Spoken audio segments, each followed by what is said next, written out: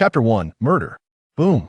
A dull thunder rumbled as heavy rain poured down on the vast and desolate wilderness. An armed train sped through the pitch-black, rain-soaked night with its high beams on. Rainwater washed over the bloodstains covering the train's exterior.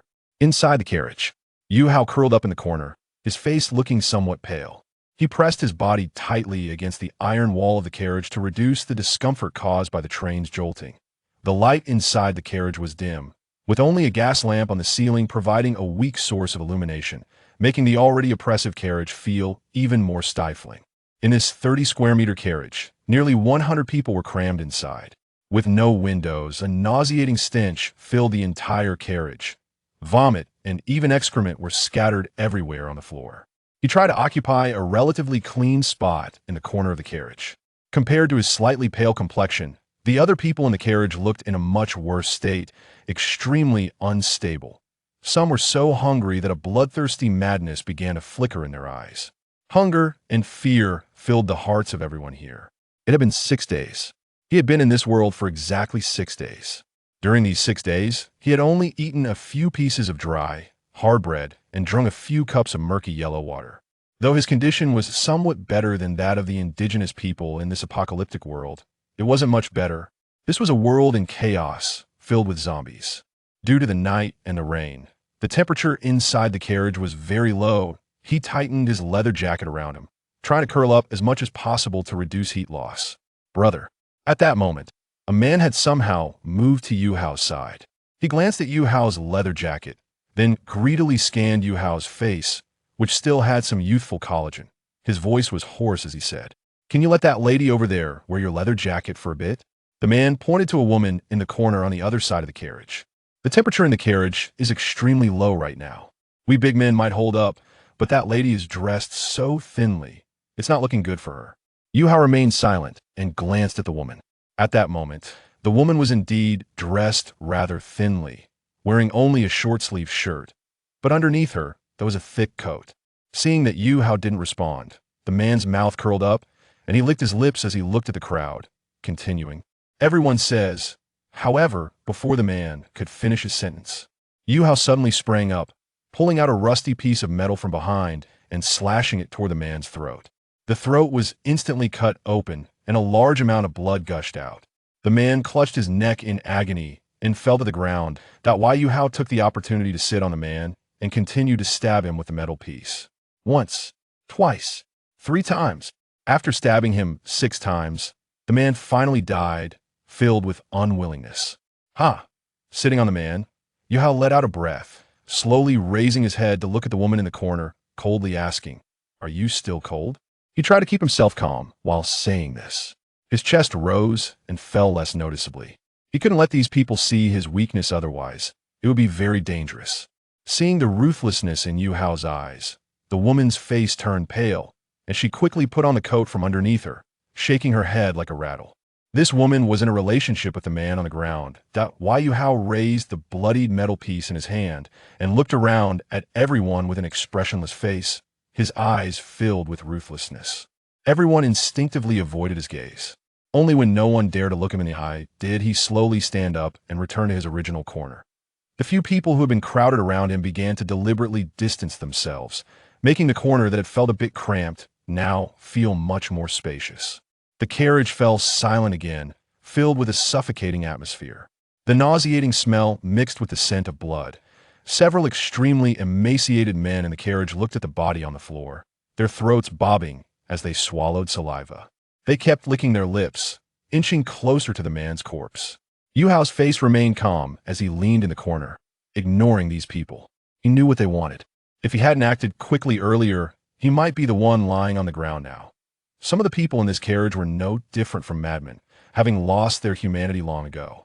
The man on the ground had claimed he was borrowing clothes from him, but everyone understood the unspoken truth. He had seen such things happen before in the past few days. Clang! At that moment, the door to the front carriage was pushed open.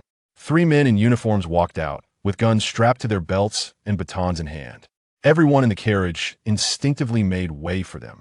The 3 men approached the corpse. The leading man glanced at the body on the ground, then looked at Yuhou, who was covered in blood, and said in a deep voice, "Did you kill him?" He waved his hand, and two subordinates stepped forward. Before Yuhou could respond, the two subordinates swung their batons at him. Each strike was filled with force. Yuhou protected his head, gritting his teeth in silence. After a full minute of being beaten, the men finally stopped. Seeing that Yuhou had remained silent and gritted his teeth the entire time, a flicker of interest crossed the man's previously grim expression. He snorted coldly and said, "Interesting. You dare to kill someone from Hong Ye's crew? You really must be tired of living." However, as he spoke, the man thoughtfully glanced at the other people in the carriage. Aside from this kid, the mental state of the others was not good. To kill someone in such a crowded carriage without inciting a riot, this kid was indeed ruthless enough to intimidate others. He needed someone like that. "I have my eye on you. From now on, you are the boss of this carriage.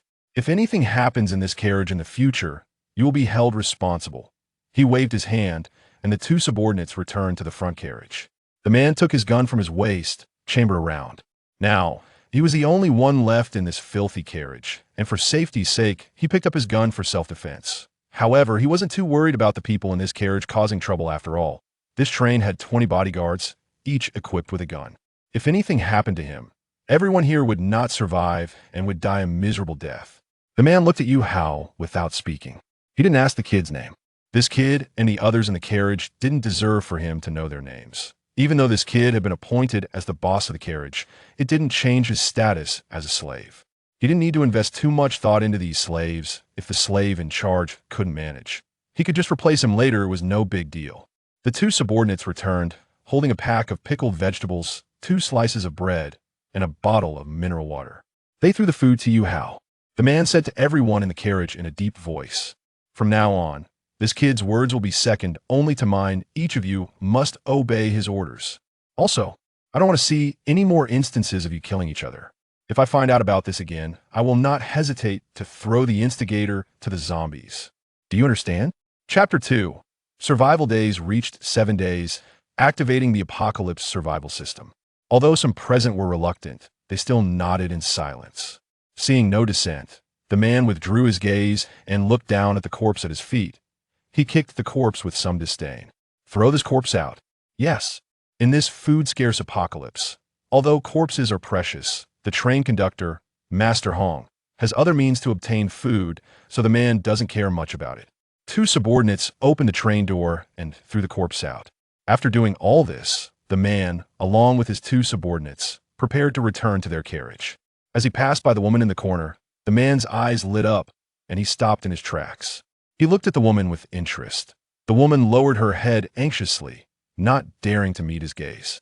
He observed the plump woman, a faint smile playing on his lips as he said, "Lift your head and tuck your hair behind your ears." He hadn't noticed before, but it turned out there was a woman of decent quality in this carriage. Although the woman was scared, she had no choice but to comply. After taking a look, the man said with slight satisfaction, "Your looks are acceptable. Tomorrow, the train will arrive at a level 1 mine. Do you want a mine?" The woman hesitated for a moment and shook her head. "Then show your value. Master Hong doesn't need useless slaves." The woman seemed to understand the man's implicit meaning and quickly said, "I am valuable." After licking her delicate tongue flirtatiously, she added in a soft voice, "I am very skilled and can withstand it." "Very good." The man nodded in satisfaction. "Come with me. Go meet the train conductor and properly showcase your value in front of him." Once this woman catches the train conductor's eye, the man would also receive a considerable reward. Thus, the 3 men and 1 woman left the carriage. As the carriage door closed again, the interior fell back into darkness and silence. Yuhou picked up the food and water on the ground, leaned against the corner, and began to eat. The beating he took earlier was painful, but fortunately, it didn't injure any vital areas, just some superficial wounds. This time the bread was not so hard, it was much softer. He poured the pickled vegetables onto the bread and ate it between 2 slices. The people in the carriage watched Yuhou, the sound of swallowing rising and falling. Yuhou didn't care about their gazes and finished the food he held in no time. Then he gulped down more than half a bottle of mineral water, finally leaning back against the iron wall of the carriage with a slight sense of satisfaction. To be honest, he wasn't full yet, but it was already much better than the previous days. He looked towards the door with a slight smile. Sure enough, he had bet right. Although he got beaten tonight, he successfully became the manager of this carriage. Since crossing into this world, He had been observing and hadn't just waited for death. Through observation, he found that this carriage lacked a manager, and no one had appeared. So he hid a piece of iron sheet 2 days ago that he wouldn't deliberately kill people, but if someone posed a danger to him, he wouldn't hesitate to kill that person. This was the apocalypse, where the weak are preyed upon by the strong to survive. One must have blood on their hands that be why killing that man tonight. He also took the opportunity to show himself. He bet that the thug wouldn't kill him. After all, they needed slaves to go to the mine. Not killing him would only result in the loss of one slave. Killing him would mean losing 2. Not worth it. But Yuhou looked towards the door, his brows slightly furrowing. Although his actions had succeeded, they also laid a considerable hidden danger. If that woman gained the train conductor's favor, then his coming days might face trouble. He didn't know how long had passed. The rain stopped, and the sky brightened with a fish belly white. The people in the carriage were still asleep. Survival days have reached 7 days, activating the apocalypse survival system. A mechanical voice echoed in Yuhou's mind, waking him from his slumber.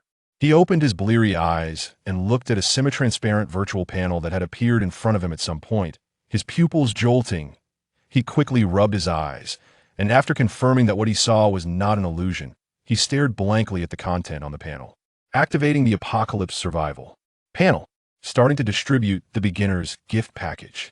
Beginner's gift package, Desert Eagle pistol, complete with a full magazine, plus 18 bullets. Starting to release beginner tasks. Beginner tasks.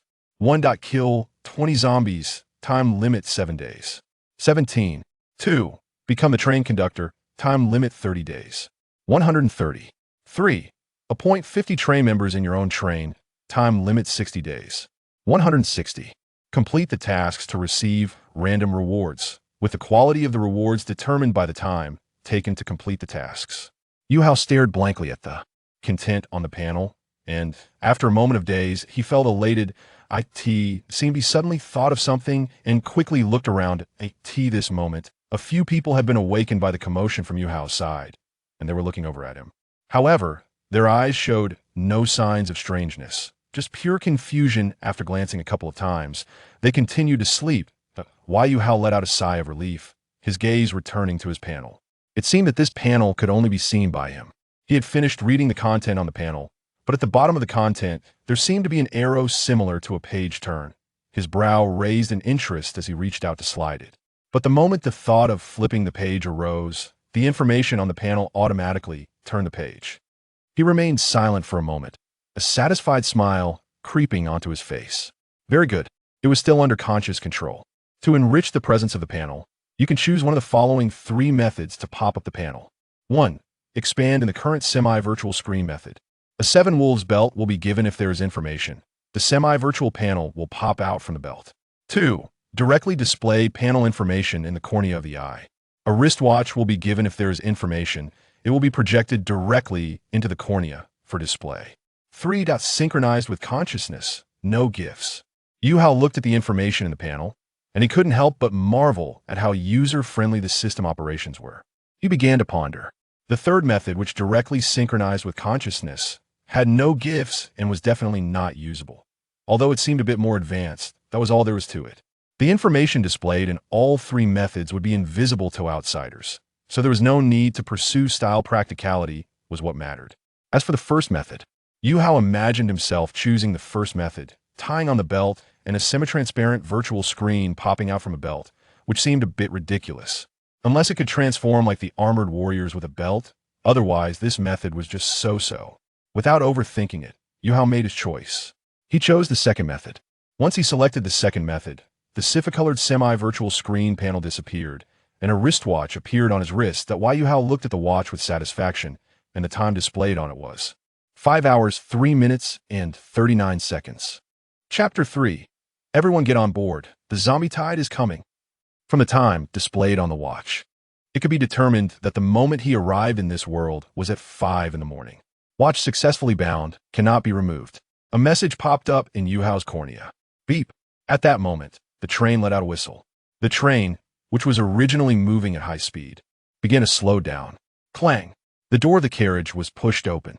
The man from last night entered the carriage with 20 henchmen behind him. Upon seeing the man enter, the people in the carriage immediately stood up. Yuhou had already arrived in front of the man, standing still. Since he had been appointed as the manager of this carriage, he naturally had to come to the man immediately to await instructions. Very good. The man glanced at Yuhou and nodded in satisfaction. He first instructed his henchmen to distribute food to everyone. Yuhou received 2 pieces of bread, a pack of pickled vegetables, and a bottle of mineral water. The other slaves in the carriage received 2 pieces of dry and hard bread and a cup of murky water. After this was done, the man shouted to everyone in the carriage, "Today we will work, and there will be 2 meals. We will soon arrive at the mine, eat and adjust your state, and prepare to get off the train to mine once it stops." After saying this, the man turned to Yuhou and said, "When we start mining later, you will be responsible for supervising them. If you find anyone slacking off, report to me. Of course, if you see me busy, you can educate them yourself. Just don't beat them up too badly. I will set mining targets for everyone, and if anyone among them does not meet the target, I will hold you accountable." Understood. After giving the instructions, the man left 2 henchmen in this carriage and then took the remaining henchmen to the next slave carriage. Upon arriving at the level 1 mine, the train stopped. Everyone got off the train, and under the organization of the henchmen, everyone lined up in an orderly manner. At the front of the line was a pot-bellied man, not very tall, with 3 women standing beside him. One of the women was from Yuhou's carriage. She squinted her eyes and looked at Yuhou in the crowd, a hint of hatred flashing in her eyes. "You 3 go back first, don't get tanned. I like fair-skinned ones," the pot-bellied man said to the 3 women. "Yes, Master Hong," the 3 women replied in unison, then returned to their designated first carriage. As one of the women passed by Yuhou, she slightly parted her lips and said 3 words. Yuhou watched the backs of the 3 women leave, his eyes narrowing. The worries from last night had indeed come true. This woman had already gained favor. What she just said to him were the words, "Wait for you." The train manager, Zhou Hong, briefly explained a few things before returning to the carriage. The slaves began to receive pickaxes and delve into the mine under the organization of the henchmen. Once in the mine, Yuhou sat on a large rock, with a baton at his waist and a walkie-talkie in hand, starting to supervise the work of these slaves. At the same time, he began to ponder the watch in his hand. The people around him were working, and the henchmen had temporarily not noticed him. That woman had already started to act. Although he was still safe for now, there was no guarantee that he wouldn't face punishment after finishing the mining later at night. After fiddling for a while, the information panel successfully shot into his cornea through the watch again. Yuhou used his consciousness to control it and successfully took out the beginner gift package, the Desert Eagle. A handgun appeared in his hand, and at this moment, his hand was tucked into his leather jacket pocket. After successfully taking out the handgun, he felt a bit more secure. After doing this, he did not continue fiddling with the watch, but began to walk around to supervise the work of these slaves. It was still a bit risky to mess with the watch here. Once discovered, it would be troublesome. His main purpose just now was to see if the rewards could be taken out. Since he could take them out, he could start supervising with peace of mind. Ding, ding, ding. The sound of pickaxes clashing against the rising or echoed from all around. Yuhou walked up to a man who was vigorously mining iron or with a pickaxe in hand, frowning slightly. The pickaxe made a loud noise upon contact with the iron ore, but the raised iron ore showed no signs of falling, not even a scratch. "Slacking off, huh?" Yuhou said in a deep voice, his expression not looking too good. Seeing Yuhou's displeasure, the man quickly said, "Big brother, I'm not slacking off. Look, sparks are flying." Yuhou looked down and saw that the pickaxe and the iron ore indeed produced sparks. His frown deepened. "Then where's the ore you've mined?" "Big brother, the ore hasn't been mined yet, so it hasn't fallen." The man explained, "You've struck it so many times, and the ore hasn't fallen yet?" He didn't understand. Even if it was iron ore, after striking so many times and producing sparks, there should at least be a little iron slag mined out. "Big brother, that is how it is now with mining." Yuhou looked at the man with half belief, not seeing any signs of him lying, and then looked at the others. He saw that all the surrounding slaves were in the same situation. Even though the pickaxes and iron ore were sparking, not a single bit of iron ore was falling. "You continue," Yuhou said, then walked towards the other slaves. When he arrived next to a middle-aged man wearing glasses, he stopped. Suddenly, he felt a bit confused. This bespectacled man was also the same. "What's going on?" From the moment the train could move without tracks, he felt something was off. Now this problem with mining had arisen. The bespectacled man seemed to see the confusion in Yuhou's eyes. With a flattering smile, he bent down, lowered his posture, and quietly asked, "Big brother, are you not quite understanding our mining behavior? Would you like me to explain it to you? I served as a deputy train manager for a while and learned quite a bit of information." Yuhou glanced at the bespectacled man. For some reason, at first glance, he saw greasiness and slickness on this man's face. "Then explain it to me." "Sure." The bespectacled man raised his eyebrows, knowing that his opportunity to perform had come. Once he pleased this big brother, things would be much easier in the future. After all, this big brother was now the manager of their carriage. "Big brother, it's like this. Since the apocalypse arrived a year ago, the mines have changed from what they used to be. Each mine has a level distinction. The lowest is a level 1 mine, which can only extract level 1 minerals. The highest is a level 4 mine, which can only extract level 4 minerals. Besides the different levels of the mines, the way ores are extracted has also changed.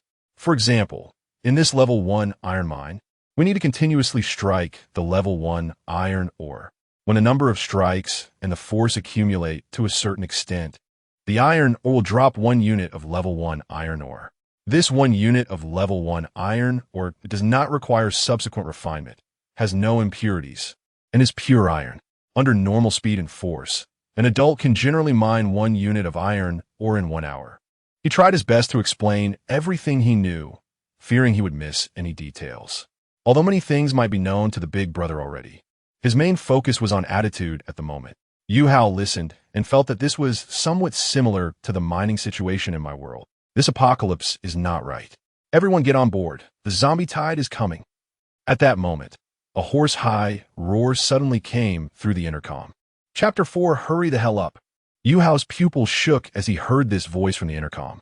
Without any hesitation, he shouted to the slaves mining in the cave, "The zombie tide is coming. Hurry back to the train." He then turned around and ran out of the cave. Outside the cave, Yuhou looked at the dense mass of zombies several hundred meters away from the train. Feeling a wave of suffocation, he didn't stop running, rushing into the carriage. "Hurry the hell up." The bouncers at the door shouted anxiously. Once everyone was on board, the train immediately started moving. With the sound of the horn and the clanking of the wheels, the train began to accelerate. At this moment, the zombie tide had gradually formed a surrounding circle. Bang, bang, bang. Da. Shoot the ones in front first. The hurried sounds of handguns and machine guns rang out, mixed with the anxious shouts of the bouncers. Yuhou leaned anxiously against the corner of the carriage. The door of this slave carriage had closed, blocking his view of the outside situation. But from the sounds coming from all around, he sensed that the situation was not good. He took a deep breath, put his hand in his pocket, and gripped the handgun tightly. With a thought, he took 18 bullets from the panel and placed them into the other pocket. A hint of helplessness and bitterness appeared on his face. Just when one wave had not subsided, another rose. While others crossed into the apocalypse, starting with a single zombie, here he was directly surrounded by a tide of them. Sitting next to Yuhou, the middle-aged man in glasses who had rushed onto the train with him now leaned against the iron wall of the carriage, his face pale, muttering, what to do? We're going to die." He turned to Yuhou. "Big brother, do you have a plan?" Yuhou remained expressionless and silent for a moment. "No." The man in glasses turned back in despair. He began to sit cross-legged, lightly tapping his forehead and shoulders a few times with his hands, then closed his hands together in prayer, continuously praying in a devout tone. "God bless, Allah bless, burn heaven bless, may Muhammad bless, Buddha bless, ancestors bless." Yuhou was somewhat amused and exasperated by the man's broad-spectrum prayer. Voices of prayer began to emerge one after another in the carriage. Crack! At that moment, a crisp metallic scraping sound suddenly echoed from the front of the carriage. With this sound, the carriage shook slightly, starting to decelerate. Yuhou sensed something was wrong. His heart sank like the sound. He hurried to the door and pushed it open. He saw that their carriage had disconnected from the one in front. They had been abandoned. The anxious heart finally sank into despair. Damn it! He couldn't help but curse. He then took out his handgun from his pocket and chambered round. Looking at the approaching horde of zombies, now very close, he fired 2 shots without hesitation. There was no escaping now. He could only take a few more zombies down with him. Bang, bang, bang. The gunshots rang out, each shot taking down a snarling zombie. After firing a total of 9 shots, Yuhou reloaded the bullets into the magazine. Roar. At this moment, a roar came. A zombie leapt at him while he was reloading. Although the carriage was still moving due to inertia, its speed was already significantly reduced. Yuhou caught a glimpse out of the corner of his eye, his pupils contracting just as he was about to dodge. Suddenly, a sharp pickaxe swung towards the zombie faster than he could react, sending the zombie crashing off the train. He turned sharply to see the man in glasses had somehow made it to his side, gripping the pickaxe tightly, panting heavily. "Big brother, are you all right?" Yuhou looked at him, his expression softening considerably. "I'm fine. Thank you. It's the least I could do, big brother, while you deal with the zombies at the door. I couldn't just stand by and watch." Yuhou just smiled, continuing to load the magazine. "Save 2 bullets for later. We'll each take 1 shot and die quickly." The man's eyes lit up. "Thank you, big brother." Since they couldn't decide on living, they could only decide on dying. Compared to being eaten by zombies, he'd rather take his own life. When he saw Yuhou rush to the door to open it and kill the zombies, he had already thought about how he would die. A shot to the temple might be the most painless way to go. He saved Yuhou not only because he was stopping the zombies from entering the carriage, but because the handgun in Yuhou's hand could give him a quick end. Watching Yuhou continuously shoot zombies falling from a train, the man in glasses also began to swing the pickaxe down at the zombies, taking a few zombies with him before dying wound be a loss. Roar. A zombie jumped up as the man in glasses swung at another zombie, trying to bite him. "Watch out," Yuhou shouted, then quickly shot the attacking zombie. "Thank you, big." The man in glasses was just about to express his gratitude when another zombie leaped up and grabbed his pickaxe, trying to drag him off the train. Bang! Yuhou fired another timely shot, taking care of that zombie. "Stop shooting and go to the back," he said, glancing at the pale-faced man in glasses, his tone serious. "If you keep this up, you won't even get to use the gun on yourself before you end up as zombie food." The man in glasses fell silent. In this brief moment, Yuhou had already saved him twice. He felt a wave of confusion. If they hadn't encountered the zombie tide today, given Yuhou's capabilities, he would probably be able to survive in this apocalypse sooner or later. It wasn't just based on Yuhou's current performance. It was also due to his decisiveness last night and the way he had hidden metal pieces and a handgun under such strict checks in the carriage, all of which showcased Yuhou's extraordinary nature. Give me a quick in too. At this moment, another slave in the carriage, with a crazed expression, rushed towards Yuhou, his eyes flashing with malice as he tried to snatch the handgun from Yuhou's hand. Yuhou sidestepped and pushed him with force. The crazed man fell off the train. Yuhou loaded the last 9 bullets from his bag into the magazine. With 7 more shots, he could end it all. He smoothly inserted the magazine into the handgun and then, without further ado, fired a few more shots at the zombies below. In a moment, this carriage would come to a complete stop, and he needed to kill as many zombies as possible before then to prepare for his own end. Bang! Another shot fired. Beginner task: kill 20 zombies. Completed. Task completion time: less than 1 day. Rewards will be distributed based on time. Reward: 3 lasting enhanced stink bomb spromax, non-lethal, 2 disposable enhanced gas masks, 1 enhanced landmine. After the gunshot, a message panel suddenly popped up in Yuhou's cornea. Yuhou stared at the content in the panel for a moment, then didn't dare to delay. With a thought, he immediately took out the stink bombs, gas masks, and landmine. There was no other choice. He had to give it a try. He threw 1 gas mask to the man in glasses. "Put this on." Then he quickly donned his own gas mask and, without hesitation, pulled the pins on all 3 enhanced stink bombs Promax and threw them into the carriage. At this moment, the horde of zombies was almost at the door. PFF, PFF, PFF. 3 muffled explosions sounded, and the stink bombs detonated instantly. Not very powerful, but the effect was immediate. A yellow-brown gas quickly filled the entire carriage. Ugh! The moment the foul smell emerged, the passengers in the carriage immediately erupted in a heart-wrenching chorus of vomiting. The carriage was enveloped in a dense, yellow-brown gas, accompanied by an odor that made everything extremely uncomfortable. The horde of zombies outside the door was momentarily stunned as they were about to break in. "Ugh, it stinks, ugh," a slave managed to say while vomiting, and then fainted on the spot from the stench. The sounds of vomiting gradually decreased, while the number of those fainting from the smell rapidly increased. Chapter 5. May heaven be free of stink bombs. In just a moment, everyone in the carriage, except for Yuhou and the glasses-wearing man who had put on gas masks, had fainted from the stench.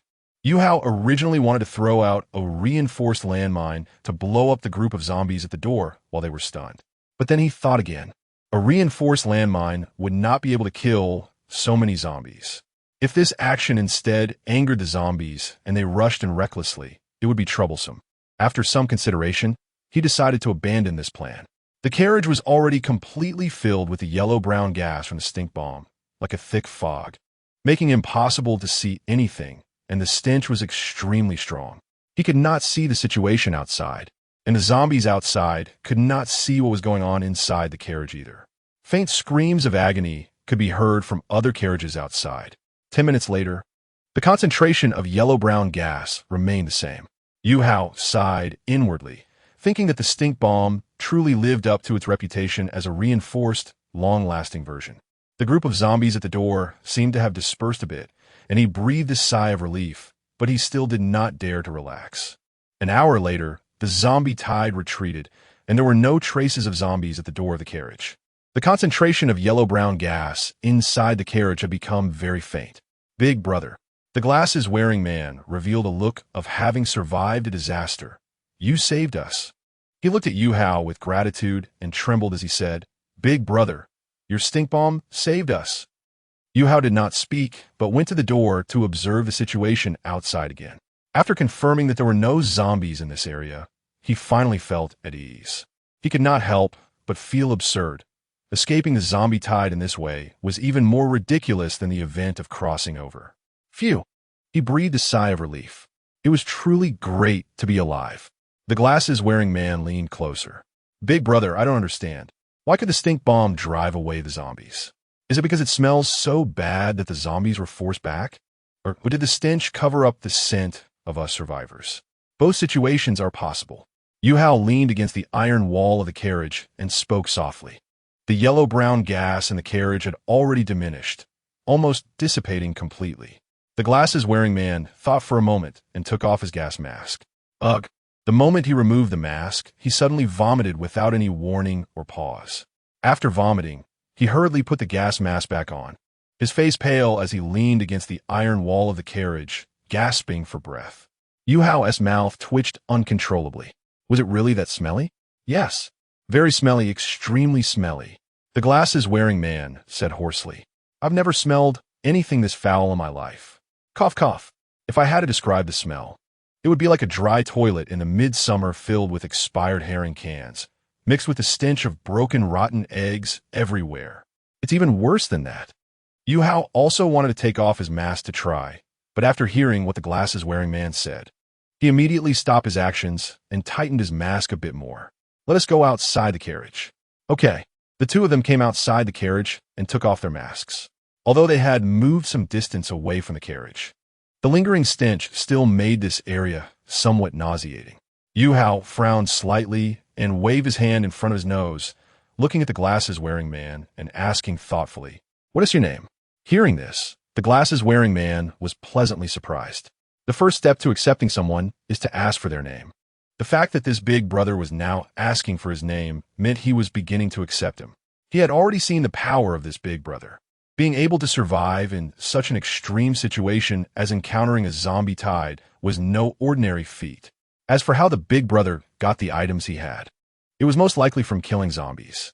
After the apocalypse began, this world seemed to have undergone some supernatural changes along with the appearance of zombies, with many places being modified and digitized supernaturally.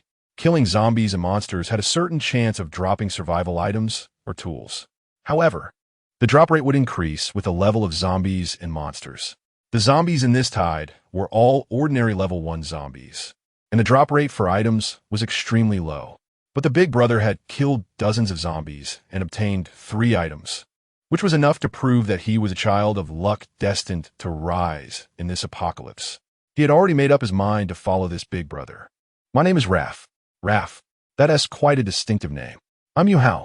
After Yuhou said his name, The glasses-wearing man named Raph suddenly knelt on the ground with a thud, lowering his head and clasping his fists, saying, "Brother Hao, today you have saved me from peril multiple times.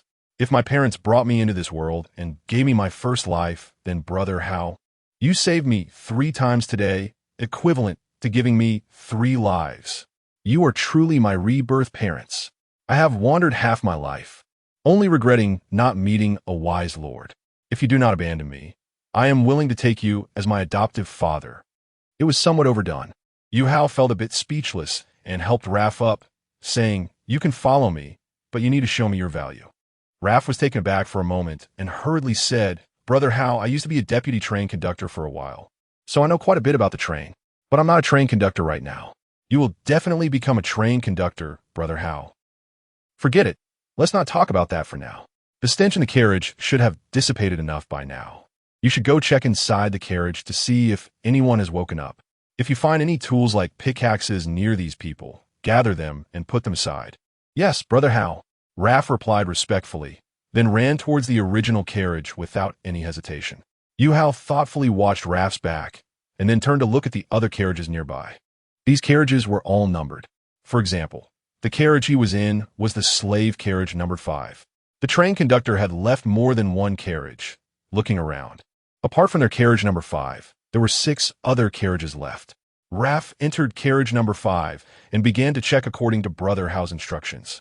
When he walked up to a man who was frothing at the mouth and rolling his eyes, he fell silent. He placed his hand on the man's nose and felt for a moment. "He is already dead," he murmured with a not-so-good expression. This slave had chatted with him a few days ago. He was a frail, slightly older person. He gently closed the man's eyes with his hand, murmuring, "May heaven be free of stink bombs." After doing this, he continued to check on the others and began to collect tools like pickaxes. On the other side of the wasteland, a blood-stained train was awkwardly fleeing across the plains.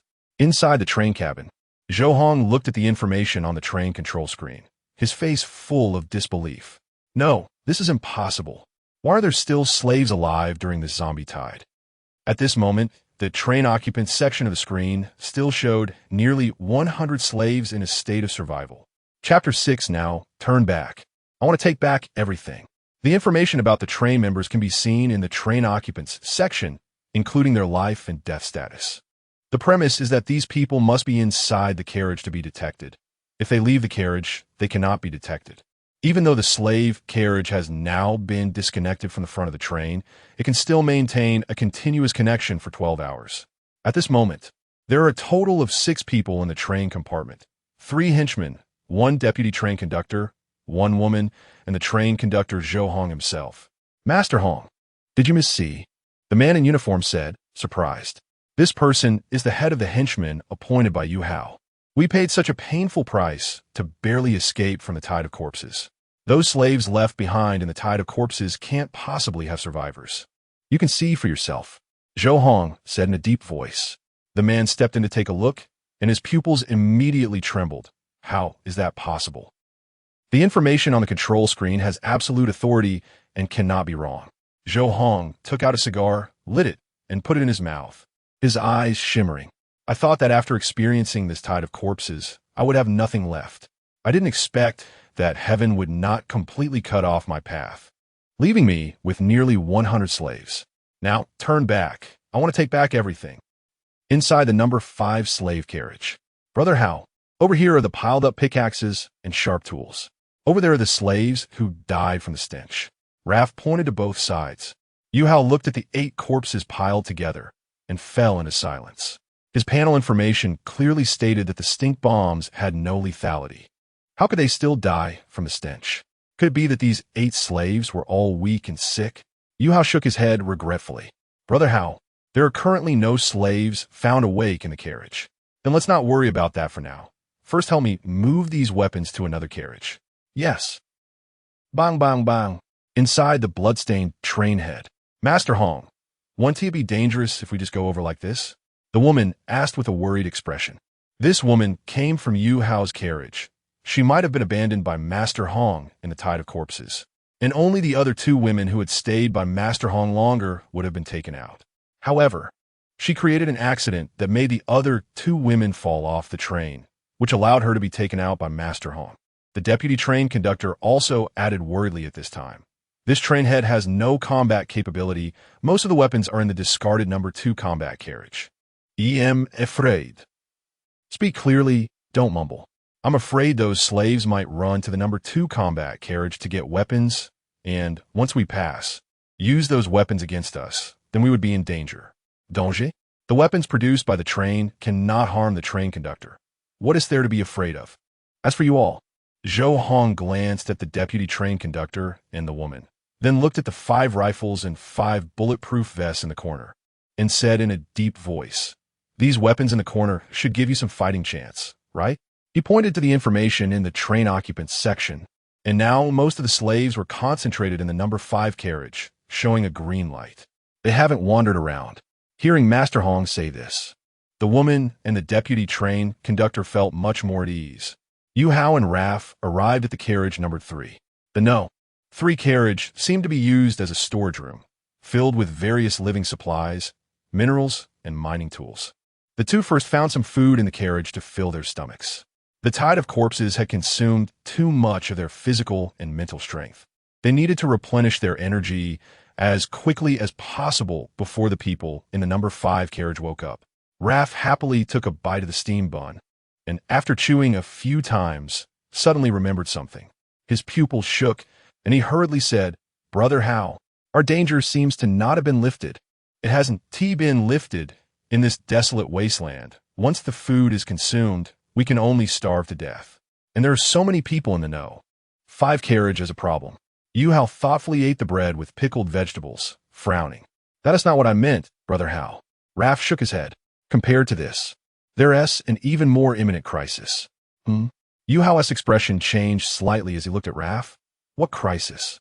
"I was a deputy train conductor for a while, so I know that our life and death status can be detected. I'm afraid the train conductor has already." Yuhou seemed to understand what Raf meant. "You mean, the train conductor saw we were still alive, and then turned back?" "Exactly." Raf nodded heavily. This tide of corpses had caused him heavy losses. He wouldn't be willing to let it go. If he sees there are survivors in the carriage, he will never let us go. Yuhou's eyes narrowed slightly. "It seems we need to make some preparations." Half an hour later, "Master Hong, we can see the carriage," the deputy train conductor said, looking through a telescope at the distant train head. Zhou Hong focused on the information on the train occupants. Most of the slaves were still in the No. 5 slave carriage without wandering around, but 2 slaves had stayed in other carriages for a while and then disappeared. They should have left the carriage. "It's better to be cautious," Zhou Hong said in a deep voice. "Everyone put on the bulletproof vests and take the rifles." Although there were only 5 bulletproof vests, the weapons in the train couldn't harm themselves, so Zhou Hong didn't wear one himself.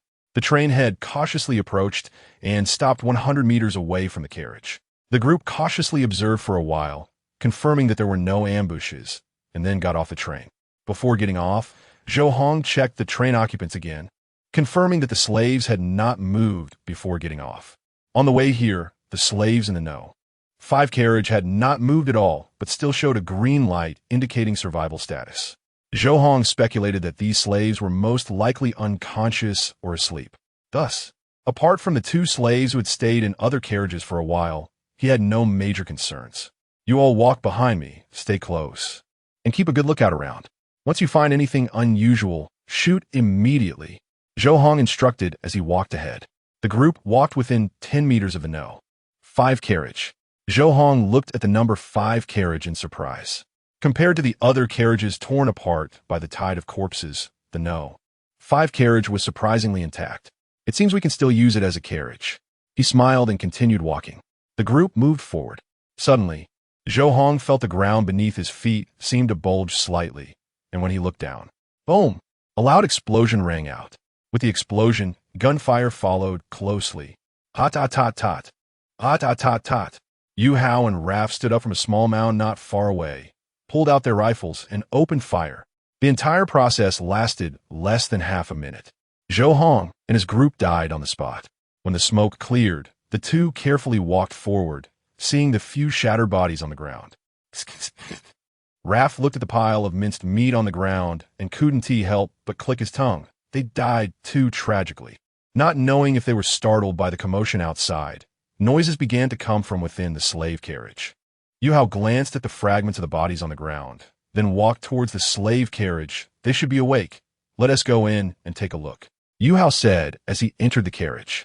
Laugh was about to move forward when he suddenly noticed something among the debris of the conductor, Yuhou, that had survived the explosion unharmed. This object could only be vaguely seen from his angle. He squinted and immediately showed a look of shock. Train order. His heart raced, and he quickly glanced at carriage number 5. At that moment, Yuhou had already entered the carriage. He hurried over to pick up the train order from the debris, wiped it off, placed it in his pocket, and then entered the carriage. Chapter 7.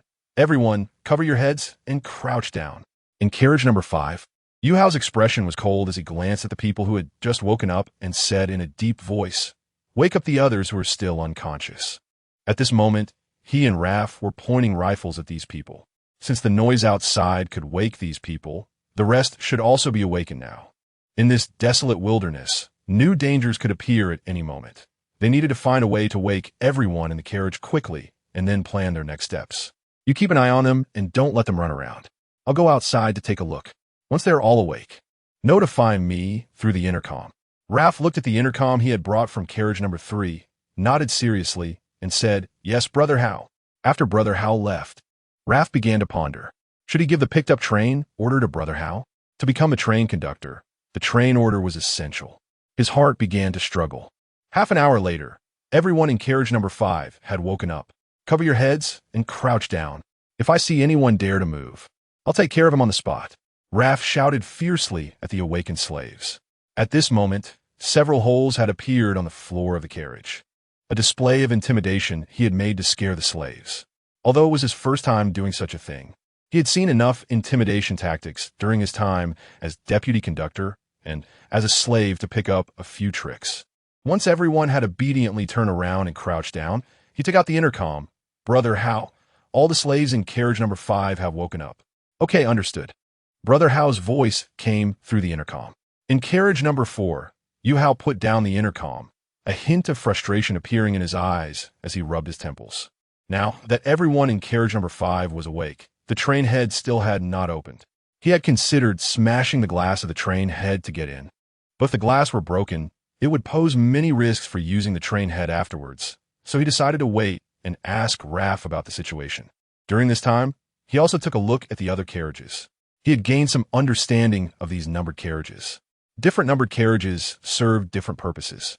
Carriage number 1 had several single beds, and the environment was much better than the slave carriage, seeming to be a high-end residence for the train conductor Yuhou and his trusted women. Carriage number 2 was a combat carriage, with 3 small production lines, a bullet production line, a pistol production line, and a rifle production line. However, all these production lines were damaged, and the floor was covered in blood and debris. But fortunately, a heavy machine gun installed on the ceiling of the carriage was still in good condition. Carriage number 3 was a storage warehouse. Carriages number 6 and 7 were slave carriages. As for the carriage he was in, number 4, it was indeed a thug carriage, with a level of bloodshed second only to carriages 6 and 7. Yuhou did not stay long and left the carriage. He took some food from carriage number 3 and returned to carriage number 5. In carriage number 5, Yuhou looked at the people who were obediently covering their heads and crouching down under Raph's organization and nodded in satisfaction. "You can all turn around now," he said to the crowd. After they turned around and saw the food Yuhou had brought, they began to swallow hard, their eyes filled with greed. The vomiting from before their unconsciousness had left them very hungry. However, looking at the rifles already loaded in the hands of the 2 men, they did not dare to approach. "Brother Hao, can you give me a chance to perform?" Yuhou frowned, looking at Raph. "What do you want to do?" Raph leaned closer to Yuhou's ear and said, "I want you to become the conductor of these slaves in a rightful manner." Then he turned his back and secretly handed a token to Yuhou. Confused, Yuhou took the token and looked at Raph's sincere eyes, thought for a moment, and nodded. After getting Yuhou's consent, Raph turned to the crowd, coughed a couple of times, and began to shout seriously. "This person next to me from now on, everyone should call him Master Hao.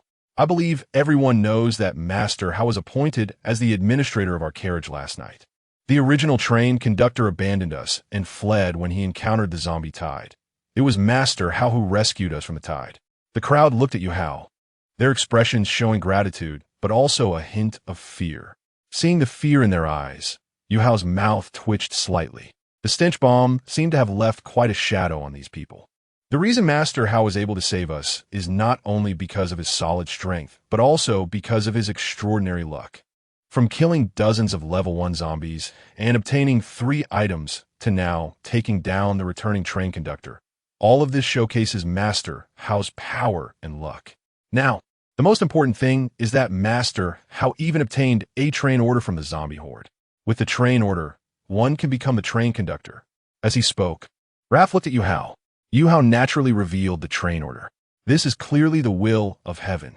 It seems that the heavens are guiding Master Hao to become our new train conductor.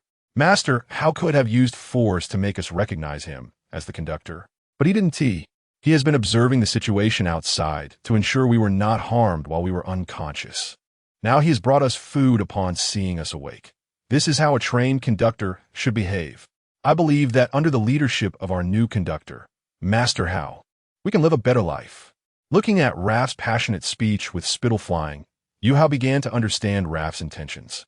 Raph wanted to frame today as zombie tide incident as a divine will, using it to smoothly elevate himself to the position of train conductor. Although this method might have a bit of a metaphysical element, looking at the history of Blue Star, this approach was indeed quite effective. Especially with so many unnatural changes occurring in this apocalypse, it made some people believe even more in the existence of gods. Chapter 8, Novice Task, Become the Train Conductor. Completed. However, there is a significant risk in doing this, which is that it may lead these people to mistakenly believe that they are benevolent saviors. This is not a good thing in the apocalypse. Once they develop this idea, they will naturally start to form more other assumptions. This is not conducive to management. Yuhou squinted his eyes, lost in thought. After Raph said this, many people indeed began to show expressions of conviction. Once Raph finished speaking, he handed a bottle of mineral water to the thirsty Raph, and then spoke to the crowd in a deep voice. You can consider this as fate, or you can think of it as coincidence. However, no matter what, this cannot change the fact that I have become your train conductor. From now on, I will no longer refer to you as slaves. Everyone here is a survivor I rescued from the tide of corpses today. However, my train does not welcome worthless survivors. Worthless survivors are not beneficial for the long-term development of the train. I have a flaw, or perhaps it is also a merit. I value interests more than emotions. I will only show kindness to those who can bring me value. Those who cannot bring value will have a worse life than slaves. You need to understand one thing. If you want to survive in this apocalypse and live better, the train must be strong. I do not expect you to be completely loyal to me. I only need you to be loyal to the train. The strength of the train is your only hope for a better life. I can assure you that your lives will only get better as the train becomes stronger. If Raph was previously providing these people with some vague psychological suggestions and spiritual support, then now I am offering them something realistic. Only with a combination of the virtual and the real can the effect be maximized. Lastly, I will say one more thing. If I can save you from the tide of corpses, then it won't be too difficult for me to kill you. The crowd recalled the stench bombs. Seeing the complex expressions on these people's faces, Yuhou knew that the effect had been achieved. Next, he did not need to say much more. He just needed these people to persuade themselves. Once they found an acceptable rationale for everything, the matter of becoming the train conductor would naturally be completed. Yuhou drank a bottle of mineral water, feeling a bit thirsty, and then instructed Raph to distribute the food. After the food was distributed, everyone began to eat ravenously. Pondering something, Yuhou looked at the train order in his hand, feeling somewhat impatient. You continue to supervise them. I will go out to create the train. All right, Brother Hao. Yuhou walked out of the carriage. Holding the train order in his hand, he arrived at an open space. When his gaze fixed on the token, a virtual panel popped up. Special item, train order. Normal, item effect. After activation, the train order can be transformed into a train head. Yuhou raised his eyebrows. This time the information panel did not appear from the cornea of his eye. He was somewhat puzzled. Could it be that some items in this world also have their own exclusive information panels? Forget it. The priority is to activate it first. He shook his head and focused his thoughts. The plain-looking token instantly shattered, transforming into tiny light points, which then connected into strands of light. Finally, these lights began to weave together to outline the shape of the train head, and in just a moment, the finished train head was completed. Yuhou was somewhat shocked as he glanced at his watch. The entire process took less than a minute. "This is too sci-fi," he couldn't help but exclaim. Eagerly entering the train room, he looked at the train head that belonged to him after activation and smiled broadly. Raph's current performance is very good. He is a talent and can be reused. However, before that, he still needs to be tested. If he can pass another test, then the next candidate for the deputy train conductor will be him. Relying on someone to be completely loyal to oneself is unrealistic. It is enough to use them under normal circumstances, benefiting each other. At this moment, another information panel popped up in his cornea. Novice task, become the train conductor. Completed, task completion time, less than 1 day. Starting to distribute rewards based on time. Reward, M9 Assault Rifle Production, Line Blueprint 1. Rifle Bullet Production, Line Blueprint 1. Yuhou revealed 8 teeth as he looked at the rewards on the panel. Fortune and misfortune are intertwined. I didn't expect to gain so much good stuff in such a short time. He didn't rush to take out the blueprints. Right now, there's only a train head, and there was no place to put them once activated. The train control panel had many blue buttons, each corresponding to a piece of information. But he didn't have time to understand them now. However, a prompt message appeared on the central display, which solved one of his doubts. The train head can only be used by the train conductor. Others need permission from the train conductor to use it. Yuhou nodded in satisfaction at this information. No wonder he couldn't open Zhou train head door before. It turned out to be for this reason. So, Zhou train head is useless and has no value. There are still other matters to handle. He would need to learn more about the items in the train room later. Yuhou exited the train room, got off the train, and went to several other carriages to collect bullets and weapons, placing them inside his train head. He also checked the supplies in the several carriages. After doing this, he returned to carriage number 5 with slight relief, seeing that everyone had finished eating and their conditions had improved significantly, and their gazes towards him showed no resistance, but more reverence. He spoke in a deep voice. "Now, everyone go down to the other carriages to collect resources and categorize them." Raph rolled up his sleeves, ready to go down with these survivors, but Yuhou stopped him. "Don't be in a hurry to go down yet. Before that, I need to ask you a question." "All right, Brother Hao, please ask." After everyone left, Yuhou asked, "Do you have any information about the train order and other items of the train?" "Yes, Brother Hao." Raph nodded and then took out a walkie-talkie from his waist. The items of the train all have their own information panels. To open these information panels, you just need to intentionally focus on the item. With that, Raph demonstrated, looking at the walkie-talkie. "Where's the panel?" Yuhou looked at Raph and didn't see the panel. Frowning. "The panel is only visible to yourself. Brother Hao, you could try it." Yuhou, half convinced, took the walkie-talkie from his waist and focused on it. Sure enough, when he intentionally fixed his gaze on the walkie-talkie, an information panel popped up, just like when he activated the train order. Tool name walkie-talkie. Tool level, level 1. Tool effect. Maintain contact within effective communication distance. Effective communication distance. 1000 m, 1500 m. Chapter 9. Train name. 49462491. Renaming allowed. That's good. Let's leave it at that for now. You just take charge of counting the resources collected by the survivors and give me a list. Okay, Haoye. After seeing Raph leave, Yuhou came to the front of his train and began to examine it carefully. From the outside, the train was entirely black and had a somewhat retro and heavy feel, resembling product from the Blue Star Industrial Revolution period. The train head was slightly smaller than the carriage, measuring about 3 meters in length and 7 meters in width. Stepping inside the train compartment, the usable space inside was about 12 square meters. The front of the train had a wide view with many windows. Below the glass, the control panel had several blue buttons. Each button had a note below it, categorizing the train's functions. Counting them, there were a total of 5 blue buttons: train information, train personnel, train accessories, train regulations, and train crafting. Pressing the train information button, the screen on the control panel displayed the specific information about the train. Train name, 49462 1 renaming opportunity. Number of carriages, none. Train accessories, none. Resource units, none. Train level, level 1. Upgrade conditions. All required accessories must be crafted, and there must be 3 carriages. Train upgrade. If the upgrade conditions are met, consume 6,000 units of level 1 iron or to upgrade to level 2. Yuhou pondered while looking at the information on the train panel, muttering to himself, does the train also have levels like iron or? After thinking for a moment, he continued to check the next button. After pressing the train personnel button, the next screen displayed the 4 main categories of personnel: train conductor, deputy conductor, train enforcer, and train passengers. Below this information, it noted that names could be changed. From this information, it could be inferred that at the beginning of the apocalypse, there was no term for slaves in the trains of this world. There were only survivors and passengers, a relatively harmonious description. But as time passed, these terms slowly changed in meaning. He then pressed the Train Accessories button, listing a total of 7 essential accessories and dozens of non-essential accessories. Below these accessories, there was a note.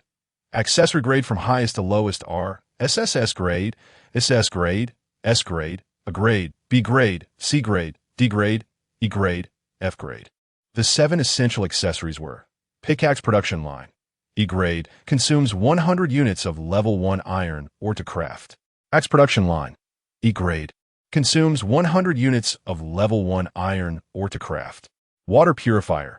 E grade consumes 100 units of level 1 iron ore to craft. Onboard generator. E grade consumes 100 units of level 1 copper ore to craft. High-speed wheel. E grade consumes 500 units of level 1 iron ore to craft. External armor. E grade consumes 1,000 units of level 1 iron ore to craft. Refers to the consumption for crafting a single carriage. Onboard circuit system. E grade consumes 10 units of level 1 copper ore to craft. Aside from these 7 required accessories, the rest are F grade non-essential accessories. Air conditioner. F grade consumes 100 units of level 1 iron ore to craft. Bed. F grade consumes 5 units of level 1 wood to craft. Bread production line, F grade, consumes 10 slices of bread and 100 units of level 1 iron ore to craft. Refrigerator, F grade, consumes 100 units of level 1 iron ore to craft. Steamed bun production line, F grade, consumes 50 slices of bread and 200 units of level 1 iron ore to craft. Onboard iron blade, F grade, consumes 100 units of level 1 iron ore to craft. Refers to the consumption for crafting a single carriage. After reading through these accessories in one breath, Yuhou fell into deep thought. Now he had a rough understanding of the train's accessories and the usage of mining resources. Iron ore has a wide range of uses. He muttered thoughtfully and then picked up the intercom at his waist to ask, Raf, is the resource counting done? Almost done. How go? Please wait a moment. All right. Yuhou put down the intercom and continued to look at the screen. Interestingly, there were several pieces of information continuously scrolling across the screen. Looking at the scrolling information, please rename the train as soon as possible. After upgrading the train to level 2, it can undergo a transformation. Train transformation? Yuhou's gaze was drawn to the words train transformation. Could it be that after level 2, there would be different development directions? He began to look at the blue button for train regulations and pressed it with his finger. A series of train-related rules appeared, but there was no information about train transformation among them. He couldn't help but frown slightly. However, one piece of information caught his attention. Equipment crafted for the train cannot harm the train conductor. Oh, he raised an eyebrow. I like this feature. Based on this information, he thought of the 4th handcar outside and the 2nd combat carriage, both of which drop a lot of weapons. It seems these items that don't belong to his train's production need to be disposed of to avoid harming himself. Fortunately, he had already taken the ammunition for these weapons into the train compartment. Inside the 3rd warehouse carriage, the survivors were energetically collecting and categorizing supplies. Raf was carefully counting beside them. After finishing counting, he recorded the numbers on a piece of paper found in the warehouse. After doing all this, he stretched his neck and couldn't help but think of How Ge. Now he was practically relying on How Ge for everything. Looking back on his life, he had only been the top leader once. Most of the time, he was a deputy. Before the apocalypse, from being the class vice president in school to the vice president of the student council in college, from being the deputy leader in the office to deputy manager. Then, 3 months before the apocalypse, he had finally become the general manager of the company from being a deputy manager.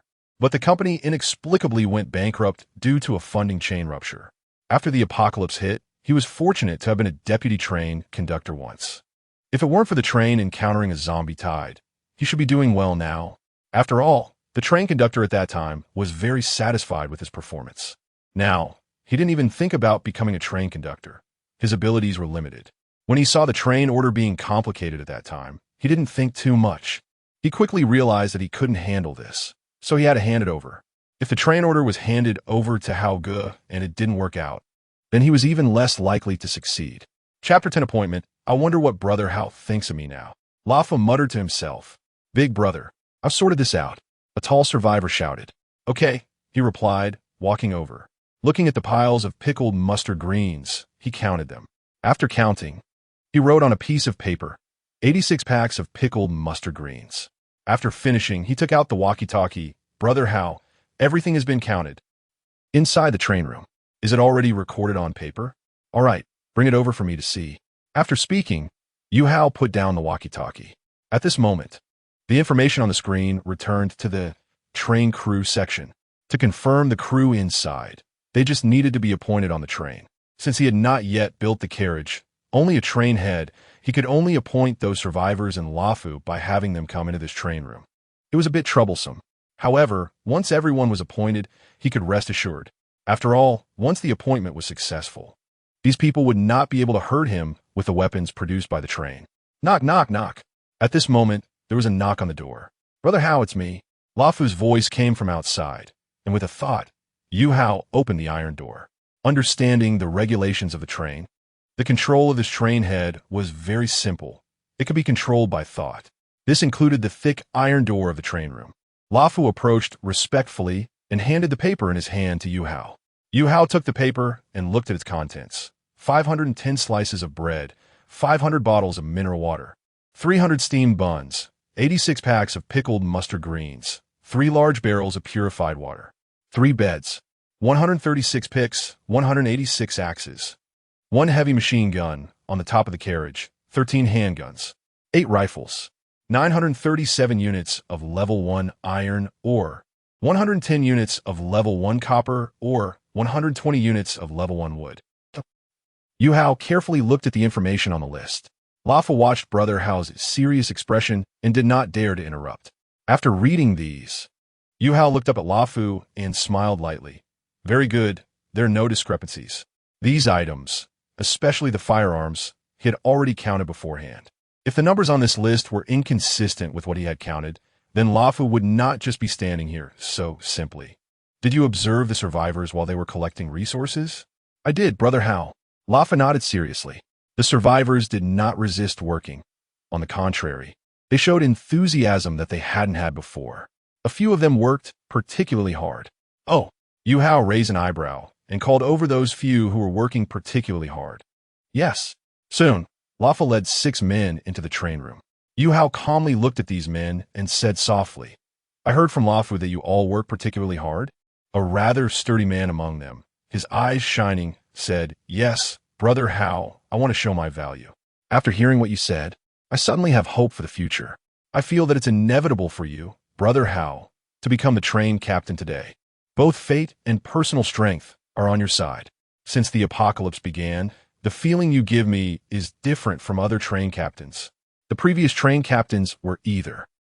Yuhou smiled without interrupting, quietly listening to him speak, then nodded in agreement and asked another man, Why are you working so hard?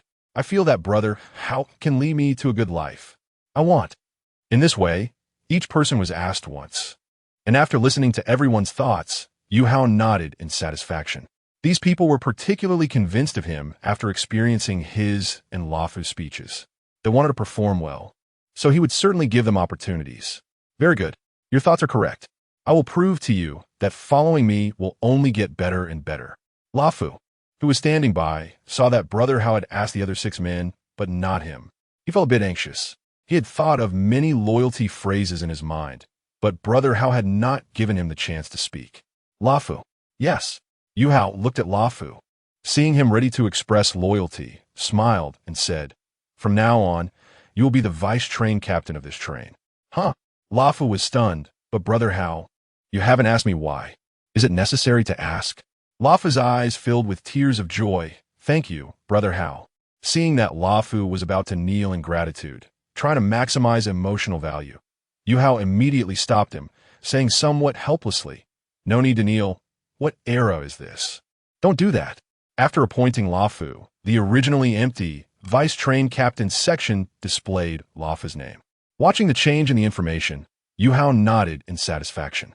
He then softly said to the other 6 men in the train room, "Since you all want to show yourselves so diligently, I will give you an opportunity. Next, you 6 will be the enforcers on my train." "Thank you, Brother Hao," the 6 said in unison. The names of the 6 appeared on the train enforcers section. As for who among you will be the leader of the enforcers, that is still to be determined, depending on your performance. Yes, after doing all this, Yuhou took the few men out of the train room and went outside.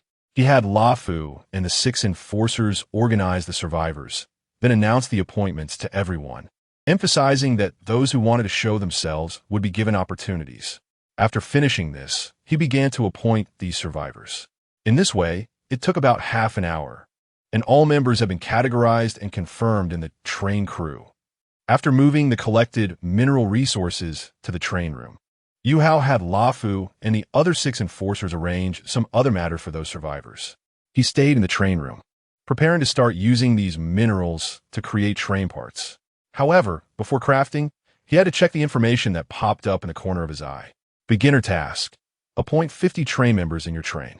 Completed. Task completion time within 1 day. Starting to distribute rewards based on time. Reward. Heart Furnace Blueprint 1. This blueprint is a special drawing. Crafting requires no mineral consumption. With a thought, Yuhou took out the reward. A crafting blueprint appeared in his hand, and without hesitation, he activated the blueprint. Then, the blueprint shattered into red light spots, which connected into lines, and finally, the red lines began to outline and weave together. In less than a minute, the heart furnace was completed. Looking at this uniquely shaped object, which was entirely red like lava, measuring less than half a meter in length and width, resembling a heart more than a furnace, curiosity flashed in Yuhou's eyes. Soon, as Yuhou watched, the information panel for this heart furnace popped up.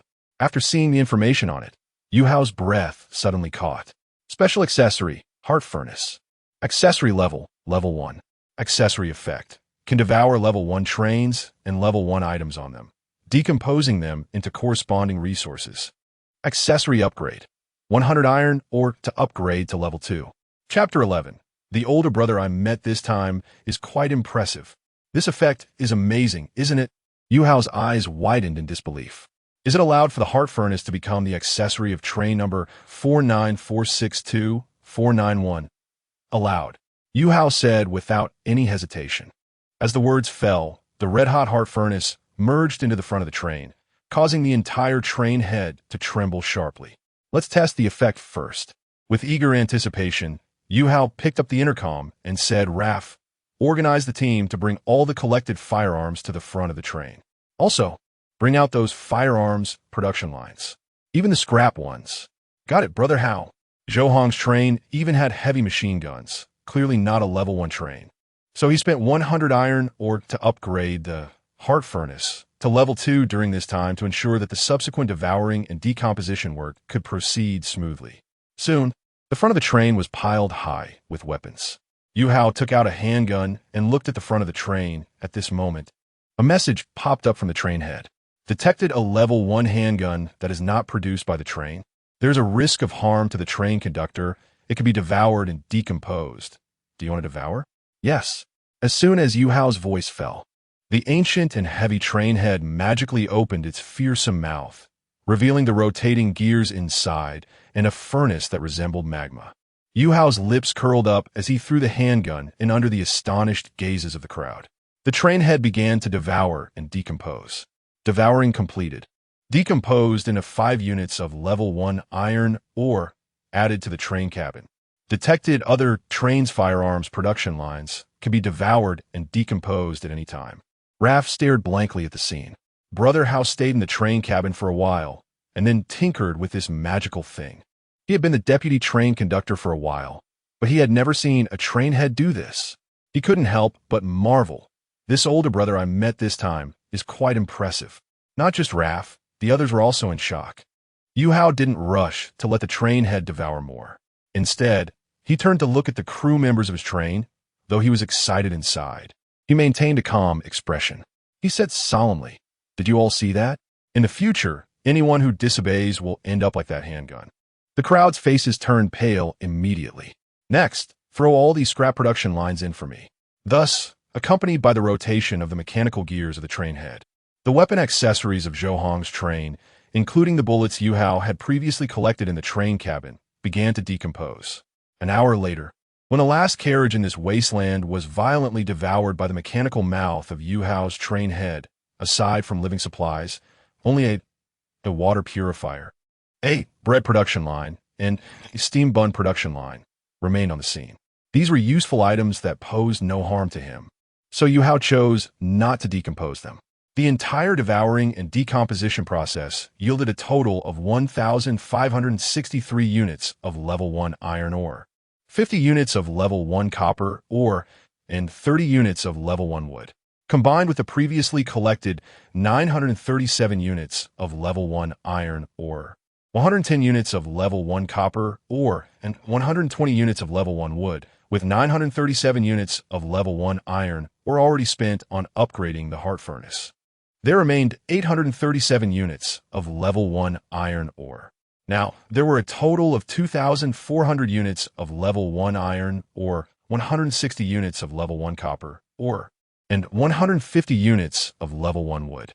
Yuhou entered the train cabin, looking at the abundant mineral resources inside, revealing a satisfied smile. It is worth mentioning that whether it is 1 unit of iron ore or 1 unit of copper ore, they're all about the size of quail egg. He sat on the train bench and pressed the blue button, Train Crafting. A panel then displayed on the control screen, Carriage Crafting. Consuming 100 units of level 1 iron ore can craft 1 carriage. Without any hesitation, he immediately consumed 200 iron ore to craft 2 carriages, 1 for storage and 1 for passengers. As 200 units of iron ore were integrated into the train head, light began to outline the carriages behind the train head. Before long, 2 brand new carriages were completed and numbered. The first carriage behind a train head was numbered 1. The second carriage was numbered 2. Yuhou took out the intercom, Raph organized the team to move the items to carriage 1, and the survivors will be settled in carriage 2. You and the 6 guards stay on standby in carriage 1. Received. After putting down the intercom, Yuhou found the blue button for train accessories. He pressed it with one hand. Speed wheel. E-grade consumes 500 units of iron ore to craft. In the face of dangers in this wasteland, the speed of the train is crucial.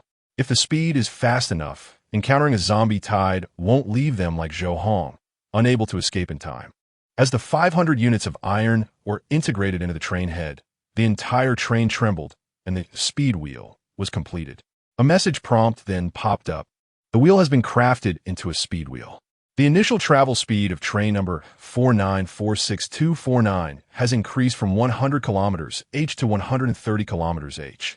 Due to the train's weight and geographical environment, the actual speed may be reduced. Not bad. Next, there are the M9 assault rifle production line and the pickaxe production line. The 6 guards on the train need weapons. The survivors also need to mine. Yuhou prepared to continue crafting these 2 items when suddenly an information panel popped up in his peripheral vision.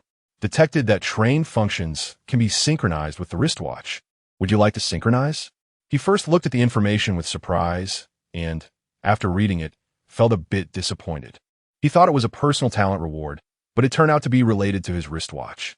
Wait, just as he was about to ignore this message, something suddenly came to mind. An idea flashed in his mind. Since the train functions can be synchronized with the wristwatch, does that mean he wouldn't need to craft accessories and train components in the train cabin anymore? Holding on to this thought, Yuhou chose to synchronize, then left his seat and walked to carriage 1. Looking at the few people on standby, Yuhou smiled and nodded happily.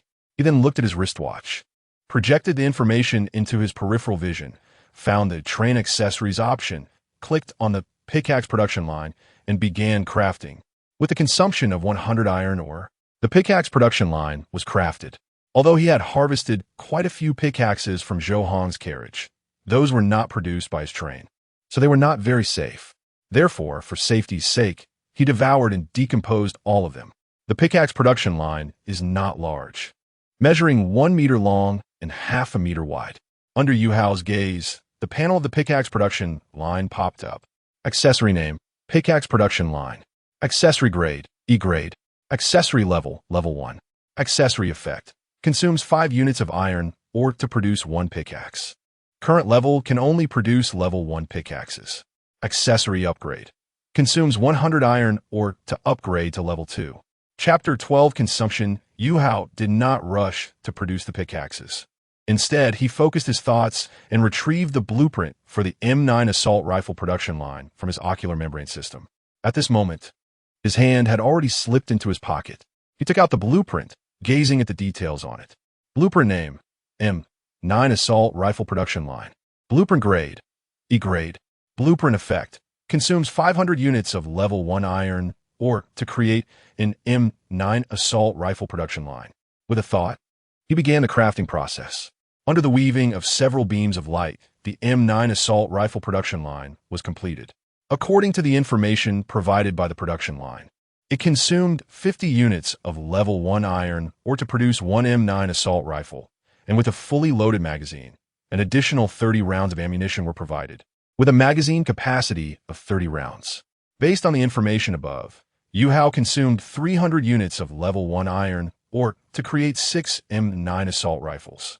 He then distributed these 6 rifles to 6 henchmen. Now, you 6 henchmen go to car number 2 to supervise the survivors. Don't let them cause any disturbances. Yes, Master How. The 6 henchmen looked at the brand new assault rifles in their hands, their eyes shining while a sense of pride and satisfaction rose within them. After acknowledging his command, they began to stride purposefully towards car number 2. Laugh. Here, you've been a vice conductor, so you have some experience in various aspects. I will drive the train back to the mine along the same route we came from. You go to car number 2 and prepare everyone mentally. Understood. As he watched Laugh turn to leave, Yuhou called out to him. He glanced at the M9 assault rifle production line beside him, pondering. Since the henchmen had received assault rifles, Laugh, as the vice conductor responsible for arranging matters, might not be entirely safe. After all, the weapons produced by the train could not harm the conductor, but they could still pose a threat to the vice conductor. He looked at the information on his watch and found the permissions section.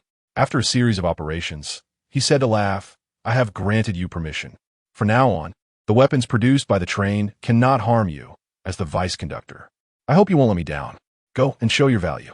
Upon hearing this, Laugh was overjoyed and quickly clasped his fists in gratitude, bowing, Thank you, Brother How. After completing all this, Yuhou returned to his train room and also moved the bunk from car number 1 to the train room. The overall defense of the train room was much stronger than that of the carriage, especially the iron door, which was 2.5 centimeters thick. Staying in the train room gave Yuhou a great sense of security. He checked the ore resources. After this round of consumption, there were still 800 units of level 1 iron ore left.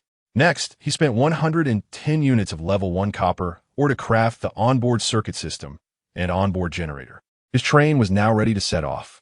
Currently, the ore resources on hand included 800 units of level 1 iron ore, 50 units of level 1 copper ore, and 150 units of level 1 wood. Yuhou sat in the driver's seat, looking out at the wilderness outside. With a thought, train No. 494-6249 started up and headed back to the mine. Half an hour later, the train stopped at a familiar mine. Everyone got off.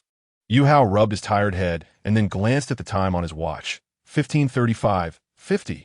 With a serious expression, he scanned every person before first addressing the survivors.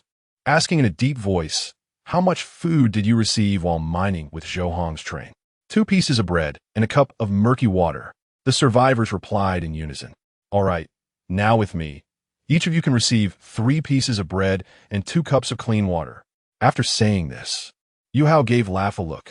Laugh understood and began distributing food and clean water. The crowd received their food amid surprise and joy.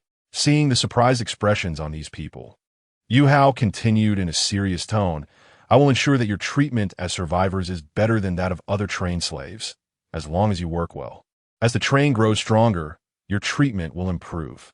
After this, Yuhou instructed Laugh to distribute 3 steam buns, a pack of pickled vegetables, and a bottle of mineral water to the 6 henchmen. Their treatment was also better than that of Zhou Hong's henchmen. Laugh received 3 steam buns, 2 packs of pickled vegetables, and a bottle of mineral water. After doing all this, he shouted to everyone, "After eating, get ready to mine well. I will be watching everyone's performance." With that, he returned to the pickaxe production line in Car No.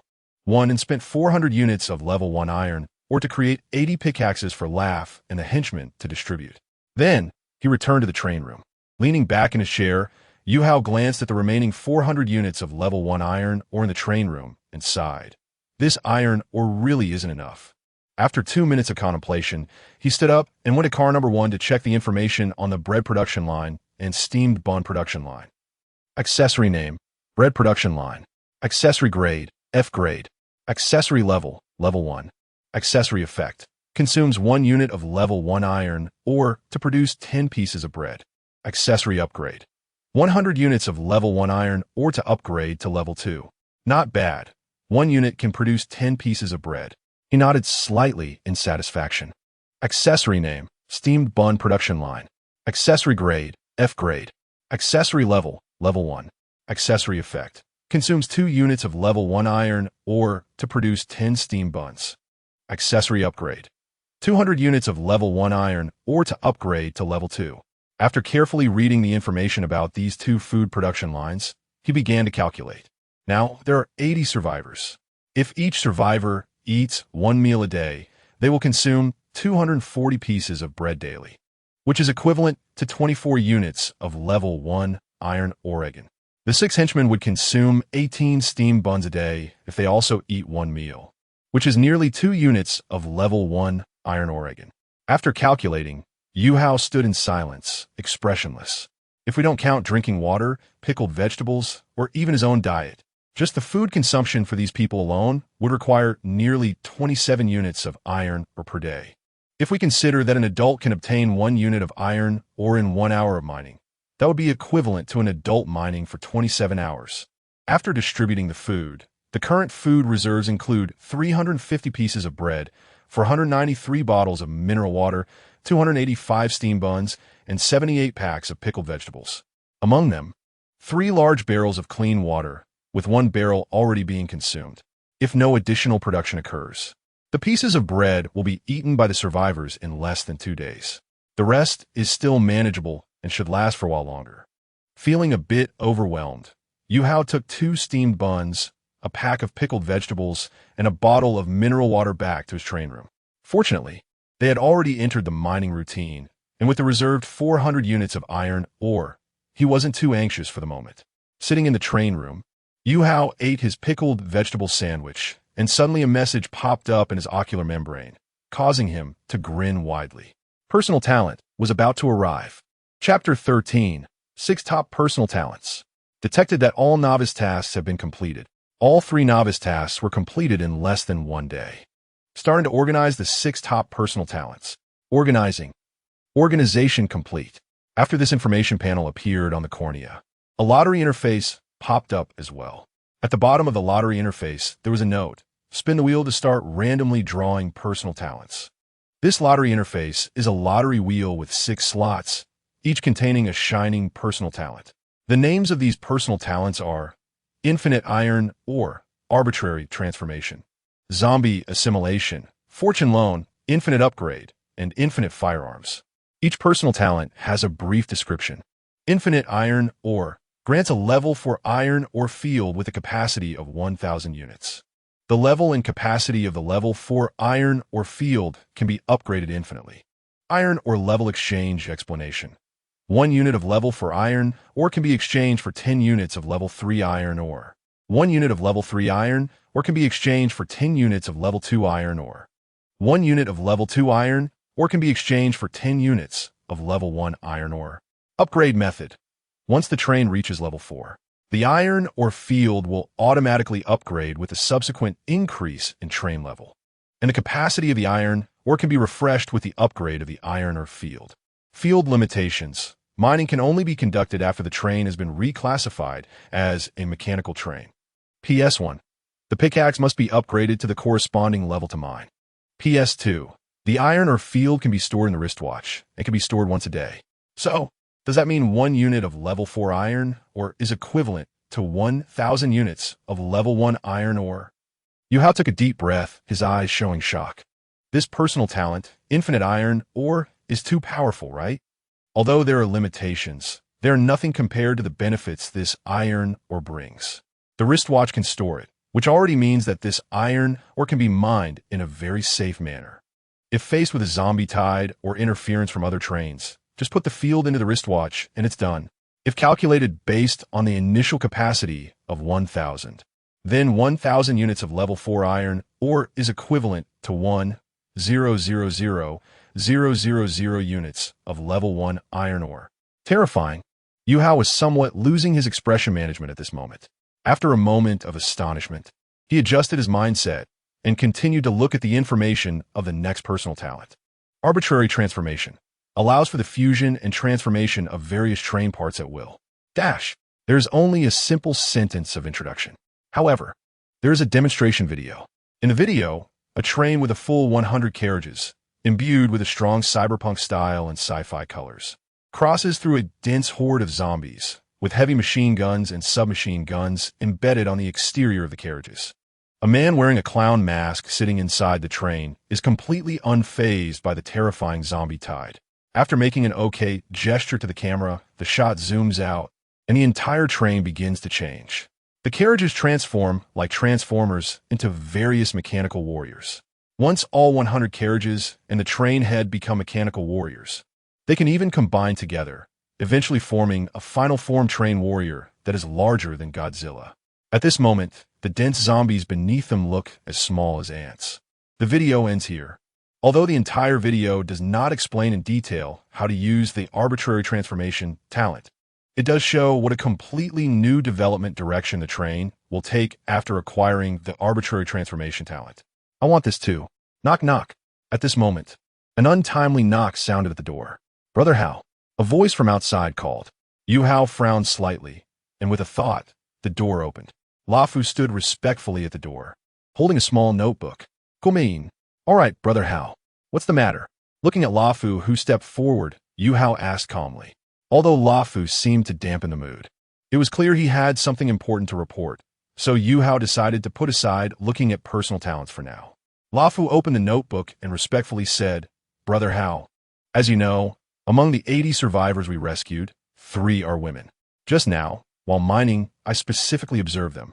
I found that their mining efficiency is very low. Hearing Luofu say this, Yuhou leaned back in his chair, pondering. So what?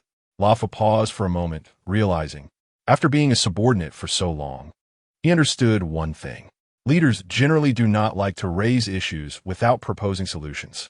So he had already thought of 2 solutions. He quickly said, Brother Hao, I know it's unrealistic to expect women to mine with the same efficiency as men. So I was thinking, since these 3 women are not good at mining, they must have strengths in other areas. How about I clean them up and bring them to you for a look? No need. Yuhou shook his head disinterestedly. These women are leftovers, not worth looking at. Compared to women, he is currently more interested in the information about his corneal personal talents. All right, Brother Hao, since you don't need them, perhaps they can be of use to those who do. Luofu began to explain his second proposed solution. Seeing Brother Hao looking at him with a strange expression, Luofu quickly continued. Perhaps we can use those 3 women as a means to motivate mining. This way, not only can it inspire the men's enthusiasm, but can also fully utilize the value of those 3 women. You can arrange it as you see fit. Yuhou thought for a moment, it should be moderate. Yes. After Luofu left, and the iron door closed, Yuhou continued to look with great interest at the information about his corneal personal talents. Zombie assimilation. Grant a production line for assimilation spray. Zombies sprayed with the assimilation spray can become the train master's slaves. P.S. The initial level of the assimilation spray production line is level 1, and it can only produce level 1 assimilation spray. which can only assimilate level 1 zombies. Fortune loan can consume luck for loans, which can be for resources or powerful train parts. P.S. Loans can be made not only using one's own luck, but also by consuming the luck of train members. Chapter 14, Don't Fortune Loan. Don't Fortune Loan. Yuhou fell silent. The method of using fortune to take out loans is indeed a bit strange. Theoretically, as long as there are enough passengers on the train, one can keep borrowing indefinitely. However, the information does not specify how much fortune is consumed for how much loan. Yuhou shook his head, not very interested in this vague information about the talent. Infinite upgrade. Can perform infinite upgrades on train parts. Another simple sentence of information. Infinite arms. Grants a weapons depot, which can be upgraded. After upgrading, it will refresh more powerful weapons, such as nuclear bombs. Effect. Weapons in the depot can automatically accumulate energy by killing zombies and monsters. Well, this is also good. Yuhou looked at the information for infinite arms and nodded in satisfaction. Firearms are very useful in this apocalypse. Currently, apart from that strange fortune loan, the effects of other personal talents are quite good. Yuhou lay back in the chair thoughtfully. Although it was a random draw with no choice after reading this talent information, he would have some understanding for the next random draw. Taking a deep breath with a serious expression, he did not hesitate and focused his mind to start drawing personal talents. The spinning wheel in his eye began to turn. Yuhou silently chanted in his heart, Don't fortune loan, don't fortune loan, don't fortune loan. After spinning a few times quickly, the wheel began to slow down. Watching the pointer gradually slow down and point towards fortune loan, Yuhou's heart sank and a feeling of suffocation arose, causing him to break out in a cold sweat. No way. Don't do this. Fortune loan is not a good thing. In the apocalypse, strength and fortune are both essential. If he really uses all his fortune to take loans, then no matter how many supplies or powerful parts he borrows, it would be useless. He and the members of his train might not be able to enjoy them. One should know that with bad fortune, a person will start to have bad luck. And when the bad luck reaches a certain level, even drinking water could lead to choking. Just like when he was on Blue Star, 1 second he just won the lottery, the next second he walked out and got hit by a truck. Thinking of this made him feel a bit frustrated.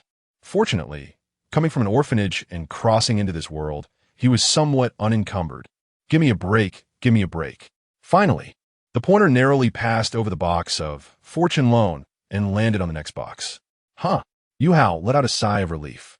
Looking at the golden shining personal talent in the box, he subconsciously murmured, Infinite upgrade. In the mind, 3 women were brought before Ruff by the thugs. Ruff looked the 3 women up and down. Their looks were somewhat lacking, but their figures were okay.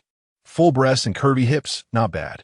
The 3 women felt a bit uneasy under the deputy train conductor's gaze, their hearts racing. One of the women spoke with a trembling voice. Deputy conductor, we are not slacking off. We are really working hard to mine. But we are women after all, and wanting to have the same mining efficiency as those big men is unrealistic. Look, our hands are almost blistered. Saying this, the woman spread her hand, and indeed a small blister appeared. I know you are all working hard to prove your worth, Ruff said with a grin, trying to appear as a friendly deputy train conductor. I understand that. However, if the path is wrong, no matter how hard you try, it is in vain. Mining is not suitable for women. Now I ask you, do you find mining tiring after doing it for a while? Seeing the 3 women hesitating to speak, Ruff added, Don't be afraid, just speak honestly. I'm just conducting a simple survey. Tiring. The 3 women nodded in unison. Good. Then I will give you something else to do. Ruff explained his idea to the 3 women, and after hesitating for a moment, they nodded in agreement. Ruff brought the 3 of them in front of the miners, asking the thugs to organize everyone into a lineup. He cleared his throat and shouted, Everyone, to boost your enthusiasm for mining, and also to showcase the humanity of Lord Howe's train. We had decided to rank you based on the amount of, or you mine daily. For survivors who mine a lot, we will give rewards. We will set up a mining leaderboard. The top 3 survivors on the mining leaderboard will have lovely companions. Living in the apocalypse, everyone has pressure. I know you are under a lot of pressure and need a place to release it. So, as long as you can enter the top 3, the 3 sisters will help you relieve your stress. As soon as this was said, everyone gasped, looking at the 3 women who were pretending to be shy. Many men's eyes lit up like hungry wolves. Seeing the men's enthusiasm ignited, Ruff knew the effect had been achieved. No more nonsense now, continue mining. Everyone, as if injected with adrenaline, put in all their effort and got to work. Inside the train car, can train parts be upgraded infinitely? Yuhou looked at the personal talent he had drawn. A hint of doubt flashed in his eyes.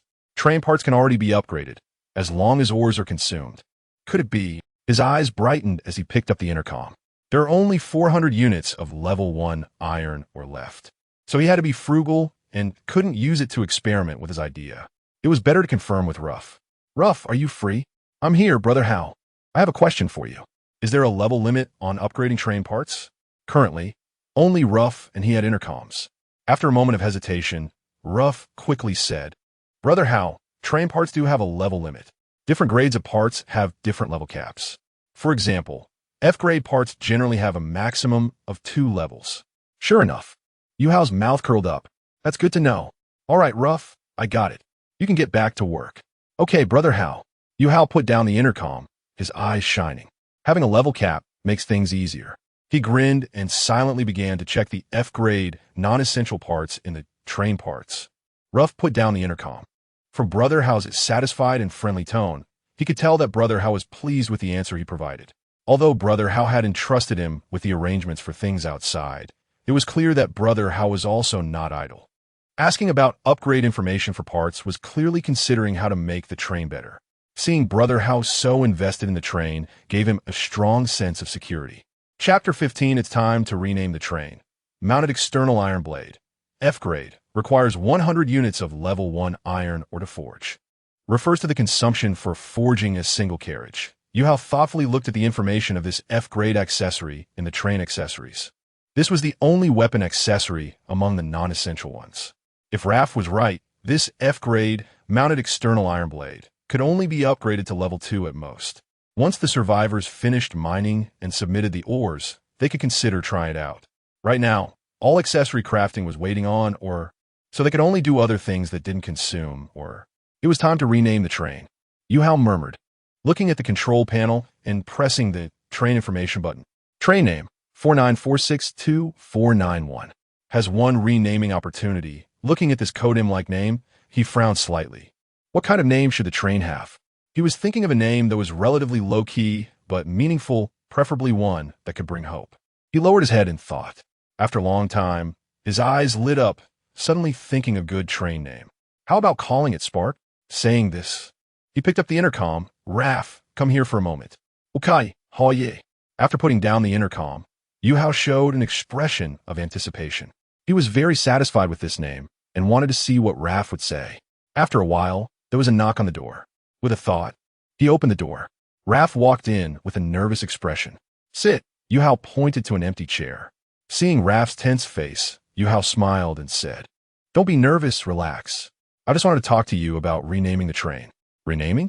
Hearing Hao Ge say this, Raph immediately relaxed.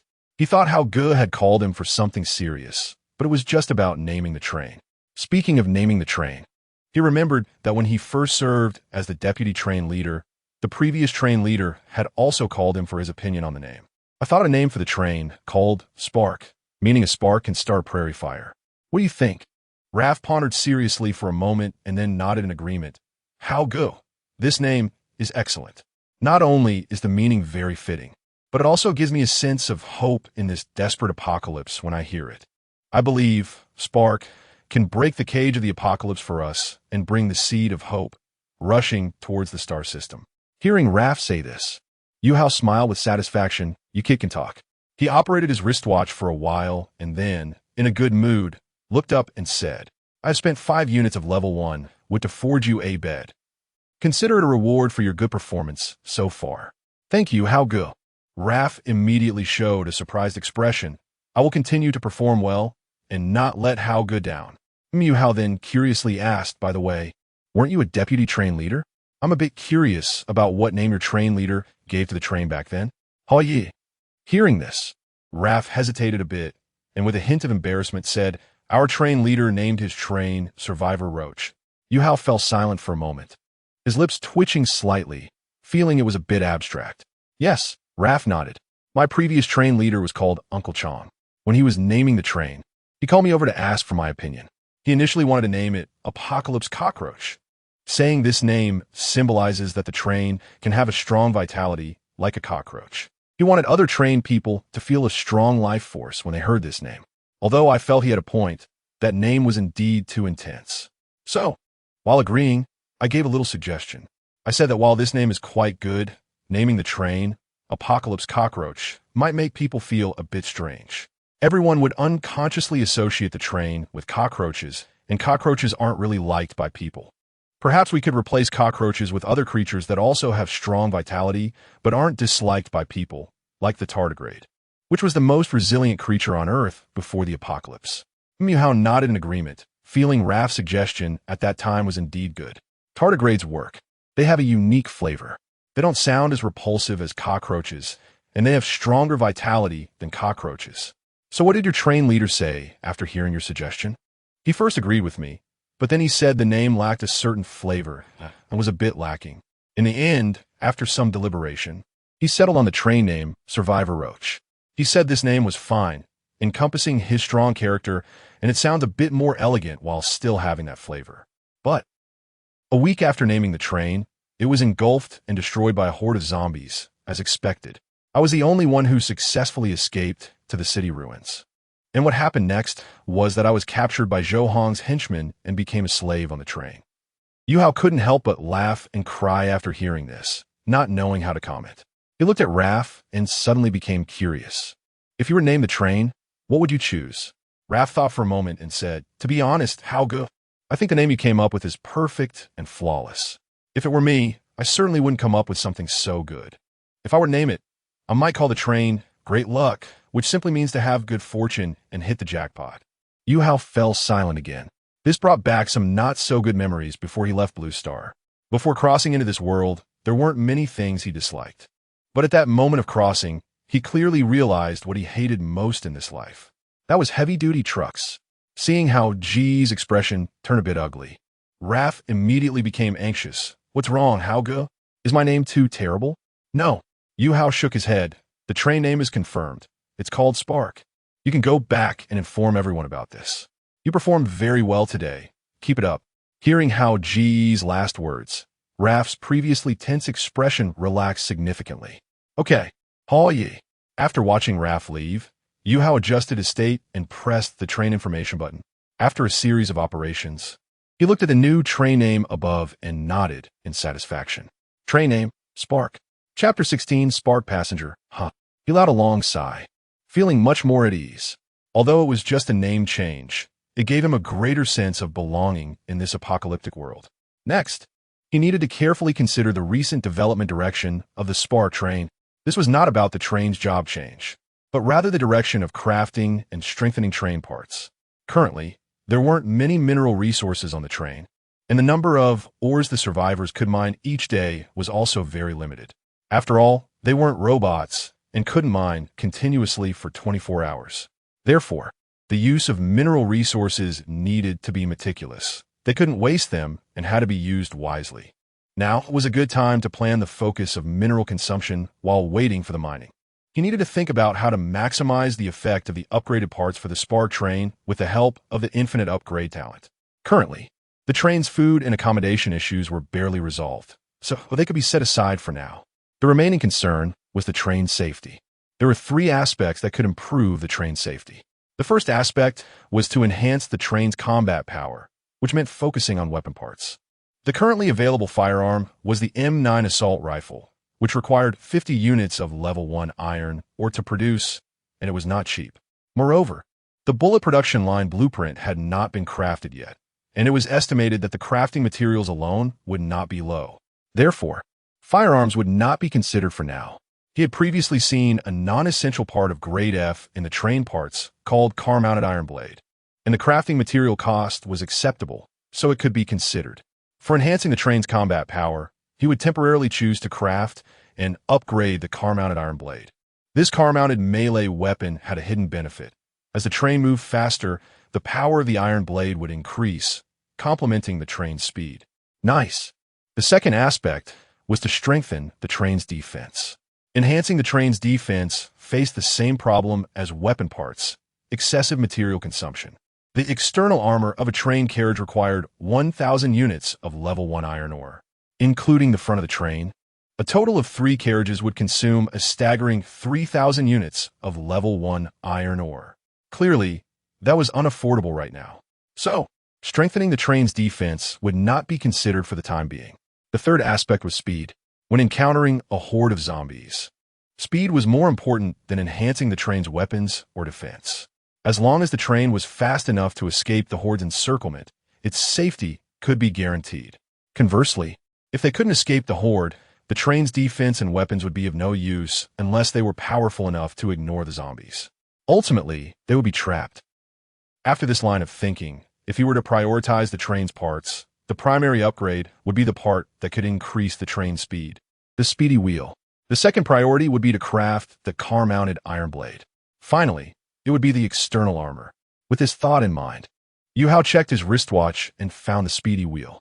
After syncing the watch with the train's functions, the benefits were far more than he had anticipated. Exploring more practical functions of the watch was also something he needed to do during this period. Part name, speedy wheel. Part grade, grade E. Part level, level 1. Part effect, allows the train to leave the tracks and travel on flat ground, increasing speed by 30 km/h. Current speed is 130 km/h. Part upgrade, consumes 100 units of level 1 iron or to upgrade to level 2. Looking at the information about the speedy wheel, Yuhou's thoughts gradually became clearer. This speedy wheel had already been crafted with 500 units of level 1 iron ore. Now it just needed to be upgraded. Night fell.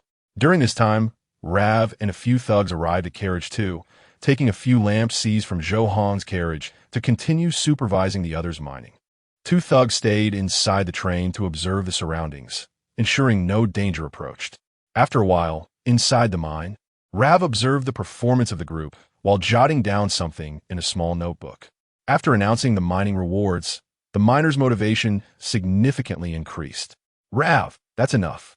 You can let them wrap up, came the voice of Brother Hao over the intercom. All right, Brother Hao. After putting down the intercom, Rav tucked away the notebook and called the thugs to organize the miners. The miners lined up, exhausted but filled with anticipation. Finishing the mining meant it was almost time to receive their rewards. They were very much looking forward to it. Rav looked at the hopeful expressions on their faces and smiled slightly. He cleared his throat and said loudly, "You all did well today. Next, take your tools and the mined ores back to the Spark train, and we will start counting the mining leaderboard on the train." Following Rav's instructions, the miners took their tools and left the mine, heading to the train outside. At this moment, Yuhou stood at the door of Carriage 2 with a satisfied expression. The group stopped in front of the carriage. Yuhou glanced at the time on his watch, 21:03:25. They had been mining for over 5 hours. Rav, take the thugs to Carriage 2 to distribute food. After distributing the food, make sure to count the number of ores mined today. Yes. After taking out the food from Carriage 2, Rav instructed the thugs to distribute the food while he began counting the number of level 1 iron ores the survivors had mined today, simultaneously organizing the mining leaderboard. After a while, once the counting was complete, Rav recorded it in his notebook and presented it to Brother Hao. Yuhou looked at the notebook that recorded a total of 401 units of level 1 iron ore mined by the survivors today, raising an eyebrow in surprise. This amount was more than he had expected. With a satisfied expression, he said to the group, "Survivors, you all did very well today. It's clear that everyone is full of energy for the mining rewards, which is a good thing. I believe everyone has already heard that the train has been renamed Spark. As the first batch of passengers on the Spark, it's time for you to change your titles. From now on, survivors will be referred to as Spark passengers, and the thugs will be called Spark Guardians." Rav, listening to Brother Hao's speech, nodded in agreement while taking notes in his notebook. Brother Hao's strategy was very clever. Through this name change, he not only increased the sense of belonging to the Spark train, but also subtly bound everyone to the train with the prefix Spark. Chapter 17, Spark's Sister. They will unconsciously see themselves as part of the Spark train. This way, loyalty to the train effect will also emerge. Next, a sense of collective honor and cohesion will sprout in their hearts with the emergence of the Spark title. Hi, too brilliant. Seeing everyone satisfied with the new title while their eyes were filled with anticipation for the mining rewards, Yuhou tilted his head and said to Raph, "Raph, let them come out." Yes. After a while, Raph led 3 women out. The appearance of these 3 women had changed significantly. First was their hairstyle. Compared to their previously messy hair, they now sported brand new hairstyles that suited each of them. As the saying goes, a hairstyle can change a person's temperament. And this was certainly true. At that moment, the charm of the 3 women increased considerably. Next was their clothing. Previously, their outfits were unremarkable, shabby, and messy, making them unappealing. Now, their attire was cool and transparent, full of character and temptation. Everyone looked at the transformed appearance of the 3 women, their eyes widening. Some were nearly drooling. Yuhou thoughtfully glanced at the 3 women, then turned to Raph. "I feel that if they are called spark passengers at this moment, it would be too ordinary and wouldn't showcase their uniqueness. What do you think?" Raph looked them over thoughtfully and nodded. "Indeed, we need to think of a more appealing and distinctive name," Yuhou murmured, deep in thought. Not long after, Raph's eyes suddenly lit up. "Brother Hao, I thought a title." "What title? Why not call them Spark Sisters?" The word sister does not refer to age, but has another meaning. Before the apocalypse, when I was under a lot of work pressure, I liked to go for foot baths and massages. The service girls at the club called me brother so sweetly. It really lifted my spirits. At that time, all the pressure and fatigue would dissipate, and I want these mining spark passengers to feel the same. Feasible. Yuhou announced the new title to everyone. Raph casually asked the 3 women beside him, "What do you 3 think of this title?" Very satisfied. The 3 replied in unison. One of the women added, "This fits well with my professional background before the apocalypse." "It's quite good." After Yuhou announced it, Raph leaned in and asked somewhat mysteriously, "Brother Hao, can I let the spark passengers say a few words?" "Go ahead."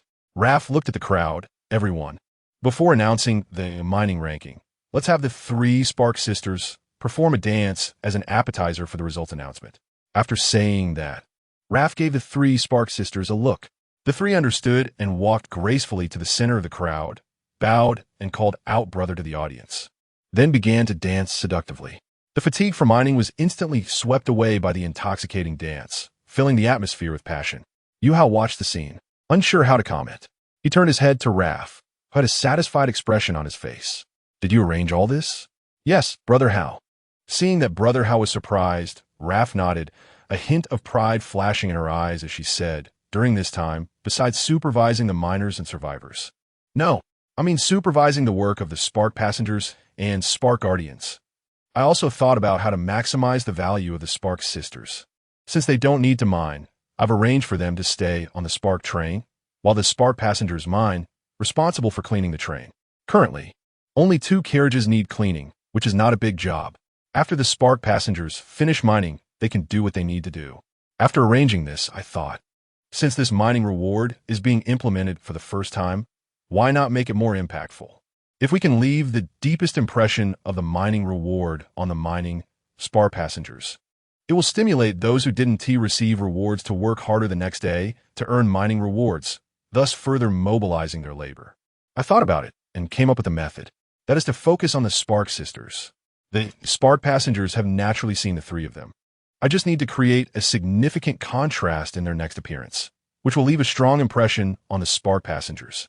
So I thought of adding some excitement before announcing the results. The changes that can be made during this time are the appearance and presentation of the spark sisters. Following this line of thought, I first had the spark sisters change their hairstyles from the previous messy styles to ones that suit them better. For example, look at the one in the middle who is about 172 centimeters tall. She has a high ponytail now. Doesn't she look much better than before? Yuhou glanced over and indeed found it more pleasing to the eye. A good hairstyle, combined with the fact that it was late at night and their looks weren't so clear, certainly added a unique charm. Did they resist this change? Yuhou asked curiously. Not all, Raph smiled. Sometimes they also feel quite eager and need to relieve pressure. I also told them that if they encounter any overly perverted requests from winners, they can report to me, and I will intervene promptly. As long as they perform well, there will be opportunities for advancement in the future. Raph, you are truly a talent. You have a gift in certain aspects. Thank you for the compliment, Brother Hao. isn't it just to carry out what you said about showing value to the end? Raph scratched her head and smiled awkwardly. Very good. Keep going. Okay, Brother Hao. Besides the hairstyle change, the next change is in clothing. Given the limited conditions and the inability to find uniforms, I had them dress a bit cooler. After all, there isn't a man who doesn't tee like a girl in light clothing. After changing their hairstyles and clothing, the next step was the explosive dance. Before the apocalypse, besides going for massages, I also had a hobby of watching female streamers dance. Chapter 18, Turbo Wheel, Upgrade. The female streamer must have spent quite a bit of money, right? Yuhou asked instinctively. Not much. Raph shook his head. I only spent money on one female streamer. That streamer danced really well, calling out brother to the left and right every day. She looked sweet and had a pleasant voice. So I couldn't resist and spent some money. Fortunately, once when I was about to spend a lot, the streamer forgot to turn on the beauty filter when she started streaming, and after seeing her true appearance, I never spent money again or followed her. That's good. Just do it your way. You can arrange the next things as you see fit. Yes. Yuhou returned to the carriage, spent 50 units of level 1 iron or to produce some bread, and then returned to the train room. The three women's erotic dance had not yet finished, and Raph was watching the dance with great interest. After an inspiring dance, Raph began to announce the mining ranking to everyone. He then called the top 3 Spark passengers to come up and receive tonight's rewards. First place, who mined a full 8 units of level 1 iron ore, is Zhang Ma, Raph said while looking at the ranking board. A dark-skinned man stepped forward in response. Choose one from the 3 women. Thank you, Chief Xia. I choose this one. The man walked up to a woman with a high ponytail who was 172 centimeters tall and excitedly patted her buttocks. Next. Second place, who mined a total of 7 units of level 1 iron ore. Awards completed. Raph said to the 3 who received their awards, their eyes full of anticipation. The conditions are limited for now. Just enjoy yourselves outside for the time being. Don't make the carriage smell. All right. The 3 eagerly got started upon hearing this. The others, who hadn't made it into the top 3, watched the performance with envious eyes. By the way, since this is also physical work, you 3 can take the morning off tomorrow. Thank you, Chief Xia. The 3 thanked breathlessly. After Raph finished speaking to the 3, he then addressed everyone. This is a benefit brought to you all by Master Hao. As long as everyone mines well and performs well, there will be plenty of benefits in the future. The crowd cheered. I envy that so much. A thug watched the performance, one hand holding a gun, the other stuffed into his pants. Why don't we thugs have such rewards? What are you worried about, buddy? Another thug nearby said. Since Master Hao is willing to reward the only 3 women on this train to those who mine, do you think we thugs who are trusted more by Master Hao will be shortchanged? If there are better women in the future, won't Master Hao reward us? Hearing his companion's words, the man's gloom dissipated, and he became excited. You're right. Buddy. Raph came closer to the 2 and smiled. Yes, right. Work hard. Master Hao certainly won't forget the benefits for you thugs. Hearing Raph say this, the man nodded even more excitedly. Yes. Now you 2 go and guard around the train to prevent any dangers from approaching at night. Once the performance here is over, I will arrange for you to take turns keeping watch. Yes. Early the next day, warm sunlight streamed through the front window into the train room. Yuhou woke up from the bed in the train room, feeling refreshed. This was the best sleep he had since crossing into this apocalyptic world. After consuming 50 units of level 1 iron ore to produce some food last night, he felt a bit tired when he returned to the train room. So he went to sleep first. At this time, there were already some lively sounds outside. After washing up briefly, he went to carriage number 2, seeing that apart from the 3 Spark Sisters and the 3 Spark passengers who had battled with the Spark Sisters all night, everyone else had gone out. He glanced at his watch. 6:30, 35. Is it that early to go mining? He got off the train and headed to the mine. At this time, Raph and several thugs were already supervising everyone mining. He approached Raph. Is it this early already? Raph smiled, mainly because everyone is full of energy. Perhaps the excitement from last night was too great, and many people voluntarily got up early wanting to go mining. They all seem like they've been injected with chicken blood. Yuhou smiled. What a diligent group of Spark passengers. Have you had breakfast? Not yet, Brother Hao, if you didn't say, so I didn't dare to take any. I've already set the distribution amount for food, and from now on, the distribution of food will be up to you, so feel free to arrange it. If it's not enough, just tell me. Yes. Back in the train room, Yuhou looked at the 751 units of level 1 iron ore in the train room and had an idea. It's worth mentioning that these iron ores do not need to be searched for, regardless of where they are in the train. When consumed, they will be consumed automatically and will not be overlooked. This is a good thing, preventing some passengers from hiding ores. It's time to try the talent Infinite Upgrade. Yuhou found the information panel for Turbo Wheel in his watch. After glancing at the information above, he immediately consumed 100 units of iron ore to upgrade. After upgrading Turbo Wheel to level 2, the information panel changed. Accessory name, Turbo Wheel. Accessory grade, E grade. Accessory level, level 2. Accessory effect. Allows the train to leave the tracks and travel on flat ground, increasing speed by 30 km/h. Current speed is 160 km/h. Accessory upgrade. 200 units of level 1 iron ore to reach level 3. Looking at the increased efficiency, Yuhou nodded in satisfaction. Now, with 751 units of level 1 iron ore, after using 100 units of level 1 iron ore, there's still 651 units left. Continue. Then he consumed another 200 units of level 1 iron ore, successfully upgrading Turbo Wheel to level 3. The train speed also increased from 160 km/h to 190 km/h. However, after upgrading to level 3, a prompt appeared at the bottom of the accessory information panel, indicating current level has reached the upgrade limit for this accessory. Cannot be upgraded further. Yuhou raised an eyebrow at this information. Sure enough, reaching level 3 hit the level cap. Now it was time for his personal talent, Infinite Upgrade, to come into play. With a thought, an information panel popped up in the corner of his eye. Talent Infinite Upgrade can be used. Would you like to break the limit and upgrade Turbo Wheel? To upgrade Turbo Wheel to level 4, 300 units of level 1 iron ore are required. Would you like to consume? Note, speed increase remains unchanged. Chapter 19, The Return of the Zombie Tide. Yes, consume.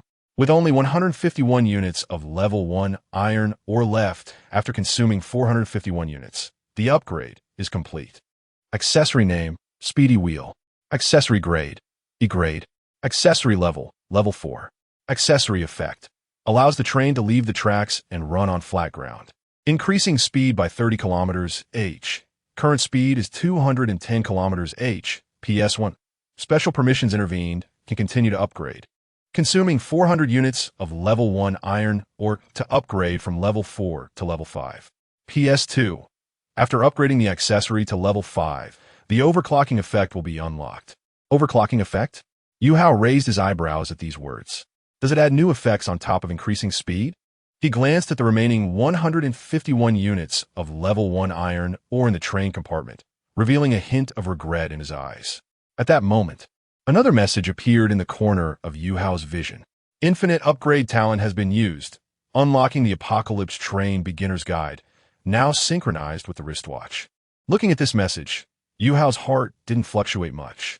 He was now fully focused on what the overclocking effect would be. Unfortunately, there weren't enough ores, and it seemed he would have to wait another day. But waiting another day wasn't.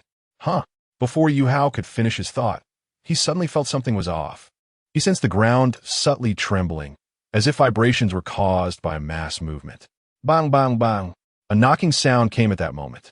When the door opened, a thug with a grim expression said, "Master Hao, there's a situation outside.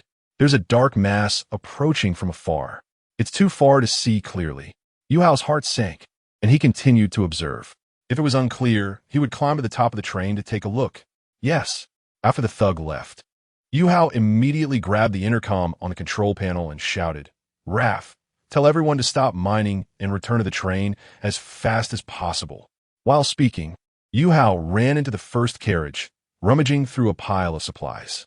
If he remembered correctly, Raph had confiscated a telescope from Zhou Hong's train head. After searching for a while, he indeed found a telescope. He ran to the front of the train and looked through the telescope, instantly feeling his pupils contract. Without any hesitation, he quickly shouted into the intercom, "Move fast, the zombie tide is coming." In the mine, hearing the words zombie tide, Raph's expression changed. and he immediately shouted to the already evacuating crowd. Hurry up, don't worry about pickaxes and oars. Return to the train as fast as you can. Stay in formation. The zombie tide is coming. Not long after, under Raph and the Thugs organization, everyone successfully returned to the train. As soon as the train door closed, Yuhou immediately started the train, heading in the opposite direction of the zombie tide. Although the zombie tide was still far away, many directions were already crowded with zombies. If they didn't hurry, it would be over once they formed a surrounding circle. At this moment, the speedy wheel had reached level 4. With an ideal speed of 210 km/h, Yuhou pushed the speed to the maximum, and the control panel showed a speed of 208 km/h. This should be due to the train's own weight and other factors, causing a slight decrease in speed. Yuhou stared ahead at the train scene with unprecedented seriousness.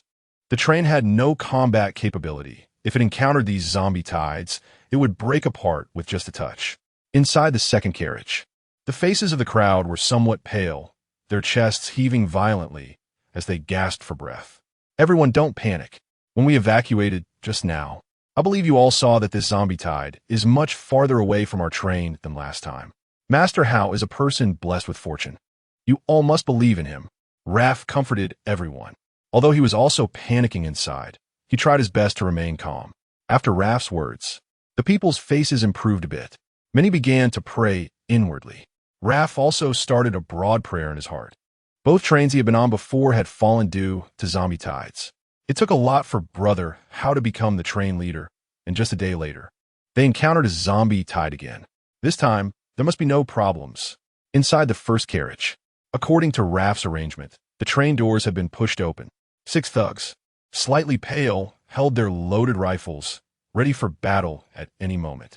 A few looked at the distant zombie tide, their legs trembling slightly. After a while, watching the zombie tide retreating further away, one thug exclaimed in surprise, "Wait, something's off. This train seems to be going a bit fast." Inside the train compartment, after successfully escaping through a temporarily zombie-free gap, Yuhou sighed in relief. It seems that prioritizing the upgrade of the speedy wheel was the right choice. This decision saved his life. If he had chosen to use the iron or to create the mounted iron blade, the train would most likely have been surrounded by the zombie tide by now. Indeed, the predecessors of Blue Star did not deceive me in the world of martial arts. Only speed cannot be broken. This saying also applies in this apocalypse. However, he still couldn't let his guard down. He had to wait until they were completely free from the zombie tide before he could relax. 1 hour later, in a desolate area, the train came to a stop. Thanks to the speed of 208, 6 km/h, the train had successfully escaped the zombie tide. Moreover, it seemed to have made a new discovery. About 500 meters ahead of the Spark train, there was a scrap train broken into several sections. Yuhou let out a long breath, feeling somewhat fatigued as he laid back in his seat and closed his eyes to relax for 30 seconds. Controlling the train with his mind was convenient, but consumed a lot of mental energy. He picked up the intercom and said, "Raph, tell everyone that we have escaped danger." "Yes." Raph's excited voice came from the intercom. After speaking, Yuhou put down the intercom. At that moment, the control screen suddenly displayed 2 messages. Train energy has been depleted by more than 10. Please pay attention to energy usage. Train wheel wear has exceeded 1. Yuhou frowned slightly at these 2 messages. Why is there still wear? What is train energy? He was somewhat puzzled. Suddenly, he remembered that the previous message mentioned that the wristwatch had synchronized the beginner's guide. So he looked at the wristwatch and searched for a while. Sure enough, he found a newly added section called Beginner's Guide. After carefully reading the content about train energy in the Beginner's Guide, a look of understanding appeared in Yuhou's eyes. He muttered thoughtfully, "Energy crystal?" According to the information in the guide, after a new train is built, it will come with an energy crystal that provides energy for the train and supports the operation of the train's generator. However, the energy of the energy crystal is limited, with an initial energy of 100. The energy will decrease with the train's usage. The energy crystal can only be obtained after the train reaches level 2 and produces relevant universal accessories. There are no other ways to obtain it. Yuhou shook his head helplessly, not thinking too much about it. He decided to put this matter aside for now and handle what he could in front of him first. The most pressing issue was to deal with the scrap train ahead. Chapter 20, Mechanical Train and Flesh and Blood Train. After observing the scrap train 500 meters away with a telescope for a while and confirming that there was no danger present, Yuhou put down the telescope, operated the spark train, and slowly approached it. This time, he did not use his mind to control the train, but directly used the control buttons and steering wheel on the console. The practical skills of operating the train had already been subtly implanted in his mind the moment he became the train conductor. The spark train began to move slowly. In the second carriage, the faces of the people inside were filled with expressions of having survived a disaster, and the previous panic was gone. Thanks to the few comforting words from Laugh, many people began to firmly believe that Yuhou was truly blessed with luck. A few people whispered to each other, unable to believe that they had actually escaped the zombie tide. Our spark train was just built yesterday, and it's still a level 1 new train. We didn't expect to escape the zombie tide. It's incredible. Yes, it's indeed unbelievable. It's probably because the zombie tide was discovered early and was still far away from us. Plus with Yuhou's luck, that we had the chance to escape. Laugh felt much more settled as the train started moving again. They had successfully escaped the zombie tide, but the pickaxe was still left in the mine. Now the train was clearly going to turn back to fetch the pickaxe and then continue mining. After a while, the intercom transmitted Yuhou's voice. Laugh! Have everyone get off the train. Laugh showed a puzzled expression. So soon? It hasn't even been 5 minutes. Aren't we going back to the mine? Without thinking too much, Laugh quickly replied, Okay, Yuhou received. He then instructed the henchmen to open the train doors, allowing everyone to stand up and line up to get off. Yuhou got off the front of the train and curiously looked at the scrap train that was less than 20 meters away. When everyone got off the train, they were all very surprised to see the scrap train ahead. Laugh and a few henchmen organized the people, lining them up in 3 rows. Yuhou came to the front of the crowd and calmly looked at everyone's expressions. He said in a deep voice, Out of misfortune comes blessing. Now we have not only escaped the zombie tide, but also discovered a scrap train in this wilderness. There are many bloodstains on it, likely from encounter with the zombie tide or other monsters that caused it to be scrapped here, and there should be plenty of supplies inside. Now, everyone go to each carriage of that train and search carefully, collecting all useful supplies. After gathering the supplies, depending on the yield, everyone will get an extra meal. Yes, everyone shouted excitedly, their hearts starting to anticipate. Each person looked eagerly at the scrap train. The scrap train was much longer than Yuhou's train, with the disconnected carriages adding up to 10. It had even more carriages than Zhou Hong's train, so there should be plenty of good supplies inside. Just as everyone was preparing to set off to collect, Yuhou suddenly thought of something and called everyone to wait. Hold on, line up again. Everyone returned to their lines with confusion. You all stay here on standby. Laugh, come over. Yes. Laugh came over upon hearing. After Laugh arrived, Yuhou whispered a few words in his ear. After finishing, Laugh nodded solemnly. Okay, Yuhou, leave it to me. With that, Laugh led 6 henchmen into the scrap train to start collecting. Yuhou watched their figures and breathed a sigh of relief. The task he had given Laugh was to have him and the henchmen enter the scrap train and collect all the bullets and sharp weapons inside first. These things could cause harm to him, so he needed to be cautious. Although the passengers on his train seemed to trust him now, they had not spent much time together, and many things could not be guaranteed. To prevent some passengers from secretly hiding bullets and sharp weapons during the collection process to do something detrimental to him later, it was safer to have Laugh and the 6 henchmen check first. After some searching, Laugh and the 6 henchmen collected all the bullets and sharp weapons from the scrap train. Yuhou immediately fed these items to his train head. Then he had Laugh search each of the 6 henchmen. After doing all this, he felt at ease, leaving 2 henchmen to guard the surroundings on top of the carriage while the rest of the passengers went to the scrap train to collect supplies. Yuhou stayed in his train room, satisfied with how hard the people were working to collect supplies. It was best for him to remain in the train room so that if danger arose, he could notify Laugh immediately and start the train. After observing the crowd collecting supplies for a while, he began to check his wristwatch.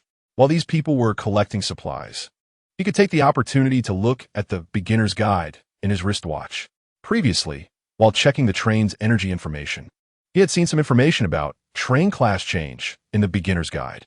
After searching for a while, he indeed found the introduction about Train Class Change. Beginner's Guide warm reminder.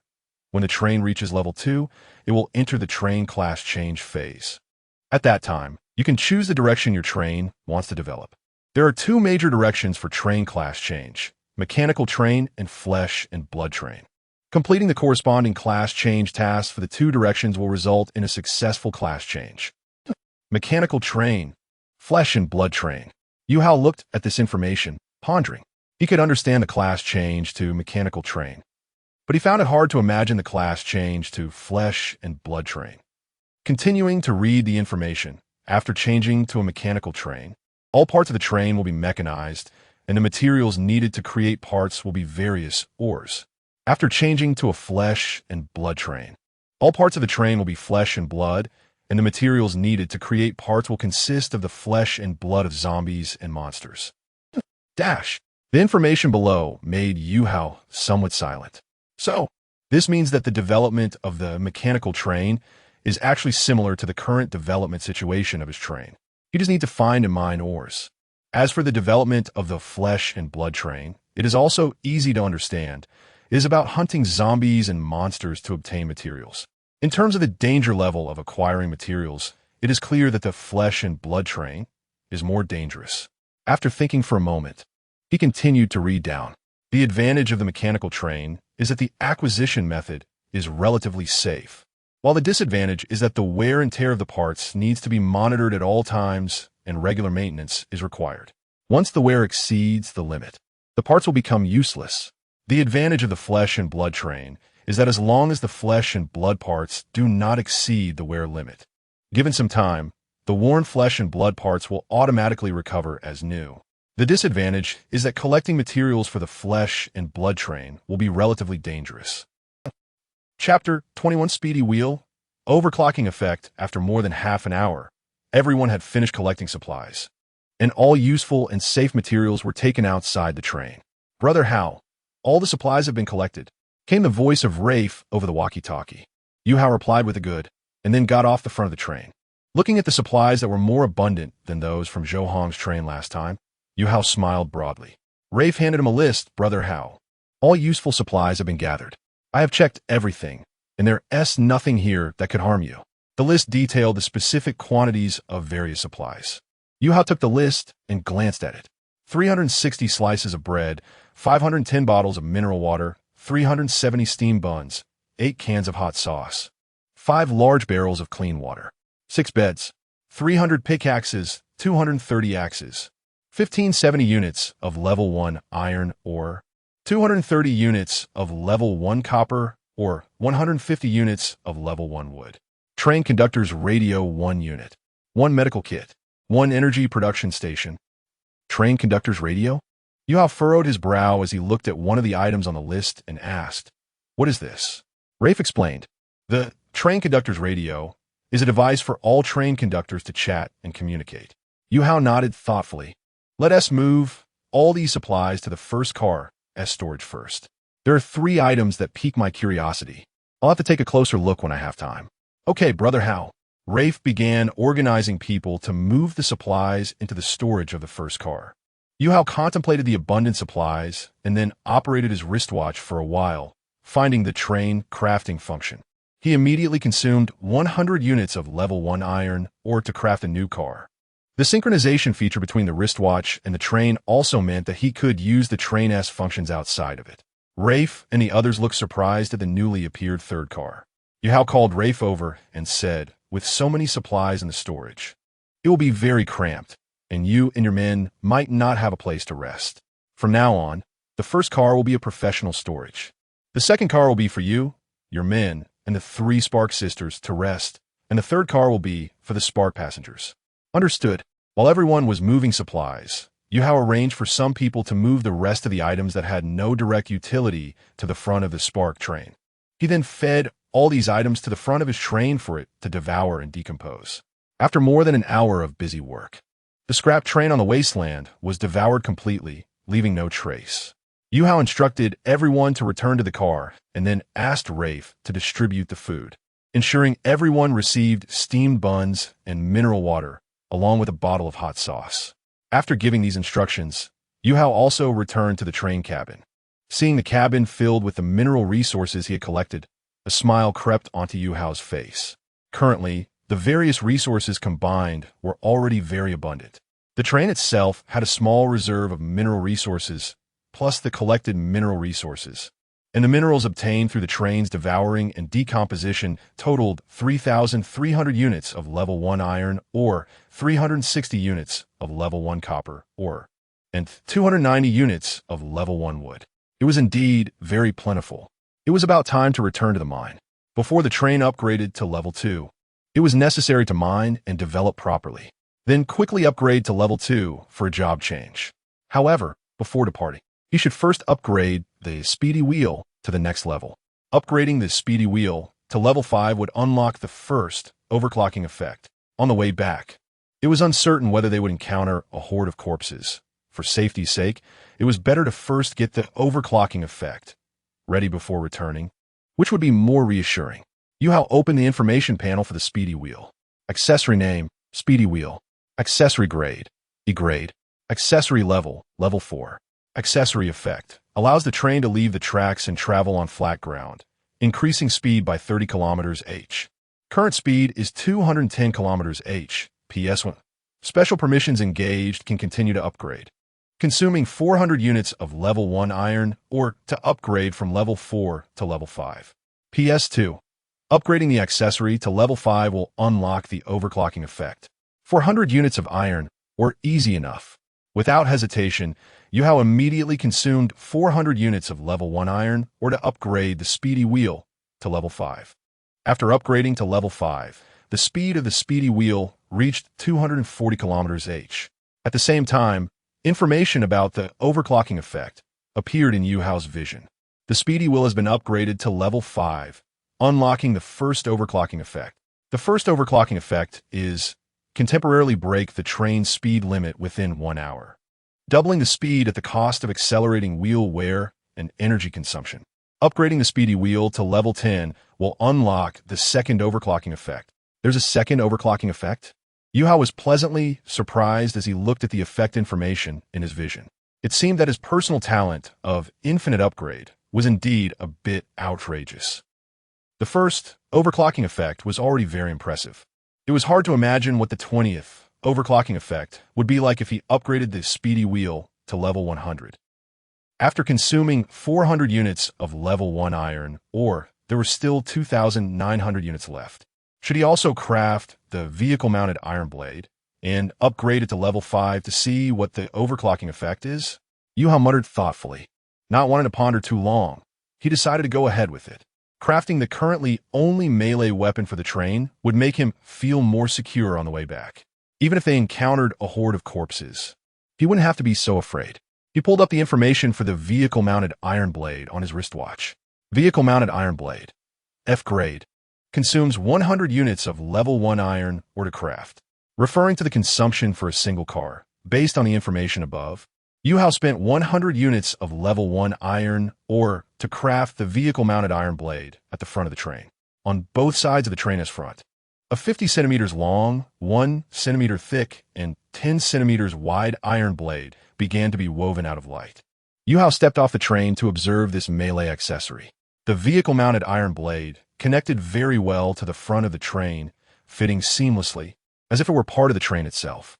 However, was this iron blade a bit too small? Yuhou returned to the train cabin and first picked up the walkie-talkie to speak to Rafe.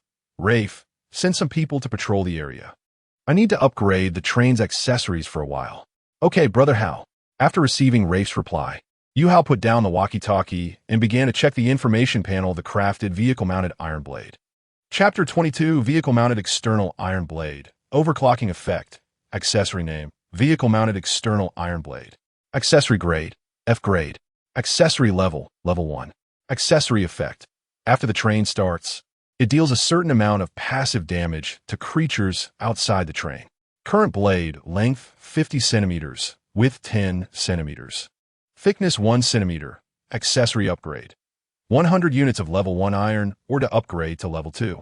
The amount of iron ore consumed to upgrade from level 1 to level 2 is the same as that of speed wheel. If the amount of iron ore consumed for subsequent levels is also consistent with speed wheel, then upgrading this vehicle-mounted external iron blade from level 1 to level 5 will require 1,000 units of level 1 iron ore. This is just the cost for upgrading the front vehicle-mounted external iron blade to level 5.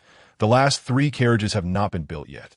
If the last 3 carriages are also built and upgraded to level 5, it will require 3,300 units of level 1 iron ore plus this 1,000 units of level 1 iron ore, totaling 4,300 units of level 1 iron ore currently. I only have 2,800 units of level 1 iron ore, which is clearly insufficient to support the building of all the carriage blades. However, it doesn't matter. Let's upgrade the front vehicle-mounted external iron blade to level 5 first. The rest can wait until I mine at the ore field. With this thought, Yuhou began to upgrade the vehicle-mounted external iron blade. After consuming 100 units of iron ore, the blade was upgraded to level 2. At the same time, a panel popped up indicating that the upgrade had reached its level cap. However, it was quickly suppressed by his infinite upgrade talent. At this point, the information panel for the upgraded level 2 vehicle-mounted external iron blade was accessory name. Vehicle-mounted external iron blade. Accessory grade, F grade. Accessory level, level 2. Accessory effect. After the train starts, it deals a certain amount of passive damage to creatures outside the train. Current blade length 55 centimeters, width 15 centimeters, thickness 0, 9 centimeters, PS1. Special permission intervention can continue upgrading, consuming 200 units of level 1 iron ore to upgrade from level 2 to level 3. PS2. After the accessory is upgraded to level 5, the overclocking effect will be unlocked. As expected, the amount of iron ore required for upgrades is consistent. After upgrading to level 2, the blade has grown 5 centimeters in length, 5 centimeters in width, and reduced by 0.9 centimeter in thickness. The effect after the upgrade is a bit average. However, it doesn't matter. The main focus now is on the overclocking effect. Yuhou continued to consume iron ore for upgrades. This time not stopping to check, but upgrading all the way. When the 2,800 units of iron ore were reduced to 1,800 units, the vehicle-mounted external iron blade successfully upgraded to level 5. At this point, the blade length has changed to 70 centimeters, width to 30 centimeters, and thickness to 0.6 centimeter. Yuhou looked at the thickness curiously, wondering if it would eventually become 0 after a few more upgrades. After thinking about it, it was clear that this wouldn't happen. He was curious about what the situation would be like then, not wanting to dwell on this. Yuhou began to look at the overclocking effect information after upgrading the vehicle-mounted external iron blade to level 5. The vehicle-mounted external iron blade has been upgraded to level 5, unlocking the first overclocking effect. The first overclocking effect is the blade will rotate at high speed like a chainsaw at the cost of increasing the train's energy consumption. Upgrading the vehicle-mounted external iron blade to level 10 will unlock the second overclocking effect. PS. When not in use, you can choose to retract the vehicle-mounted external iron blade into the train and pop it out when needed. Looking at the overclocking information of the blade, Yuhou broke into a grin. I really like this. He began to test the blade's functionality. Going outside the train, he looked at the blade, reflecting metallic luster, and, with a thought, retracted the blade instantly. Quite good. With another thought, he extended it again. At the same time, he activated the overclocking effect. The blade began to spin rapidly. After trying it for 2 seconds, Yuhou stopped the overclocking effect, as it would consume the train's energy. He currently couldn't obtain energy crystals, so he needed to use it sparingly. Returning to the train cabin, Yuhou picked up the intercom. Raf, have everyone return to the carriage. I'm heading back to the ore field. Yes. The spark train started up and returned along the path it came from. This time, the train was not as chaotic as before, gaining some momentum. 20 minutes later, while operating the train, Yuhou suddenly felt a jolt in his pupils as he spotted something ahead and immediately stopped the train. He quickly took out the intercom. There are zombies. All personnel on alert. After putting down the intercom, he was about to turn the train around and flee. However, upon closer inspection, he felt something was off. The zombies ahead were still about 1,000 meters away from the train. He picked up his binoculars, and sure enough, he understood where the problem lay. It It was indeed a zombie encounter, but it was not a horde. It was a small group of zombies. There were not many, probably just over 100. After looking at them with a strange expression for a while, a thought suddenly appeared in his mind. Should I take this opportunity to test the power of the vehicle-mounted external iron blade? Brother Hal, what's going on? Are we surrounded? Raph asked anxiously after feeling the train stop. No. Yuhou picked up the intercom. Don't panic. This isn't a horde, just a group of about 100 zombies. There's no immediate danger. I'm just observing. You arrange for the guards to stand at the door and keep a good watch. Yes. After speaking, Yuhou also opened the train door and used his binoculars to carefully observe around the train. After confirming that only about 100 zombies were approaching from the front and that all other areas were safe, he thought for a moment and checked some information about zombies in the beginner's guide on his watch. Zombies also have levels, divided into level 1 zombies, level 2 zombies, level 3 zombies. Zombies above level 3 usually do not appear easily and only appear in specific locations. When a level of a zombie exceeds the train's level or the level of the train's accessories, the train and accessories cannot cause damage to high-level zombies.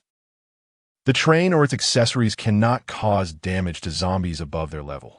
Yuhou muttered thoughtfully. But my vehicle-mounted external iron blade has already reached level 5. Zombies above level 3 only appear in specific locations. So these zombies ahead, no matter how strong they are, cannot be above level 3. After understanding all this, Yuhou broke into a smile. He heard Raph say that killing zombies can drop items. Perhaps while testing the power of the vehicle-mounted external iron blade, he could also snag some items. Anyway, these zombies are blocking the way to the field, so it would be better to directly test his level 5 iron blade on them. After making this decision, Yuhou looked at the beginner's guide for a while longer and saw that the train head and carriages could be detached when necessary and then reattached, which completely reassured him. Now, he just needed to detach the train head from the carriages, so there would be no need to worry about any accidents with the rear carriages. Chapter 23, Item Name, Zombie Shield. However, to be safe before doing these things, first craft an external train armor for the train head. Find the information about external train armor from the watch. External train armor, grade E, consumes 1,000 units of level 1 iron ore to craft.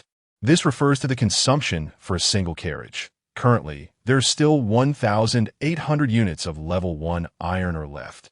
And since the train needs to upgrade to level 2, this external train armor must be crafted. Without hesitation, I immediately spent 1,000 units of iron ore to craft it. Under the outline of the light, the originally retro and heavy train head was like wearing a steel helmet, becoming more solid and sturdy. After crafting, Yuhou took out the intercom and gave a few instructions to Rafe before detaching the carriage. He started the train head and charged toward the group of zombies. Without the constraint of 3 carriages, the train head was as agile as a wild horse. As it approached the zombie horde, Yuhou immediately activated the super frequency effect of the iron blade.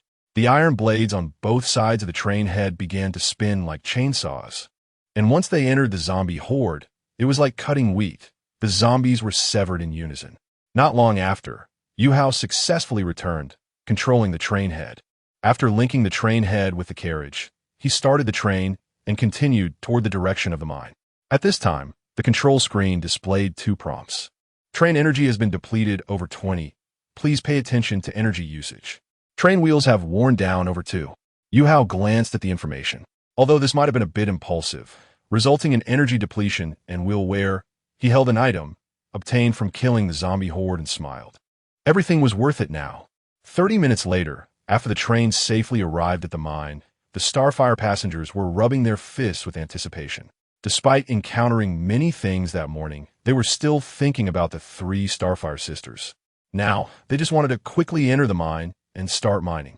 Yuhou notified Rafe via intercom, and Rafe began organizing the Starfire passengers to head into the mine for mining. This time, 3 thugs stayed in the carriage to observe the situation around the train. Yuhou sat in the train room, reflecting on today's experiences, his expression serious as he contemplated. It seemed necessary to conduct daily zombie tide drills for the passengers. This mine had experienced zombie tides for 2 consecutive days, and it was uncertain if there would be another tomorrow. Inside the mine, the pickaxes and ore were still intact. After Rafe instructed everyone to start mining, he also began to think about today's zombie tide incident. He wrote in his notebook, "Need to conduct zombie tide drills." Inside the train room, Yuhou took out the item obtained from killing zombies. Staring at this item, which resembled a microphone, the item information panel popped up. Item name, Zombie Shield. Item grade, Grade F. Item level, Level 1. Item effect. After activating the shield, it can block the perception of Level 1 zombies within a radius of 500 meters, making Level 1 zombies unaware of one's presence. Item limitation.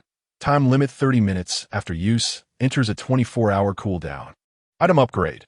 100 units of Level 1 iron or to upgrade to Level 2. P.S. This item can be integrated into the train as a train accessory. Looking at the information above, Yuhou raised his eyebrows. This item was quite good. Do you allow the zombie shield to become an accessory of the Starfire train? Yes. With Yuhou's consent, the item became an accessory of the Starfire. After finishing this, feeling a bit hungry, Yuhou stood up and went to the one warehouse carriage to find some food. While holding a bottle of hot sauce, 2 steamed buns, a pack of pickled vegetables, and a bottle of mineral water, he was about to return to the train room when he suddenly noticed 3 unfamiliar items found in the scrap train. After finishing his food in the number 1 carriage, Yuhou began to check the information of the 3 items. The first was the energy production station. Accessory name, Energy Production Station. Accessory grade, Grade D. Accessory level, Level 1. Accessory effect. Consumes 500 units of Level 1 iron or to produce 1 energy crystal. Accessory upgrade. Consumes 1,000 iron or to upgrade to Level 2. Yuhou looked at this information, raising an eyebrow, just when the train's energy was insufficient. However, just as the surprise wore off, a prompt appeared like a cold splash of water. Current accessory is a Level 2 train accessory. Detected that the current Mars train is a Level 1 train. Cannot be unlocked for use yet. This. He shook his head helplessly. He then looked at the other 2 unfamiliar items, which were the medical kit and conductor's radio. However, these 2 accessories were also Level 2 train accessories and cannot be unlocked for use at present. Yuhou returned to the train room with some regret. It seemed he needed to upgrade his train to Level 2 as soon as possible. The 7 essential accessories required for upgrading the train to Level 2 were pickaxe production line, axe production line, water purifier, onboard generator, high-speed wheel, external train armor, and onboard circuit system. Among these, pickaxe production line, water purifier, onboard generator, high-speed wheel, and onboard circuit system were already owned. The external train armor had not yet been fully crafted. Adding the axe production line, the crafting cost required is 3,100 units of Level 1 iron ore. After gathering all these accessories, an additional 6,000 units will be consumed as the upgrade cost to elevate the Level 1 train to Level 2. So in total, upgrading the train to Level 2 would require 9,100 units of Level 1 iron ore. Currently, there are only 800 units of Level 1 iron ore left, which means 8,300 more units are needed after deducting the 800 iron ore. With 77 Starfire passengers mining based on a daily mining time of 12 hours, it would take nearly 10 days at the fastest to gather that much iron ore, assuming no zombie tides or other unexpected situations interfere. Phew. Thinking about this, Yuhou suddenly felt a bit overwhelmed. In fact, today's experience gave him some inspiration. If he really wanted to pursue the fastest mining speed, he could just drive the train to search for scrap trains while the Starfire passengers mined. That way, he could have income from mining and from scrap trains. However, upon further thought, this seemed unrealistic. If a zombie tide came while he was out with the train, his passengers would be doomed. He could gamble and let the passengers not mine, but directly follow him to search for scrap trains, acting as a scavenger train in the wilderness. As long as they could find 1 scrap train a day, it would yield more than mining. But there was a problem. The train's energy was insufficient and unstable. Summarizing, it seemed he could only focus on mining for now. Chapter 24. Upgrading to Level 2 train 2 weeks later. The passengers of the Spark returned to the train with pickaxes in hand. Yuhou watched as the Level 1 mine, which had accompanied him for half a month, slowly collapsed. A hint of nostalgia in his eyes. The iron ore in this Level 1 mine had been completely excavated by the passengers.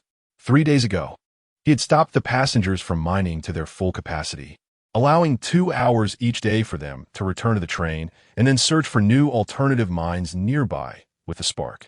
Unfortunately, no new mines were found. Over the past 2 weeks, there had been 3 zombie waves, but thanks to previous experiences, Yuhou had conducted drills for the passengers every day. So the 3 zombie waves did not impact the train or its members. The train now had a substantial stockpile of iron ore. Aside from daily expenses and spending 3,000 units of level 1 iron ore to craft the remaining 3 carriages with external armor, the rest of the ores were kept intact and not wasted. Notably, during this period, Yuhou appointed a head passenger and a head enforcer based on everyone's performance, making the management of the entire train's members more orderly. Yuhou, the deputy train conductor, was becoming increasingly reliable, and now most of the train's internal affairs were handled by him. At that moment, Yuhou was distributing food in the carriage and compiling the day's mining leaderboard before announcing the rewards. After a while, Yuhou finished the statistics and reported the mineral income to Yuhou via intercom. Yuhou put down the intercom and quickly calculated the total amount of minerals currently held. Including today's iron ore haul, the train's mineral reserves totaled 9,850 units of level 1 iron ore, 360 units of level 1 copper ore, and 245 units of level 1 wood. It was time to upgrade. Yuhou rubbed his hands in excitement, his eyes gleaming with anticipation. He immediately spent 100 units of level 1 iron ore to craft the axe production line. Now, all 7 essential components of the carriage had been completed. Next, he spent 6,000 units of level 1 iron ore to upgrade the Spark train. The new train information displayed: train name, Spark, number of carriages, 3, train components, water purifier, onboard generator, high-speed wheels, external armor. Resource units: 3, 750 units of level 1 iron ore, 360 units of level 1 copper ore, 245 units of level 1 wood. Train level 2. P.S. Please conduct the train's class change. The train upgrade can only continue after the class change is completed. Yuhou sighed in relief. He then opened the train component section. Before the train components appeared, a prompt message was displayed. Due to the current train being in the class change phase and lacking a clear class direction, only the common components for mechanical trains and flesh trains are available at the moment. Following this prompt, the information on common components appeared. Conductor's radio, D grade. Consumes 1,000 units of level 1 iron ore to craft. Energy production station, D grade, consumes 1,000 units of level 1 iron ore to craft. Danger detection radar, D grade, consumes 1,000 units of level 1 iron ore to craft. Wheel converter, D grade, consumes 1,000 units of level 1 iron ore to craft. Medical kit, D grade, consumes 100 units of level 1 iron ore to craft. There were a total of 5 common components, 3 of which he already possessed. Yuhou smiled, then retrieved the conductor's radio, medical kit, and energy production station from one warehouse carriage into the train room. He unlocked the functions of these 3 components on the spot and matched them to his train's components. According to Yuhou, the conductor's radio was a station for the conductor to chat.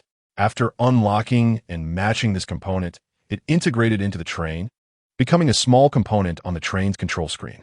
A chat box popped up on the control screen. Scavenger train, brothers, I'm about to lose my mind. When I went out to find a mine today, I didn't T-check the calendar and ran into a level 3 giant zombie centipede. It scared the hell out of me, and I had to detach 2 carriages just to escape, losing nearly 200 slaves. Harem train, hey buddy, I can understand you. Although I found a level 2 iron mine now, I paid a heavy price to find it, losing 3 carriages just to escape from a zombie wave. Zhang San train, stop chatting about useless stuff. This is all irrelevant information. Our chat channel is mainly for exchanging useful information and resources. The conductor's meeting is coming up in a few days. Have you prepared the items you want to exchange? Great transport train, not yet. I've been mining for days, and my head is spinning. I don't have the energy for this right now. Lightning train, is it really that hard to find mines? I have 3 mines nearby, 1 level 1 iron mine, 1 level 2 iron mine, and 1 level 1 copper mine. I can't finish mining them all, and now I'm worried about having too few slaves to improve mining efficiency. Grade transport train. Damn, share one with me. You can't mine them all by yourself, can you? Lightning train. What are you thinking? If you want one, let us talk at the conductor's meeting in a few days. You'll need to offer me some tempting resources in exchange. Droughts kill the thirsty. Floods drown the flooded. Watching the comments in the chat box, Yuhou couldn't help but feel a sense of melancholy. Now it was also time for him to finish mining and start searching for new mines again. This was indeed a headache. From these comments, it seemed there was no mention of the flesh train. Yuhou frowned slightly. He remembered that the flesh train didn't need to find mines. It just needed to kill zombies or monsters. Why were there no discussions about finding or killing zombies in the chat box? Could it be that they were all transitioning to mechanical trains? Or had they not completed their train class changes yet? With this doubt, Yuhou initiated his first comment in the channel. Spark train. Everyone, may I ask if you have all change classes? Great transport train, huh? Scavenger train. We've definitely changed classes, bro. Great transport train. Those who Haven change classes are too embarrassed to speak in this channel. Spark train. Then why haven't I seen any comments from the flesh train? After Yuhou sent this message, there was a moment of silence in the channel, followed by a heated discussion. Scavenger train. Are you serious, bro? Who would dare to switch to the flesh train? Collecting materials by killing zombies or monsters every day? You wouldn't have enough lives to spare. Zhang Sand train. Exactly, we've all switched to mechanical trains. No one wants to switch to the flesh train. The whole point of upgrading and strengthening the train is to avoid being hunted by zombies and monsters, giving the train some self-defense capability. In the end, you specifically want to switch to the flesh train to hunt zombies. Isn't that just completely backward? Chapter 25, Job Change Quest, Thunderbolt Train. Let me put it this way, there used to be a train conductor in the channel who loved to speak up. He didn't believe in danger and changed his job to become a flesh train. Guess what happened to him now? He hasn't spoken for over 2 months, and his avatar is gray. You can figure out for yourself. Scavenger train, brother, judging by your tone, you should be in the job change phase. My advice is to switch to the mechanical train without overthinking it. The job change to mechanical train isn't hard, as long as you don't pursue high-tier train talents. Just pick the simplest job change task to complete, and it's very easy to transition. Thunderbolt train. What was said above is correct. Although changing to a mechanical train requires mining, sometimes after finishing a mine, you have to find another one. It's a process of constantly searching and running around. But at least you don't face danger, and if you're lucky, you might discover a large mine, which could provide enough resources for you to mine for several months or even half a year, allowing you to upgrade your components by several levels. Zhang Sand train. You might be able to rely on luck to make it as a mechanical train, but if you don't have some solid strength for the flesh train, you'll have nowhere to go. Yuhou fell silent as he looked at this information. It seems that very few conductors change to flesh train. I can understand. What they said isn't wrong. Compared to killing zombies and monsters to collect crafting materials, mining is definitely a safer option. However, Yuhou stopped looking at the channel's information and decided to check what job change tasks were available for the train. He searched on the control screen for a while, and several job change tasks appeared on the screen. First was the job change task for mechanical train. The job change tasks for mechanical train are divided into 4 levels of difficulty. The 4 levels of difficulty are normal, intermediate, advanced, and hell difficulty. Normal difficulty. Mine 1,000 units of level 2 iron ore. Intermediate difficulty. Mine 2,000 units of level 2 iron or 1,000 units of level 1 copper ore, and kill 1 level 2 monster or level 2 zombie. Advanced difficulty. Mine 5,000 units of level 2 iron or 1,000 units of level 2 copper ore, and kill 1 level 3 monster or level 3 zombie. Health difficulty. Survive for 24 hours in the Wailing Abyss. There are no special requirements for the job change task. You only need to complete any one of them to successfully change to a mechanical train. After changing to a mechanical train, the exclusive train talent for mechanical train will be activated. The talent grade will depend on the difficulty of the completed task. Normal difficulty corresponds to a normal grade train talent. Intermediate difficulty corresponds to a medium grade train talent. Advanced difficulty corresponds to a high grade train talent. In hell difficulty corresponds to a rare grade train talent. After reading the job change information for mechanical train, Yuhou fell in a deep thought. Train talent? This apocalypse is indeed not simple. The conductor of this scavenger train just said that as long as you don't pursue high-tier train talents, the job change will be very simple. It seems to be true for normal difficulty. You just need to find a level 2 iron or mine and mine for a few days. After thinking for a moment, Yuhou looked at the job change tasks for flesh train. The job change tasks for flesh train are divided into 4 levels of difficulty. They are normal difficulty and hell difficulty. Normal difficulty, kill 1000 level 1 zombies. Intermediate difficulty, kill 2000 level 1 zombies and kill 1 level 2 zombie or level 2 monster. Advanced difficulty, kill 3000 level 1 zombies or level 1 monsters. Kill 2 level 2 monsters or level 2 zombies, and kill 1 level 3 monster or level 3 zombie. Hell difficulty, survive for 24 hours in a horde of level 4 zombies numbering in the tens of thousands. There are no special requirements for the job change. After changing to flesh train, level 4 zombies? Tens of thousands of zombies? Yuhou looked at the information above and muttered to himself, frowning slightly. Over the past 2 weeks, he had carefully studied the content of the beginner's guide in the watch. Monsters also have level distinctions, but the initial level starts from level 2. Generally, if zombies and monsters are of the same level, the individual combat power of monsters is stronger than that of zombies, but monsters usually prefer to act alone, while zombies act in groups, making them more troublesome to handle overall. Level 2 zombies can generally command 100 level 1 zombies. Level 3 zombies can command 1000 level 1 zombies. And level 4 zombies can command 10,000 level 1 zombies. Moreover, in a horde of level 4 zombies, there will certainly be level 3 and level 2 zombies, just like a hierarchical management of an ant nest. It seems that hell difficulty is indeed not something an average person can challenge. Yuhou muttered to himself, "Please accept the job change task as soon as possible." At that moment, a prompt message popped up. Looking at the information above, Yuhou's eyes revealed a sense of helplessness. It seems he doesn't have much time to choose. Although the people in the chat channel are suggesting he choose mechanical train, his heart has already found its direction, which is flesh train. After spending 2 hours each day for the past few days looking for mines, if he didn't find one and only saw zombies and monsters, he had already made up his mind. Today, he saw those conductors of mechanical train in the chat box also running around looking for mines. While evading hordes of zombies and monster chases, they were running everywhere. This only strengthened his decision. It is known that the mineral resources in this world may be limited. However, zombies and various monsters are countless. Instead of relying on luck to find mines, it's better to enhance his strength, take the initiative to seek out zombies. Unlike the conductors in the channel, he has the unique personal talent of infinite upgrade. Right now, his train's embedded iron blade has already been upgraded to level 5 and has an overclocking effect. When facing low-level monsters and zombies, as long as the train's energy supply is sufficient, it's like cutting through vegetables. Moreover, as long as he has enough crafting materials, he can max out the train's combat power at any time. With a plan in mind, Yuhou began to seriously look at the 4 different difficulty levels of the job change tasks for flesh train.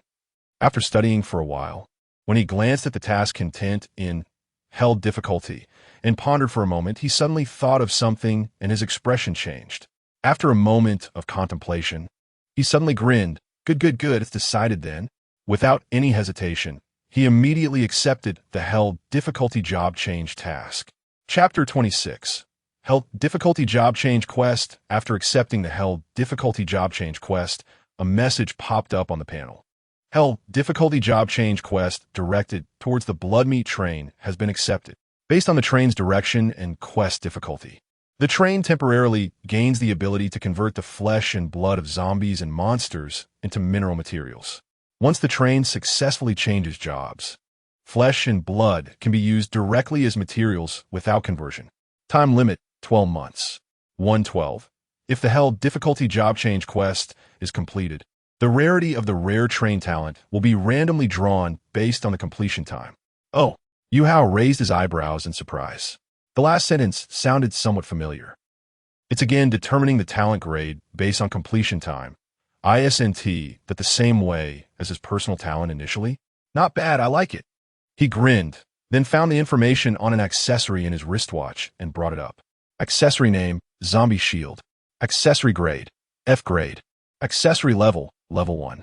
Accessory effect. After activating the shield, it can block the perception of level 1 zombies within a radius of 500 meters, making level 1 zombies unaware of one's presence. Accessory limitations. Duration of 30 minutes. After use, enters a 24-hour cooldown period.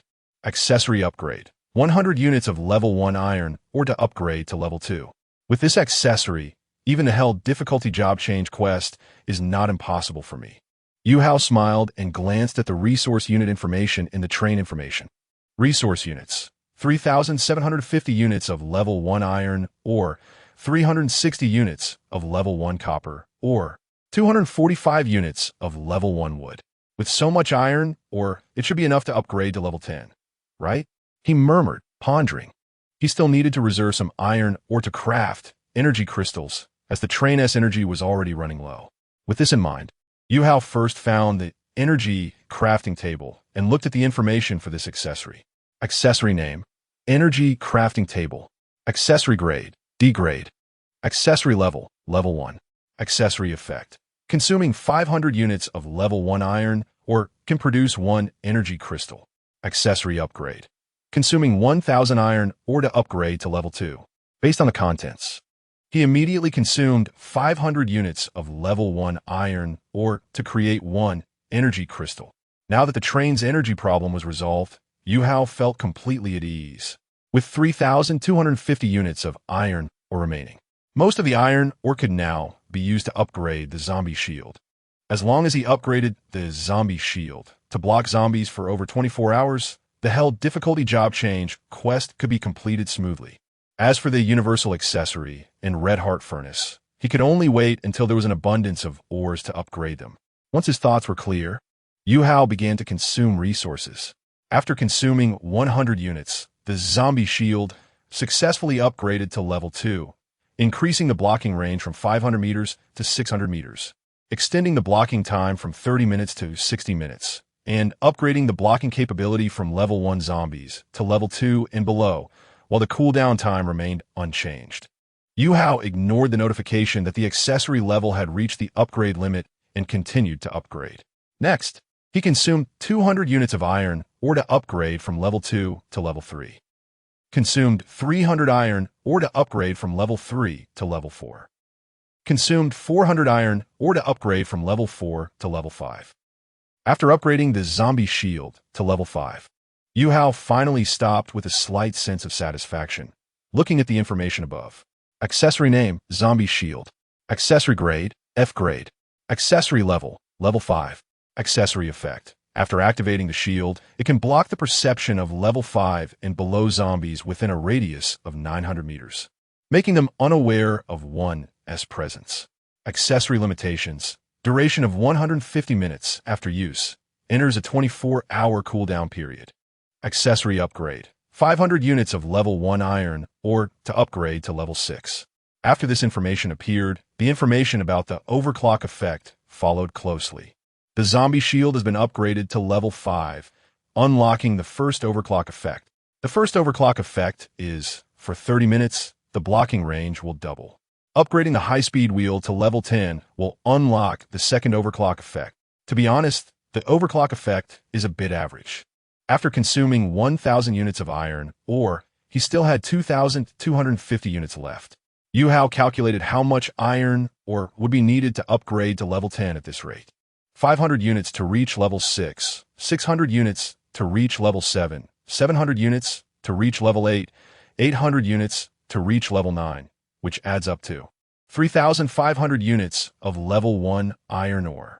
After calculating the total iron ore consumption from level 5 to level 10, Yuhou fell silent. So much? He said, somewhat incredulously. It seems that upgrading to level 10 is currently impossible. Next, he could only go kill zombies to gather ore. The spark train slowly started moving. Yuhou sat in the driver's seat, took a deep breath, and fixed his gaze firmly in one direction. Thanks to the passive mining experience over the past few days, he now knew two locations where zombies appeared. The 900-meter blocking range could completely cover the entire spark train, so he could charge in confidently. In a flat area of the wilderness, a group of zombies was wandering around. Their numbers were about 1,000. A train was approaching from a distance. Sitting inside the train compartment, Yuhou grinned, showing no intention of stopping. After activating the zombie shield, he said to the three people behind him, "Watch closely, don't blink. Let me show you the current power of the spark train." At this moment, in the train compartment, the vice train conductor Raph, the leader of the spark guardians, Wu Gang, and the leader of the spark passengers, Shanji, were all called into the train compartment by Yuhou. He naturally wouldn't miss such an opportunity to enhance the crew's understanding of their train. This was beneficial for increasing their sense of trust. "Brother Hao, calm down." Raph's pale face showed a hint of trembling in his voice. He looked at the densely packed zombies in front of him and felt his scalp tingle. It seemed that Brother Hao was preparing to ram the train into them. At this moment, both Wu Gang and Shan Ji looked very anxious. Although they trusted Brother Hao, wasn't he a bit reckless to just crash into them like this? Yuhou calmly glanced at the three behind him who were extremely uneasy and said, "Didn't you see that those zombies haven't noticed us at all? The spark train has the means to block zombies, so there's no need to panic. Every time we see a horde of zombies, we have to take a detour and stay far away. This time, it's our turn to take the initiative." Chapter 27, Heart Furnace Awakening. Half an hour later, all the zombies had been cut in half. A panel popped up in front of Yuhou at the right moment. Detected zombie flesh can be converted into materials. Flesh can be converted into 3 different materials. There are 10 units of level 1 iron ore, 5 units of level 1 copper ore, and 2 units of level 1 wood. Please choose one for conversion.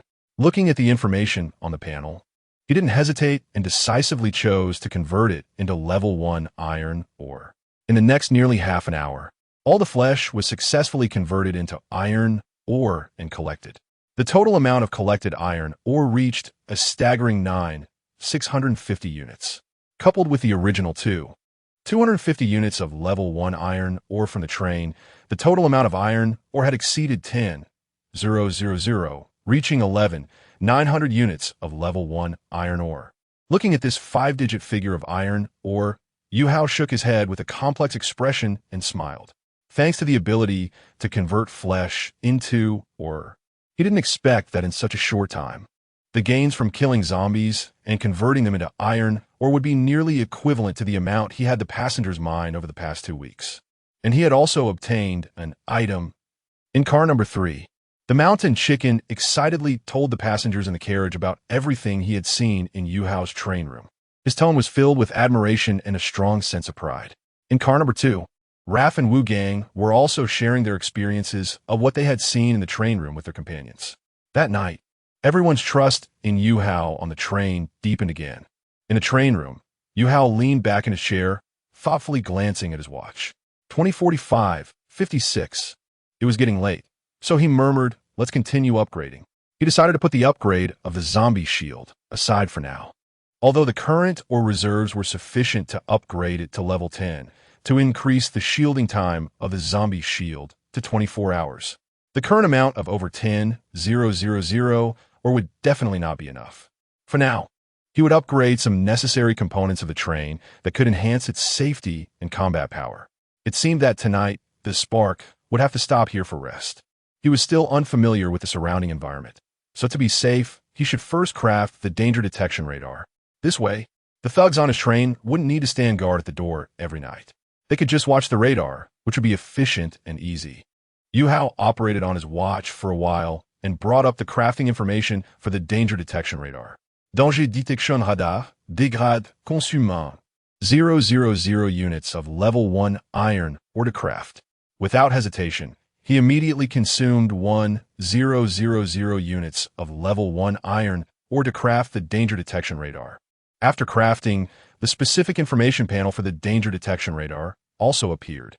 Accessory name, danger detection radar. Accessory grade, D grade. Accessory level, level 1. Accessory effect. The radar detection range is 1000 meters. When danger approaches, it it will display as a red dot on the radar and issue an alarm.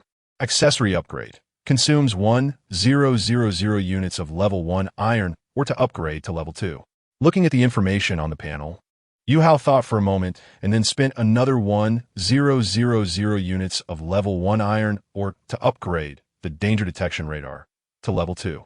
When he saw that the radar detection range and the accessory effect had increased to 500 meters, he nodded slightly in satisfaction. This distance would allow him to have time to respond after detecting danger. Now, there were 900 units of level 1 iron ore left. He immediately spent another 300 units of level 1 iron ore to craft exterior-mounted iron blades for the last 3 carriages and upgraded them to level 5. It was still inconvenient to only have the front of the train equipped with exterior-mounted iron blades. Now that the 3 carriages had been equipped with iron blades, the efficiency of killing zombies would greatly increase. After finishing this, Yuhou then shifted his attention to the accessory, heart furnace. Previously, he didn't have enough ore, so the upgrade of the heart furnace had to be set aside. Now that he had enough ore, it was naturally time to start the upgrade of the heart furnace. He had high expectations for this accessory. After all, it was a reward for completing the beginner task, referred to as his special accessory, and it had no accessory grade, which meant that this accessory was not a simple one. He opened the panel for the heart furnace. Special accessory, heart furnace. Accessory level, level 2. Accessory effect. Can devour level 2 trains and level 2 items on the train, decomposing them into corresponding resources. Accessory upgrade. 200 iron ore to upgrade to level 3. It only required 200 iron ore to upgrade to level 3. At this moment, Yuhou felt that this amount of ore consumption was no pressure at all. Next, without any hesitation, he immediately started the upgrade. After spending 900 units of level 1 iron ore to upgrade the heart furnace from level 2 to level 5, the information panel of this special accessory surprisingly changed. Special accessory, heart furnace. Awakening index 50, accessory level, level 5. Awakening level is level 10, accessory effect. Can devour level 5 trains, level 5 monsters, and level 5 zombies, decomposing them into corresponding resources. Accessory upgrade. 500 iron ore to upgrade to level 6. PS. No overclocking effect, only awakening effect. Awakening? Looking at this information panel, Yuhou was suddenly a bit confused. Does a special accessory really have the concept of awakening? He began to ponder. No wonder he felt that this accessory didn't look like a furnace but more like a heart. It seemed that this thing was never meant to develop into a normal accessory. Now that he had upgraded the heart furnace to level 5, he still had 700 units of level 1 iron ore left. To be honest, the information about awakening made him a bit excited. Yuhou stood up, took out some food from Carnell, and began to eat while thinking. Originally, he planned to upgrade the speed accessory to level 10 as well. But now that the heart furnace had reached level 5 and suddenly had the concept of awakening, the current amount of ore was only enough to upgrade one of them to level 10. So, which one should he choose? After thinking for a while, he came to an answer. He should upgrade the heart furnace first. The awakening information of the heart furnace might very well determine the future focus of his train's development, which should not be underestimated. After realizing this, Yuhou bit into a steamed bun, set the other food aside, and began to focus on upgrading the heart furnace. Next, he didn't hesitate any longer. He directly upgraded the level 5 heart furnace all the way to level 10 before stopping. After the upgrade, the panel information of the heart furnace changed completely, even the name changed. Chapter 28, Heart of Devouring. Train talent, Heart of Devouring. Talent effect, Devour Fuse. Dash. Looking at the minimalist information on the panel, the bun in Yuhou's mouth fell to the ground. He froze, his eyes wide open in confusion. After a moment of daze, he rubbed his eyes and looked at the panel again. After reading it once more, his expression became exciting.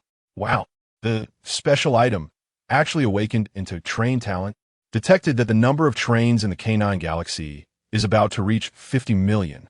Now, giving an early announcement for the second phase of the Myriad Races arena.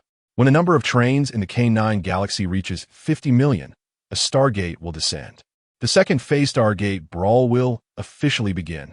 Just as Yuhou was immersed in the shock of the special item, awakening into trained talent.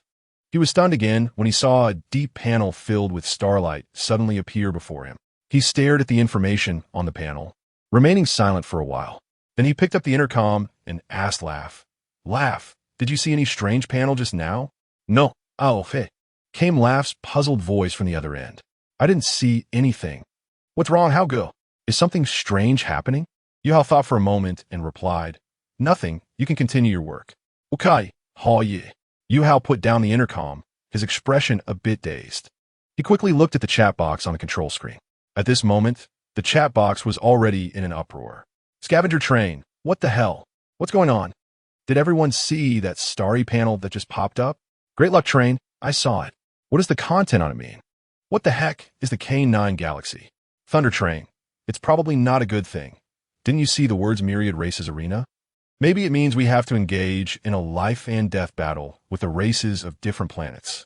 Zhang San train. It says the second phase will start Stargate duel. I have a bad feeling about this. The channel was now filled with discussions about the message from the panel that just popped up. It seems that only the train conductor could see this suddenly appearing panel. Yuhou murmured, not intending to look any further, but suddenly noticed a train name with a colorful chat title appearing in the channel. He looked back at the chat messages. Rainbow train. Everyone needs to accelerate their development now. I can assure you this is definitely not good news. The situation in this apocalypse will only get worse and escalate to a planetary level. You need to develop as quickly as possible. And it's best to go to higher level areas to enhance your strength and level during this time. After the train conductor with the colorful title finished speaking, the people in the channel became even more shocked. Scavenger train, wow, a big shot. Level 9 mechanical train, big shot. Zhang San train. This is a chat channel for conductors below level 3. This sudden panel could shock even a level 9 train, big shot, and they specifically came to inform us. It seems the situation is about to become urgent. This apocalypse may change dramatically. After watching the chat box for a while, Yuhou's brows furrowed tighter, and his expression became more serious than ever. No wonder when he first crossed into this world, he felt something was off about this apocalypse. It turns out this is not just the apocalypse of this planet, but the entire K9 galaxy. Myriad races arena, Stargate brawl, K9 galaxy. Each piece of information was so shocking. Yuhou rubbed his temples, feeling a headache and full of helplessness. He had been in this world for less than a month, and it was already escalating. There were still many things he hadn't started to understand. Yuhou leaned back in his chair and adjusted for a long time before his complicated emotions calmed down a bit. Now that he thought about it, no wonder his train had a strange number when it was just built.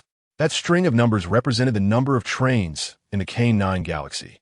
If he remembered correctly, his number seemed to be 4946241. Converted, that would be 4,946,000. If he wanted to reach the 50 million trains indicated on the panel, he would still need more than 50,000. But that data was from more than half a month ago, and the growth of trains was not limited to this planet, but included the entire K9 galaxy. Who knows how many new trains would be added to the entire galaxy every day. The time left for him to develop was running out. Yuhou took a deep breath, forcing himself to calm down. Next, he could not miss any opportunity for development. It was necessary to plan again. Yuhou murmured with a serious expression. He looked at his watch, wanting to check the contents of the beginner's guide. Yuhou raised an eyebrow, noticing that the beginner's guide had now changed its name, feeling a bit puzzled. The beginner's guide had been renamed to information guide. Did the panel's appearance also cause the beginner's guide to change? Yuhou frowned and murmured, then opened the information guide to check. When the information guide unfolded, a map also appeared. He carefully looked at the contents of the map and the information in the information guide. 10 minutes later, Yuhou raised his head with a clear understanding. It turned out that the wasteland he was in was called North Desert Wasteland. Through the understanding of the map and the information guide, he not only knew the specific location of the planet he was on, but also learned that the North Desert Wasteland was actually similar to a beginner village, with flat terrain, no complex topography, conducive for trains without special wheels to travel, and the zombies and monsters inside were generally concentrated at levels 1 to 3. with very few level 4 or higher monsters appearing. Moreover, through understanding, he also learned what the wailing abyss seen in the previous job transfer task panel was. It was a place with very dangerous terrain and many unknown dangers. Ordinary trains find it hard to enter. Just the steepness of the central terrain is close to 90 degrees. If one accepted the hell difficulty mechanical train job transfer task, even if they could successfully enter and stay for 24 hours, getting out afterward would not be an easy task. Yuhou Mountain Range. A train floated over the mountain range on a patch of colorful clouds. At this moment, inside the train room, a man with a small patch of goat beard on his chin was staring worriedly at the information in the conductor radio. This man was the conductor of the rainbow train. Chapter 29, Violent Corpse Frog. The next day, the sky was dimly lit. Bang, bang, bang. In the vast wilderness, a train sped across the open land. Yuhou sat in the train cabin, maneuvering the train towards another zombie gathering area. Although the zombie shield was still cooling down, the number of zombies at the destination was not too many, not exceeding 500, so even without the shield, he could manage. After nearly half an hour of travel, a group of zombies unexpectedly appeared in Yuhou's sight. Without hesitation, Yuhou ejected the vehicle-mounted iron blade and activated the overclock effect. He began to accelerate the train towards the zombie horde. As the train entered the zombie group, blood and flesh splattered everywhere. After a few dozen minutes, the one-sided slaughter ended, and all the zombies were sliced in half by the iron blade. The ground was littered with broken limbs and blood clots, looking very gruesome and unsettling. Yuhou looked at the cold corpses surrounding the train, a slight smile appearing on his lips as he prepared to get off and check for any dropped items. Bang! At that moment, a sound echoed not far from the train. The train members had not yet been called out. Hearing the noise, Yuhou turned his head to look. He saw a frog covered in pustules had somehow jumped over here. Before Yuhou could react, it suddenly opened its mouth wide, and a tongue like a spring shot out, snatching up a piece of zombie flesh and blood. Yuhou's face instantly turned dark. This uninvited guest wanted to snatch his hard-earned victory spoils. Damn it! Yuhou's temper flared up. Just as he was about to get angry, the frog suddenly leaped a distance away from the train. To Yuhou's astonishment, it jumped straight from a distance of 50 meters to right in front of his train. Yuhou merely made eye contact with it before decisively using his mind to close the iron door. He then sat in the driver's seat, starting the train without hesitation, pushing the speed to the maximum to leave the area. Yuhou stared expressionlessly at the scene ahead, but beneath his calm demeanor, beads of cold sweat began to slide down his forehead. It was indeed a frog, but it was a damn giant frog nearly 5 meters tall. He had seen monsters in this wilderness before, but they were all low-level creatures, the tallest not exceeding 2 meters. They could be easily killed with the iron blade outside the train. But this monster was different. It was nearly 5 meters tall. This was triggering his monster phobia. He had indeed encountered a tough opponent. After running a distance, seeing that the giant frog did not pursue, Yuhou let out a sigh of relief and stopped the train. It seemed that the giant monster simply wanted to snatch his zombie flesh spoils and had no intention towards his train. That's why it hadn't chased him. At this moment, wiping the sweat from his forehead, Yuhou felt fortunate, but his peripheral vision accidentally caught sight of the cold 1,200 units of level 1 iron ore in his train cabin, and he fell into silence. Meanwhile, the control screen showed that the energy consumed by the train in killing zombies had already exceeded 5. After a moment of silence, Yuhou's expression turned grim. Why could the giant frog so easily snatch away the zombie flesh spoils he had obtained at the cost of his train's energy?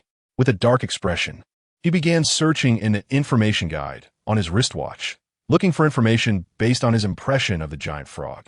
After a while of flipping through the guide, he indeed found the information about the frog. Level 3, Violent Corpse Frog. Yuhou muttered as he read the information. A smirk crept onto his face, and a glint of ruthlessness flashed in his eyes. Without hesitation, he turned around and sped back in the direction he had come from. In the pile of zombie flesh, the Violent Corpse Frog was still enjoying the food it had snatched. Every time its tongue shot out, it would roll up at least 2 pieces of zombie flesh to eat. It wasn't long before. Woo-woo. A train with an angry whistle came rushing towards this way. The iron blades on both sides of the train spun rapidly. The violent corpse frog paid no attention to the train. After swallowing the flesh in its mouth, it turned its body and opened its mouth, shooting its long tongue towards Yuhou and the train, attempting to smash through the glass and capture him. Yuhou saw the tongue coming towards him and immediately activated the rapid wheel overclock effect. The train's speed, originally nearly 240 kilometers h, instantly soared to nearly 480 kilometers h. He then slightly adjusted the direction, dodging the tongue attack while rapidly closing in on the violent corpse frog. 20 minutes later, ultimately, in the cold pile of zombie flesh, another cold corpse of a violent corpse frog was added. Yuhou, sitting in the train cabin, let out a sigh of relief. He had finally killed this monster. To be honest, the whole process had gone relatively smoothly. This monster perhaps chose to fight instead of fleeing to protect its stolen food, which gave Yuhou the opportunity to kill it. His vehicle-mounted iron blade had already been upgraded to level 5 through the infinite upgrade talent, making it quite easy to kill this level 3 monster. After converting the flesh to level 1 ore, he let the passengers disembark to collect the iron ore into the train cabin. While everyone was collecting the ore, he walked over to the corpse of the violent corpse frog. Looking at the massive body, he pondered. The corpse was too large. His iron blade couldn't cut it into pieces, but that was fine, as long as it was dead. Brother Hao, I found something. Just then, La Fu ran over from behind, holding something. He approached Yuhou and said, I found an item. Yuhou raised his eyebrow, took the item, glanced at it casually, and put it into his bag. He had also obtained an item from killing zombies last night that he hadn't looked at yet. Now with this one, he already had 2 items, which was quite good. Before looking at these items, Yuhou had something else to do. Now looking at the corpse of the violent corpse frog, an information popped up. The flesh of this monster can be converted into ore. If converted into iron ore, it could yield 2,000 units of level 1 iron ore. Yuhou hesitated. He didn't really want to convert this corpse into ore. He wanted his train to consume this corpse to test what effect the train talent, devouring heart he had obtained last night had. After thinking for a moment, he chose to let his train devour the corpse. So, he returned to the train cabin, driving the train and positioning the front of the train towards the corpse. Chapter 30 Gathering. After aligning the train head with the corpse of the berserk corpse frog, a panel popped up in front of Yuhou. Detected a level 3 berserk corpse frog corpse. The devouring heart can devour it. Do you wish to proceed? Yes, Yuhou replied without hesitation. As soon as he finished speaking, the front of the Starfire train opened its gruesome mouth. Yuhou wanted everyone to put the corpse into the train's mouth, but the corpse was too large for them to lift, and the train couldn't accommodate that much at once. So Yuhou thought for a moment, adjusted the train, and activated the iron blade's overclocking mode, allowing everyone to cut off the parts of the corpse they could lift and place them onto the iron blade. After half an hour, the corpse was finally cut up and devoured by the train head. Among them, Raph found a crafting blueprint and submitted it. After all this was done, Yuhou instructed everyone to return to the carriage. At this point, the chat box on the control screen had already filled with messages. It seemed they were discussing something, so Yuhou did not rush to check the ores and items he had obtained. Train No, Zhang San. A meeting will be held this afternoon. Does anyone have objections? Train No. No, after that panel information came out last night. It reminded us to develop as quickly as possible. So moving the meeting up to this afternoon is a good thing. Train No. Clean sweep. Right? Everyone is correct. It's decided then, send the coordinates. Looking at the messages in the chat channel, Yuhou fell into thought. After experiencing last night's events, the train leaders in the group started to become anxious, moving the originally scheduled meeting a few days later up to this afternoon. Seeing the coordinates sent in the group, 769, 238, Yuhou felt a bit tempted. There might be something he wanted at the meeting. Plus, he had some useless items he wanted to sell. However, since the meeting was in the afternoon and the coordinates weren't too far away, he wasn't in a hurry. He decided to check the items first. With this in mind, Yuhou took out the 2 items he had obtained from the zombie horde and the blueprint he got from the berserk corpse frog. First, he looked at the blueprint. Blueprint name, Frog Tongue, Blueprint Effect, can be used as a melee accessory for the train, capable of grabbing targets within a certain distance. Frog Tongue? Yuhou raised an eyebrow and murmured, could it be that spring-like tongue? This thing can also be used as a melee accessory for the train? Interesting. To be honest, he was a bit intrigued by this blueprint. Through devouring the flesh and blood of the berserk corpse frog, obtained the frog tongue ability. This frog tongue is formed by the fusion of the flesh and blood of the berserk corpse frog. At this moment, two pieces of information appeared in his cornea. Yuhou was taken aback when he saw the information in his cornea. Then he realized that this was the effect of his trained talent, devouring heart. So this is what devour fusion means. Yuhou grinned. The meaning of devouring is the same as before. The trained head can devour things. And the meaning of fusion is to merge the talent characteristics of the devoured items into his own train. For example, the elastic long tongue of the berserk corpse frog. Yuhou put away the frog tongue blueprint. Since he had this talent, there was no need for the blueprint. He could take it to the meeting in the afternoon to exchange for resources. He then looked at the remaining two items. Item name, handheld zombie sensor. Item grade, F grade. Item level, level 1. Item effect. After activating the sensor, it can detect level 1 zombies within a radius of 1,000 meters. Duration, 150 minutes. Cooldown time, 24 hours. Item advantage. Since this item is handheld, it is suitable for tasks in complex terrains where trains cannot enter, such as urban ruins. Item upgrade. Consume 100 units of level 1 iron or to upgrade to level 2. Dash. Yuhou fell silent as he looked at this item. After thinking carefully, he felt that this item was still acceptable. Although his train accessory, danger detection radar, was better and more comprehensive than this handheld zombie sensor. This item was convenient and could be taken out of the train. Then Yuhou looked at the next item. Item name, handheld mineral sensor. Item grade, F grade. Item level, level 1. Item effect. After activating the sensor, it can detect level 1 minerals within a radius of 500 meters. Duration, 300 minutes.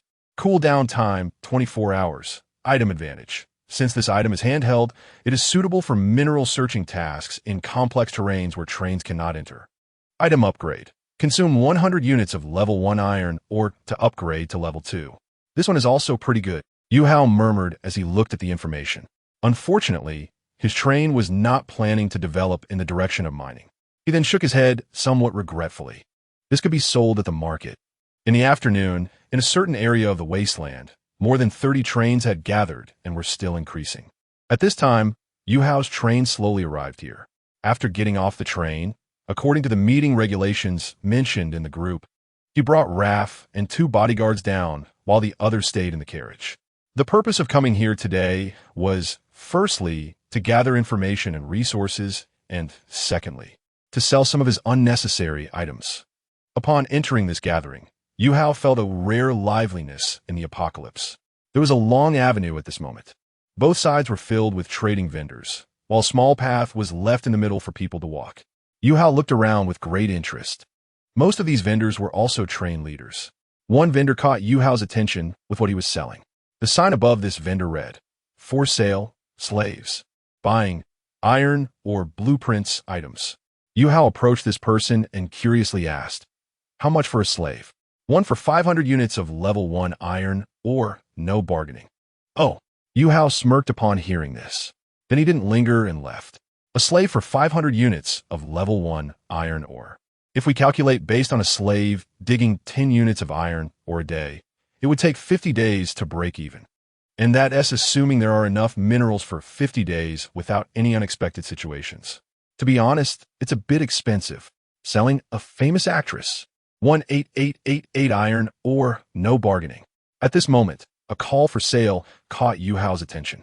Following the sound, he saw a woman with an alluring appearance standing in an open space among the vendors, wearing a sign. The sign read, "Famous female action actress, Teacher Bozy. Only 18,888 units of level 1 were to take her home." Seeing Yuhou and the others arrive at his stall, the man hurriedly said, "Gentlemen, are you interested in taking this teacher home?" "Teacher?" Yuhou frowned. Wasn't she supposed to be a famous actress?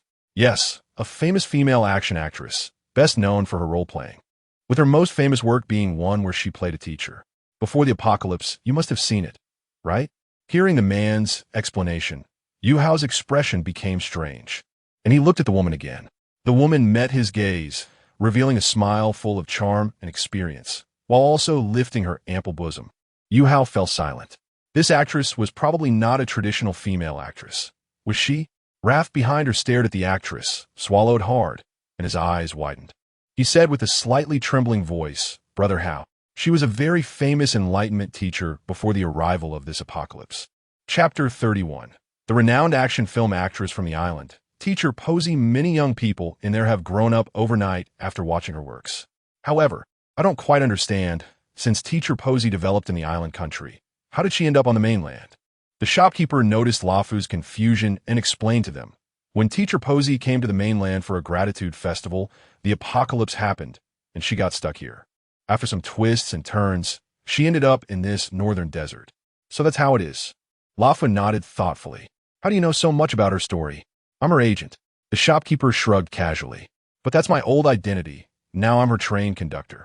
Yuhou fell silent. He now understood what Teacher Posey was doing. Most likely, she was in the same industry as those teachers from his Blue Star Island, working in action films. Everyone, if you're interested, just buy it decisively. I can assure you that Teacher Posey will definitely not disappoint you. If it weren't for the apocalypse, I'd estimate that not only would it be difficult to get her, but even to meet her would be quite challenging. You could only watch from a distance on various piracy sites.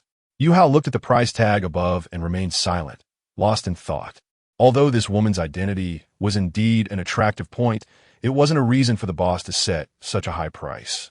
The price of 888 units of level 1 iron, or could buy more than 30 slaves.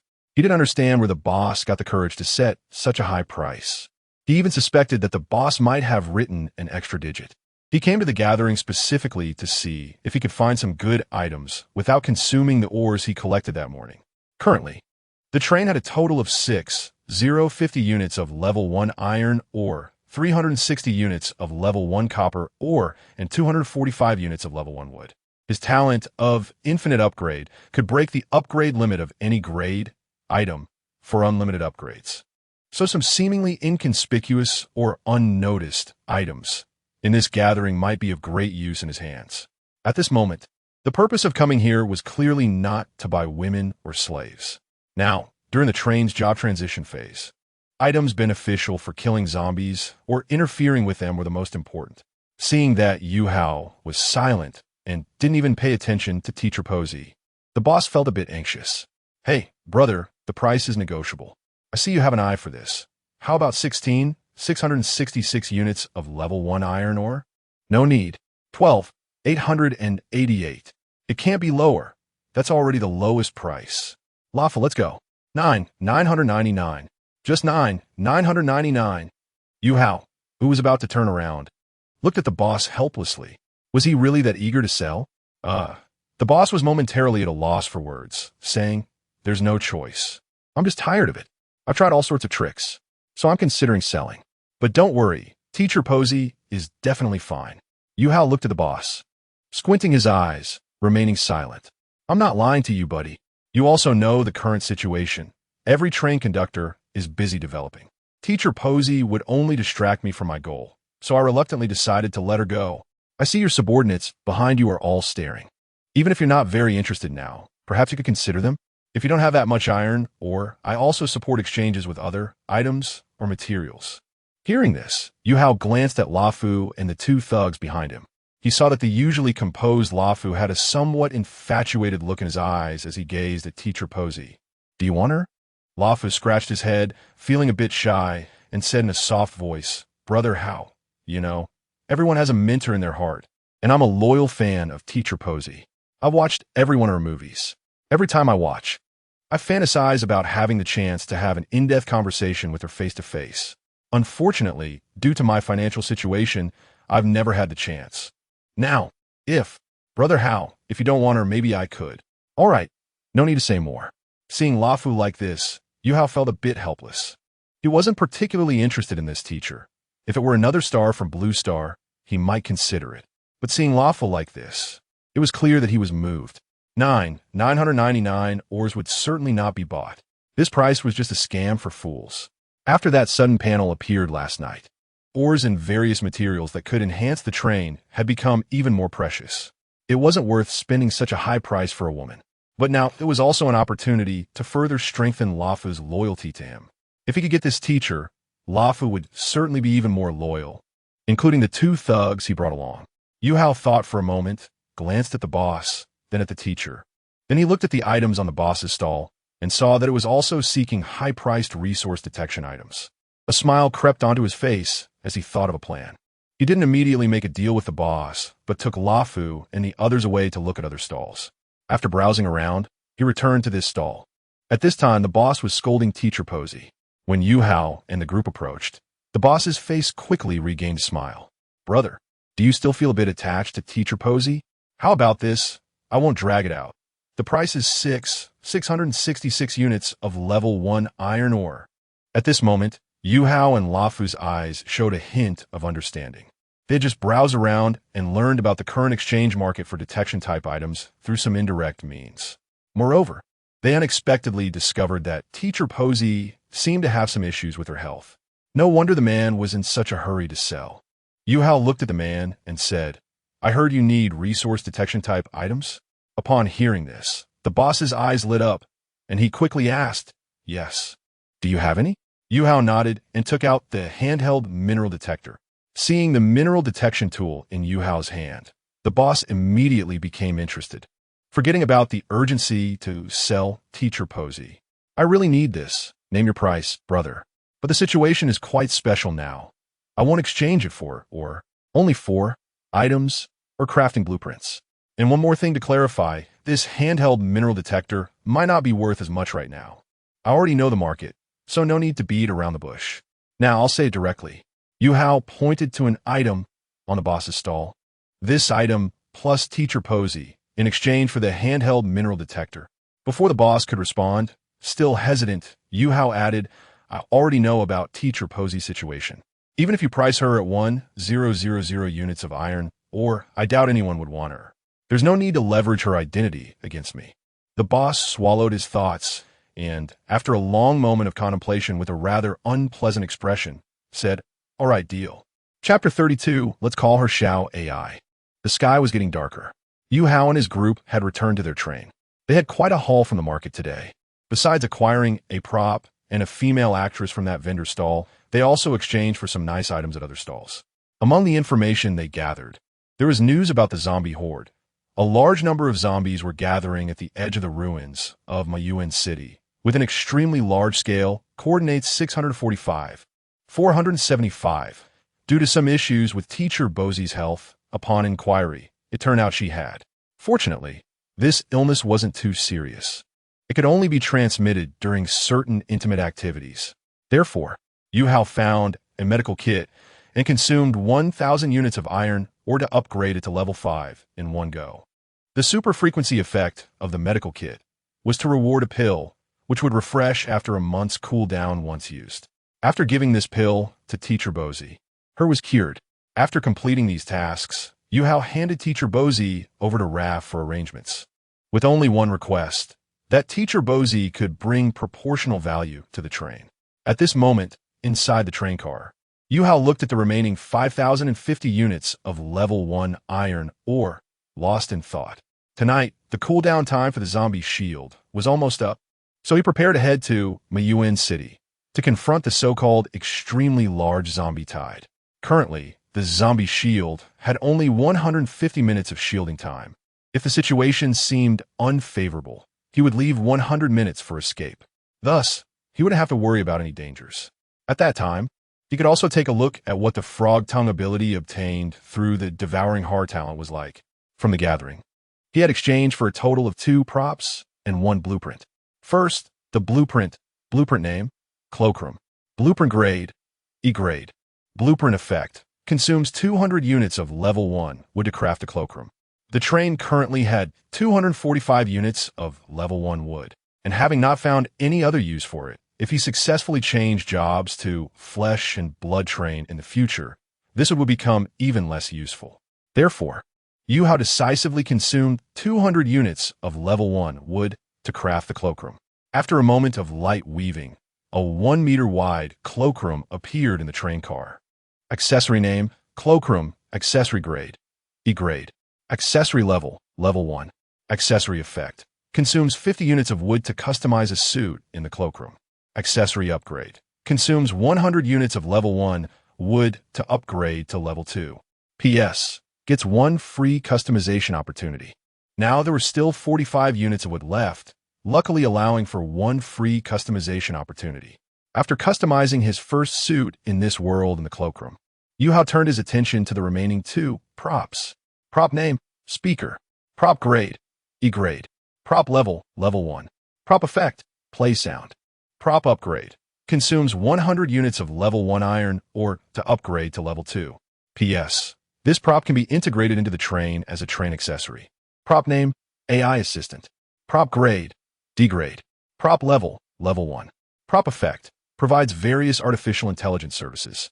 Prop upgrade, consumes 100 units of level 1 iron ore to upgrade to level 2. PS. This prop can be integrated into the train as a train accessory. After reviewing the information for these 2 props, Yuhou unhesitatingly integrated both props into the train as accessories.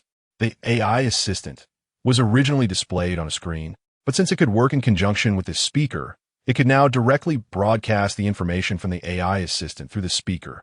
After the speaker and AI assistant became train accessories, Yuhou thought for a moment and consumed 2,000 units of level 1 iron ore to upgrade both to level 5. After upgrading the speaker to level 5, it enabled the function of covering each train compartment with sound. The super frequency effect allowed for a high-frequency noise interference that consumed train energy for a duration of 3 minutes, with a cooldown of 24 hours after each use. After upgrading the AI assistant to level 5, its level of intelligent personification deepened. The super frequency effect allowed for intelligent analysis of dangers detected by the danger detection radar, with no time limit. At the same time, the information guide in the wristwatch was also synchronized to the AI assistant. This meant that in the future, if monsters like exploding corpse frog entered the range of the danger detection radar, the AI assistant would analyze all the information about that monster in a timely manner based on the information from the information guide. No longer would he have to run a distance, first to find out he could fight back and then return. Currently, there were still 3,050 units of level 1 iron ore left in the train car. After some thought, Yuhou brought up the information panel for the danger detection radar. Accessory name, danger detection radar. Accessory grade, D grade. Accessory level, level 2. Accessory effect. Radar detection range is 1,500 meters when danger approaches. It will display as red dots on the radar and issue an alarm. Accessory upgrade. Consumes 2,000 units of level 1 iron ore to upgrade to level 3. Since they would be traveling at night, for safety, he decided to upgrade the danger detection radar 1 more level. This way, the detection range would be large enough to provide an early warning for any unexpected events at night, as well as a sufficient escape time. After consuming 2,000 units of level 1 iron ore, the detection range of the danger detection radar increased from 1,500 meters to 2,000 meters. Looking at this 2,000-meter detection range, Yuhou felt much more at ease. Although he needed to focus on developing, necessary preventive measures could not be overlooked. At this point, only 1,050 units of iron ore remained, and Yuhou decided not to consume any more. After checking the information panel for the zombie detector and seeing that the cooldown time had ended and it could be used again, he did not hesitate and drove the train towards Yuhou City. Vehicle AI Assistant Warm Reminder. Based on the coordinates you entered on the control screen and the train's current speed of 238 km/h, it is estimated that it will take 2.5 hours to reach the destination, Yuhou City. The speaker in the train broadcasted the mechanical prompt sound from the AI assistant. Please quickly give the AI assistant a name for AI calling service. Let's call her Xiao AI, Yuhou quietly said. Received. Would you like to adjust Xiao AI's voice to a sweet, youthful tone based on this name? Yes. Under the night sky, a train with its high beams was traveling across the vast wasteland, heading towards the distant city ruins. Chapter 33, Blood, Flesh, Frog, Tongue. 2.5 hours later. Bang, bang, bang. The spark. Train approached its destination and began to slow down. Inside the train cabin, Yuhou glanced at the dense red dots appearing at the outer edge of the danger detection radar, and with a serious expression, he maneuvered the train slowly towards the red dots. The radar has a detection range of 2,000 meters, while the zombie shield has a shielding range of only 900 meters. So he did not activate the shield immediately. Little AI's warm reminder, the current location of the Spark train is at the outskirts of the city of Moi. The number of zombies detected within radar range has reached 323, including one level 2 zombie. Due to nighttime, strong light sources will attract the attention of zombies. So it is recommended to turn off the high beam of the Spark train and switch to low beam. Hearing this crisp female voice prompt, Yuhou raised his eyebrows slightly and smiled with satisfaction. He switched the train's lights to low beam and murmured, "It seems the meeting this afternoon was worth it." The onboard AI is quite convenient. This level 5 little AI is already so capable. It proactively reports relevant intelligence information without me asking, and even analyzes the number of zombies displayed on the radar in advance. It's truly impressive. I can't imagine how much easier it will be if I upgrade little AI to level 10. He then secretly decided that after getting some, or tonight, he would upgrade little AI to level 10 at the first opportunity. Not long after, Yuhou's Spark train had entered the outskirts of the zombie tide. At this point, the zombie shield had already been activated. Since the shielding range is only 900 meters, the zombies outside 900 meters could see the train. They all began to run towards this side with grotesque expressions. However, once they entered the 900-meter shielding range, they immediately stopped as if they had lost their target. They then wandered aimlessly like headless flies. In the train cabin, Yuhou quietly said, "Little AI, detect the current number of zombies appearing on the radar." At this moment, a large number of red dots appeared on the radar, densely packed enough to almost trigger Yuhou's claustrophobia. Okay, according to the current radar display, there are currently 3,985 zombies detected, including 2 level 3 zombies and 5 level 2 zombies. Yuhou nodded thoughtfully after hearing this. The number of 3,985 zombies is quite a lot. However, these should not be all the zombies in this area, because on the radar, these dense red dots are still distributed in an arc in the outer circle, which means that as he moves inward, he will find even more zombies. Yuhou couldn't help but feel a bit excited. Perhaps the number of zombies he encounters this time could truly exceed 10,000. Then based on that, as long as he finds one level 4 zombie, he could meet the conditions to unlock the Hell difficulty task. Based on his previous experience of killing zombies, Yuhou activated the windshield wipers on the train's windows in advance. This way, when he kills zombies later, the blood wouldn't splatter all over the windows, obstructing his view. He then directly activated the overclocking effect of the onboard external iron blade. As the iron blade spun, a large amount of blood splattered, and those zombies standing next to the iron blade were instantly sawed in half. Yuhou did not rush to move the train, letting the rotating iron blade carry out its harvesting action. Instead, he felt a sense of anticipation and searched through the control screen for a while. Finding the frog tongue ability obtained through the train's talent, Devouring Heart, he activated it immediately. The front of the train slowly opened its fierce big mouth, and within the mouth, a blood-flesh frog tongue was poised to strike. The control screen of the train simultaneously displayed a small screen about 13 inches in size. This small screen showed the scene within a 50-meter range in front of the train. Below the screen, there was an image of the train's front opening its mouth. Yuhou looked at this screen, falling into a brief silence. Why does this suddenly appearing screen scene feel somewhat familiar? He tried to recall and murmured, "Could this screen layout be reminiscent of the fishing game?" Please click the directional buttons on the screen to control the frog tongue for capture. Hearing the instructions, Yuhou's mouth twitched uncontrollably. Sure enough, he shook his head in amusement. "Looks like I need to transform into a zombie catcher tonight." He suddenly felt a bit interested, his eyes slightly shining as he looked at the frog tongue button at the bottom of the screen. He aimed the frog tongue at a seemingly dull-headed zombie in the upper right corner and clicked to launch. Whoosh! The frog tongue from the train's front instantly responded to the command. After adjusting its direction, it shot out decisively. The blood-flesh frog tongue shot out at high speed, accurately wrapping around the entire head of a zombie. It then dragged it into the train's devouring mouth. Once the captured zombie entered the train's fierce big mouth, the mouth chewed a few times. Detected one level 1 zombie corpse. The devouring heart can devour it. Do you want to proceed? Detected zombie flesh can be converted into or materials. Do you want to convert? Two consecutive pieces of information popped up after the mouth chewed. Yuhou thought for a moment and chose to convert the corpse in the train's front into 10 units of level 1 iron ore.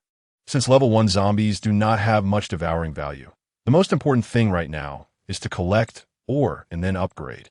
After the flesh was converted into ore, since the zombie died directly at the train's mouth, the obtained were automatically transferred into the train cabin.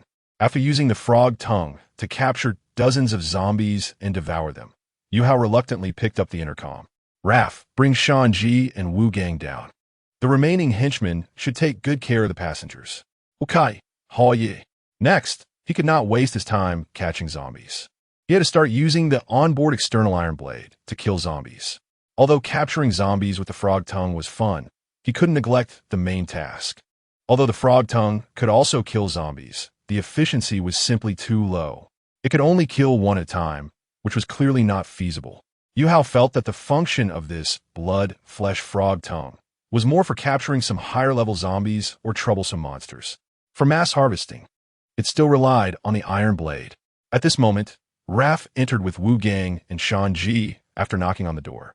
Upon seeing the densely packed zombies in front of the train, the excited expressions on their faces instantly turned pale. After Yuhou explained some of his plans for the night, their expressions improved slightly. So, how good you call this here to? Raph asked. While I use the external iron blade to kill zombies, I hope you guys can use the frog tongue to catch some zombies to kill as well. Yuhou casually pointed at the frog tongue control screen. Later, I'll grant you 2 hours of frog tongue usage permissions. Tonight, you three will compete to see who can catch the most zombies with the frog tongue. The one who catches the most will get extra rations, and the one who catches the least will get reduced rations. After hearing this, their expressions were a mix of excitement and anticipation. Although Yuhou had already redefined the function of the frog tongue, he did not want to waste the opportunity to capture zombies with it. After all, he had been a train conductor for some time now, and he wanted to find some stress-relieving activities for Raph and the other two to further deepen their sense of recognition towards him. In this apocalyptic world filled with a zombie crisis, Yuhou believes that letting these few people play the classic game of Zombie Hunter will be a relieving and satisfying experience. As for the other passengers on the train, they can also have the chance to experience it later. Chapter 34 Level 10 ZOI 2 hours later. The Spark train had exited the zombie tide and arrived at a wilderness 5 kilometers away from Mayuan City. Raph, Wu Gang, and Shanji all returned with expressions of satisfaction and relief. At this moment, Yuhou sat inside the train compartment, looking at the compartment filled with iron ore, and smiled broadly. Currently, the total amount of iron ore on the train had once again reached a reassuring 5-digit number. There were a whopping 13,500 units of level 1 iron ore. There was a small issue encountered during the collection of these ores. The number of zombies around the train was too high. Although the shield's range was 900 meters, allowing you how to send people down to collect the ores theoretically, it had never been tested. Therefore, Yuhou was somewhat worried about potential accidents. After some contemplation, he thought of a solution, using the frog tongue to collect them. This small problem was easily resolved. Yuhou looked at the ores in the train and already had plans for their future consumption direction. However, before officially consuming the ores, he wanted to test ZOI. He lay back in the chair and softly said, ZOI, here. I want to upgrade the train S components with the collected iron ore, but I'm not sure which one to upgrade first. Can you give me a suggestion? Sure. After deconsideration, I suggest you upgrade the train speed component. The rapid wheel. Oh, Yuhou raised an eyebrow. Why? Because during the process of leaving the zombie tide, there was a rather perilous situation. Due to the limited range of the zombie shield, which is only 900 meters, those zombies started chasing after your spark train once it moved beyond that distance. Although you ultimately managed to shake them off with the overclocking effect of the rapid wheel, if you encounter powerful zombies with special abilities in the future, the spark train might not be able to escape so easily. Of course, based on this situation, you could also upgrade the zombie shield's range to a safer distance. But that might consume more ores. Furthermore, the zombie shield only protects against zombies. If you encounter monsters, the above situation would still remain unresolved. Therefore, considering all factors, I still recommend that you upgrade the train speed component, the rapid wheel, as soon as possible. Listening to ZOI's reasoning, Yuhou nodded thoughtfully. Indeed, Such a situation had occurred. ZioI was right, and her analysis was quite reasonable. However, he had already decided on the primary component to upgrade. That was to upgrade ZioI to level 10 first. If ZioI's suggestion was to upgrade herself to level 10, then his current choice for the primary upgrade would not be ZioI. After all, as strong as AI might be, once it develops a self-serving consciousness, it could become an extremely frightening thing. Yuhou stopped hesitating and immediately consumed 500 units of level 1 iron or to upgrade ZioI directly from level 5 to level 10. Now, besides the awakened red heart furnace, the second train component upgraded to level 10 had also been produced. Looking at ZioI's information panel after the upgrade to level 10, Yuhou couldn't help but smile. Component name, AI Assistant ZioI. Component grade, D grade. Component level, level 10.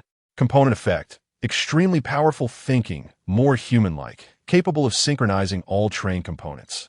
Component upgrade, consumes 1000 units of level 1 iron or to upgrade to level 11. Yuhou was initially very satisfied with this panel information, but when he saw the next prompt in his peripheral vision, his expression changed and became serious. The current onboard AI ZioI has been upgraded to level 10. The apocalyptic survival system does not recommend further upgrades to this intelligent entity. Otherwise, there may be a risk of breaking free from constraints and developing a self-consciousness. Yuhou stared at the system's specially popped-up prompt in his peripheral vision and fell silent. This was the first time the system had reminded him. It seemed he needed to pay extra attention to this AI.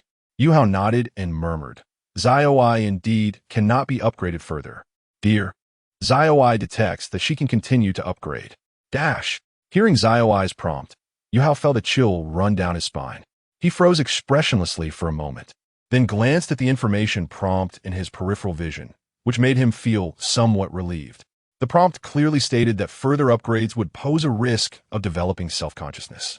In other words, at this level, there was no need to worry.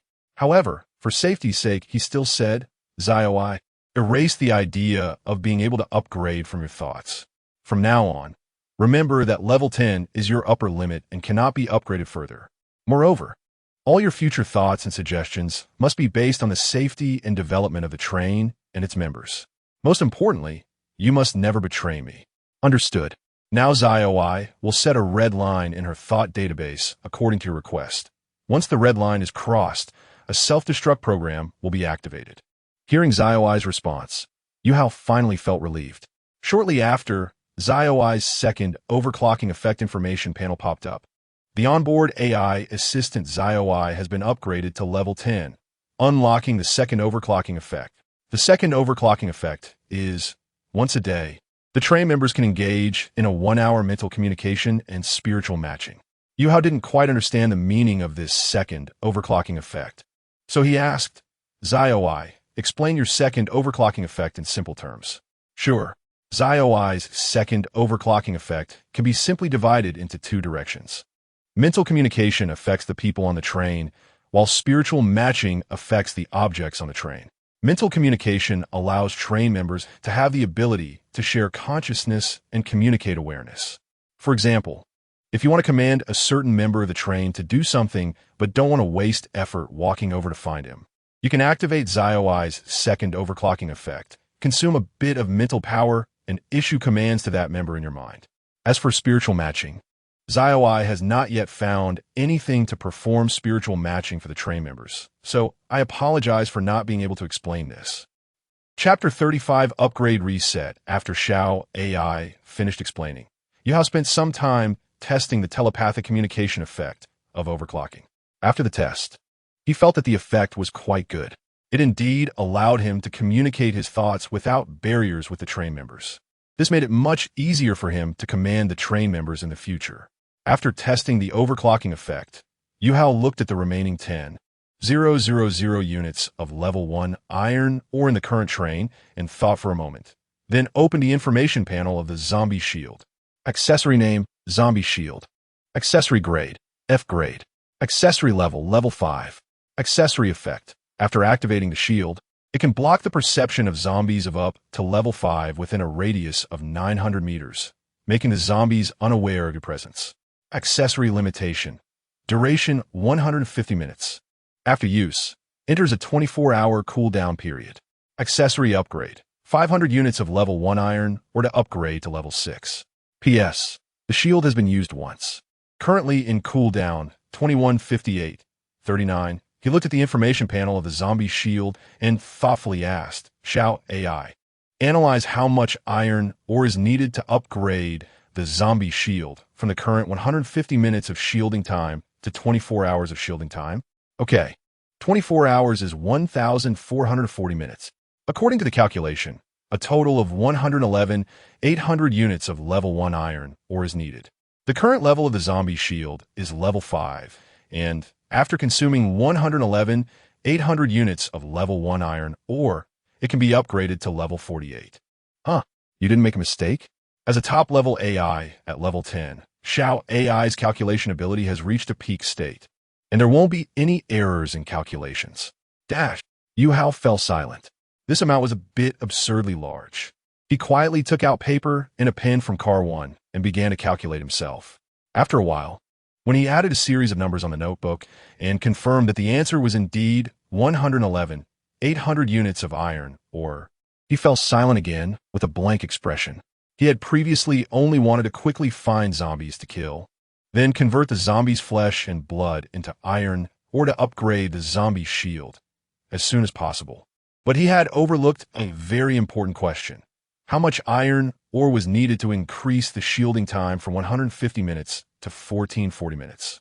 Now that he thought about this issue, he was surprised that after calculations by Shao AI and himself, it actually required over 110,000 iron ore. One zombie's flesh could be converted into 10 units of iron ore, so 110,000 iron ore meant he would have to kill over 10,000 zombies. Phew. He felt pressured and supported his forehead, letting out a long sigh. With such a large number, even if he killed chickens, it would take at least 10 days or half a month. He thought hard, trying to see if he could find other quicker methods. If he really upgraded like this, it was possible that he could reach 24 hours without needing over 110,000 iron ore. After all, every 5 levels had an overclocking effect, and by level 48, there would be a total of 9 overclocking effects. If any of these 9 overclocking effects could extend the shielding time, then the iron ore consumed later would be greatly reduced. But the total consumption of iron ore was still quite staggering. Yuhou looked at the cooldown time of the zombie shield and asked Shao AI, Xiao AI, is there any operation that can help me spend less iron ore? Okay, Shao AI is thinking. Sorry, I did not find any other feasible methods. Yuhou suddenly felt that Shao AI wasn't that powerful after all. You might try upgrading one more level. Shao AI suggested again at this moment. Yuhou raised an eyebrow and asked, why? Some items may reset their data after upgrading. Yuhou was taken aback for a moment, not understanding at first. After a couple of seconds of daze, he suddenly realized. Then, with strong anticipation in his eyes, he immediately consumed 500 iron ore to upgrade the zombie shield to the next level. The information panel after the upgrade displayed. Accessory name, Zombie Shield. Accessory grade, F grade. Accessory level, level 6. Accessory effect. After activating the shield, it can block the perception of zombies of up to level 6 within a radius of 1,000 meters, making level 6 zombies unaware of your presence. Accessory limitation. Duration 180 minutes after use. Enters a 24-hour cooldown period. Accessory upgrade. 600 units of level 1 iron ore to upgrade to level 7. On the information panel, the shielding range increased from 900 meters to 1,000 meters, and the shielding time increased from 150 minutes to 180 minutes. However, Yuhou did not pay attention to these details. Looking at the content on the information panel, the corners of Yuhou's mouth began to rise uncontrollably. Finally, he grinned and exclaimed, the cooldown time has indeed been reset. In the newly upgraded information panel, there was no longer a note about the cooldown countdown. Xiao Ai, here, you are truly a genius. Thank you for your compliment. Among many AIs, Shao AI can indeed be considered a genius AI. At this moment, Yuhou's eyes were filled with excitement. Originally, he only planned to slightly upgrade some accessories tonight and then go rest. After all, he got up early this morning, worked all day without much rest, so he was still a bit tired. But now, he was extremely excited, since the cooldown time of the zombie shield could be reset with each upgrade. As long as he had enough iron ore, he could keep the zombie shielding effect on continuously. He decided not to waste any time tonight and go to Desolate City to farm zombies again. Perhaps this phenomenon of cooldown resetting after upgrading was a bug, and it might be discovered and fixed at any time. So he had to hurry up and use this bug to kill more zombies and complete that hellish job transfer task. Xiao, I now allow you to sink all the accessories of the train. You will now take the train to the edge of Desolate City. Okay. The spark train slowly started moving. Not long after, the train re-entered the outskirts of the zombie tide. At this time, the zombie shield had already been activated. Yuhou sat in the reclining chair, his eyes shining with excitement as he said, "Shao AI. Later you control the frog tongue to catch the zombies." Okay. After giving the instructions, Yuhou also consumed 500 units of level 1 iron ore to produce an energy crystal at the energy production table as a backup. Then, Yuhou began to control the train's mounted iron blades to slice the zombies. Meanwhile, Shao AI controlled the frog tongue to catch the zombies. 2 hours later, Yuhou looked at the zombie shield, which still had nearly 1 hour of shielding time left. Although he could still use it for a while, to be on the safe side, he decided to consume 600 units of level 1 iron ore to upgrade and see if the zombie shield time would reset again. If there were any changes and it didn't reset, he still had nearly 1 hour to leave the zombie tide. After consuming 600 iron ore, the level of the zombie shield rose to level 7. Moreover, the time was reset again. The usage time changed to 3.5 hours and was currently active. Seeing all this, Yuhou completely relaxed. Chapter 36, Shao AI wants to improve too much. The next day, outside the city of a train with iron blades on both sides was still racing through the tide of corpses. At this moment, inside the train, Yuhou was lying in bed, sleeping peacefully. He had been killing zombies until midnight last night and was too exhausted to continue. So he let Shao AI control the train. After all, Shao AI is an AI, does not need rest, and can multitask, so he could safely leave this task to Shao AI. He also considered that the zombie shield needed to be monitored for usage time and upgraded when the time was about to run out. Therefore, he granted Shao AI the upgrade permission for the zombie shield and reminded her to pay attention to the time for the upgrade. He also granted Shao AI the permission to create energy crystals in the energy production station, instructing her to craft new energy crystals when the train's energy was running low. Additionally, he granted Shao AI the upgrade permission for the speed wheel to upgrade it when the wear exceeded 50. After explaining all this and receiving a clear response from Shao AI, he went to sleep with peace of mind. Yuhou woke up from his bed and looked at the Yuhou train under Shao AI's control, continuously killing zombies without pause. The corners of his mouth lifted slightly. At this point, the train had already moved from the edge of the zombie tide into the interior. Yuhou quickly washed up, then entered the first car to grab some food. After eating, he returned to the train cabin and observed for a while through the window. Then he said, "Shao AI, don't kill any more for now." Understood. Due to the excessive number of zombies killed, their blood and flesh were starting to affect the train's operation. Therefore, Yuhou decided to convert all the already killed zombies into iron ore. After spending more than an hour, all the flesh and blood were successfully converted into iron ore and collected. Among them, he also obtained a item. Yuhou looked at the information of this item in his hand. Special item, one-time zombie signal flare. Item effect, after use. It can attract zombies within a 5-kilometer range to the signal flare launch point, lasting for 24 hours.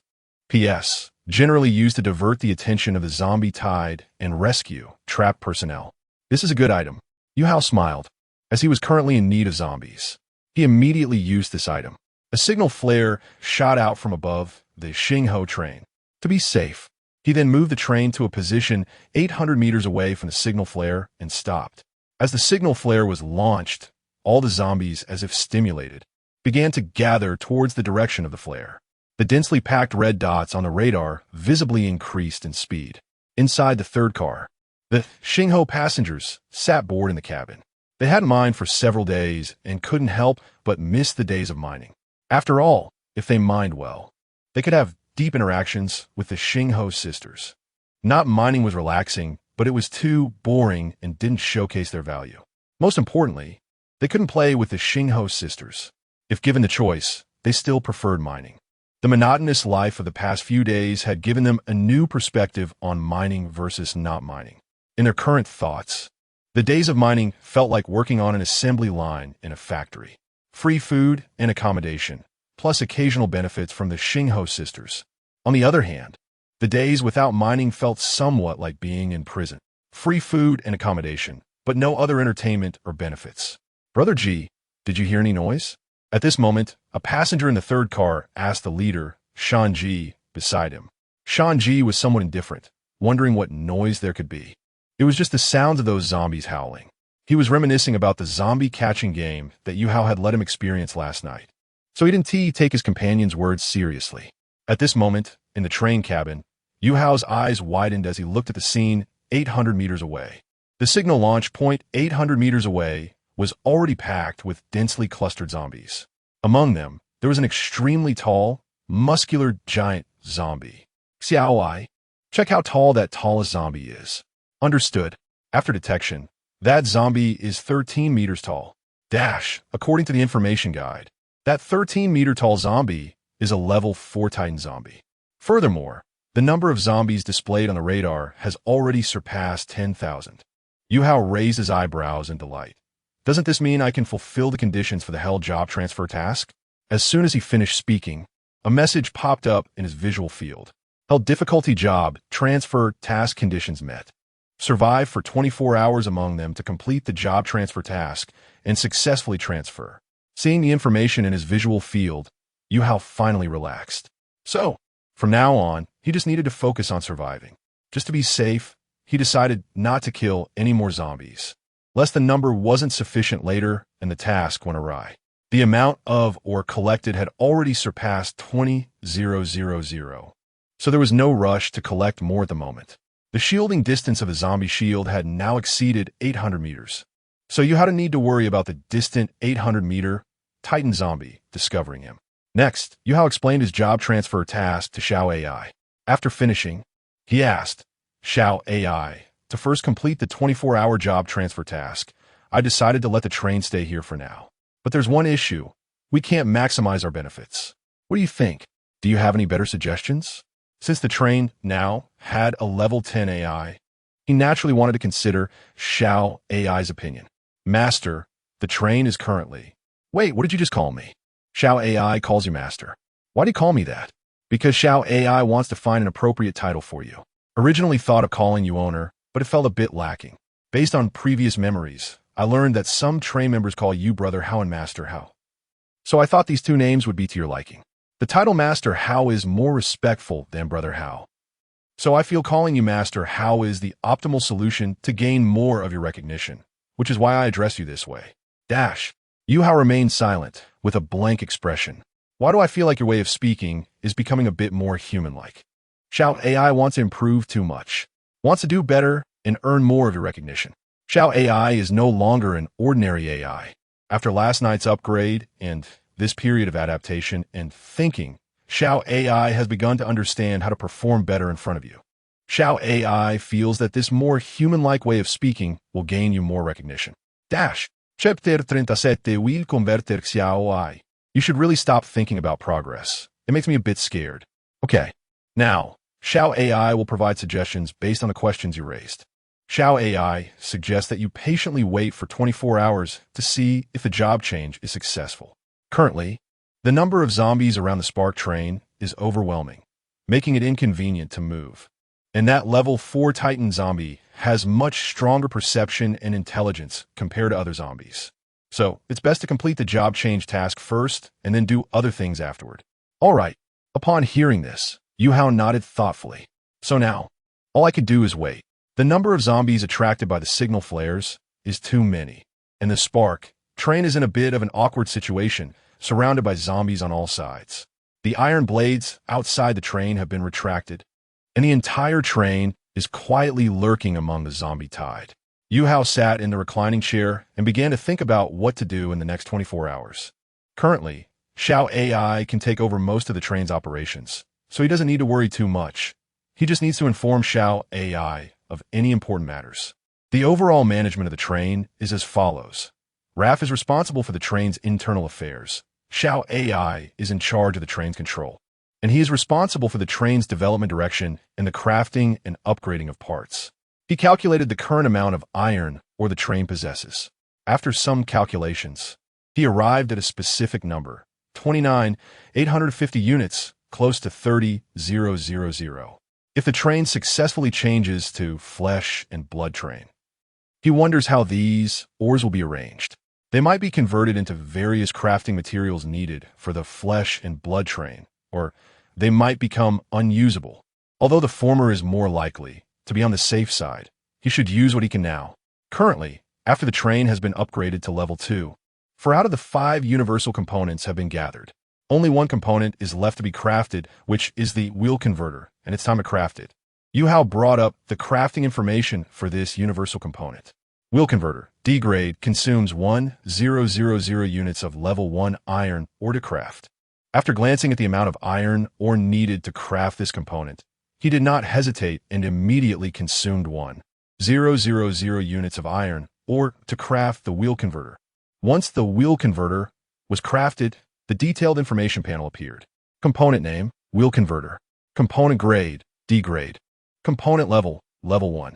Component effect. The wheel converter will allow the train to have 2 additional wheel slots, enabling the train to accommodate more wheels with different functions, which can be switched freely during use.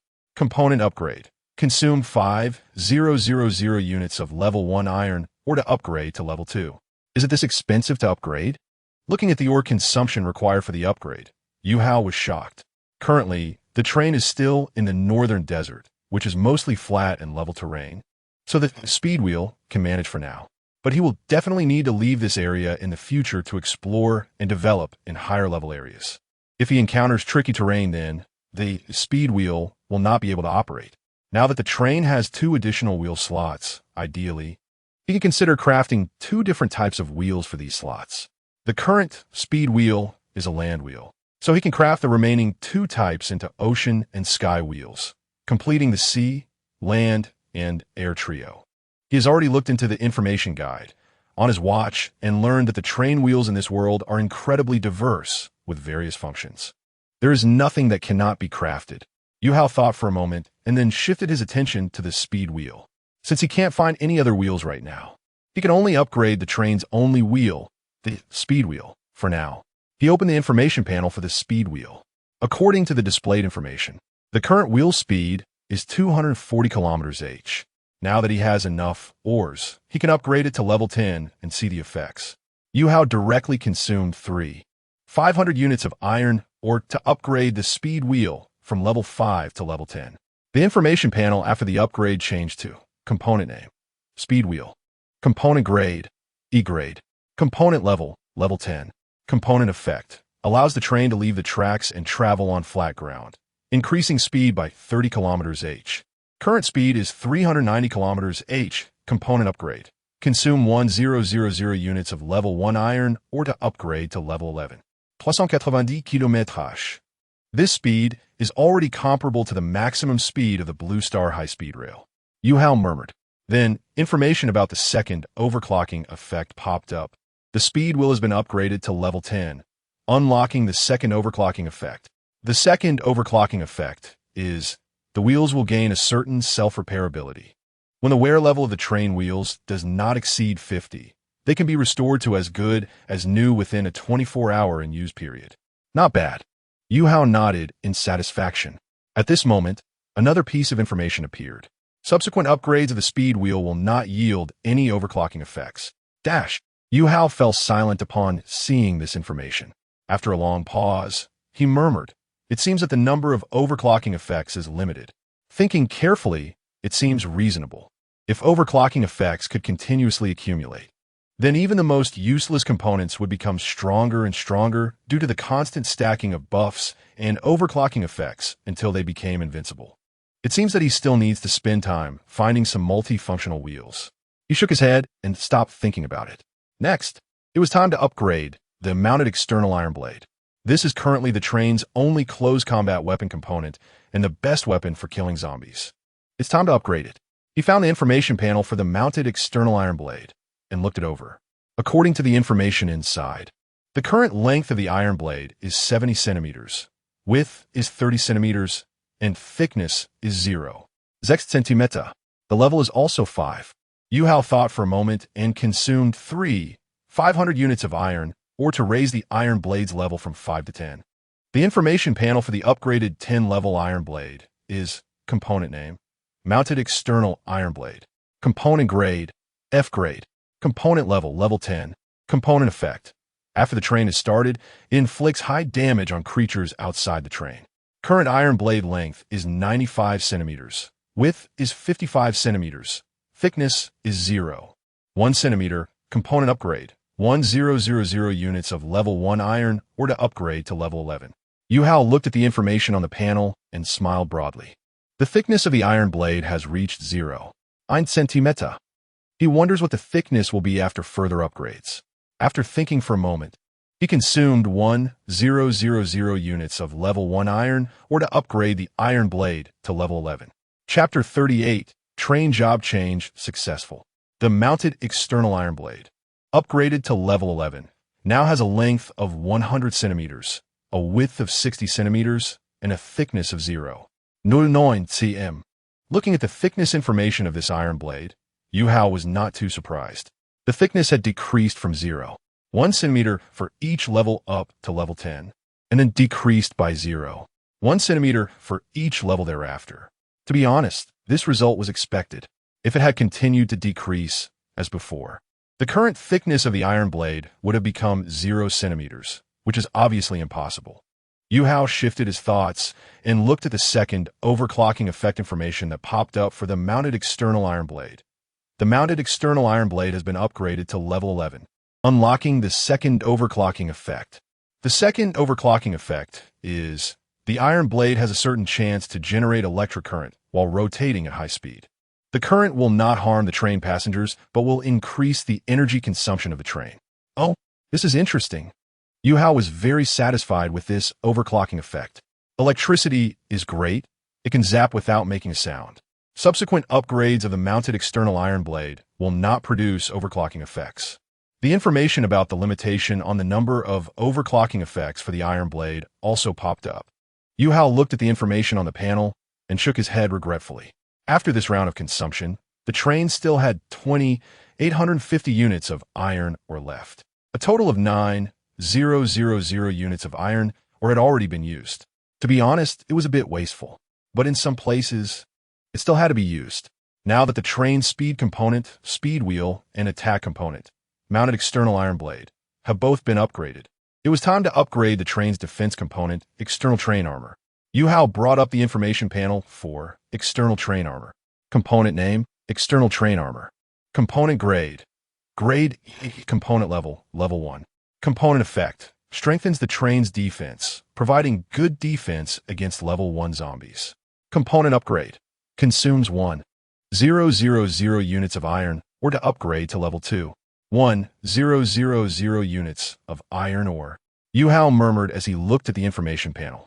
Then he upgraded the external train armor from level 1 to level 5. It is worth mentioning that each upgrade of this defense component increases the consumption of iron ore by 500 units. Therefore, upgrading from level 1 to level 5 consumed a total of 7,000 units of level 1 iron ore.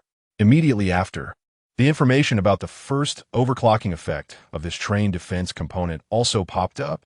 The external train armor has been upgraded to level 5, unlocking the first overclocking effect. The first overclocking effect is it can activate an electric net covering the entire train, lasting 3 minutes, at the cost of accelerating the train's energy consumption, and can be used once every 24 hours. The mounted external iron blade reaches level 10, unlocking the second overclocking effect. Similar to the second overclocking effect of the iron blade, the effect is quite good.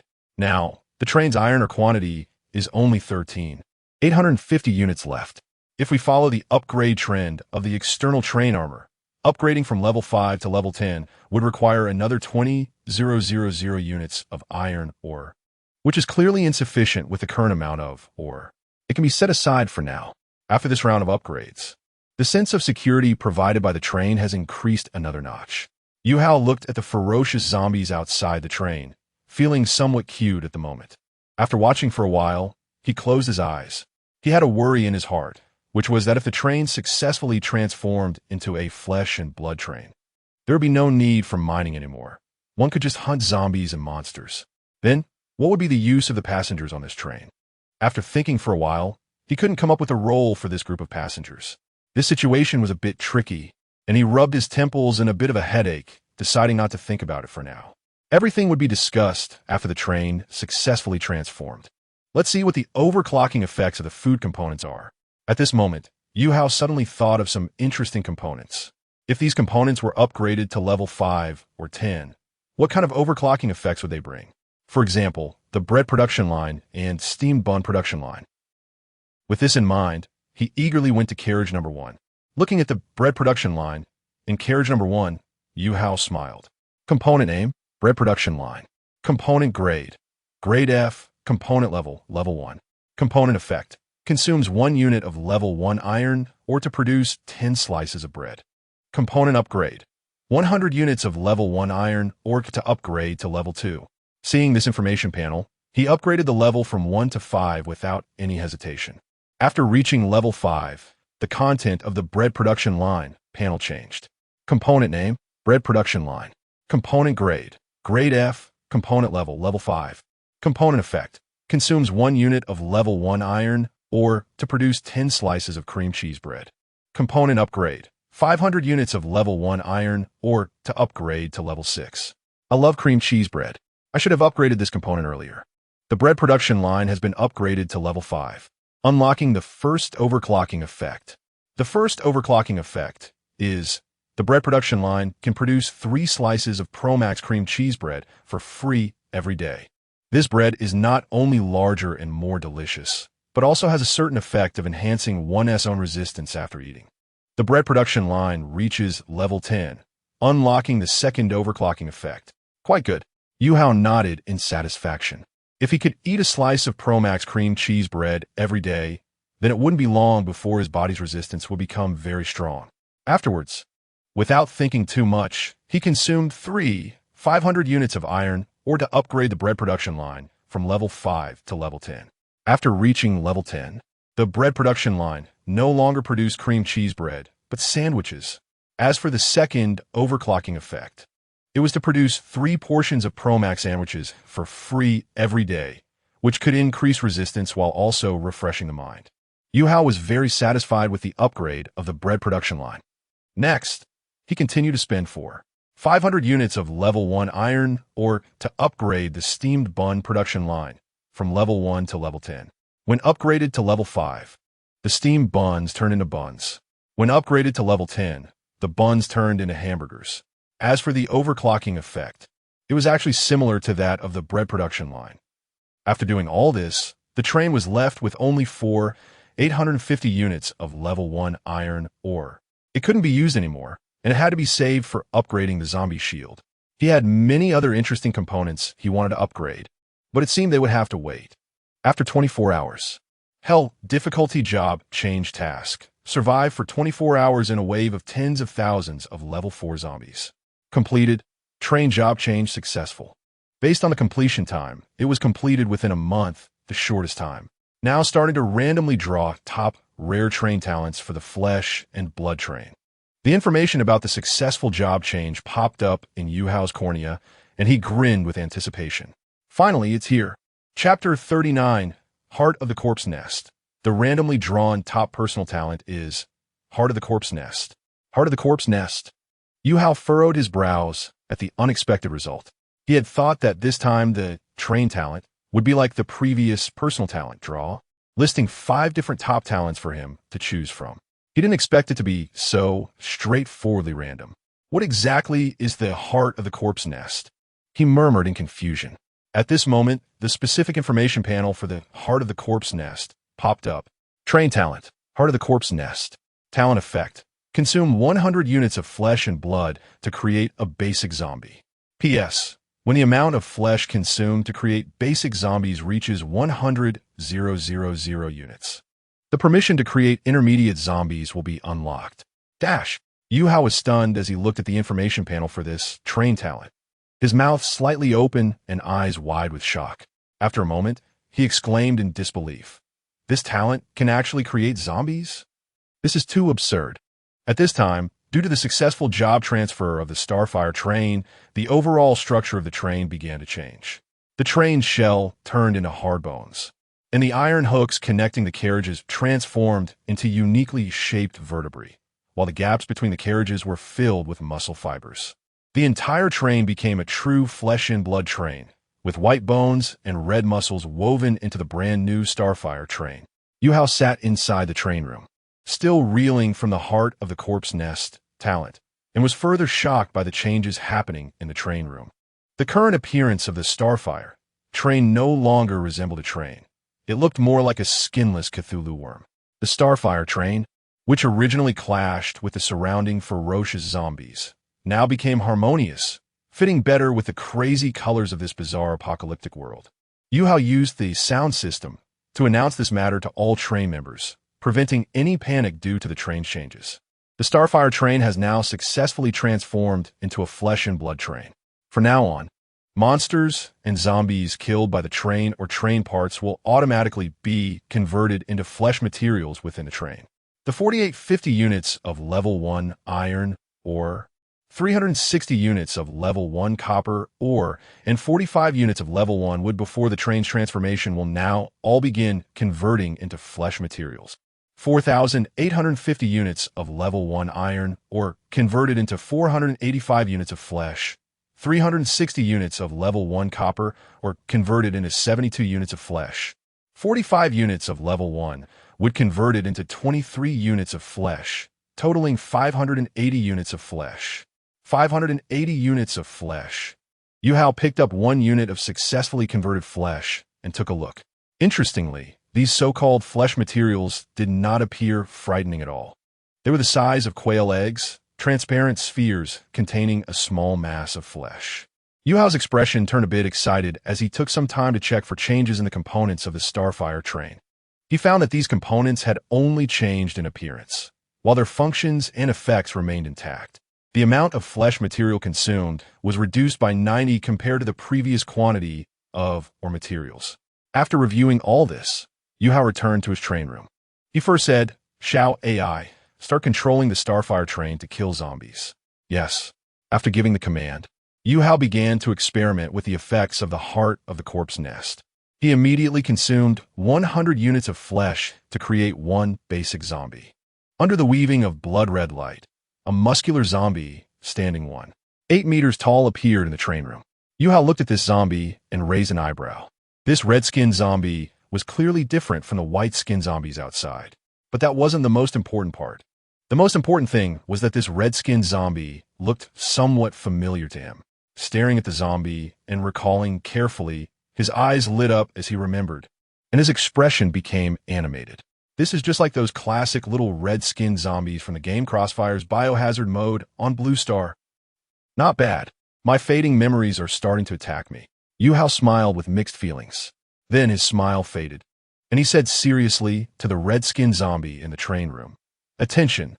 Hearing the command, the hollow-eyed zombie immediately aligned its legs and stood straight as a pine. Very good. Yuhou nodded in satisfaction, then called out again, "At ease." Right turn. The red-skinned zombie complied with all commands. Shao AI detects that the basic zombie can undergo mental matching. Shao AI spoke up at this moment. "Huh? What did you say?" The red-skinned zombie in the train room meets the conditions for mental matching. After mental matching, you can perform immersive mental control over this zombie for 1 hour. Although the red-skinned zombie that is not under mental control can listen to your commands, it lacks its own thoughts, so it is not very intelligent. It can follow instructions, but will act recklessly and without order. Shao AI suggests that you try to mentally control it to do tasks. After listening to Shao AI, Yuhou pondered for a moment, then nodded and said, "All right, let me mentally match with it." Yes. Matching complete. The moment the matching was completed, Yuhou suddenly felt a strange sensation. He sat in the chair and then closed his eyes. When he opened them again, his perspective had changed to that of the red-skinned zombie. Roar. Yuhou, now transformed into the red-skinned zombie, couldn't help but let out a surprised roar. But since he was now in the identity of a red-skinned zombie, it came out as a growl. Waves of emotions surged in Yuhou's heart. He looked at his own red skin and excitedly waved his fist. The originally hollow eyes sparkled with a hint of excitement, and the red-skinned face broke into a smile. Xiao AI reminds you that you are now in the body of the red-skinned zombie and cannot feel pain. Since your mind has entered the red-skinned zombie, you can continue to use the train's permissions in the identity of the red-skinned zombie. Hearing Xiao AI's words, Yuhou looked towards the train door, then focused his mind. The train door actually opened. He was pleasantly surprised, thought for a moment, and then moved with the zombie body towards the first carriage. At this moment, Rafe happened to be entering the first carriage from the second carriage. Chapter 40, Roar. When Rafu saw the zombie Yuhou walking out of the train compartment, his face turned pale in an instant, and he screamed. Instinctively, he turned and ran to the back of carriage number 2, shouting, "There's a zombie. Quickly call everyone. Save Brother Hao." After that, 2 henchmen immediately ran into carriage number 3 at full speed to gather all the passengers, while the remaining people followed Rafu to carriage number 1. When they saw zombie Yuhou, they wasted no time and immediately pulled out their M9 assault rifles, firing at Yuhou. Yuhou felt something was wrong and tried to dodge, but the bullets were too fast, hitting him all over. However, the bullets did not cause him any harm. Yuhou was shocked. Is this even possible?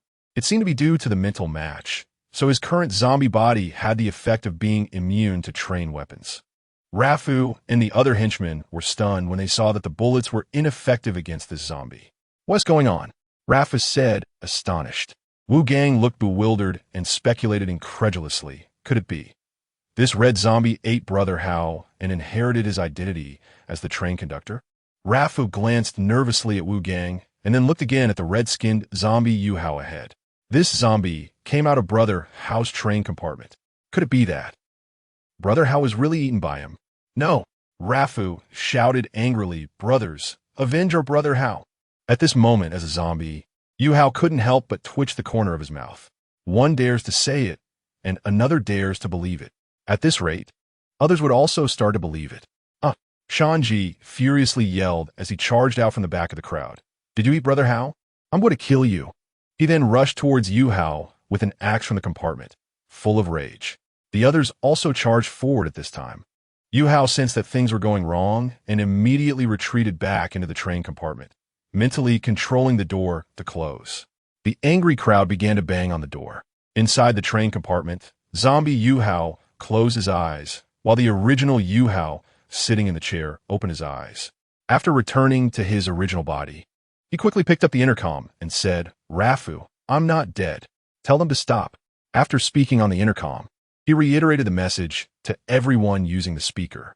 The commotion outside immediately quieted down. The intercom was filled with Rafu's incredulous voice. After Yuhou explained the situation to everyone, he opened the door and shared the gains from the train.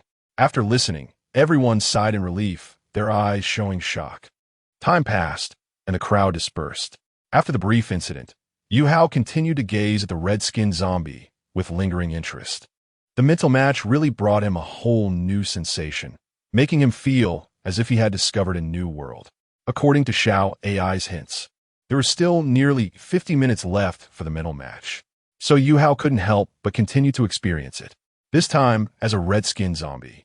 He made the train stop, then jumped off and let the train continue to kill zombies. He wanted to experience the feeling of tearing zombies apart. Now, he felt no pain, and creating a red-skinned zombie only required 100 flesh, so he could create them without worry. He looked at the nearest zombie, then roared and punched the pale, grotesque zombie in the head. The white-skinned zombie was knocked down, and then Yuhou unleashed his wildness. Before the white-skinned zombie could stand up, he grabbed its ankle and performed a Hulk smash, like whipping a whip. The red-skinned zombie he created was not only tall and muscular, but also quite strong. The white-skinned zombie had no chance to resist as Yuhou violently slammed it. "Roar!" Zombie Yuhou shouted, feeling a wave of exhilaration. This feeling was simply wonderful. Although using the train to kill zombies was more efficient, it was just because he had the zombie shield effect, giving the train an absolute advantage over these zombies. But if he encountered higher-level monsters in the future, the zombie shield would be useless, and that would be another story. Therefore, he was extremely satisfied with the talent of Heart of the Corpse Nest, which would provide him with powerful capabilities against monsters in the future. Not only could it give him a zombie-like experience, but it also allowed the Spark train to have an additional means of attack when facing monsters other than zombies. He hadn't forgotten that all train members could perform mental matching. At that time, if he created 88 red-skinned zombies and had each train member mentally match with one to fight for them, what a scene that would be. In this way, although the train members had no mines to dig, they found other ways to demonstrate their value. At this time, since these zombies were within the range of the shield, their perception was blocked, and they couldn't sense what was happening around them. The zombie Yuhou was holding had already been violently smashed to death. He didn't let go of the zombie's ankle, but used it as a weapon, swinging it at the other nearby zombies. There's a famous saying from Uncle in Jackie Chan Adventures: use magic to defeat magic. And now he was going to use zombies to defeat zombies. After some time, zombie Yuhou returned to the train compartment. At this point, the mental match time had run out. Sitting in the chair, Yuhou rubbed his temples, feeling somewhat mentally exhausted. Controlling zombies was enjoyable, and he felt no pain. However, like using mental control over the train, it consumed a lot of mental energy. It seemed that he could only play with this mental matching occasionally. He murmured, from now on, mental matching with zombies would mainly be left to the passengers. He had already figured out how to perfectly utilize this Heart of the Corpse Nest, which was to let the members mentally match with zombies under the assistance of AI's second supermodel effect. Then, when they became zombies during tasks, he could use mental communication to command them. After all, zombies couldn't speak. This way, AI's second superfrequency effect would form a perfect closed loop with the Heart of the Corpse Nest. At this moment, AI's voice sounded from a speaker. Detected that you have successfully used mental matching for 1 hour. AI reminds you that the time for mental matching can be increased based on the number of people matched. When a number of matched individuals reaches 100, for every additional 100 people, the mental matching time will increase by 1 hour. Oh, Yuhou raised his eyebrows in surprise. So does that mean the more passengers on my train, the longer the mental matching time? Yes, and the more matched individuals, the lower the consumption of mental energy. Yuhou was in a daze for a moment. Then he seemed to understand. He smiled broadly, already having a direction in mind. From now on, besides killing zombies, it would be about gathering train passengers. At this time, the information from the conductor's radio on the control screen caught Yuhou's attention, and he looked down. Scavenger train. I'm freaking out. Today I want to find mines and ran into that damned giant corpse centipede. This beast made me lose 2 carriages before I managed to escape. Great luck, train. Man, you're unlucky too. That monster must have taken a liking to you. Zhang San train. So, you probably don't have many slaves left, right? Cleaner train. Yeah, I only have less than 100 slaves left. Zhang San train. Brother, I feel a bit sorry for you. How about this? I'll tell you a place to collect slaves. There are a lot of survivors in the city of Yuan. Cleaner train. But there are also a lot of zombies on the outskirts of that city. Don't come up with any crazy ideas. Thunderbolt train. Brothers, this is bad. I just killed a level 2 monster and received a train token. I wanted to check how many trains there are currently, so I activated it.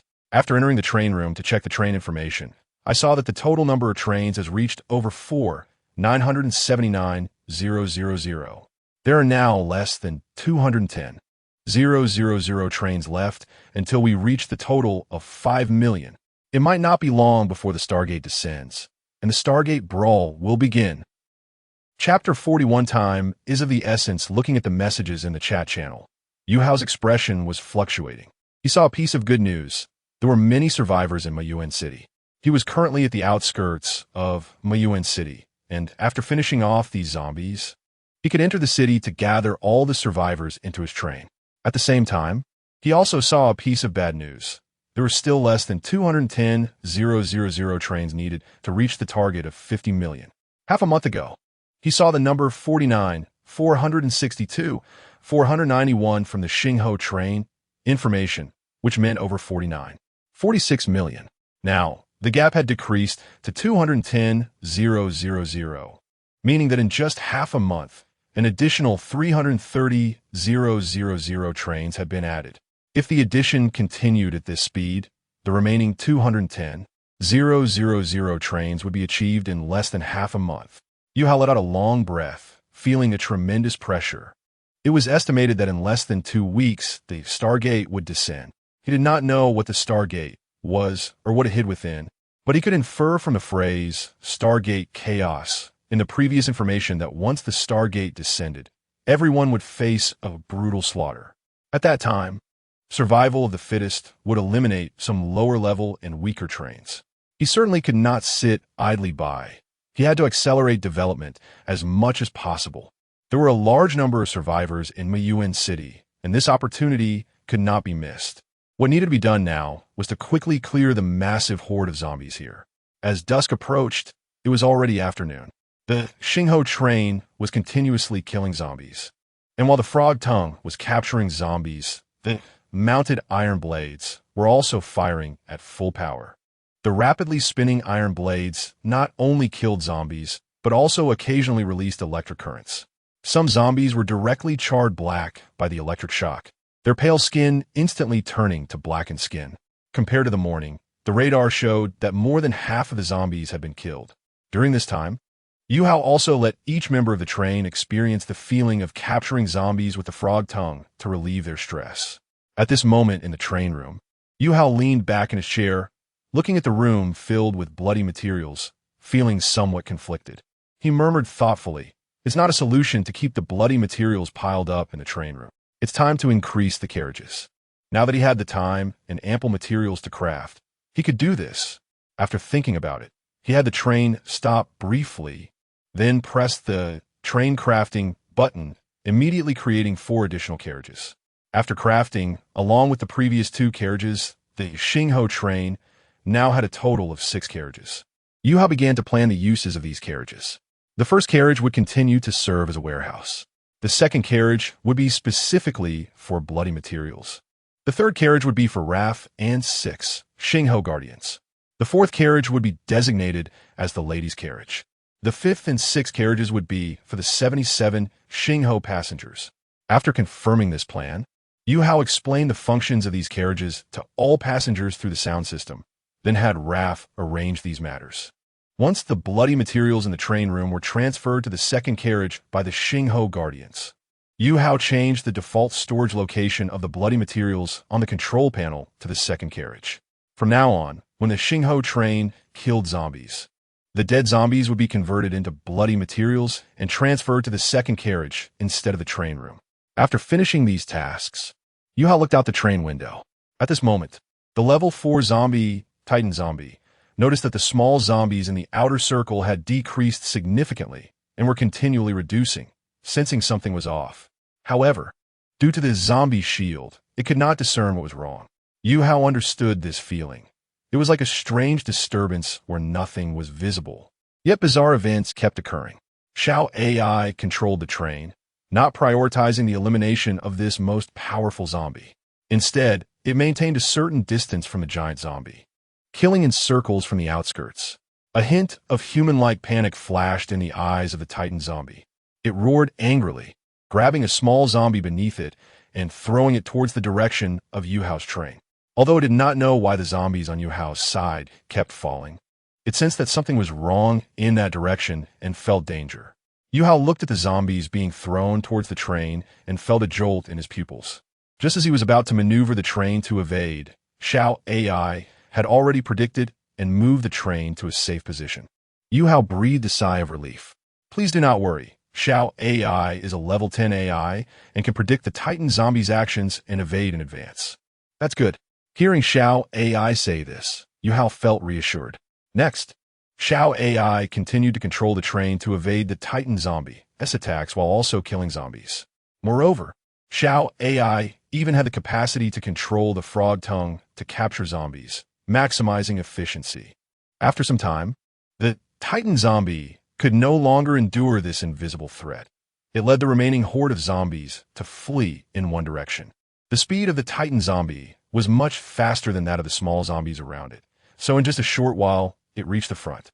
However, no matter how fast they ran, they could not match the current speed of the Yuhou train, under Xiao AI's control in a chase. Except for the Titan zombie, all other zombies were successfully killed and turned into bloody materials. In a ruin of Mayuan City, a pile of containers was scattered haphazardly among the debris. Inside the containers, many people were crammed together. One man, looking somewhat emaciated with sunken cheeks, appeared malnourished. He swallowed hard and said to a man beside him, "Brother Hao, have you heard any strange noises?" The man called Brother Hao, although his face looked somewhat uneasy, still forced himself to remain calm. "Crow, don't make a fuss. It's just the noise from those zombies at the city's outskirts. It happens a few times every week. We are in a relatively safe position, so there's no need to be afraid." But the unease in Crow's eyes grew stronger. He paused and said, "I can hear the zombie growls getting clearer, and I can vaguely feel the ground trembling slightly. These sounds are getting closer to us." Roar. A loud roar echoed, deafening. At this moment, the Titan zombie had just escaped the outskirts of the city and entered the city, looking disheveled. Its feet were already cut with numerous wounds, blood streaming down. Chapter 42. Marching towards the city. Although Yuhou's train had entered the city, it was soon blocked by the ruins and rubble-filled roads. During the pursuit of the Titan zombie, although Xiao AI managed to use the rotating iron blade of the train to strike it, the thick skin of the Titan zombie prevented any fatal damage. With its height of over 10 meters, the train's iron blade could only reach its lower legs and not its vital areas. Xiao AI had attempted to use a frog tongue to trip it by grabbing its calf, but given its massive size, she not only failed but almost toppled the train as well. Yuhou sat in the train cabin, feeling somewhat helpless. It was already late, and since he had used the mental synchronization once, he couldn't use it again until tomorrow, so they would have to stop here for today. After pondering for a while, he spent 5,000 units of flesh to create 50 red-skinned zombies. Together with the one he had already created, there were now a total of 51 red-skinned zombies. Yuhou then ordered these 51 red-skinned zombies to stand guard outside the train. Although there were radars and Xiao AI monitoring the situation, he wanted to see if these crafted red-skinned zombies would carry out his commands faithfully. In a container among the ruins, 2 men emerged. The man known as Brother Hao and his companion, Crow, wanted to check the situation outside. The increasingly strange noises made them very worried. Crow climbed to a high spot for a better view and immediately turned pale. Without hesitation, he turned and ran, shouting, "Brother Hao, run! The giant zombie is coming." Upon hearing this, Brother Hao also turned and ran. The two rushed back into the container. Inside the container, Crow was panting heavily and told the others what he had seen, causing everyone to feel a lump in their throats. Not far away, the Titan zombie was running clumsily toward them. As it passed by, it didn't even glance their way and continued to run desperately forward. The next morning, Yuhou looked outside to see the red-skinned zombies still dutifully guarding the train and nodded in satisfaction. He glanced at a red dot on the outer edge of the danger detection radar and smiled. This red dot represented the Titan zombie. He had seen it move to this spot last night, and it hadn't moved since. Fortunately, after a night, the red dot remained stationary. If the Titan zombie had moved out of the danger detection range, he would have had to upgrade the radar. Now that the Titan zombie was at the radar's limit and hadn't moved further, he saved the cost of an upgrade.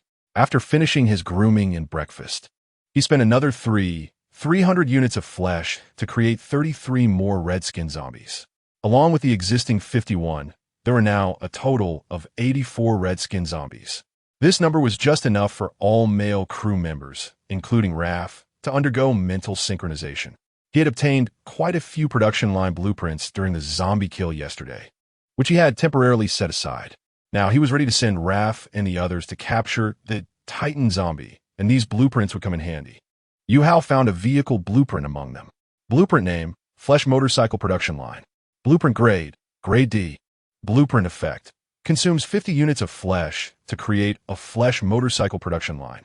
Yuhou immediately consumed 50 units of flesh to create this blueprint and customize its placement in car number 1. He went to car number 1, and after the light weaved and outlined the motorcycle production line, he checked the information panel for the production line. Upon learning that 10 units of flesh could create one flesh motorcycle, he consumed 500 units of flesh to produce 50 flesh motorcycles. Each flesh motorcycle could seat 2 people. So he produced only 50, with Raph and the Spark Guardian each riding one. The radar detection range was 2,000 meters, which meant that Titan Zombie was still quite far away. The time for mental synchronization was limited to just 1 hour, so walking or running there would not be enough time. A vehicle was necessary. At this point, everyone had finished breakfast. Yuhou didn't delay any further and instructed Xiao AI to perform mental synchronization with everyone. During this time, Yuhou seemed to have a thought. The Titan Zombie was a level 4 zombie, and low-level weapons couldn't harm it. He then entered car number 1 to upgrade the axe production line to level 10. Following that, he crafted 84 axes to give to the already synchronized red-skinned zombies. After giving a few simple instructions, he let everyone ride the flesh motorcycles and set off.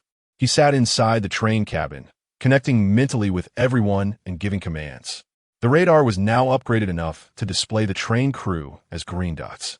He watched as the 84 green dots began to move towards the red dot, a slight smile forming on his lips. This was the first zombie army he had created. They were now executing their first mission, marching towards the city, hunting the Titan Zombie. There were survivors in the city as well, so Yuhou reminded them to be cautious of the survivors. However, their main task now was still to kill the Titan Zombie. Only by eliminating this great danger could they safely search for survivors. Moreover, the current mental synchronization time was insufficient to support locating all survivors. After the Titan Zombie was killed, it should drop good items. If possible, he also wanted to use the Heart of Devouring to consume this high-level zombie. At this moment, Raph and the others were heading towards the red dot, following the direction he indicated in the trail of blood. Yuhou looked at the radar. It would still take some time for them to reach the Titan Zombie location. So, he took this time to check the train conductor's radio, where there was some news. Cleaner train? Brothers, I have thought of a brilliant plan. A plan that can kill that pesky giant corpse centipede and allow me to gain slaves. Zhongsan train, huh? Feilei train, what method? Cleaner train? What do you think if I lure the giant corpse centipede to Mo Yuan City? Diyin train? Dude, are you out of your mind? Are you planning to have the giant corpse centipede and the zombies on the outskirts of Mo Yuan City surround you? Zhongsan train? Dude, if you're feeling down, just say it. I know you lost 2 carriages again, and it must have hit you hard. Feilei train? Dude, don't be so down. I understand your pain. The Stargate is approaching, and you're suffering heavy losses at this time. So as fellow train conductors and brothers, I'm willing to lend you a helping hand. Why don't you come to my side? Work hard, and you can grow under my shade in the future. Cleaner train, what are you thinking? You want me to be beneath you and take my crew to your train as slaves? Feilei train, TSK. That is not what I meant. We're all trying to survive. I won't let you be a slave. You'll be my enforcer. Cleaner train, I can't be bothered to argue with you. My actions have their reasons. The current time is too tight. As the saying goes, fortune favors the bold. I plan to incite the giant corpse centipede and the zombies to fight each other. When they are both badly injured, I will swoop in for the kill and take the opportunity to make a fortune. I might even obtain rare items, and afterwards, I can go into the city to collect slaves. A perfect 3 birds with 1 stone. Scavenger train, I've already upgraded the train wheels twice, so the giant corpse centipede shouldn't be able to catch up with me. Scavenger train, I've decided to do this, and I'm on my way now. Brothers, wish me success. Inside a train with 10 carriages. A man in the train cabin watched the messages sent by the scavenger train conductor in the chat channel and smirked. What clever guy he is. How did he become a conductor with such a lack of sense? No wonder he got wrecked by the giant corpse centipede twice. But then again, although his method is reckless, it does have some reasoning behind it. I should also go to the desert city. If I seize the right moment when the giant corpse centipede and the zombies are both badly injured, and he is ready to reap, I might emerge as the final winner. Just like the mantis stalking the cicada, while the yellow bird waits behind. Chapter 43 Brothers. I feel incredibly powerful right now. Yuhou fell silent as he looked at the chat messages in the channel. Was this thought a bit naive? He couldn't help but chuckle to himself. Earlier, he had attracted over 10,000 zombies with a flare, even drawing in a level 4 Titan zombie. If he hadn't managed to kill most of them by now, he wouldn't know how to deal with the scavenger train conductor when he arrived. No matter how strong that giant corpse centipede was, it couldn't compare to such a massive number of zombies and would just be ruthlessly crushed. Now that the zombies were killed, he didn't have to worry about these problems. However, the situation seemed to be less favorable for him. The giant corpse centipede wasn't a zombie, so the zombie jammer wouldn't work. If the scavenger train conductor really brought the giant corpse centipede over, it would be quite troublesome. Yuhou frowned slightly, lost in thought. Should he say something in the group? The scavenger train conductor openly shared his thoughts in the group, which actually posed certain risks. How many people could become conductors without being savvy? They were all seasoned individuals. They would certainly value profit over feelings. After seeing what the scavenger train conductor said, a few of these conductors in the channel might entertain the idea of reaping the benefits. Yuhou pondered for a moment and already had an idea in mind. Perhaps letting them come might not be a bad thing. To be cautious, he decided to ask Xiao AI for her opinion. Xiao AI, what do you think about the scavenger train comments in the channel? Do you have any suggestions? According to the words of the scavenger train conductor, Xiao AI suggests you let them come. The Starfire train needs more passengers. The more passengers there are, the better the mental matching effect. So no matter how many people they bring, you can use this opportunity to recruit them as your passengers. Enhance the Starfire train's strength and reduce the number of trains. After hearing Xiao AI's response, Yuhou nodded in satisfaction. It was similar to his thoughts. Then let's decide to do this. Inside the container ruins, due to the appearance of the giant zombie, everyone spent the night on edge, not daring to step out of the container.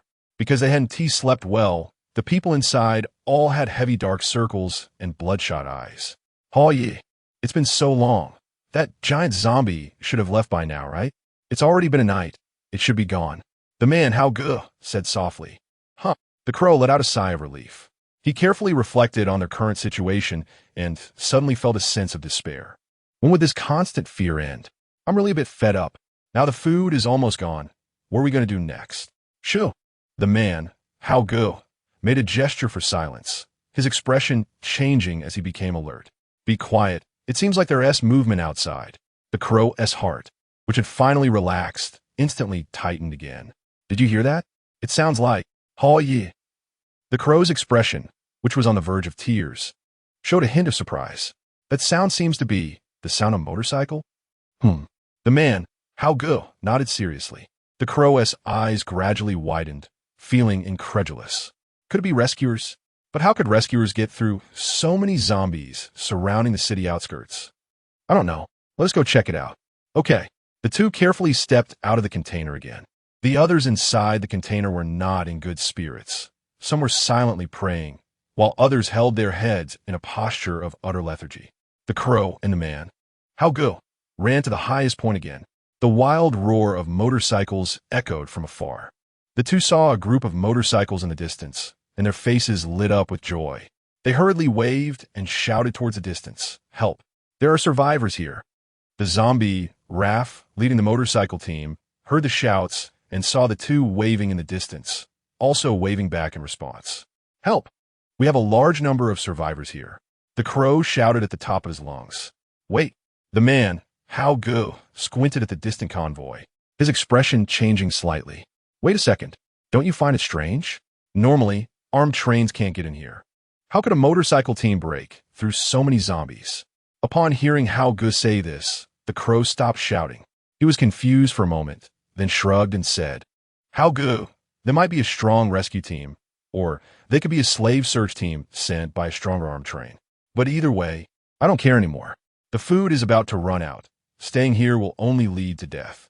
I'd rather be a slave mining than live in constant fear here. Can't you see those useless people in the container? Every day, they're either praying uselessly or just waiting to die. Relying on them is worse than relying on those conductors. The man, how good, nodded in agreement. That makes sense. He was about to continue waving and shouting towards the convoy in the distance. But just as he was about to shout, he squinted his eyes and suddenly sensed something was off. The people in that convoy seemed abnormal. He squinted again and instantly turned pale. At that moment, the crow was still frantically waving and shouting as if he had seen hope, and he hurriedly stopped him. The motorcycles are ridden by zombies. Run. The crow was momentarily stunned, though he found it hard to believe. Seeing the extreme panic on Hao Ji's face made him realize there was something wrong with the convoy. The two hurriedly ran back. Not long after, the red-skinned zombies riding the motorcycles arrived here. They stopped and honked towards the container. Beep beep. One of the red-skinned zombies excitedly showed off 8 yellow teeth, honked the horn, and then put 2 fingers to its mouth, whistling loudly in the direction of the container. Holy crap! The crow was instantly startled by the sound through the crack in the door. The red-skinned zombies began to communicate using Mind Link. Vugong, conductor. What do you say? Raf. Master Hao said to first find the Titan zombie. We'll mark the location here and report back to Master Hao later. Vugong, understood. Everyone, yes. Mountain Chicken. Brothers, I feel incredibly powerful right now. Chapter 44. The rage of the Titan zombie, the motorcycle roared back to life. Ready to speed away, the zombie named Mountain Chicken, revealing 8 yellow teeth, was preparing to perform a cool motorcycle start for the survivors before leaving. It lifted the front wheel and twisted the throttle. The bloody meat motorcycle immediately sprang to life. But Mountain Chicken lost control of the difficult maneuver and fell flat on its face. Raf helplessly facepalmed. Mountain Chicken, can you not embarrass yourself? Were the zombies? Wu Gang walked over, kicked the fallen Mountain Chicken in the butt, and then helped it up. Mountain Chicken quickly apologized to everyone, making various noises. Then it obediently went to lift the motorcycle that had rolled forward. The group of zombies rode off on the motorcycle in a state of speechless embarrassment. Inside the container, the people peered through the crack in the door, watching the abstract scene outside, their lips twitching, momentarily at a loss for words, falling into silence. In the wasteland, a train with only 3 carriages was desperately fleeing. Behind this train was a gigantic and menacing centipede with hundreds of insect legs, known as the giant corpse centipede. Inside the train car, a man with a face full of flesh, holding a cigar at the corner of his mouth, was nervously speeding toward a coordinate on the control screen. This man was Wu Daji, the conductor of the cleaner train. His forehead was dripping with sweat, and his back was soaked. The cigar in his mouth trembled slightly, causing ash to fall continuously. Given the current state of the train, hoping to develop quickly was unrealistic. He could only gamble. On the Spark train, Yuhou sat inside the train car, watching the green dot on the radar reach the red dot's position. After a brief entanglement, it began to accelerate back the way it came. The red then started to chase the crowd of green dots. Yuhou raised an eyebrow and communicated with Raf. What's going on? Are you being pursued by the Titan zombie? Raf replied, Brother Hao, we're running for our lives. When we reached the Titan zombie, we saw it was sleeping, so we planned to take advantage of this perfect opportunity to ambush it. Yuhou was immediately puzzled by the mention of sleeping. Do zombies even sleep? Could it be that the Titan zombie, being a high-level zombie, had developed thoughts and a degree of intelligence, thus experiencing mental fatigue and needing sleep? Or was the Titan zombie simply recuperating, having been injured and needing to close its eyes to recover? Yuhou speculated internally, then shook his head and stopped overthinking it. At this point, it didn't matter. Raf leading everyone to escape was the right choice. The Titan zombie was no longer within the range of the zombie shield, so it could detect Raf and his group. They definitely couldn't fight back now. They could only run. Yuhou thought for a moment and communicated with Raf. Raf, lead the Titan zombie over here, and I'll deal with it using the iron blade. Got it. After saying this, Yuhou looked at the still active zombie shield, thought for a moment, and decided to turn it off. Once the Titan zombie entered the shielded range, it would lose the ability to sense Raf and his group. Therefore, the shield had to be turned off first. Yuhou then shifted his gaze back to the radar. Now, besides paying attention to Raf's side, he also needed to keep an eye on the cleaner train. He hadn't moved this Spark train to hide its position because, with the 2,000-meter detection range of the danger detection radar, he could detect the cleaner train as soon as arrived. Raf and the others twisted the throttle to the max, desperately fleeing toward their target. Although they were currently only mentally matched with the red-skinned zombies and didn't have to worry about life-threatening danger, the cost of crafting each red-skinned zombie was significant, so they needed to avoid losses as much as possible. At this moment, the Titan zombie behind them was roaring madly, relentlessly chasing after them, its anger seemingly ready to tear them apart. Raph glanced at the rearview mirror with a hint of helplessness. Originally, when they got close to the Titan zombie, it had been sleeping and completely unaware of their arrival. At that time, he thought it was a perfect opportunity and instructed everyone to kill the zombie while it was asleep. However, as soon as Mountain Chicken heard his instructions, it charged in with an axe, ready to attack. Raph hadn't even finished his sentence, which included the instruction to target the zombie's neck. Perhaps he spoke too slowly, or perhaps Mountain Chicken was too eager. In any case, Mountain Chicken did end up attacking the Titan zombie, but it was by chopping off its giant testicles. Raph felt somewhat helpless. Beside him, Wu Gang, who was gritting his teeth and flooring the throttle, also felt a bit exasperated. The others were even more frustrated. They hadn't even started attacking when Mountain Chicken's actions had forced them into a life-or-death situation. At this moment, as everyone ran for their lives, the enraged Titan zombie was completely berserk. It saw that it couldn't catch up to the group and let out a furious roar before starting to chase them using both hands and feet. Mountain Chicken was no longer smiling. Its earlier excitement was replaced by tightly pursed lips. It saw through the motorcycle's rearview mirror that the Titan zombie was now using all four limbs to chase, and its speed was increasing. Inside, it felt a jolt. Oh no! Thus, the group of zombies ran to a familiar spot, passing by a familiar container. However, they had no time to glance at the container. They were solely focused on fleeing or being chased. Inside the container, a crow looked through the gap, watching a large zombie angrily chasing a group of small zombies riding motorcycles. Its mood was complex as it fell into silence. Meanwhile, the man next to it, Brother Hao, rubbed his eyes, wondering if he was so tired lately that he was hallucinating seeing such an abstract scene. However, looking at the large and small figures in the distance, he realized he wasn't mistaken. With a furious roar, Raph and the pursuing Titan zombie burst out. Yuhou, seeing the group of zombies not far away, changed his expression and quickly activated the zombie shield. The Titan zombie was running on all fours, about to chase the red-skinned zombies. One of its hands even reached out to grab the red-skinned zombie at the back of the motorcycle. However, just as the giant hand was about to grab the red-skinned zombie, it suddenly felt its senses stripped away, unable to perceive the red-skinned zombies anymore. It stood there, confused. The red-skinned zombies narrowly escaped. Yuhou watched the Titan zombie, which was now close to his train, and a slight smile appeared on his lips. After opening the carriage door and ensuring everyone was on board, he took out some axes, gave a few instructions to Xiao AI, and then stepped off the train. At this moment, Xiao AI controlled the spark, trained to open its mouth wide, revealing its tongue. He tied a few level 10 axes to the tongue, allowing the flicking tongue to deal damage to the Titan zombie. In the future, if he could find suitable attack items to attach to the tongue, it would have both capturing and attacking capabilities. Yuhou returned to the train car. Next, the counterattack began. Chapter 45. Disguise and ambush. The spark. Train's iron blade popped out, spinning at high speed while occasionally discharging a burst of electricity. This familiar sensation of shielding instantly snapped the Titan zombie out of its rage, and it hurriedly turned to escape toward the city. However, Yuhou would not give it another chance to flee into the city.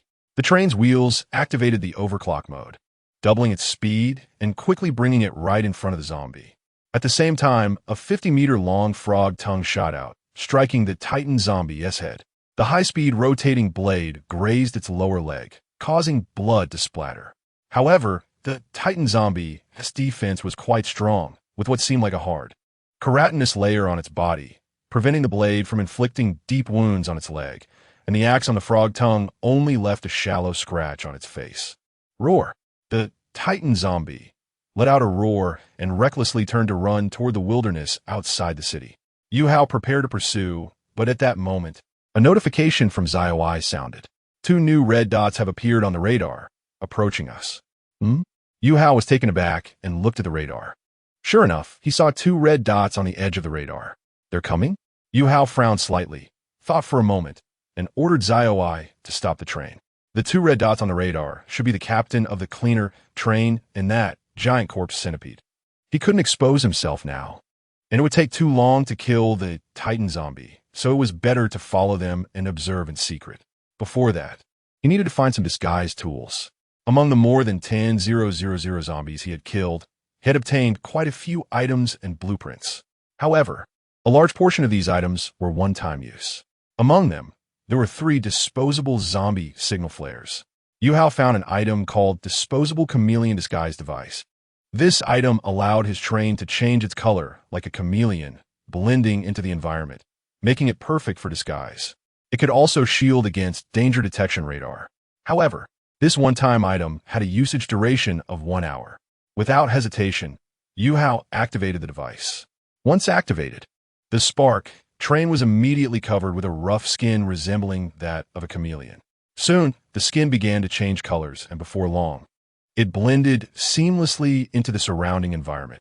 Inside the cleaner train's control room, Yuhou was nervously staring at the coordinates on the control screen, muttering to himself, almost there. Whether we succeed depends on those zombies. It had been quite difficult to lure the giant corpse centipede over, using bait at the rear and shooting to provoke it. Now they were finally close. Just as Yuhou was lost in thought, a strange figure running ahead caught his attention, snapping him back to reality. His heart sank. Squinting to focus, his expression changed. What the hell? It's a zombie. The train was moving fast, already at full speed. It seemed there was still a significant distance from the zombie, but it wouldn't be long before they collided. Yuhou cursed internally. Damn! The coordinates displayed on the screen hadn't been reached yet, and they were encountering a zombie so soon? And why just one? As the train closed the distance to the distant zombie, Yuhou noticed something unusual about it. His eyes widened in shock. Why is it so big? A giant zombie? There was still some distance from the zombie, but just by sight, it was clear that this zombie was at least 10 meters tall.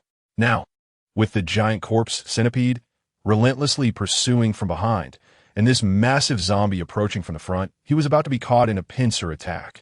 He knew that even without this giant zombie appearing, once they reached Desolate City, it would still end in being surrounded.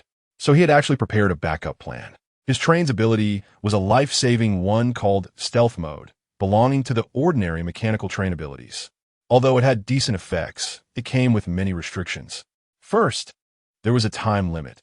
The usage time was 3 hours, after which the ability would enter a 72-hour cooldown. Secondly, there was a movement restriction. Once Stealth Mode was activated, the train could not move. Any movement would be considered an active exit from Stealth Mode. The first 2 attacks from the giant corpse centipede had occurred during the cooldown period of his train's ability. At that time, his will speed hadn't been upgraded, so he had to sacrifice his tail to survive both times. The current situation was dire, and he might have to use Stealth Mode. But if he used it now, what would he do when they reached Desolate City? Yuhou looked at the approaching zombie and the monster behind him, his face showing a mix of conflict as he hesitated for a moment. Then, as if making a firm decision, he gritted his teeth and said, "There's no choice. It has to be done. If he didn't use it now, he would be done for." He then made a sharp turn with the cleaner train while activating the train ability Stealth Mode. The train's abrupt turn kicked up a cloud of dust, and as the dust settled, the train disappeared.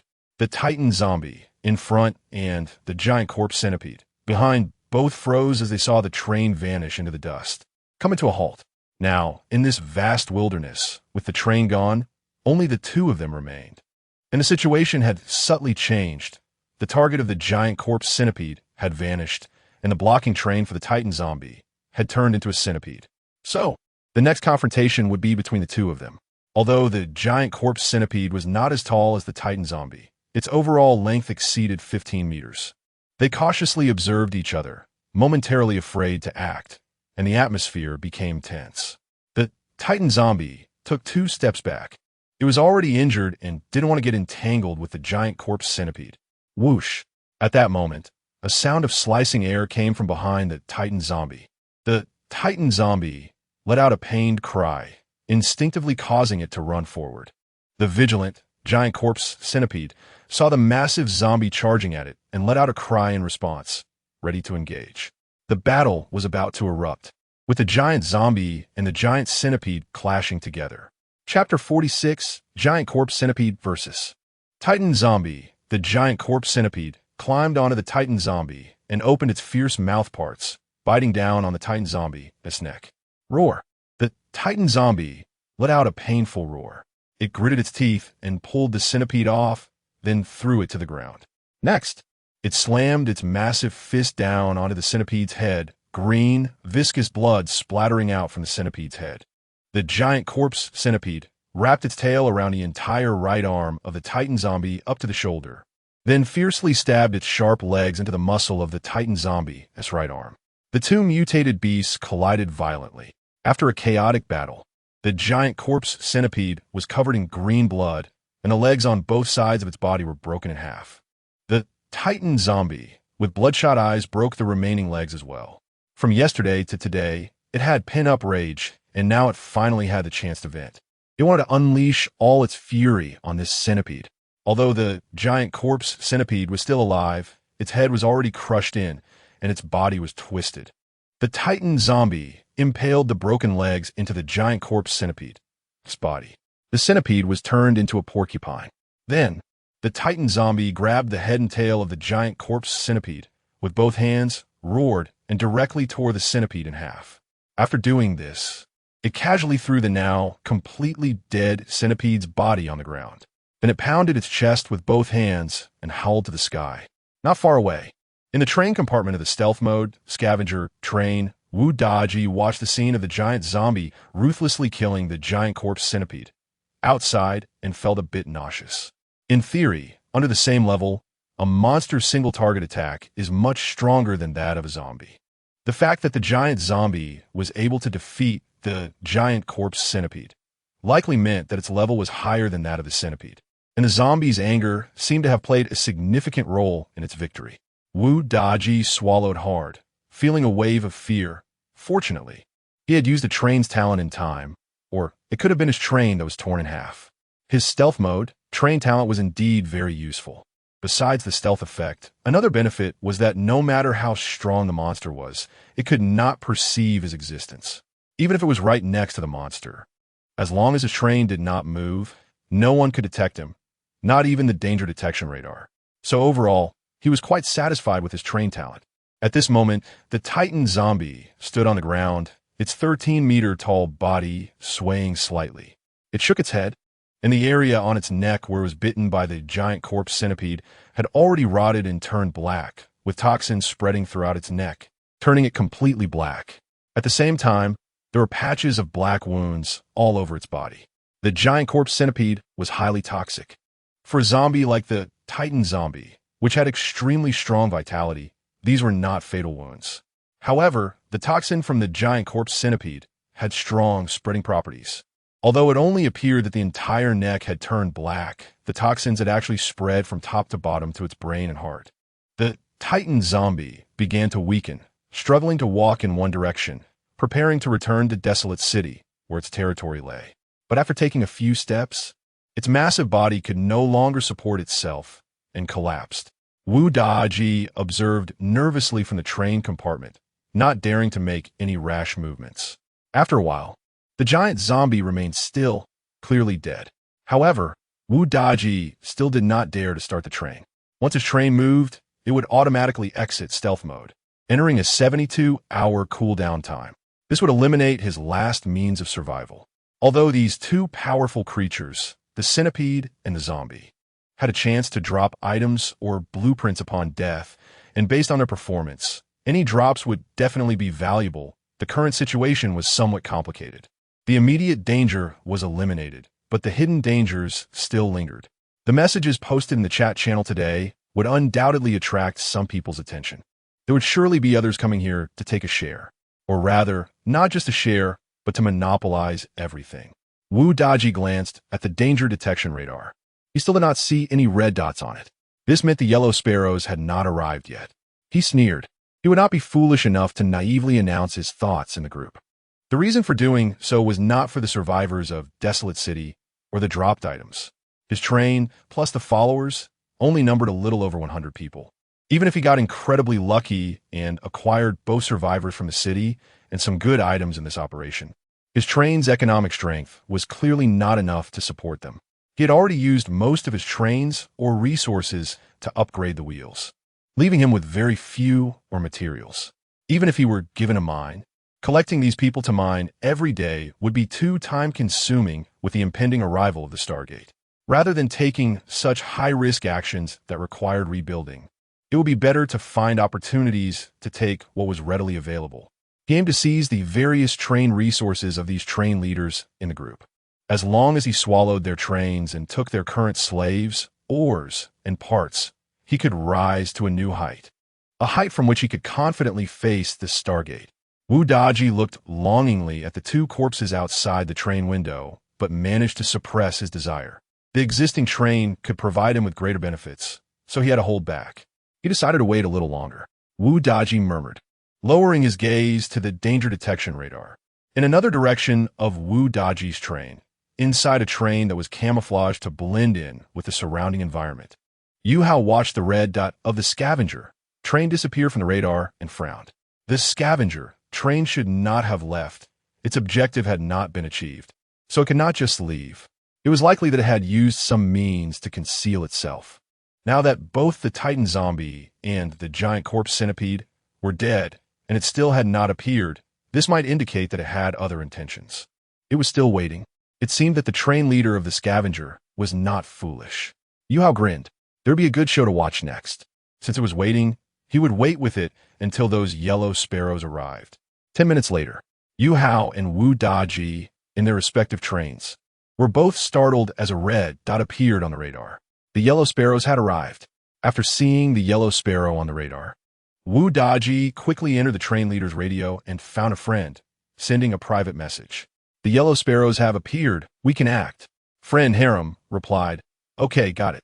After sending the message, Wu Daji sneered. Indeed, some train leaders had taken the bait. It looked like the impending Stargate had made some people anxious. Instead of mining properly, they had started to think of crooked ways. Good, this gave him an opportunity. Chapter 47. So it's the Flying Thunder train. Not long after, a train with 10 carriages sped over. Wu Daji raised his eyebrows in surprise upon seeing the train and then grinned. So it's the Flying Thunder train. Raven, you want me to be your thug on your train? Huh? I want to see who ends up being the thug on whose train. The Flying Thunder train came to a slow stop next to the corpse of the Titan zombie. Inside the train, the man Raven had a variable expression as he looked at the massive zombie corpse outside. After thinking for a moment, he sent a message through the conductor's radio. Flying Thunder train? Scavenger train? Bro, how's it going? Did you succeed? Wu Daji saw the message that tagged him in the chat channel, sneered, and replied. Scavenger train? Not yet. I've run into a bit of trouble. On the way to Mo Yuan City, I was blocked by a huge zombie, and I had to use a disposable life-saving item to escape. I'm now on the outskirts of Mo Yuan City, but there are a lot of zombies here, and I can't get in. Flying Thunder train? Do you want me to help you? Scavenger train? Where are you? Flying Thunder train? I'm still mining in mine. Raven pretended to chat with Wu Daji in concern in the channel, and after learning that this clever Wu Daji had escaped to Mo Yuan City, he finally felt relieved. He gazed greedily at the Titan zombie, corpse outside, a slight smile forming at the corners of his mouth. First, let us see if there are any good drops here, and then I'll go find Wu Daji in Mo Yuan City to recruit him, and finally gather all the survivors inside Mo Yuan City as slaves. If this goes smoothly, it would be a perfect plan, and the final gains would far exceed the profits from mining. He then sent out 20 thugs from the train to collect items. The door of the second carriage of the Flying Thunder train opened, and 20 thugs armed with assault rifles stepped off the train, dividing into 2 teams to search the corpses of the Titan zombie and the giant corpse centipede. Seeing that Raven had already begun to act, Wu Daji felt a bit restless, but his train couldn't move now, and the components on it couldn't be disturbed either, or they would be exposed. Frowning, he thought for a moment and privately messaged a friend. Scavenger train?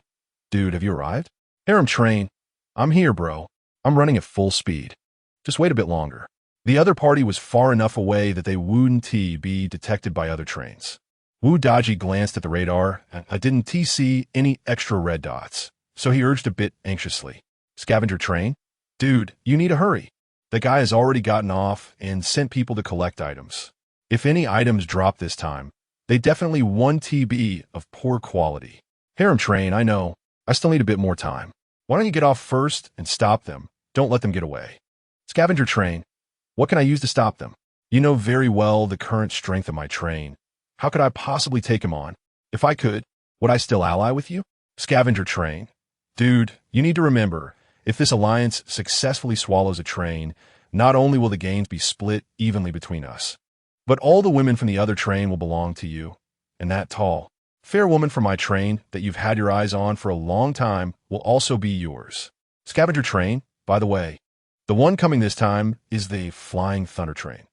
You know that in Raven's carriage, there are 2 top beauties, one of whom is a first-tier female star. Harem train, really? Scavenger train, really? Scavenger train, I know you've been eyeing the woman on my train and those 2 beauties on Raven's train for a long time. If you want to get them this time, hurry up and come over without any mishaps. Harem train, all right, wait for me. I'm going to upgrade the wheels 2 more levels. I'll be there soon. At this moment, in a wilderness, the harem train was rushing forward at full speed. Inside the train cabin, a short, chubby, lewd man was excitedly looking at the private message. He muttered with excitement. Looks like this time the haul will be substantial. He licked his lips, as Wu Daji and the women in Raven's train were all top-notch in looks and figure. And most importantly, their height hit my XP. He was a dwarf, but had a strong obsession with tall women. Before the apocalypse, he only dared to have such thoughts, but never had the opportunity. Those tall women, even ordinary women, wouldn't spare him a glance. But now, thanks to the apocalypse, he had become the train conductor. Those women who once viewed him as trash now chose to submit to him for survival, food, and safety. Although it was the apocalypse, he was very satisfied with his current life, even though he might die at any moment. Living with dignity was much better than being treated as a freak and waste before the apocalypse. Inside the scavenger train, Wu Daji felt a bit anxious. He shifted his gaze away from the chat channel and looked outside at the 20 thugs searching for items. Meanwhile, Yuhou, sitting in the spark train, quietly watched the newly arrived train outside. That train had a full 10 carriages. Surely there wouldn't be a lack of passengers inside? Now that his passengers didn't need to mine, both men and women could help him control the redskin zombies. The previously established mining rewards were naturally nullified. It was now equality for both genders. He smiled broadly, letting them collect items first without worry. As long as he could capture them all into his train, their items would naturally be surrendered to him. Moreover, in his view, what was truly useful to him wasn't just those items, but also the corpses of the giant corpse centipede and the titan zombie. By using his train S talent, Devouring Heart, to absorb these 2 corpses and integrate some of their special abilities into his train, the benefits would likely exceed those of the items or blueprints they dropped. Although his train was currently a flesh and blood train, the outside was composed of bones and muscle fibers. If he could successfully absorb the titan zombie that hard, keratin layer on it might just integrate into his train, giving his flesh and blood train an extra layer of hard skin. Chapter 48. Search. Xiao AI reminds you that the chance of obtaining items or blueprints from the deaths caused by the mutual slaughter between monsters and zombies will be greatly reduced. And even if items or blueprints drop, their quality will also be greatly diminished. Only zombies or monsters killed by the train or train parts would drop items as usual. This information is provided by the guide in your wristwatch and should belong to the insider news that the train conductors outside are unaware of. After hearing Xiao AI's thoughtful reminder, Yuhou raised his eyebrows slightly. Is there such a saying? That's good. He then thought of a question and asked Xiao AI. Xiao AI, if that's the case, will the drop rate of items or blueprints be reduced if my red-skinned zombies kill monsters or other zombies? No. Your red-skinned zombies are also generated by your train talent, so they belong to a type of train part and will not be affected. That's good. Yuhou nodded in satisfaction. He still has 3 disposable zombie signal flares.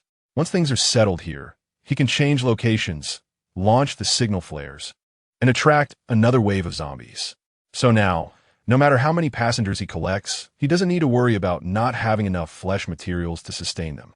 Yuhou looked at the train outside, squinting his eyes. Now only one yellow bird has arrived, and he cannot rush to take action. Perhaps several more yellow birds will come later, and the scavenger train is still hiding in the dark. There might be backup or reinforcements. He just needs to quietly watch the show in the train room and wait until everyone is gathered to resolve the grievances that need to be settled before taking action. Next to the corpse of the Titan zombie, 10 armed henchmen searched for a long time, but found no dropped items or blueprints. One of the henchmen took out a walkie-talkie and said, "Lord Lei, we couldn't find any items or blueprints near the giant zombie. Inside the Flying Thunder train is train room." Lei frowned and said in surprise, "It shouldn't be this way. Such a large zombie, its level is clearly not low. Theoretically, the chance of dropping items or blueprints should be higher. How can we find nothing?" His face darkened, and he said into the walkie-talkie in a deep voice, "Dismantle that giant zombie. The items might be hidden inside its body." The henchman holding the walkie-talkie looked troubled upon hearing this. He glanced at the enormous zombie. Dismantling this giant zombie is not only an extremely physically demanding task, but it's also very nauseating. However, since Lord Lei said so, he couldn't refuse. After hesitating for a moment, the henchman replied into the walkie-talkie, "Understood, Lord Lei."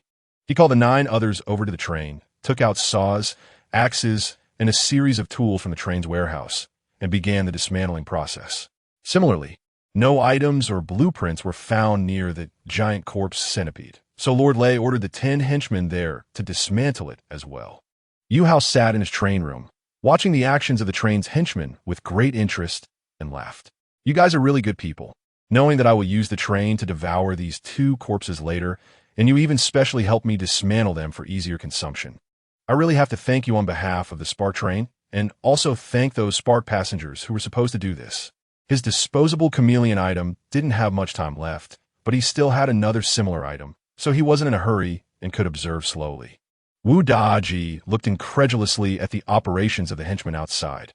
They had searched for so long and had not found even one item or blueprint. That really shouldn't be the case. The higher the level of the zombie or monster, the higher the chance of dropping items or blueprints. Now there are 2 such high-level ones. It's impossible that not a single item was found. This is unreasonable, but thinking about it, this is also good. At least it can buy some time. Watching the henchmen's actions, it was clear they were preparing to dismantle the 2 corpses, which is a labor-intensive task that could deplete the henchmen's stamina, giving them a better chance in the upcoming confrontation. The body parts of the giant corpse centipede and Titan zombie had already been dismantled into pieces. One henchman, with a grim expression, endured the discomfort and rummaged through one of the body parts of the Titan zombie for a long time, finally pulling something out. Upon seeing it, he was overjoyed. It was a crafting blueprint. This henchman shouted in excitement, "I found it! I found a blueprint!" Staying in the train room, Lei, who was anxiously waiting, felt a surge of joy upon hearing the henchman shout. "I knew it! How could such a high-level monster not drop items?" He then took out his walkie-talkie and said, "Great! Keep looking, search carefully. The henchmen who found the items or blueprints will be able to spend the night with the Big Star Beauty in my train." Hearing Lord Lei's words, the henchmen instantly became invigorated, eagerly continuing to search. The Big Star mentioned by the train conductor Lei is a genuine A-list celebrity from before the apocalypse, active in major movies, variety shows, and award ceremonies, with top-notch looks and figure. Additionally, she is a mixed-race beauty, naturally gifted, and in high heels she stands nearly 1.8 meters tall. The fact that Lord Lei can offer this Big Star Beauty as a reward for his brothers shows how much he values this search. Before long, near the corpse of the giant corpse centipede, another henchman excitedly shouted, "I found one over here, too." A henchman, with an excited expression, waved the item he discovered near the segmented remains of the giant corpse centipede towards the train's front. "Good, good, good." Lei was overjoyed and couldn't help but applaud. He took out his walkie-talkie and continued, "Now look carefully again to see if there is anything else left behind. If not, you can return to the train." The 2 henchmen who found the blueprints and items should come to the train room with their treasures. The other henchmen who didn't find anything shouldn't be discouraged. I can tell that you have spent a lot of stamina looking for these things, and you're all covered in bloodstains. I, Lei, am known for my benevolence. So the rest of you who didn't find any items or blueprints should go to train number 3 to wash up. I will have another beauty in the train help you wash. Yes. Thank you, Lord Lay. The henchmen, covered in dirty blood, excitedly prepared to return to their train. Suddenly, at that moment, rat-a-tat-tat, a burst of rapid gunfire rang out. From a nearby direction, a train with only 3 carriages suddenly appeared. It was the scavenger train. Train conductor Wu Daji watched as the henchmen outside collected good items and prepared to return to their train, while his ally had yet to arrive. He could no longer hold back. Meanwhile, the henchmen from the Flying Thunder train were still immersed in the beauty reward and hadn't had time to react, when several of them were shot and killed on the spot. Chapter 49. Gunfire. At this moment, Raven, who was sitting in the Flying Thunder train compartment, filled with anticipation for the props and blueprints that were about to be in hand, was suddenly taken aback by the unexpected scene. He looked at the familiar train with 3 carriages, his pupils contracting, and immediately furrowed his brows in suspicion. The scavenger train? What the hell is going on? Didn't Wu Daji go to the desert city? There was no time to think further about the situation. He quickly grabbed the intercom and shouted to the thugs below, "Run to the train. There's an enemy attack. Hurry." The thugs below were somewhat flustered by the sudden situation. They had exhausted too much energy dismantling the corpses of the Titan zombie and giant corpse centipede, so their reactions and speed were a bit slow. It wasn't until they heard Raven urging them over the intercom that they finally reacted and started to run. With a thud, a bullet accurately struck one thug in the back, causing him to cry out in pain and fall to the ground, his face contorted with agony. The thug holding the props looked at his fallen companion in horror. He wanted to help, but then several bullets hit the fallen thug, killing him instantly. His expression changed, and he hurriedly sped up, glancing back in panic.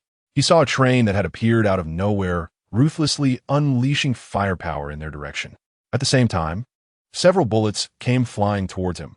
One bullet hit his head without giving him a chance to react or escape, splattering a large area with white and red. The thug fell to the ground, unwilling to accept his fate, and the props slipped from his hand. Damn it! Raven watched as the thug with the props was killed, his anger reaching a boiling point, gritting his teeth. Wu Daji, are you crazy? I will definitely kill you.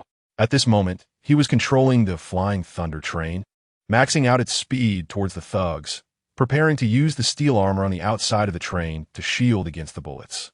He then mobilized all the remaining thugs inside the train to begin fighting back. Atop Wu Daji's train, a fully armed thug was manning a mounted machine gun, indiscriminately firing at Raven's thugs. Simultaneously, the door of the second carriage opened, and several thugs inside began attacking with rifles. In the end, with the acceleration of the Flying Thunder train and the desperate running of the thugs, only 5 thugs successfully escaped onto the train. The remaining 15 thugs were all gunned down by Wu Daji's men, including 2 who were holding props and blueprints. Wu Daji stood in the train compartment, his eyes crazed as he looked at the opposing Flying Thunder train. His life-saving train ability had already been used up here. There was no way he could leave empty-handed. If Raven managed to pick up the pieces, whether he continued to Desert City for resources or turned back, the situation would become very tricky. There was no time to worry about that now. Raven would definitely fight him to the bitter end. But fortunately, reinforcements were on the way. Wu Daji glanced at the private message. Harem train, I'm almost there. Just hold on a little longer, and we will surround Raven from both sides. Dash. Tot-tot-tot. Ah-tot-tot-tot. The sounds of machine guns and rifles mixed together. The 2 trains were engaged in intense gunfire. Yuhou sat in his train compartment, watching the radar, and noticed that in addition to the 2 red dots representing the scavenger train and Flying Thunder train, another red had appeared, rapidly approaching. He couldn't help but smile slightly. Things are getting lively now. There will be a good show to watch soon. With the 2 trains in fierce combat and another train about to arrive on the battlefield, many variables could occur. However, he couldn't rush. His train's offensive capabilities were limited. Besides the M9 assault rifles provided to 6 thugs, the train only had the mounted iron blade melee attachment and 84 redskin zombies. Of course, the frog tongue also had some offensive capability, but it was more for capturing. Without a guaranteed win, it was best to let them inflict heavy losses on each other first. He thought of this and walked into the first carriage, grabbed some food, then leaned back in his chair to eat while observing the situation outside the train. He already had some vague ideas in mind. Both trains had external steel armor, and the dense bullets striking the steel sparked but did not cause any substantial damage.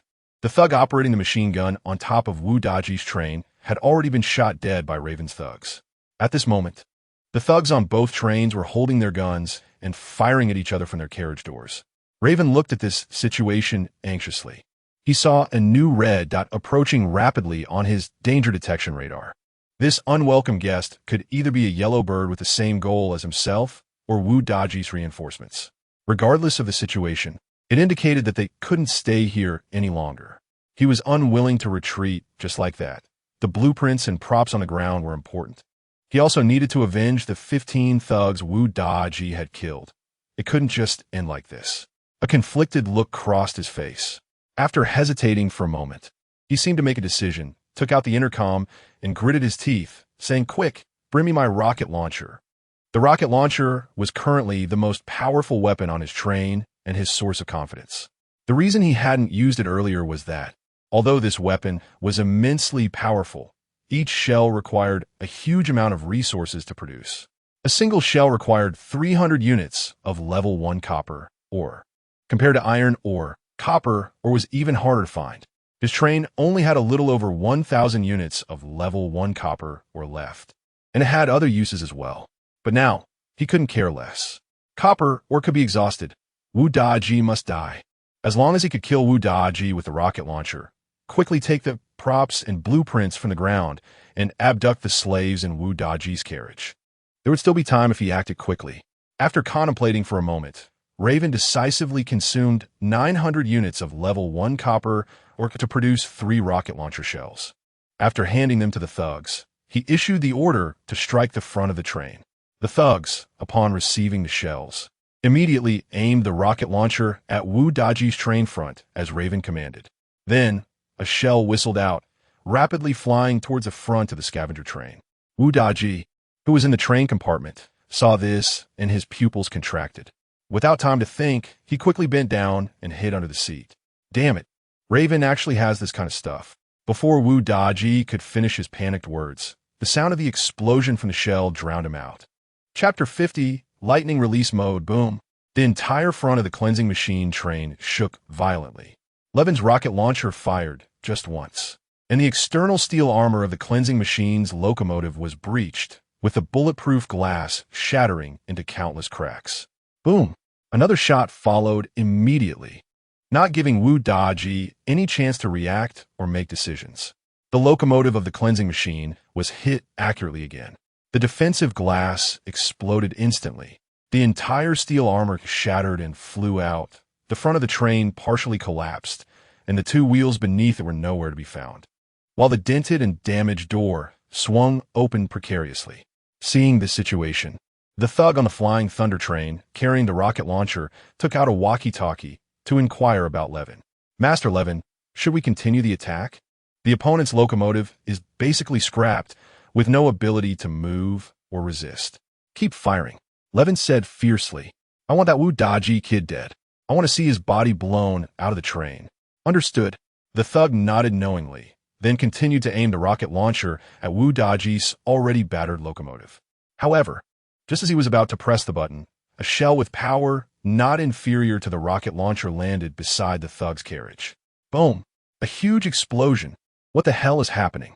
Levin saw through the rearview mirror of the locomotive that the thug with the rocket launcher had been blown out of the train. Moreover, a familiar train appeared in the distance behind his train, and that train was still loading shells.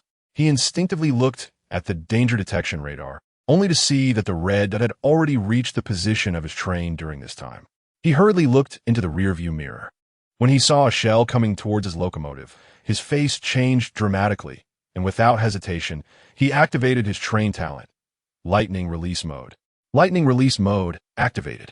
The wheels of the Flying Thunder train accelerated like the flash, accompanied by lightning, and in the instant the shell was about to hit the locomotive, it sped away in a direction like lightning. The shell landed where the Flying Thunder train had been, raising a cloud of dust. Yuhou, who was watching from inside the train room, looked at this scene with an incredulous expression. He murmured in disbelief, "The train can go this fast. Incredible. It's simply too exaggerated." In another direction, the flying thunder train was racing across the wasteland at an extremely fast speed, leaving behind an afterimage due to its incredible velocity. However, this state did not last long, as the already absurd speed rapidly decreased. Inside the train room, Levin's eyes were filled with unwillingness and anger. He watched as the train's energy plummeted from 89 before activating lightning release mode to the current 9, feeling somewhat pained. He then glanced at the danger detection radar.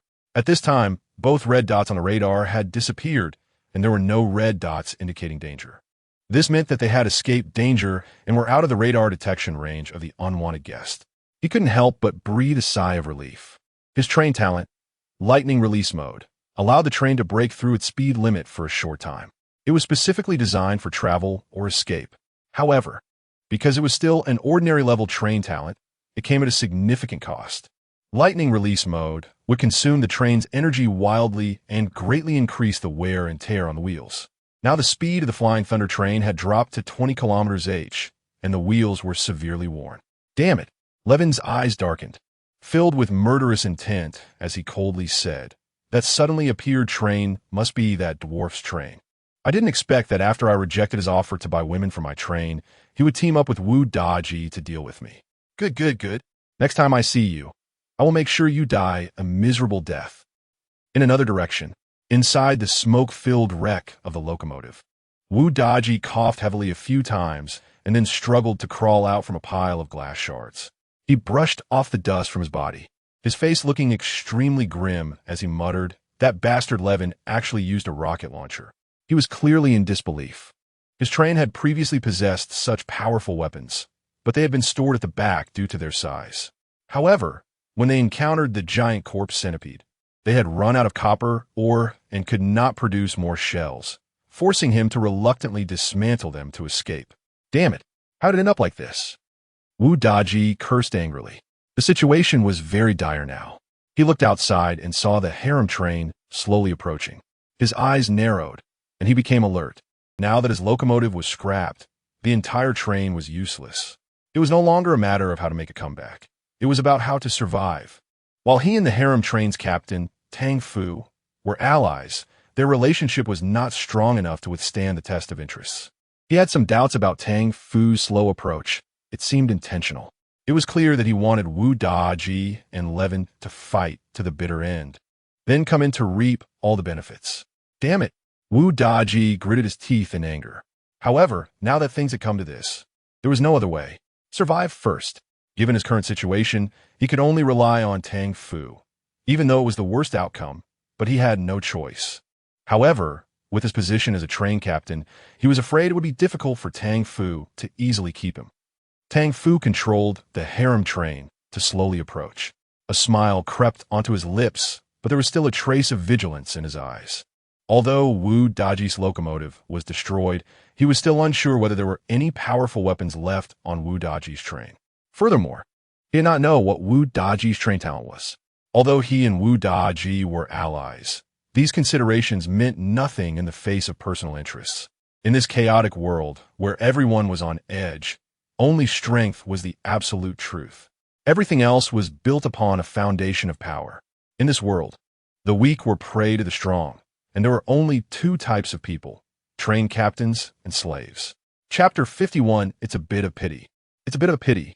Tang Fu looked at the crater on the ground, a hint of regret in his eyes as he muttered, "It's a pity that the Thunderbolt train got away.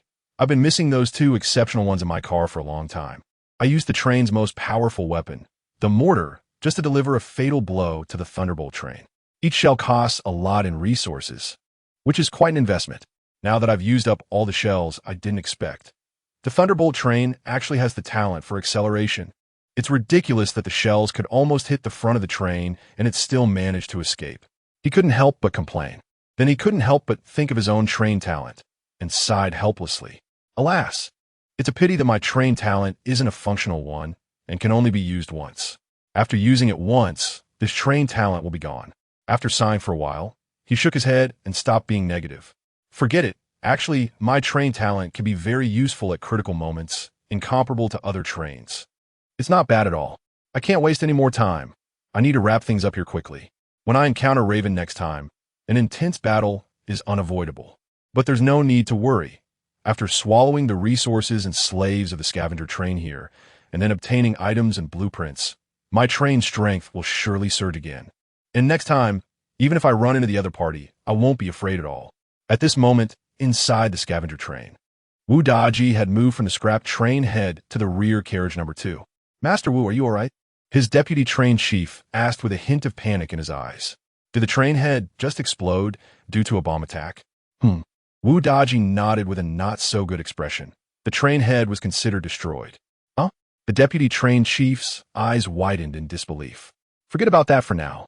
You go gather everyone in the train. Although the Thunderbolt train head is no longer usable, I still have a train order. Prepare to get off and build a new train head, then I'll take you all out of here. Wu Daji had already made up his mind. Tang Fu is a selfish and dangerous person. Rather than entrusting my fate to Tang Fu, it's better to actively seek another chance at life. If I want to rely on Tang Fu, he might accept the slaves and thugs in my train. But there's no reason for him to keep me as the train chief. Because not taking in the former train chief when capturing slaves is the default choice in this apocalypse. No train chief would keep a character that might pose future troubles in their train. No matter how sincere he pretends to be, he probably can't escape a dead end. So now, the best choice is to use the train order in hand to build a new train head, then take a group of people to leave here. As for how to ensure that Tang Fu doesn't stop me during the construction of the train head and cooperates with me, I'll have to use that tall woman in my train. The Thunderbolt train has already run away. So the only woman Tang Fu can get is this one in my train. As long as I use this woman as a threat, Tang Fu should cooperate with me to let me go. There should still be a glimmer of hope. I see. The deputy train chief nodded thoughtfully. Okay, Master Wu, you go tell everyone to get ready. Also, call Lu Chuxin over. I want to talk to her alone. Yes. Not long after, a tall woman with fair skin, wearing a fitted dress and red-bottomed high heels, walked into the carriage with a hint of unease. At this moment, there was only the train chief Wu Daji in this carriage. Master Wu, did you call me too? Lu Chuxin spoke hesitantly, her voice soft. Don't be afraid. I just want to talk to you about some realities. Wu Daji directly explained the current situation of the Thunderbolt train head and analyzed the dangers everyone was about to face. After saying this, he looked at Lu Chuxin, who was frowning and worried, and continued, You should know that I have another train order. So now you have 2 choices. The first is to follow me to build a new train and escape from here. The second is to directly rely on the harem train chief. Which one do you choose? Master Wu this. Lu Chuxin hesitated, caught in a dilemma. Don't worry, whatever you choose, I will understand. Lu Chuxin bit her red lip. In fact, she already had a choice in her heart. But she didn't dare to say it because she was afraid that Master Wu was testing her. Although he said to let her choose. If she were to betray Master Wu at this special moment, she might be killed as a traitor. How about I make the choice for you? Seeing Lu Chuxin like this, Wu Daji smiled. He naturally knew what choice the other party dared not voice. The more one is in a life-and-death crisis, the more realistic they become. The reality is that choosing to directly rely on Tang Fu is undoubtedly better than starting anew with his new train. So not only would Lu Chuxin think this way, but those slaves in the train would also think the same. The space in the train head is limited. He plans to only take his trusted aides with him later. The deputy train chief and those thugs are trustworthy. He had saved them when they were on the brink of death, so he does not need to worry about them betraying him. As for this woman and those slaves, they can only be treated as bargaining chips for Tang Fu to let him leave safely. To be honest, this woman is quite appealing. If it weren't for necessity, he would be somewhat reluctant to let her go. However, this woman is the key to negotiating with Tang Fu, so he can't afford to have any attachments. Wu Daji looked at Lu Chuxin and said calmly, Although the conditions of the harem train chief will definitely be better than mine, there is one thing I want to remind you. The harem train chief Tang Fu is a petty and small-minded person. His train has many women. And I've also heard that he has some very perverse and bizarre fetishes. Therefore, staying in his train might result in a lot of loss of dignity. And it could even be quite painful at times. As for me, aside from requiring you to serve me normally every night, I haven't asked you to do anything else.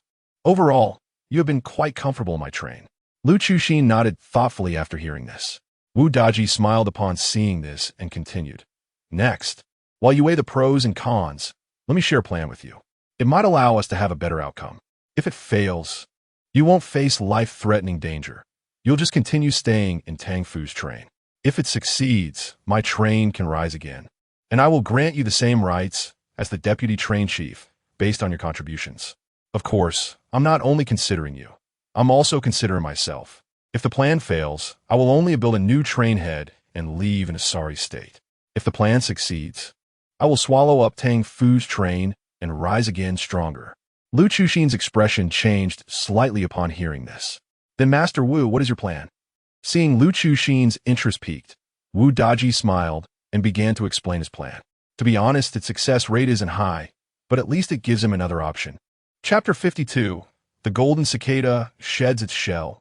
After listening to Mr. Wu's plan, Lu Chuxin looked at a small gadget that Mr. Wu handed to him, frowning. Mr. Wu, do you mean, after I successfully ally with Tang Fu, I should use this gadget to work with you from the inside? Yes. Wu Daji nodded and began to explain the function of the gadget to her. This gadget has two functions. One is for positioning, and the other is for shielding. You just need to find an opportunity to stick it anywhere in Tang Fu's train car, and it will blend in. For the next month, all movements of Tang Fu's train will be under my control. And Wu Daji took out a remote control, which had only a red button at the bottom and a large screen above it. When I press this red button, the shielding effect of the gadget will be activated. Once activated, it will block some important functions of Tang Fu's train car for 10 minutes. At that time, I can launch a surprise attack and take him down. Of course, if you feel this is too risky, I won't stop you. However, I can objectively tell you that as long as you successfully stick it on, it will blend in perfectly and you won't have to worry about being discovered afterward. Even when I launch my attack, Tang Fu won't suspect you. You can think of this gadget as another way out. If you find it very painful to stay on Tang Fu's train, you can choose to use it. This gadget is all benefit and no harm for you. You can consider it. Lu Chuxin hesitated for a moment and then frowned and asked, but how am I supposed to bring it onto Tang Fu's train? You should know better than I do how to hide it, right? Wu Daji looked down. Not long after, Wu Daji and everyone on his train got off.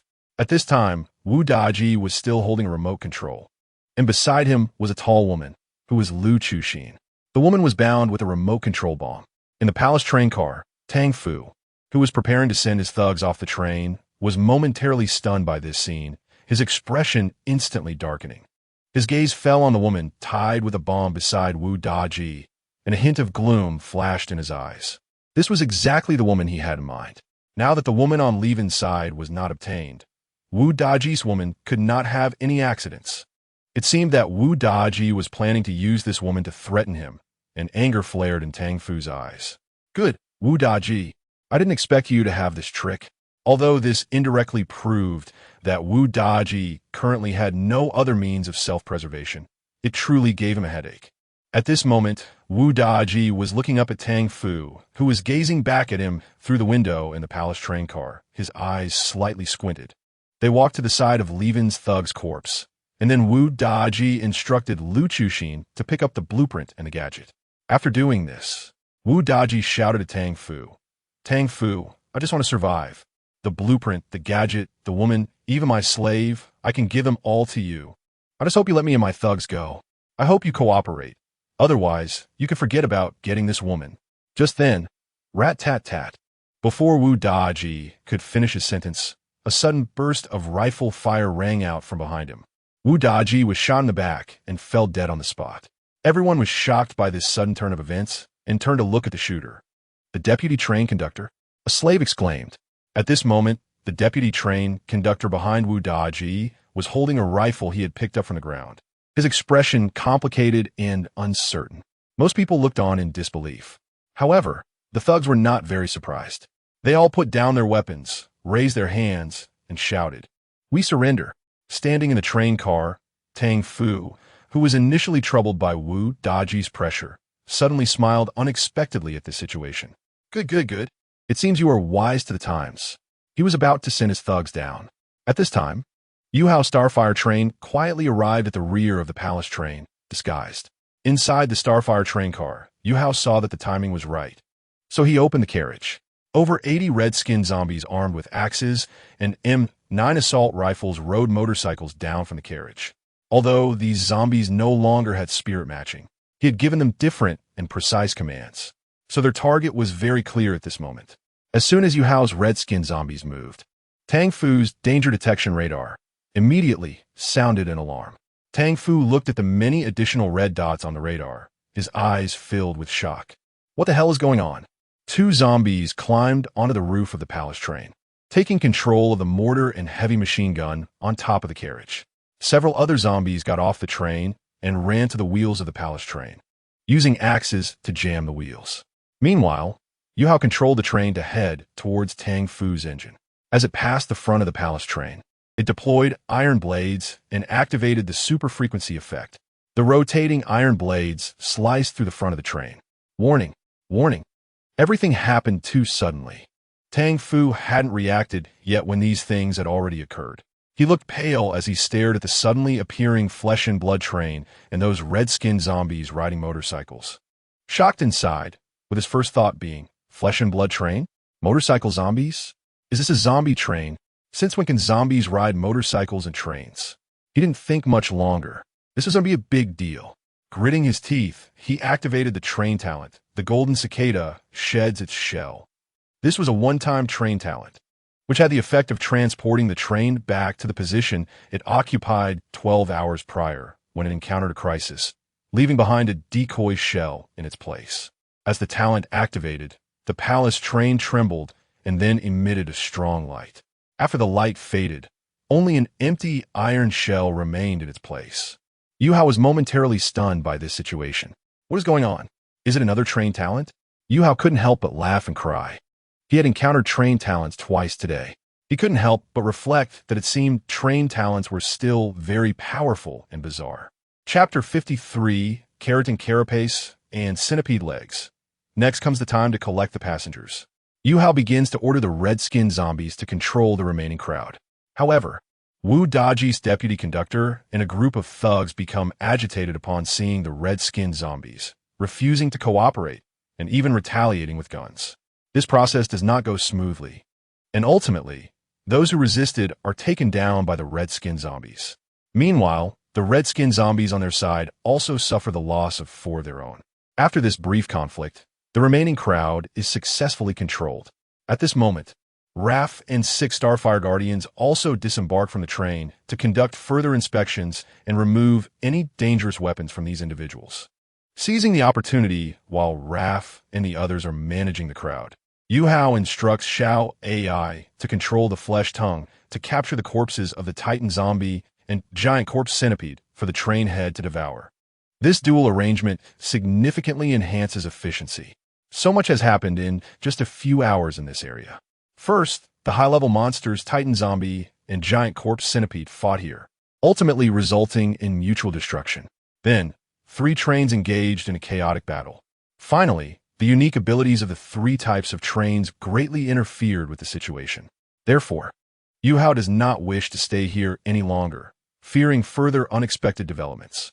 Thanks to the flesh tongue and Xiao AI, the train head can now devour flesh without needing to send someone to stuff it into the train's open maw as before, with no manual assistance required. The flesh tongue captures and lets the AI do the operation, making it both convenient and worry-free. Yuhou sits in the train room, pondering for a moment, and decides to create 2 more train cars. After completing them, he takes out the intercom and instructs Raph to lead these individuals into the newly created cars. The area is not very safe right now, so it is better for them to enter the cars for their safety. With the presence of 6 Starfire Guardians and 80 red-skinned zombies, he is not worried about these people causing any trouble inside the cars. Raph is now very familiar with the internal affairs of the train and is also skilled at persuading people. He can fully take care of these matters with confidence. After a while, the corpse of the Titan zombie has been devoured. A message prompt pops up. Through devouring the flesh of the Titan zombie, obtained a layer of keratin carapace. Yuhou looks at the message displayed by the train, nodding with a smile. To be honest, it aligns closely with his earlier speculation. At this moment, the flesh exterior of the Starfire train has gained an additional layer of dark gray keratinous thick skin. After the corpse of the Titan zombie has been consumed, it is time to see what effects the corpse of the giant corpse centipede will bring. Knock, knock, knock. At this moment, a knock sounds at the door. Brother Yu, it's Raph. Yuhou uses his mind to open the train door. Raph enters and reports the situation. Brother Yu, we have collected a total of 95 passengers. They are currently cooperating, and after I did some simple persuasion work, they're now quietly staying in the cars without daring to move. Also, Brother Yu, these are some other items we collected. As Raph speaks, he produces a prop, a blueprint, and a train order. The prop and blueprint were obtained from a tall woman, while the train order was picked up from beside Wu Daji's corpse. After hearing this, Yuhou nods thoughtfully. He had noticed the tall woman Raph mentioned earlier. After considering, he accepts the 3 items and says, there are many aspects to pay attention to regarding the newly collected passengers. Treatment must be differentiated, and there can be no hidden dangers in terms of ideology. Brother Yu, rest assured, I can handle these matters. I will also prepare a detailed observation report for you later. All right, then I'll leave it to you. Yes. Also, bring that woman over. Got it, Brother Yu. After Raph leaves, Yuhou thinks for a moment and calls 3 red-skinned zombies to the train room. Shortly after, a tall woman in high heels and a tight dress enters the train room. She looks very uneasy, glancing at Yuhou and the 3 red-skinned zombies beside him. Her face pale as she lowers her head, not daring to make eye contact. Please spare me. As long as you let me go, I am willing to do anything. Yuhou sizes up the woman and calmly asks, what is your name? The woman is taken aback, then replies, my name is Lu Chuxin. Nice name. Raph obtained a prop and a blueprint from you. Do you have anything to say about that? Those are supposed to be handed over. Do you think there's anything else that needs to be disclosed? Seeing her hesitation, Yuhou directly gets to the point. Why do you walk with your legs squeezed together? Upon hearing this, Lu Chuxin's heart sinks, and she immediately kneels down. I have something else to hand over. Saying this, she decisively removes her clothing and slowly retrieves something from a hidden place. Yuhou watches the somewhat slimy object in silence. From the beginning, he had noticed that this woman's behavior was somewhat unnatural. He had suspected that she might be hiding something. Given the potential danger of hidden items, he called over the 3 zombies for safety. Now it turns out he was right. Seeing Yuhou's grim expression, Lu Chuxin quickly pleads for mercy. She then immediately reveals the source and purpose of the prop, as well as the conversation she had with Wu Daji earlier. All information related to this prop is disclosed. To show her sincerity, she also makes an effort to demonstrate that she no longer hides anything. After she finishes everything, Yuhou thinks for a moment. The fact that this woman immediately confessed after he exposed a hint of suspicion and explained everything he wanted to know shows she has some self-awareness. Therefore, he waves his hand and allows her to leave for now. After Lu Chuxin leaves, Yuhou looks back at the train head, his eyes filled with anticipation. The giant corpse centipede has also been devoured. Through devouring the flesh of the giant corpse centipede, obtained special flesh wheels, centipede legs. Yuhou smiles as he looks at the centipede legs he has obtained. However, he remembers that this giant corpse centipede also possesses venomous abilities, which unfortunately were not absorbed. It seems that only one ability can be obtained through devouring.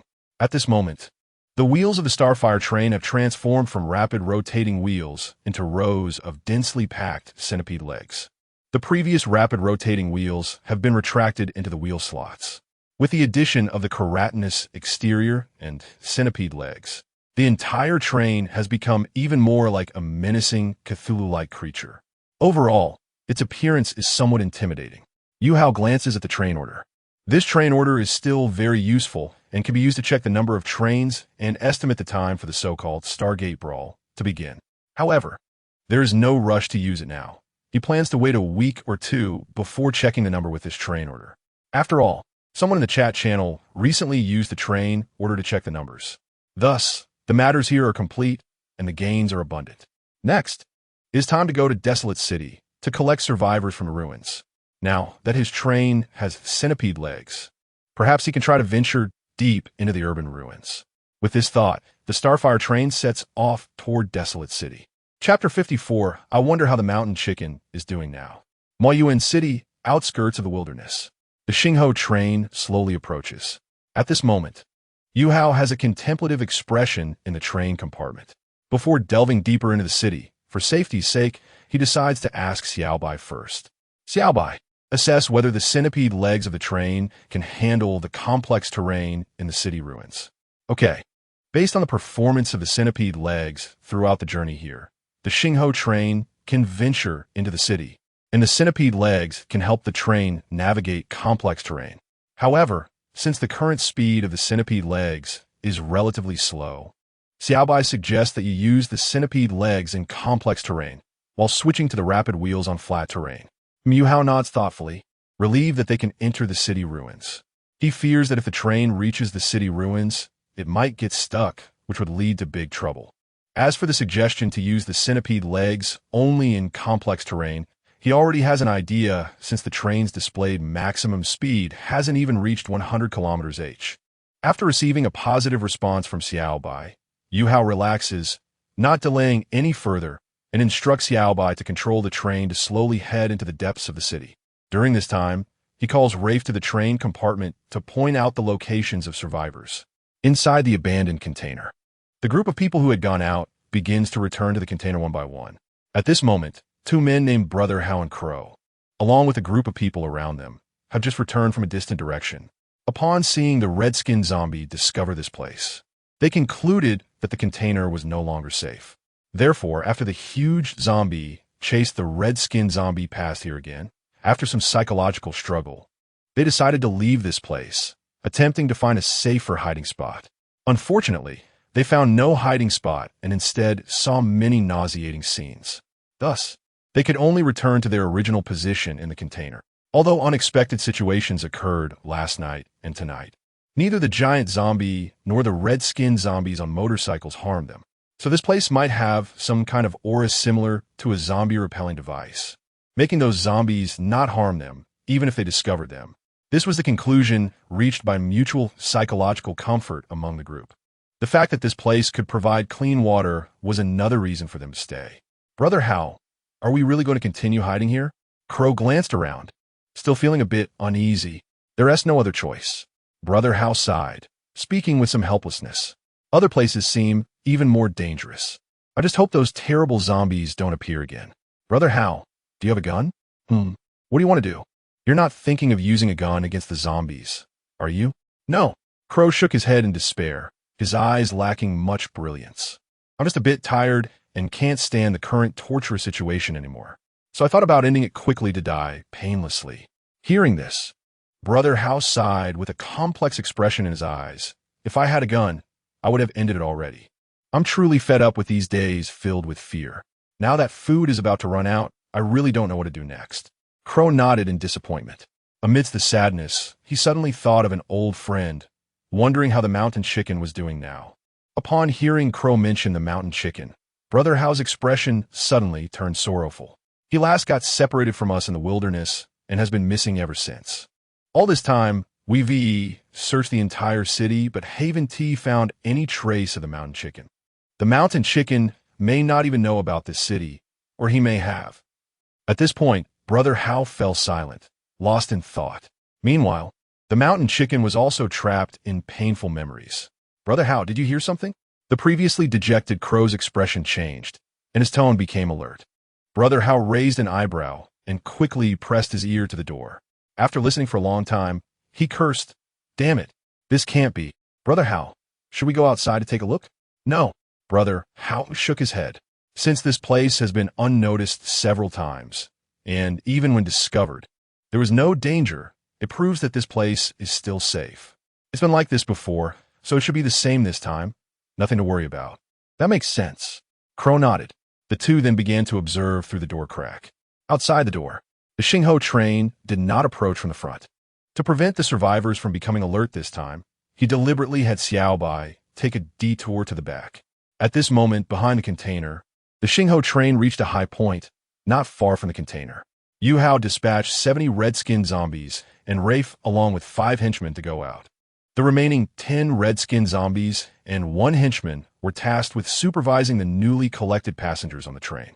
Meanwhile, since the mountain chicken volunteered to carry out the task, Yuhou allowed him to come out as well.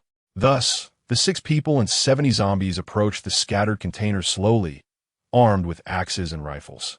This time they did not ride motorcycles, as they didn't want to create too much noise that might alert the survivors in the containers. Inside the container, Crow looked outside through the door crack, puzzled. Strange, why haven't I seen anything approaching? Brother How was somewhat speechless. You actually hoped to see something approaching? Of course not. Crow shook his head. But I clearly heard some strange noises. That might be bang, bang, bang. Before Brother How could finish his sentence, a knocking sound echoed from a container. Soon after, more similar sounds began to emerge.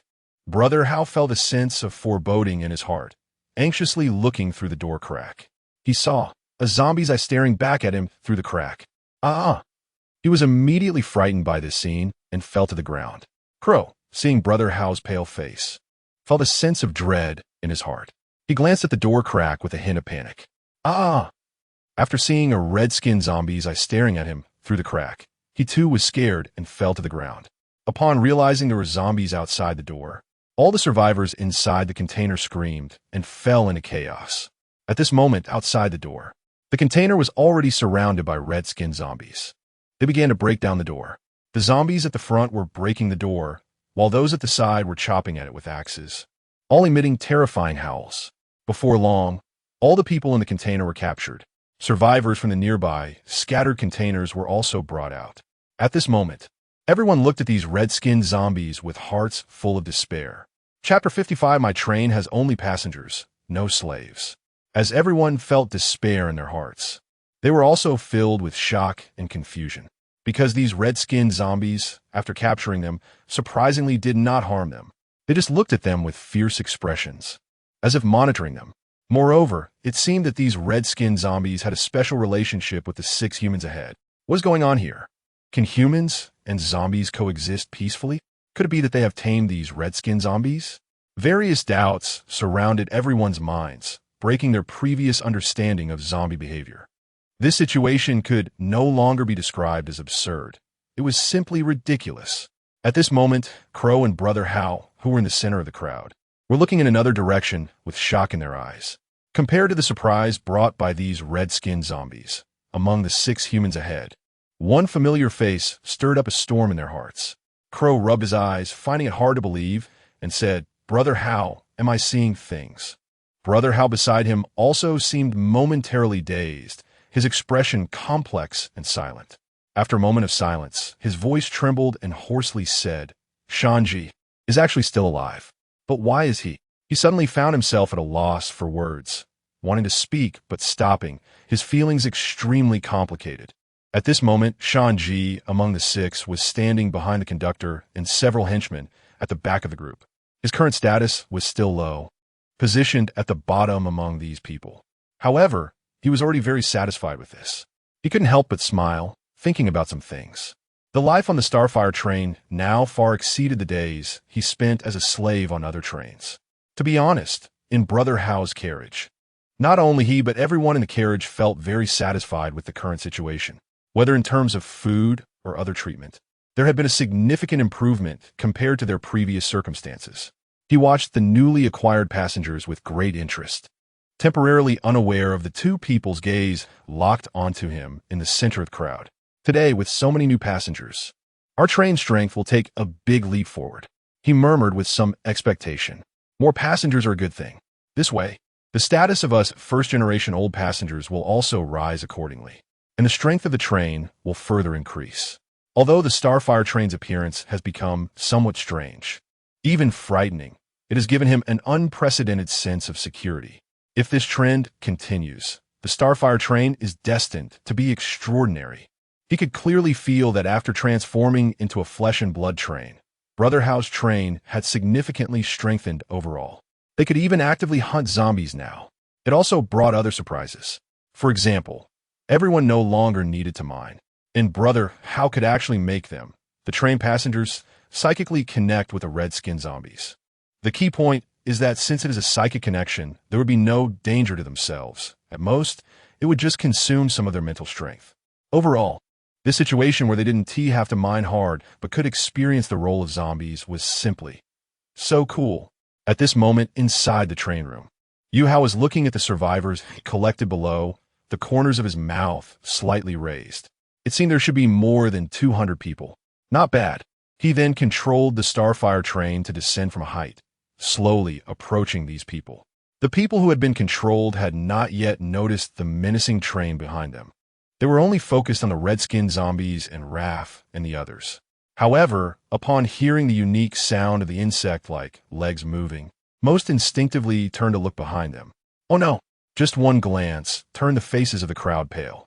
There's a monster! Many people screamed in shock. The current Starfire train was entirely covered with a thick layer of dark gray armor, its wheels replaced with densely packed, horrifying centipede-like legs. In the front of the train had a drooping, abstract frog tongue. Such a menacing appearance would make anyone who saw it gasp. Thud, thud, thud. The leader of the henchmen, Wu Gang, raised his rifle skyward with one hand, the rapid gunfire silencing the crowd's panic. Silence. Stop barking like dogs. Wu Gang's deep, rugged voice roared. Anyone who barks again will get shot. The crowd immediately fell silent, as if their throats had been squeezed. Once the scene quieted down, Raph and the others looked serious, their eyes filled with pride and respect as they watched Yuhou drive the Starfire train forward. The 80 red-skinned zombies around them looked the same. They seemed to be awaiting the arrival of their king. At this moment, Shanji's gaze was not on the train, but rather surprised as he looked at two of the survivors. Crow, Brother Hao. When the crowd was frightened and screaming, he finally spotted those familiar too. The Starfire train arrived in front of everyone. Yuhou instructed Raph to bring out the people from Wu Daji's train as well, gathering them outside with this batch of survivors. Now, in the ruins of the city, it wasn't easy for other trains to come in, so he could speak a few words with some peace of mind. Yuhou looked towards the train's dressing room, then took out a tailored suit. After putting on the suit, he tidied his hair and then slowly got off the train. Besides the old members of the Starfire train, everyone else was stunned to see Yuhou's appearance. My God, Crow murmured in shock as he saw Yuhou in a suit stepping off the train. I thought a monster would come out of this long, white worm train. I never expected it would actually be a young man. Ridiculous, simply too ridiculous. Brother Hao also looked at Yuhou, whispering in confusion. Is he the train conductor of Shanji? Hearing Brother Hao's words, Crow looked at Shanji, and then was surprised to find that Shanji was also looking at them. Yuhou slowly walked to the front of everyone. With a calm expression, he scanned them and then said nonchalantly, My name is Yuhou. I will be your train conductor from now on. Remember one thing, my train has only passengers. No slubs. I know you have many doubts right now. These doubts will be answered for you later. Yuhou casually spoke a few words in front of everyone to give them a preliminary impression of himself. At the same time, he also took a rough glance at these people's faces, leaving a superficial impression. Then he let Raph continue speaking, took the report handed to him, and went back on the train. Returning to the train room, Yuhou looked at the information recorded in the report. It recorded the number of passengers and their gender from two collections. 95 passengers, of which 92 are male passengers and 3 are female passengers. 217 passengers, of which 200 are male passengers and 17 are female passengers. Yuhou murmured to summarize after reading. 95 passengers plus 217 passengers. That is 312 passengers. So today we collected a total of 312 passengers. Adding the original 88 passengers of the train, there are exactly 400 passengers now. Chapter 56. It's not all for nothing. 400 passengers, huh? Yuhou's lips gradually curled up. It's not all for nothing. He couldn't help but smile. Feeling great. Xiaowai. Here. What is the explanation for your second overclocking effect on mental matching? The mental matching time for Xiao AI's second overclocking effect is scalable and can increase based on the number of people matched. When a number of people matched reaches 100, for every additional 100 people, the mental matching time will increase by 1 hour. At the same time, the time for thought communication will also synchronously increase. Yuhou nodded in satisfaction after listening. His purpose in collecting passengers was precisely for the mental matching and thought communication that Xiao AI mentioned. Now, there are a total of 400 passengers on the train. This means that the duration of mental matching and thought communication can increase from the original 1 hour to 4 hours. That is a direct 4-fold increase. This also means that his passengers can control the red-skin zombies for up to 4 hours. In those 4 hours, they can accomplish a lot. Whether executing special tasks outside the train or coordinating with the train itself, it will be much more convenient. Although increasing the number of passengers will also increase food consumption, there is no need to panic for now, because he has 3 zombie signal flares, each of which can attract a wave of zombies ready for slaughter. Later, he will leave this place and use 1 flare in an area at least 5 kilometers away, so there is currently no need to worry about material acquisition. Once the Stargate descends, these red-skin zombies will be the backbone of his train. A legion of 400 red-skin zombies will undoubtedly have considerable combat power. If he remembers correctly, increasing the number of zombies seems to have many benefits. Yuhou murmured to himself and brought up the information panel regarding the train talent. Heart of the nest. Train talent, heart of the nest. Talent effect. Consume 100 units of flesh and blood to create a basic zombie. P.S. When the total consumption of flesh and blood materials for creating basic zombies reaches 100,000 units, intermediate zombie creation rights will be unlocked. 8,401,000,000. Yuhou looked at the information on the panel, deep in thought. He had already consumed 400 units of flesh and blood materials, and he needed 91,600 more units to unlock the rights to create intermediate zombies. Creating 1 basic zombie requires 100 units of flesh and blood, which means 91,600 units would allow the creation of 916 basic zombies. After calculating briefly, Yuhou felt that meeting this condition would still be somewhat challenging. Originally, there were 84 red-skin zombies, but after losing 4, there are now only 80 left. If each of the 400 passengers is to be assigned 1 red-skin zombie, an additional 320 red-skin zombies would need to be created. In terms of the flesh and blood materials needed for 320 red-skin zombies, that would require another 32,000 units of flesh and blood materials. His train currently has only 300 units of flesh and blood materials, which is clearly insufficient. It seems he needs to kill 2 more waves of zombies. Yuhou pondered. The train now has 8 carriages, with the first 2 used for storage and placing flesh and blood materials, while the last 6 are to accommodate 400 passengers and 80 red-skin zombies, which is barely manageable. So there is no need to create extra carriages for now. However, he needs to implement a tiered management system for his first batch of passengers compared to the new ones collected today.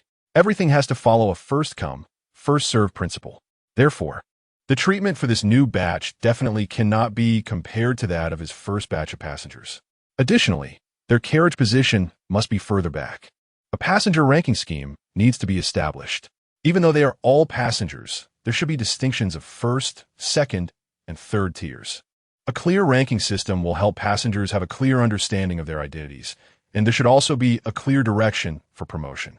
This matter can be discussed with Raph, and together with Xiao AI's assistants, they can come up with a more perfect plan.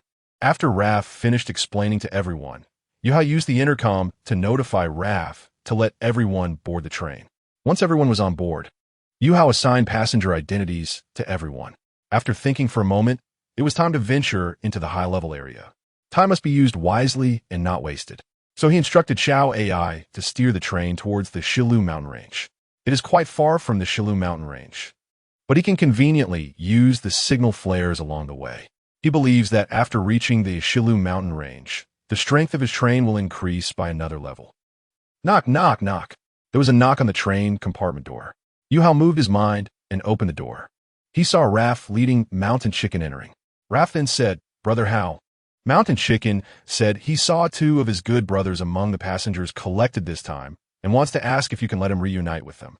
Oh, Yuhou raised an eyebrow and thought for a moment. In this apocalyptic world where everyone is on edge, encountering good brothers is indeed a good thing. Go ahead, Raph. You can also go along to take notes. Yes, thank you, Grandpa Hao. The 2 left. Yuhou smiled and leaned back his chair to enjoy the scenery outside the train. After watching for a while, he felt a bit hungry.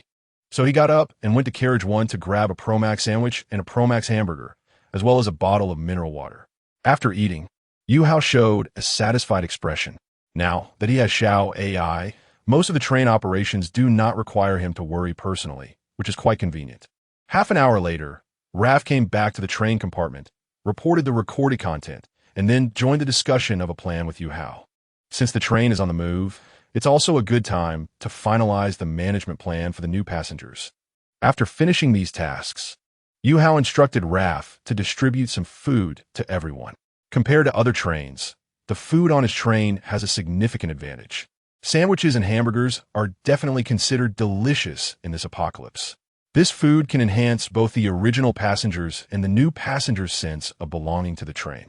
After finishing all this, Yuhou felt that these passengers couldn't just sit idly, so he thought about how to get them to do something meaningful. Suddenly, he thought that since these passengers would need to control the red-skinned zombies in the future, their combat skills would definitely need to be improved. So he went around the carriage, selecting some passengers who had engaged in combat-related professions before the apocalypse. He then had them conduct targeted combat training for the other passengers on the train. Chapter 57, Titan Cloak and Gas Spray Production Line Clang. Clang. Clang. The spark train sped across the wasteland. At this moment, the train's centipede legs had been replaced with speed wheels. The sky gradually darkened. Yuhou sat inside the train car, curiously taking out the items and blueprints he had collected today. It is worth mentioning that although the levels of the two types of monsters were not low, since they were not killed by the train, the dropped items were of lower quality. First, he checked the item dropped from the Titan zombie. Item name, Titan Cloak. Item rank, E rank. Item level, level 1. Item effect. This cloak has a certain level of bulletproof effect. Item upgrade. Consumes 10 units of flesh and blood to upgrade to level 2. PS1. The cloak has adaptability and can stretch or shrink to fit the body shape of different wearers. PS2. This cloak can be placed in the train's accessory wardrobe, becoming a special living accessory for the train. A cloak? Yuhou raised his eyebrows, suddenly interested. The information about this item was quite eye-catching. He looked at the palm-sized sphere in his hand, which had a red button on top. After hesitating for a moment, he pressed it. After pressing the red button, the sphere opened. Inside, there was a miniature gray cloak, only the size of a palm. Yuhou couldn't help but laugh as he took out the cloak. As he pulled out the gray cloak, it began to expand. In no time, the cloak, under Yuhou's astonished gaze, grew to the size of clothing suitable for an average adult. Not bad. Yuhou was very satisfied with this. He smiled and continued to put the cloak on himself. Once worn, the cloak began to adapt automatically, adjusting to the size that best fit Yuhou's body. He examined the clothing on him, feeling it and squeezing it. The texture was quite nice. He nodded in satisfaction. Both the appearance and defensive effect of this cloak were very pleasing to him. After converting this item into a living accessory for the train, he could start upgrading it. He upgraded the cloak to level 10 in one go, and after receiving a prompt that further upgrades would not yield any overclocking effects, he stopped upgrading. Upgrading from level 1 to level 10 consumed a total of 450 units of flesh and blood. Seeing the panel information of the Titan Cloak, after upgrading to level 10, Yuhou was immediately filled with a sense of security. Item name, Titan Cloak. Item rank, E rank. Item level, level 10. Item effect. This cloak has strong defensive power, capable of defending against bullets from rifles and heavy machine guns, with the defensive effect spreading from the cloak itself to the entire wearer. Item upgrade. Consumes 100 units of flesh and blood to upgrade to level 11. TSK. With this effect, I could probably walk sideways through a hail of bullets. Yuhou couldn't help but exclaim as he looked at the information above. From now on, he wouldn't have to worry about backstabbing from train members. To be honest, after seeing Wu Daji being backstabbed by his deputy train conductor, he had started to worry a bit about this issue. Although the passengers on his train were very satisfied with all aspects of the Spark train and trusted him as the train conductor when it came to life and death crises, those things were hard to say. This cloak item came at just the right time. Then he continued to look at the two overclocking effect descriptions of the cloak. The first overclocking effect of the Titan Cloak. The cloak will always provide the wearer with the most comfortable temperature, warm in winter and cool in summer. Whether in extreme heat or severe cold, it will maintain a comfortable, constant temperature. The second overclocking effect of the Titan Cloak. The Titan Cloak is resistant to water and fire. What a treasure of a cloak. Titan Zombie, thank you. Yuhou showed 8 teeth, and every effect of this cloak made him very satisfied. filling him with a sense of security. Because the items dropped by the Titan zombie were surprising, he now began to look forward to the blueprints dropped by the giant corpse centipede. So he immediately checked. Blueprint name, gas spray production line. Blueprint rank, rank. Blueprint effect. Consumes 50 units of flesh and blood to create a gas spray production line. 50 units of flesh and blood. Not much. Yuhou murmured as he walked to carriage 1. Then he directly consumed 50 units of flesh and blood to create the blueprint. Under the weaving of light, a small production line, only the size of a microwave, appeared. Yuhou looked at the information panel of this production line. Accessory name, gas spray production line. Accessory rank, rank. Accessory level, level 1. Accessory effect. Consumes 10 units of flesh and blood to produce a bottle of gas spray. The gas spray can cause blindness when sprayed in the eyes. Accessory upgrade. Consumes 10 units of flesh and blood to upgrade to level 2. The effect is average. Yuhou was not very satisfied with the effect of the production line. However, the current rank and level of the production line were quite low, so it was understandable that the effect was average. Then he began to upgrade the production line. He upgraded the production line from level 1 all the way to level 10 in one go. After upgrading to level 10, the appearance of the gas spray production line changed, becoming half the size of its previous form, and the information panel had different descriptions. Accessory name, gas spray production line. Accessory rank, rank. Accessory level, level 10. Accessory effect. Consumes 50 units of flesh and blood to create a can of gas spray. The gas spray contains highly toxic substances. Accessory upgrade. Consumes 100 units of flesh and blood to upgrade to level 11. So expensive? Yuhou frowned slightly as he looked at the information panel, feeling a bit disappointed. The cost of materials to create one can was almost as high as that of half a redskin zombie. The upgrade from level 1 to level 10 for the gas spray production line also consumed 450 units of flesh and blood. Therefore, the total consumption for upgrading both items was 900 units of flesh and blood. Now, the train's flesh and blood materials had decreased from 4,300 units to 3,400 units. After hesitating for a while, Yuhou consumed 50 units of flesh and blood to produce a can of gas spray in the gas spray production line.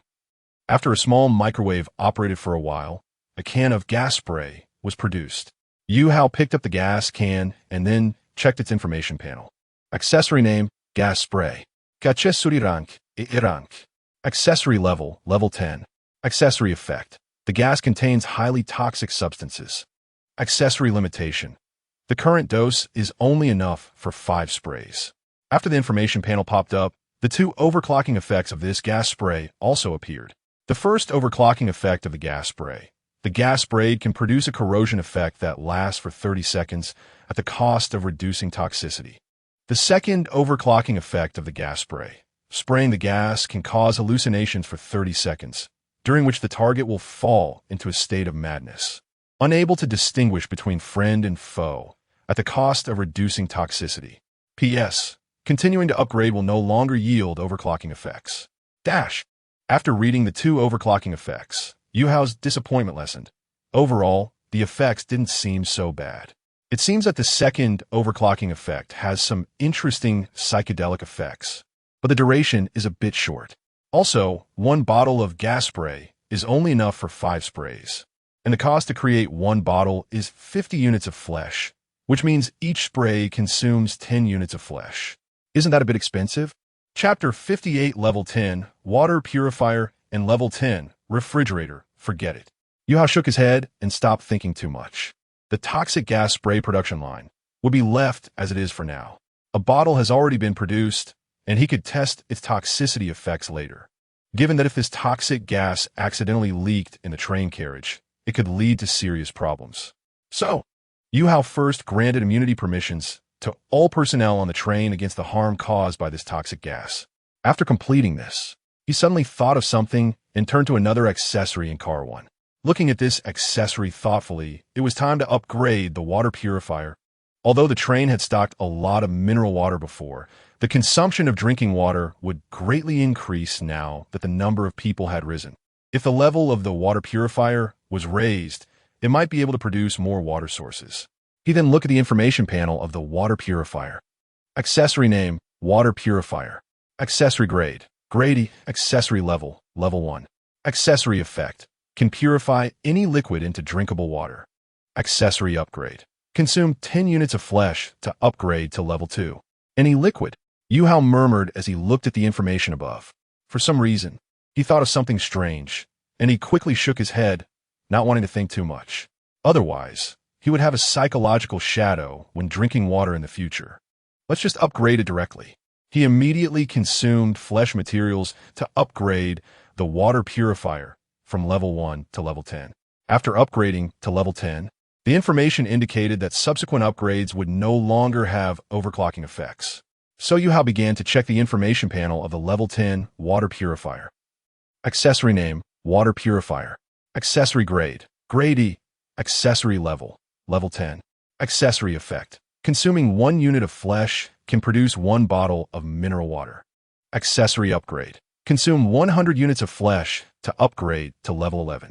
Not bad. Although the name hasn't changed, the function has directly shifted from purifying water to producing water. Looking at the information above, Yuhou nodded in satisfaction.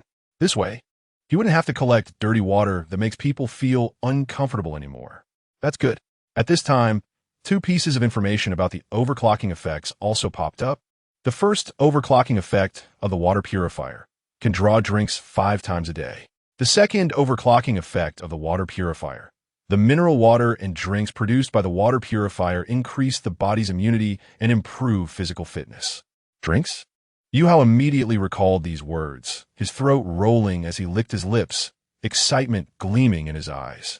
He looked at the water purifier and noticed that the appearance of the level 10 purifier was somewhat different from that of level 1. There was now a circular turntable at the top of the purifier. The turntable had 5 slots, each with an icon and a text description.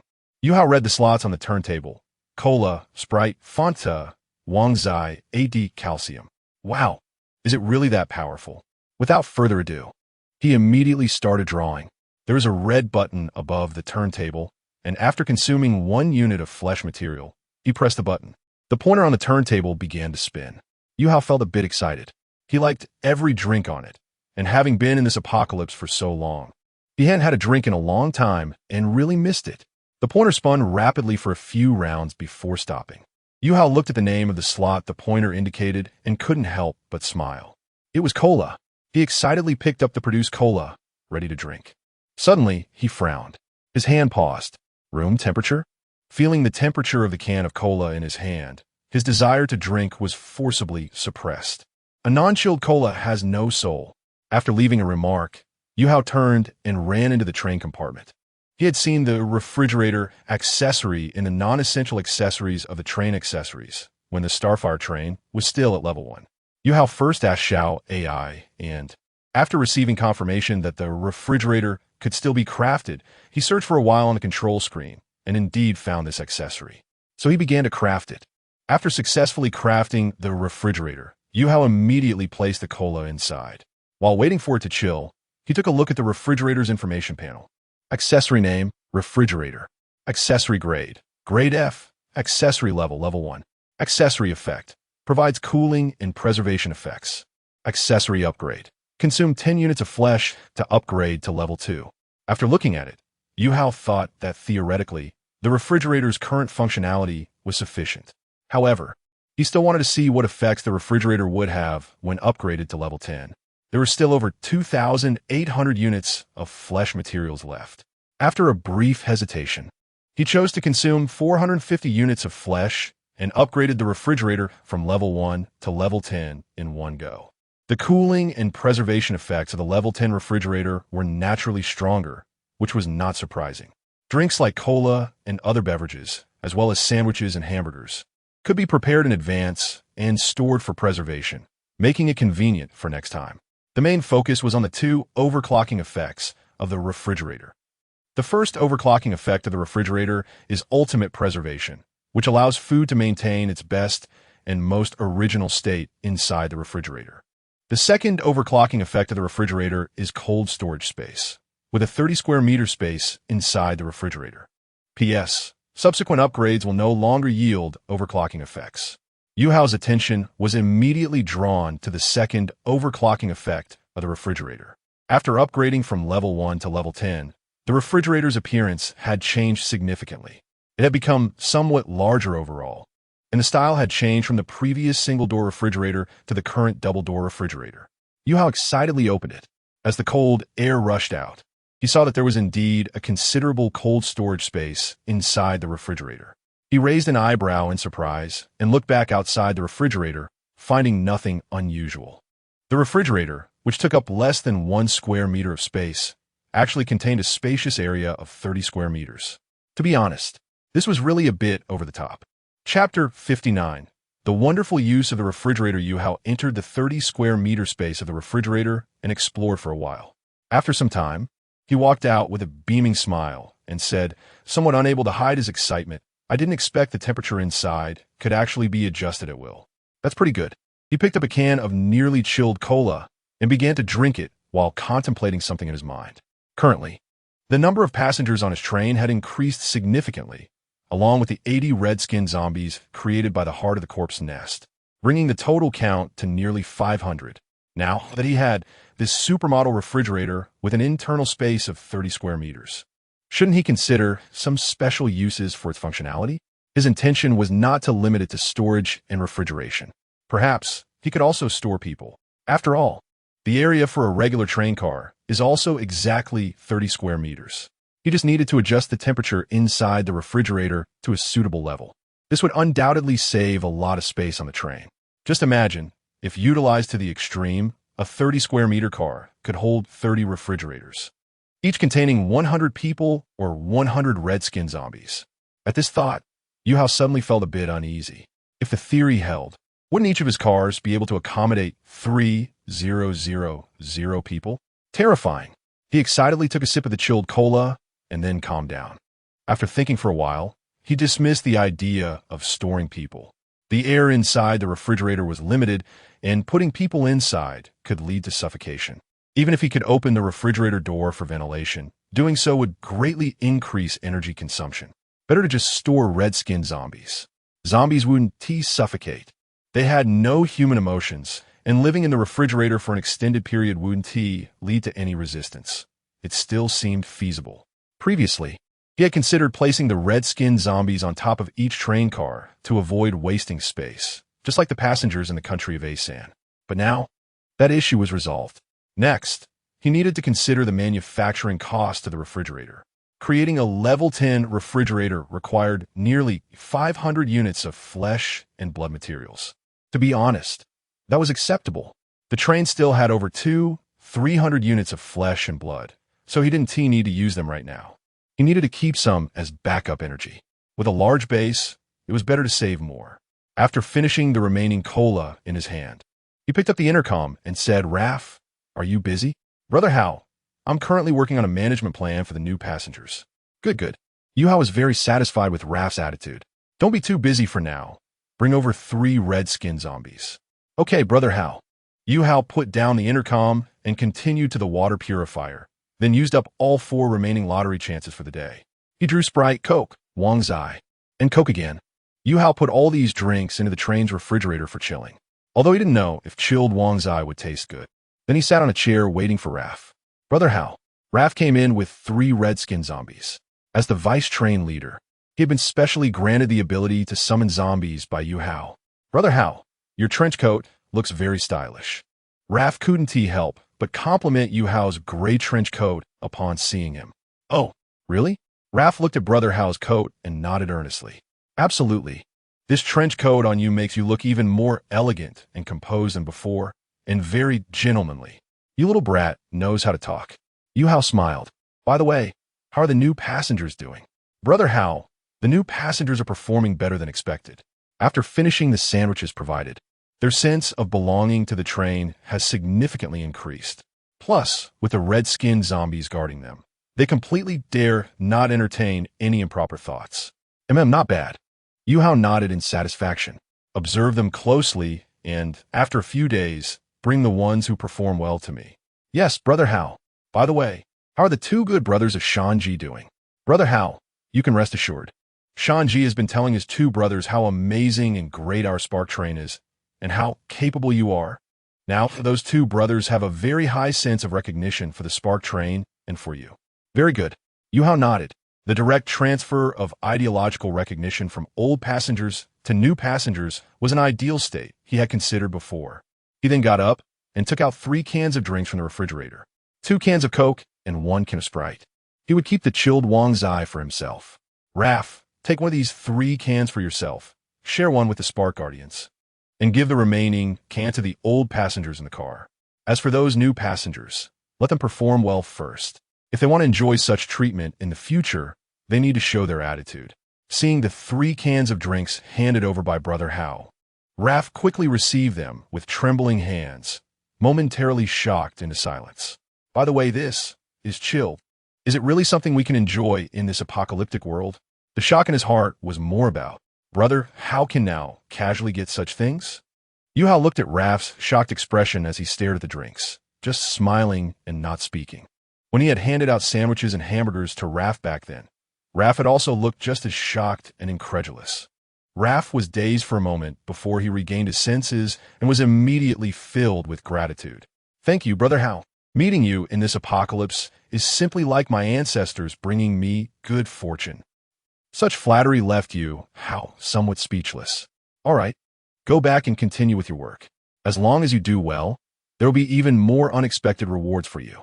Yes, I, Raph, will definitely work hard and serve you faithfully. Enough. Yuhou waved his hand casually. Raph left the train room with a face full of excitement. Yuhou then turned his gaze to the 3 red-skinned zombies, who stood with empty eyes yet displayed loyalty. He slowly opened the refrigerator door and instructed the 3 red-skinned zombies to sit inside. After setting the refrigerator temperature to normal, he took out a can of Wang Zai milk and closed the door. Taking a sip of the chilled drink, a glimmer flashed in his eyes. It was refreshing. From now on, he would only drink chilled Wang Zai. Sitting back in the train chair, he looked at the retreating scenery outside, and once again felt a sense of anticipation for the future. Having been in the apocalypse for so long, he had finally managed to make the train look decent and felt a bit of security. With a slight smile, he began to think about the plans ahead. Once the train was driven to a slightly farther place, he could use the zombie signal flare. After using a flare once on the outskirts of Desolate City, all the surrounding zombies had been attracted and hunted down. So now, he needed to change locations. The final target location was the Shilu Mountains. Since he already had the centipede bugfoot, it was definitely better to develop in a more advanced and complex area. This journey was still quite long, during which he could use the 3 signal flares along the way, achieving both development and travel without delay. With level 10 Xiao AI's assistance, you can choose to continue your journey even while resting at night. Try to make the most of every moment for development. After all, the Stargate Brawl is subtly approaching. Xiao AI detects that on the way to the Shilu Mountains, you will pass through the Wailing Abyss. Do you want to take a detour? Chapter 60, Increasing Attributes, Path to the Wailing Abyss? Upon hearing this, Yuhou raised an eyebrow. Isn't the Wailing Abyss the hellish difficulty location mentioned in the mechanical train's job change? Xiao AI, how far are we from the Wailing Abyss? According to calculations, there is still over 1,300 kilometers remaining in a straight line. Over 1,300 kilometers so far? Yes. Yuhou couldn't help but ponder. With such a long distance, he could easily use up to 3 signal flares and harvest zombies before the train reached the Wailing Abyss, completing 3 waves of development. He couldn't miss any opportunity to grow stronger, so it was necessary to take a look. He thought for a moment and replied, "No need to take a detour. We can stop when we see more red dots on the radar after about an hour of travel. I want to use the signal flares to gather zombies." Okay. An hour later, the Starfire train stopped in a clearing with its high beams on. At this moment, there was a group of zombies fighting a monster right in front of the train. Yuhou looked at the familiar monster outside the window and smiled. He had encountered an old friend. Not far away, a corpse frog was preying on a small group of zombies. It shot out its long frog tongue, caught a zombie, and quickly dragged it into its mouth, jumping to another side whenever the zombie group was about to surround it. This corpse frog seemed to be a bit smaller than the one he encountered last time. Yuhou watched with interest, muttering to himself, The last corpse frog he encountered was nearly 5 meters tall, while this one seemed to be just over 3 meters. Xiaoai, check the level of that corpse frog outside. Okay, according to the detection, it is a level 2 corpse frog. Only level 2. Yuhou raised an eyebrow and slowly stood up from his chair. He walked to the refrigerator, opened the door, and released the 3 red-skinned zombies inside. Xiaoai used the frog tongue to catch all the zombies under the train and devour them. Let's not touch the corpse frog for now. I want to see how strong the 3 red-skinned zombies are against it. Okay. The Starfire train opened its mouth, revealing its frog tongue. The frog tongue then aimed at a zombie and shot out. The distant corpse frog also noticed the train but did not immediately attack. It merely sped up its predation. Seeing this, the train also accelerated its consumption. Before long, only one last zombie remained in the small group. Upon seeing that there was only one food left in such a short time, the corpse frog croaked and quickly shot out its tongue towards the last zombie's head. However, at that moment, a frog tongue larger than its own shot towards the zombie's back. Clearly, the corpse frog did not want to let go of this last zombie, and the tongue stuck to the zombie increased its pulling force. The train also increased its force. Thus, the poor zombie, stuck by 2 tongues, was being pulled in both directions. However, no matter how hard the level 2 corpse frog struggled, the overall trend was that both its food and itself were being dragged towards the train. Yuhou smiled slightly. He was pleased to see this scene because it was just the opportunity to test the strength of his train's frog tongue against the level 2 corpse frogs. The result was obviously that his train's frog tongue, which had devoured the level 3 corpse frog, was stronger, with the train dragging both the zombie and the frog. The zombie was soon pulled into the train's mouth. The level 2 corpse frog, feeling apprehensive, loosened its tongue. It witnessed the train's large mouth dragging the zombie inside, chewing it, and then swallowing it. Quack! An angry croak erupted.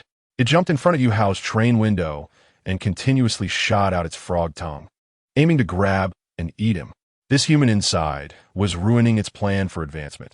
It only needed to eat a few dozen zombies to level up to level 3. Yuhou found the sight of the furious corpse frog outside the window quite amusing. It turned out that monsters could also get anxious. Now that only this anxious corpse frog was left, it was time to test the strength of the 3 red-skinned zombies. He immediately ordered the 3 red-skinned zombies to take out their axes and go out to face the enemy. Seeing the red-skinned zombies emerge, the angry corpse frog immediately shifted its attack target. Its tongue decisively shot towards them. The 3 red-skinned zombies, undeterred by the danger, charged forward with their axes. One red-skinned zombie was directly ensnared by the frog tongue.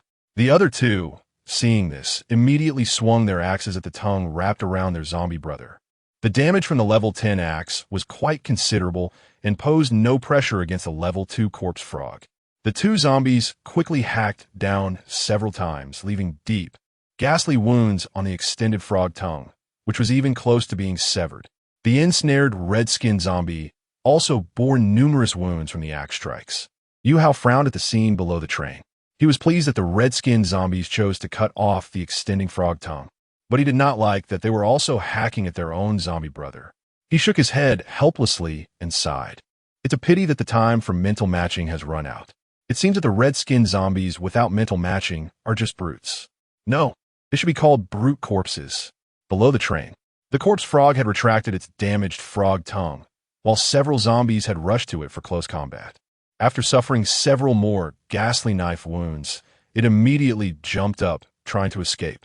However, at that moment, the Starfire train's frog tongue shot out quickly, pulling its airborne body down mercilessly, allowing the nearby red-skinned zombies to continue delivering finishing blows. Before long, the corpse frog was hacked to death. Its corpse was also disassembled into pieces by the red-skinned zombies.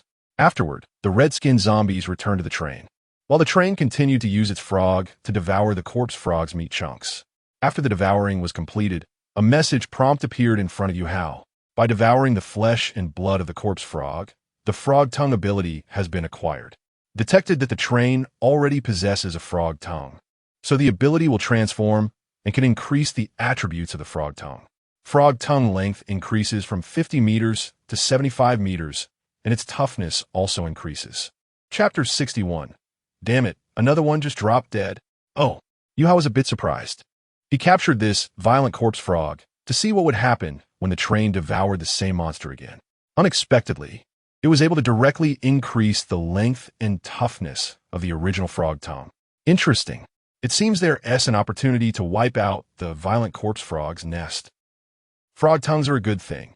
As long as they can continue to improve, that's fine. Now, it has already grown to 75 meters. I wonder how wonderful it would be to have a 1,000-meter frog tongue. Xiao AI, can you detect where there are large numbers of violent corpse frogs? This cannot be determined. There will be more monsters in the wailing abyss, so the probability of encountering violent corpse frogs may be higher. However, the danger level there is also quite high. Yuhou nodded. There is definitely danger, but having more monsters is also a good thing. If he could encounter Titan Zombie or Giant Stone Centipede again, then after devouring them, according to current theory, his train's exterior and insect legs could get further attribute enhancements. Perhaps he could encounter a Titan Zombie right now, because there's the zombie signal flare, which is specifically designed to attract zombies. It could also be drawn over. The distribution of red dots on the radar shows several densely packed red dots. These are clusters of zombies gathering together. He then stopped, hesitating. Whoosh! A signal flare shot into the dark night sky, bursting into bright colors like fireworks. As soon as the signal flare was launched, the zombies within a 5-kilometer radius seemed to receive some kind of information and were drawn in this direction. The new passengers in the train felt uneasy upon hearing the noise outside and began to whisper among themselves. What is that noise? I don't know. After the train stopped just now, why do I feel like there was a fight outside? There was indeed fighting. I even heard the frogs screaming. Could it be that monsters and zombies are attacking? No way. Why are you all panicking? Didn't TU hear the conductor say? Our train is now a flesh and blood train. We don't need to mine, just farm monsters. So maybe we are farming them right now. That makes sense.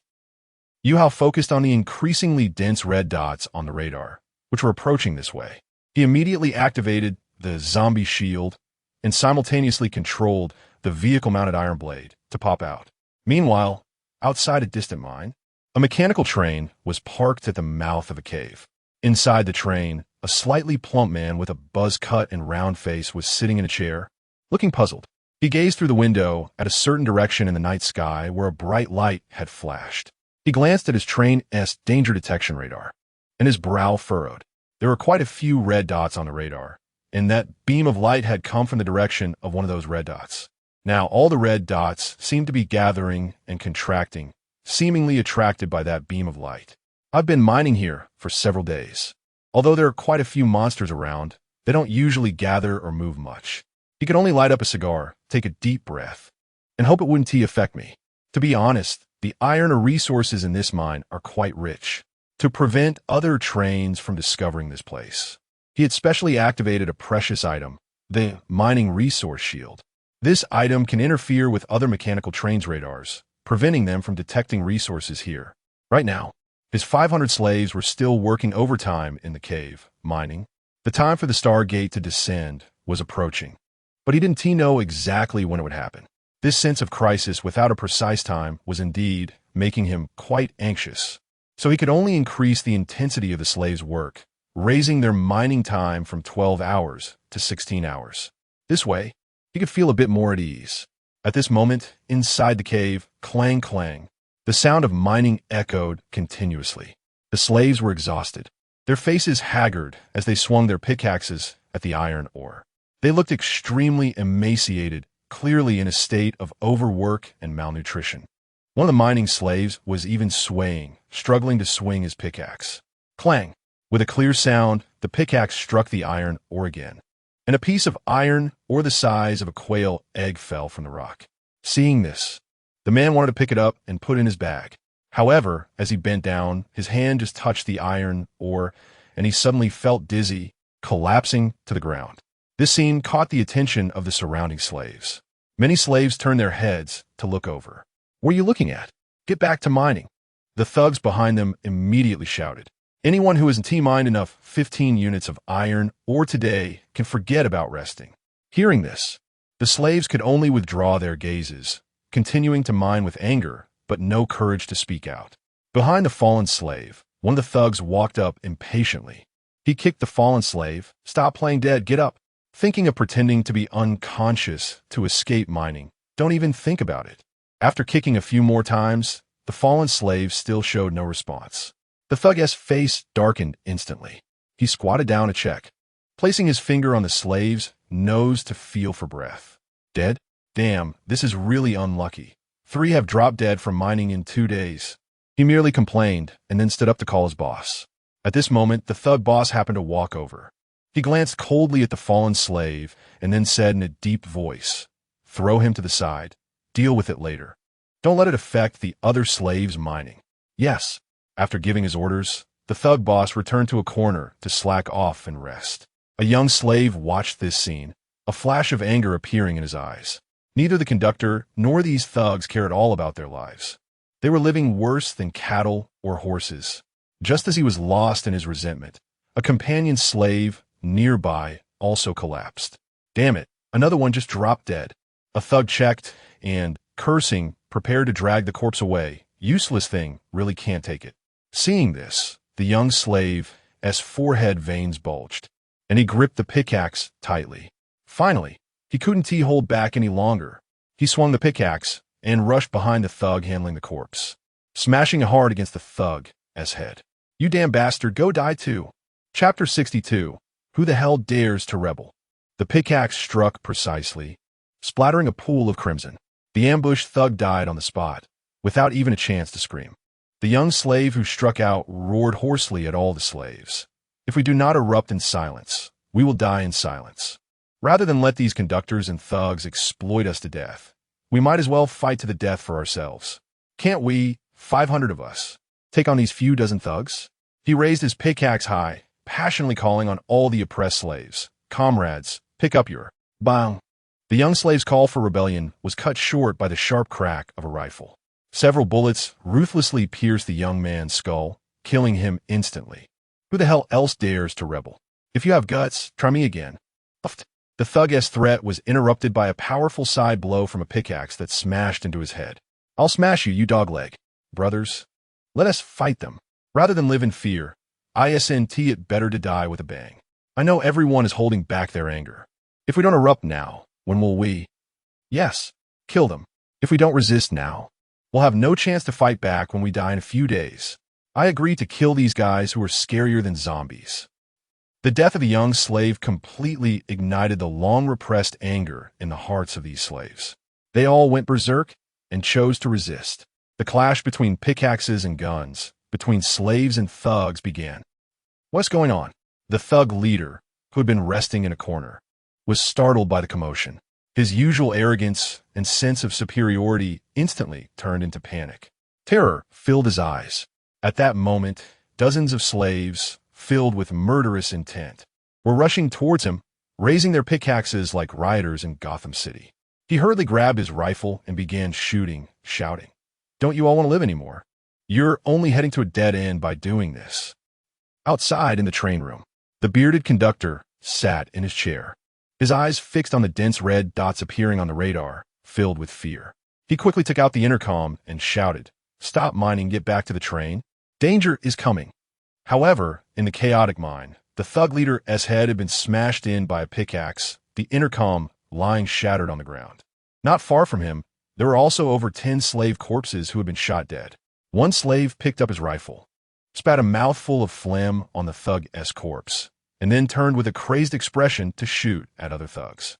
Is anyone hearing this? The conductor was still shouting into the intercom. "What the hell are you all doing?"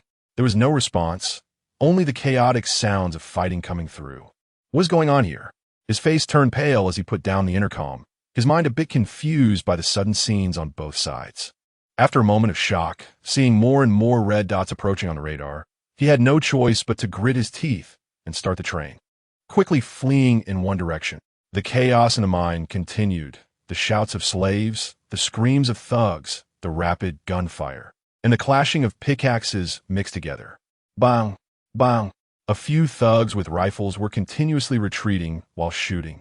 There was no sign of their usual arrogance. Their faces were filled with fear and panic. The sight of these bloodshot, crazed slaves made them feel that they were scarier than zombies. Run to the mine's exit. One thug shouted. Not good. It seems the exit is blocked by them. Another thug panicked. Back to back. Keep moving toward the exit. The exit is our only chance for survival. Kill the slaves blocking the exit. All right. The thugs began to maintain a back-to-back stance, continuously shooting at the attacking slaves while retreating, although the power of the bullets far exceeded that of the pickaxes. The slaves' frantic and reckless charge made the rifles seem inferior in front of their bodies. Not long after, the chaos in the mine ceased. All the thugs were successfully taken down, with none escaping. The surviving slaves looked excited. Their resistance had resulted in heavy casualties, with more than half of the slaves dead. But it was all worth it. The remaining living slaves began to gather and discuss. Where do we go now? Someone asked. Of course, out of the mine. Let us continue to kill that beastly conductor who doesn't treat us as humans. Then we'll seize his train. From what I know, we probably can't seize the train. Forget it. Let us first go out and kill that conductor. Now, there are only a few thugs left on his train. With so many of us, we can easily take him down. Yes, let us kill him first. Everyone reached a consensus and set off towards the mine exit. They also collected some rifles that still had bullets. The group stormed out of the mine. However, upon seeing the scene outside, they were immediately frightened back into the mine. Outside the mine, a massive horde of zombies was approaching. Fortunately, the zombies did not enter the mine, but continued moving in an orderly manner towards a specific direction. Damn it! The bearded man controlling the train looked at the radar, feeling his heart sink. The number of red dots on the radar had increased beyond measure, and he was being driven towards the direction from which the previous beam of light had come. Damn it, what is going on?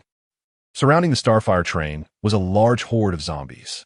Yuhou was also instructing Xiao AI to control the train to harvest these zombies. Although it would have been easy to wait until there were more zombies to kill them all at once, killing them sooner would reduce the workload later, which was actually a time-saving measure. Suddenly, he noticed a train in the distance approaching with its high beams on. The conductor of that train also noticed this side, and at this moment, both trains appeared as ordinary red dots on each other's radar. In order to make his train run faster, the bearded man had already cut the carriages down to just the first carriage. As for why the first carriage wasn't cut, it was because it was the supplies warehouse and the carriage for his remaining thugs. The bearded man swallowed hard as he looked at the scene in the distance. What the hell is that? His deputy conductor also swallowed hard, it looks like. A monster. Chapter 63. Understandable, but unacceptable at this moment. Yuhou's Starfire train was surrounded by a considerable number of zombies. The train weaved through the masses of zombies, its rapidly spinning iron blades cutting them down like wheat, occasionally accompanied by a surge of electricity. The bearded conductor stared blankly at the scene, his pupils shocked, shaking his head and mumbling, "Monster! Definitely a monster! I feel like that SA train. Impossible.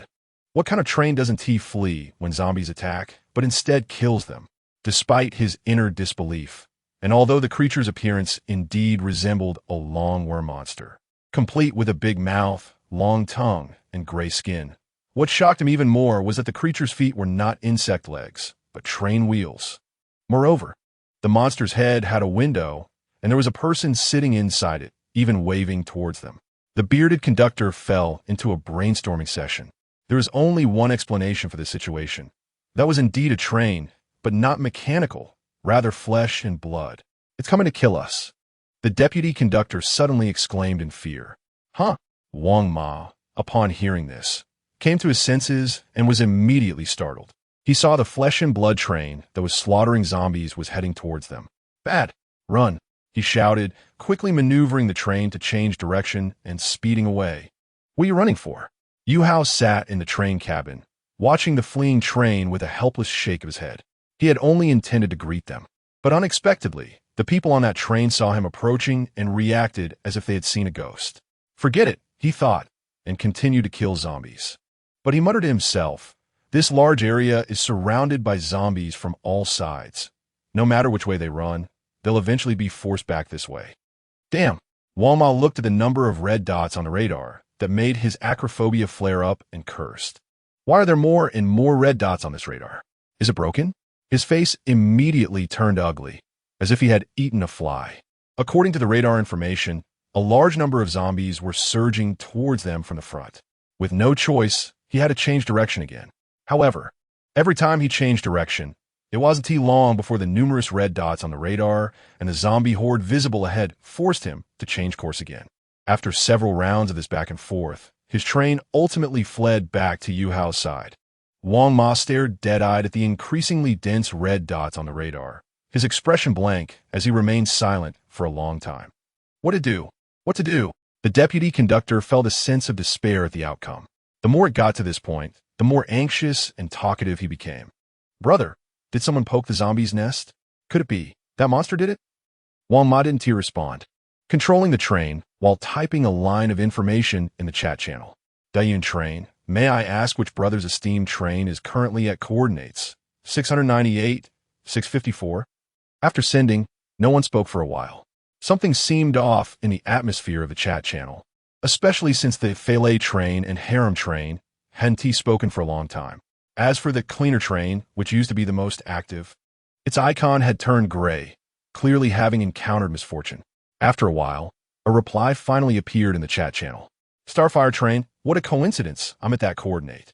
Wang Ma stared at this message, stunned for a moment. Then, with a grim expression, he applied to add this train's conductor as a friend. After the other party accepted his friend request, he hurriedly sent a message in private chat. Dayun train, brother, did your train transform into a flesh and blood train? Starfire train, you saw it just now, didn't you? Dash, Dayun train, holy crap. Really? Starfire train, don't be so surprised. You must have seen the red dots on the radar. A large number of zombies are approaching. If you want to survive, come to my side. Dash. Wang Ma fell silent again, looking at the red dots on the radar and the subtly shaking ground. After pondering for a moment, he replied with an okay. His train's talent was quite special. It couldn't help him fight off this horde of zombies, nor help him evade them. It was even a one-time use train talent with significant risks, applicable only to other train conductors. It was a talent best not used unless absolutely necessary. But the unexpected turn of events tonight left him feeling a bit dazed. The following situation probably wouldn't allow him to choose. Yuhou sat calmly in the train cabin, gazing out the window. He was still holding a hamburger. Originally, he didn't plan for this train's appearance tonight. He intended to sleep early and let AI handle the zombie harvesting. But now that another train had suddenly appeared, he could only interact with it properly. Fortunately, the hamburger had some invigorating effects. When feeling a bit tired and unable to hold on, eating one would gradually restore his energy. After finishing the hamburger, he could see the Dayun train approaching outside the window. Yuhou instructed AI to quickly clear the zombies in this area and leave an open space. The Dayun train approached cautiously, confirming with Yuhou again in private chat. Only after receiving a positive response did it slowly come closer. Just before the two trains were about to meet, for safety's sake, the Dayun train sent a henchman to the top of the first carriage with a heavy machine gun. Brother, is it really appropriate for us to do this? The deputy conductor asked hesitantly. What I mean is it a bit rude to send a henchman with a heavy machine gun to the top of the carriage right before we meet? Who gives a damn about politeness? Wang Ma replied firmly. What if they have dangerous intentions towards us? I have my own plans for this. You don't understand. After saying this, he quickly sent a message in private chat. Dayun train, sorry brother, this is just for self-defense. Dash. Yuhou looked at the henchman on the top of the other train and then at the slightly apologetic message in private chat. He smiled slightly and began to reply.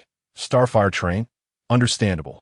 After finishing the first half of the reply, Yuhou suddenly put away his smile and instructed AI, use your tongue to grab the person on top of their train and don't kill him. Then he continued with a smile to complete the sentence. Starfire train, understandable, but unacceptable. Chapter 64, Train Talent, a last-ditch effort. All right. After AI replied, a 75-meter-long flesh-and-blood frog tongue shot out rapidly from the mouth of the Xingho train. Before the thug on the top of the opposing carriage could react, the tongue had already wrapped tightly around him. The thug shouted in panic. Help! The frog tongue directly pulled the thug from the top of the carriage, and just before being swallowed by the gaping mouth of the train head, it released its grip in time. The thug fell to the ground, limp. He gasped for breath, his face pale. His pants were already wet. Yuhou calmly watched the complex expression on the conductor of the Dayun train without saying a word. Once the thug regained his senses, he screamed in terror and hurriedly ran toward his train. He saw that Ma had opened the train door, his eyes showing gratitude. But then, the next moment, he was met with the sudden sound of gunfire. The thug was shot multiple times in the front. He widened his eyes, looking at Ma, who held a rifle aimed at him, disbelief filling his gaze. He struggled to utter those words before collapsing heavily to the ground. Huh? Yuhou was taken aback by this scene. What's going on here? Wang Ma coldly glanced at the thug lying in a pool of blood on the ground. He then closed the train door, murmuring, "Your sacrifice will be worth it." He sent a reply message in a private chat. "Dayun train, brother.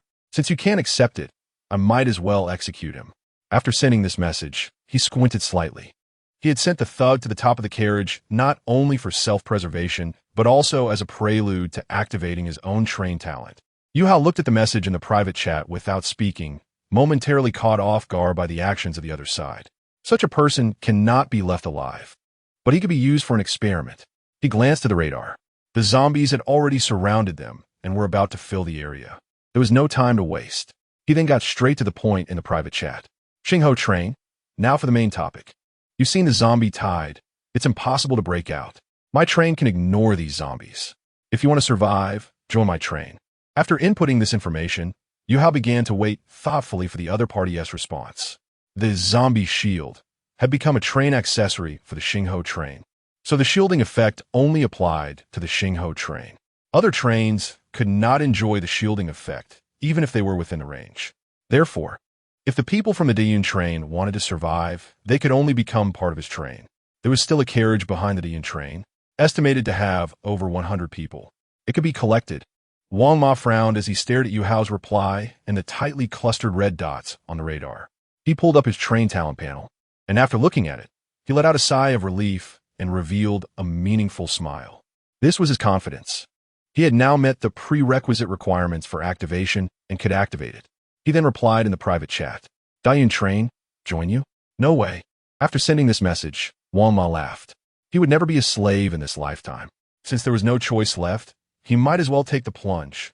This blood-and-flesh train was very strong, and becoming its conductor seemed like a good choice. While speaking, he called everyone in the train room, armed with guns and ready. His train talent was quite special. If it was used and failed, it would mean death. Wang Ma took a deep breath and then decisively activated the talent. Talent activated. Then the entire body of the Dayun train emitted a strong light, and shortly after, the whole train transformed as if the return key had been pressed during its construction, its steel body turning into virtual light. The Dayun train degraded into a state woven by light. These lights began to disperse, shooting into the sky, and then formed a light curtain with a diameter of 50 meters that enveloped the area. It covered Yuhou's train head and Wang Ma and the others. The light curtain acted like a barrier, separating the inner and outer areas. Upon seeing this, Yuhou suddenly felt something was wrong. Doomsday detected a one-time rule-type train talent. Xiao AI's prompt sounded at this moment. Following that, a hint appeared in front of Yuhou. Train talent, a last-ditch effort. Talent effect. The train decomposes and degrades into the original light during its construction, and the light reassembles into a light shield cage, enveloping the target side for a life-and-death duel. Talent limitation. The activator must establish a train friendship with the other party. The two train heads must be within 50 meters of each other, including both train conductors. There must be a conflict on site, and there must be deaths. Duel rules. Within the light curtain, if either party involved in the conflict dies, the duel ends. Duel result. The defeated party's train will be claimed by the victorious party. Dash. Yuhou's expression suddenly turned grim. This looked like it was going to take over my train, right? It seemed that this train talent was indeed somewhat tricky. At this moment, Wang Ma had already brought all of his train members into the area covered by the light curtain. Since the Dayun train had turned into light, they were now standing on flat ground. Wang Ma looked at Yuhou in the Xingho train room, a smile creeping onto his face. His train talent was very extreme, constructed at the cost of consuming his own train to form the light curtain. In other words, his next outcome would only be life or death. If successful, the other party's train would become his own. Rather than be a slave on the other train, he might as well take a gamble. He knew better than anyone what it was like to live as a slave, so he would never become one. With that thought, Wang Ma took out a cigar and placed it in his mouth. Then he picked up his rifle and fired a burst at the tip of the cigar, igniting it in a stylish manner. The cigar lit up, and he took a deep breath, exhaling slowly with great satisfaction. I remember that Xingho Train just mentioned changing jobs in the group not long ago. Who would have thought that in such a short time it had developed to the point of being unafraid of zombies? It's truly unimaginable. This must be due to an extremely great opportunity. But now these opportunities belong to me. He grinned broadly. It seems this night has turned misfortune into a blessing. Now the other side only has one person, while he has a group of armed men. Among them, there were 8 thugs, 2 women, and 1 vice conductor. Including himself, there were a total of 12 people. What could he use to fight against him? 12 to 1, the advantage is mine. Please leave the train room and get off to participate in the duel as soon as possible, or you will be deemed to have failed and die. Yuhou let out a long breath, feeling somewhat pressured. Now he was the only one in this light curtain. Fortunately, there were still 3 red-skinned zombies. He tightened his trench coat and walked down the train with the 3 red-skinned zombies. Wang Ma looked on with surprise. He asked in a deep voice, "What is going on with these 3 red zombies behind you?" "None of your business. Let us battle." Looking for death. His face darkened, and he stopped talking nonsense, ordering everyone to shoot and take him down. Bang, bang, bang. The rapid gunfire immediately erupted. Even the 2 women behind Wang Ma opened fire. Seeing this, Yuhou showed no intention of dodging. He let the bullets hit him. At the moment those dense bullets were about to touch his body, it was as if they had lost all their force, blocking outside and falling down completely. Chapter 65. Impossible. This is absolutely impossible. Wang Ma's group had fired their rifles until they were almost smoking, yet Yuhou just stood there calmly, unharmed in any way. Seeing this situation, Wang Ma was immediately dumbfounded. What the hell is going on? He looked at Yuhou with an incredulous expression, then glanced at his own rifle. Why can't these bullets get through? Yuhou patted his overcoat and explained lightly, "Perhaps the quality of my overcoat is just too good." He then turned to the red-skinned zombies behind him and said, "You 3, go stand aside." He had just brought 3 red-skinned zombies out of the vehicle, mainly because he was concerned about the defensive capability of his overcoat. But now that it had been proven effective, there was nothing more to fear. "Impossible, absolutely impossible." Wang Ma shouted in panic, and his followers were also thrown into chaos by the unbelievable scene. "Do you think I'm an idiot? No matter how good the overcoat is, can it really stop bullets? There must be something wrong with that overcoat." "That's it." Wang Ma's eyes lit up as he suddenly thought of a possibility. "I get it. His overcoat must be some kind of special bulletproof clothing." Brothers, shoot at his head and turn it into a beehive. Yuhou just shook his head, sneering without saying a word, and walked towards them. Tot. A barrage of bullets once again shot toward his head, but as expected, they were blocked once more. Why doesn't he shooting at the head work? Wang Ma screamed in disbelief, reaching the peak of his incredulity. He quickly led his men to retreat while firing, looking at Yuhou as if he were a monster. His complicated and chaotic mind was still trying to figure out the reason. Could it be that this is a special train talent? No, train talents should be centered around the train and shouldn't directly affect an individual like this. If that's the case, then it should be an individual talent. Yuhou simply put his hands in his pockets and strolled over leisurely. Stop guessing. Just prepare to die. He had a can of gas spray in his pocket, which was just the right time to try it out. Wang Ma stepped back in horror, feeling as if his worldview was about to collapse. Complete bulletproofing is simply impossible. The deputy conductor behind him was also sweating profusely as he analyzed the current situation. Although he was still attacking with his rifle, his hands were already trembling, proving how panicked he was. The others around him were the same. What was supposed to be a 12-to-1 crushing situation had now turned into this. Their weapons consisted only of rifles and the batons carried by the thugs. Rifles couldn't even harm the monster train as conductor, and there was no need to mention the batons. If it didn't take action now, they would all die. Or, after thinking for a moment, the deputy conductor aimed his gun at Wang Ma. Tot. He decisively fired a few shots. At the same time, several others who had the same idea also shifted their aim, including 2 women who were the conductor's associates. Who the hell is shooting at me? Wang Ma angrily turned his head, glaring fiercely at the deputy conductor and the others. Although his train had turned into a light screen, the weapons produced by the train still couldn't harm him.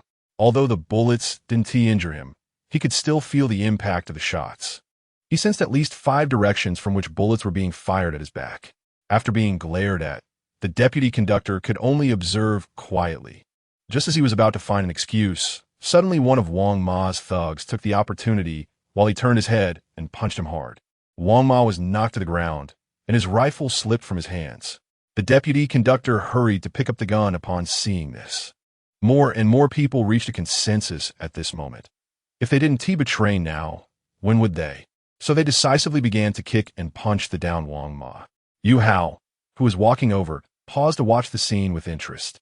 Sure enough, in the apocalypse, it's all about self-interest. In this life-and-death crisis, the familiar betrayal scenario appeared once again. Since his train's zombie shield was already activated, he was worried about wasting a little time here. Even if the confrontation ended, as long as he didn't step out of the shield's range, the zombies wouldn't sense him. Wang Ma, bruised and battered, was captured and restrained by his thugs. A young thug who joined the attack stared blankly at the scene, suddenly shouted with red eyes, "What the hell are you doing to Wang Ma? Of course, if we don't surrender now, are we going to use our heads to fight that bulletproof monster?" One thug replied matter-of-factly, "You'd better." Tat. Before he could finish his sentence, the young thug ruthlessly shot him dead. Then he shouted and continued firing at the betrayers.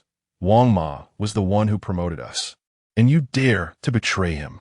Damn it." Tat. In just a moment, 3 more traitors were shot down by him. Yuhou raised an eyebrow at this scene.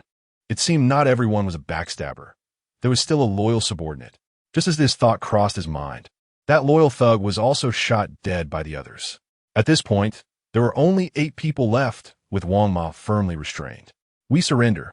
The deputy conductor quickly stepped forward, pleading, "Please spare our lives. We are willing to work like oxen and horses on your train." After saying that, he and the others voluntarily put down their rifles and stepped back with their hands on their heads. The guns could no longer harm Yuhou, so holding them was useless. Instead, this action could show their sincerity. Yuhou looked at them with a complex expression, remaining silent. After a long pause, he said in a deep voice, "I need to see your true resolve. Your current performance is not enough." The others were taken aback upon hearing this. And one thug asked, "What do we need to do?" The deputy conductor thought for a moment, a ruthless look appearing in his eyes, and said, "Kill Wang Ma." "No, kill Wang Ma. The others might think we're colluding to deceive him." "All right." Feeling that the deputy conductor's reasoning made sense, the group unhesitatingly began to attack Wang Ma with deadly force. Chapter 66 Level 3 Titan Zombie, "Don't kill me. I beg you, don't kill me." Wang Ma immediately pleaded for mercy upon seeing the situation. However, the crazed crowd around him seemed not to hear, relentlessly striking at his vital points. Yuhou watched this scene with a slight frown. He waved to the 3 red-skinned zombies behind him and then brought them to the front of the rifle. Wang Ma was killed. After they killed Wang Ma, the crowd, seeing Yuhou and the 3 red-skinned zombies pointing rifles at them, quickly raised their hand again. The deputy conductor hurriedly said, "We have shown our sincerity and awareness. Please don't kill us. We will serve as your slaves on your train and work hard." They all turned their backs and crouched down. Yuhou calmly said. The 8 people hesitated for a moment. The 4 in front were holding guns, and they certainly couldn't fight back now, so they could only obediently turn around and crouch down, hoping that such cooperation would save their lives. Yuhou looked up and began to wait. Whether these people lived or died depended on the meaning of the train's talent. All in. After waiting for a while, seeing that the light screen above had not disappeared, he shook his head and decisively pulled the trigger. It seemed that the duel would only end if he killed all these people. Bang! Bang! Not long after, all these people were shot dead. After they all died, the light screen slowly disappeared. Unfortunately, he gained nothing from this duel, only tested the bulletproof effect of his coat. Yuhou murmured as he threw the rifle on the ground, and the 3 red-skinned zombies beside him followed suit, tossing their rifles down as well. After the light screen disappeared, the outside scene was revealed. Yuhou looked at the scene outside the light screen. Although he already knew there would definitely be a mass of zombies gathered outside, he was still surprised by the scene as he imagined. The surroundings were filled with zombies, truly packed to the brim, the kind that was airtight. And among these zombies, there were also two that were over 10 meters tall. At this time, the Starfire train, under Xiao AI's control, had arrived next to Yuhou. Seeing this, Yuhou and the three red-skinned zombies boarded the train. Back in the train compartment, he sat in a chair, thoughtfully looking at the two gigantic zombies outside the window. According to detection, the two zombies ahead that are over 10 meters tall are both level 3 Titan zombies. Yuhou nodded. He took out the gas spray from his pocket, looked at it, and then at the two giant zombies. He had to test this thing, so he decided to use the two Titan zombies for an experiment. With this in mind, he called over a red-skinned zombie and said, "Xiaohong, you go down later and spray this spray at one of the Titan zombies. After spraying, hurry back to prevent the red-skinned zombie from misunderstanding." Yuhou pointed outside the train window at the two giant zombies. Xiaohong nodded in understanding. Yuhou smiled slightly, handed the gas spray to Xiaohong, and then looked at the densely packed zombies outside the window. After thinking for a moment, he realized that there were so many zombies outside that it might be difficult for Xiaohong to squeeze close to the Titan zombies. If he used the train's iron blade to clear a path through the zombie horde to get close to the Titan zombies, it might alert them and cause them to flee. Last time, the level 4 Titan zombie took a lot of effort to kill after it attempted to escape. So this time, he needed to proceed without startling them as much as possible.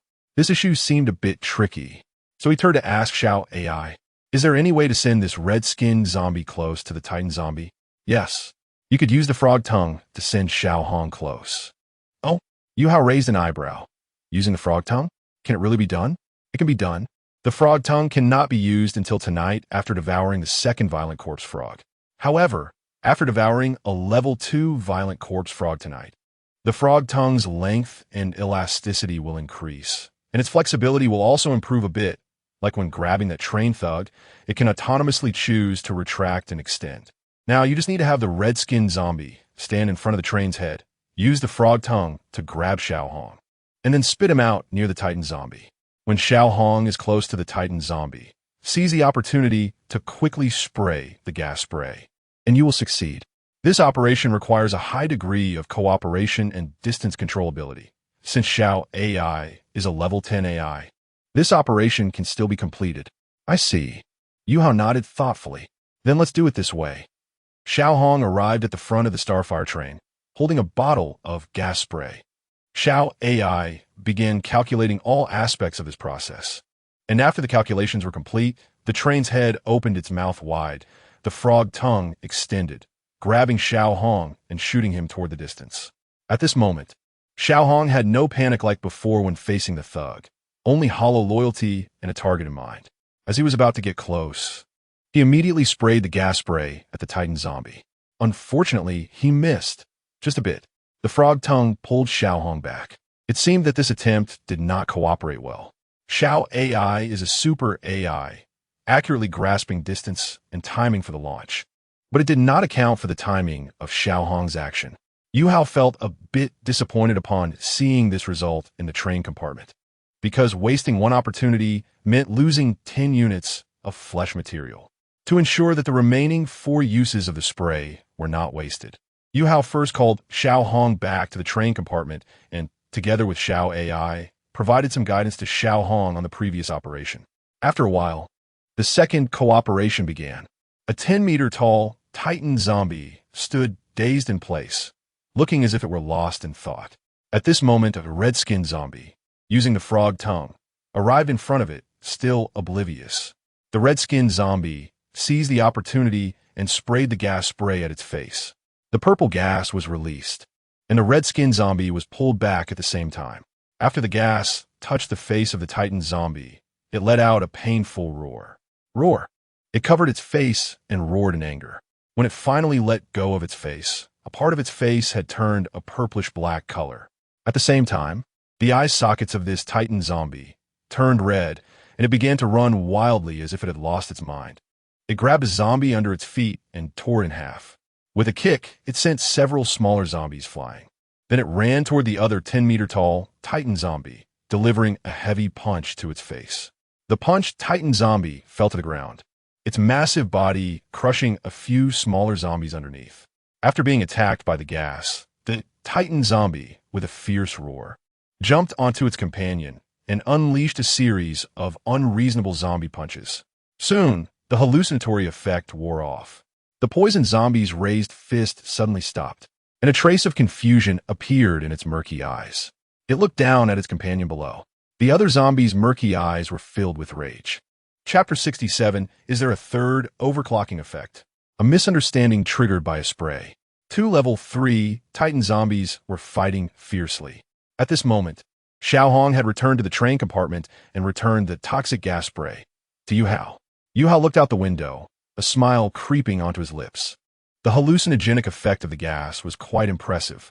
If used well, it could have miraculous effects in certain situations. In the future, if he encountered a tricky enemy and couldn't think of a solution, he could use this spray on them. Yuhou sat quietly in the train compartment, watching the two zombies fight until they were both heavily injured, then instructed Xiao AI to control the train and finish them off. The next morning, after harvesting the zombies, the spar train continued its journey to the Shilu mountain range. Through the previous two experiences of firing signal flares to harvest zombies, Yuhou discovered something interesting. That is, after firing the zombie signal flares, the situation of the spar train could become safer. Although this conclusion seemed a bit ridiculous, it was indeed the case. These zombies not only liked to gather in groups, but also exhibited strong exclusivity. Once a tide of corpses formed, any creatures that failed to escape in time would be crushed and killed by the tide. This way, the zombies indirectly cleared away some hidden dangers for him, such as monsters unaffected by the zombie shield. And since his train was protected by the zombie shield, it was not afraid of the tide at all. As long as the shield was active, the train would be in a very safe environment. Thus, while the zombies posed no threat to the train, they could serve as its bodyguards. Perfect. If it weren't for the urgent need to develop, he would almost want the train to linger in the massive tide of corpses. When he needed flesh and blood materials, he could just kill a few nearby zombies to replenish. When not needed, he could keep these zombies. What a wonderful idea. Thinking of this, Yuhou began to sort through the harvest from last night in the train compartment. After organizing, he found that this time's harvest was not as much as the last time in Miyuan City, only obtaining over 6,000 units of flesh and blood materials. Moreover, the dropped items were very few, only 5 items in total, 2 of which were zombie signal flares. In other words, there wasn't even 1,000th of the probability, which was indeed a bit ridiculous. The train still needed 320 redskin zombies to meet the quota of 1 redskin zombie per person.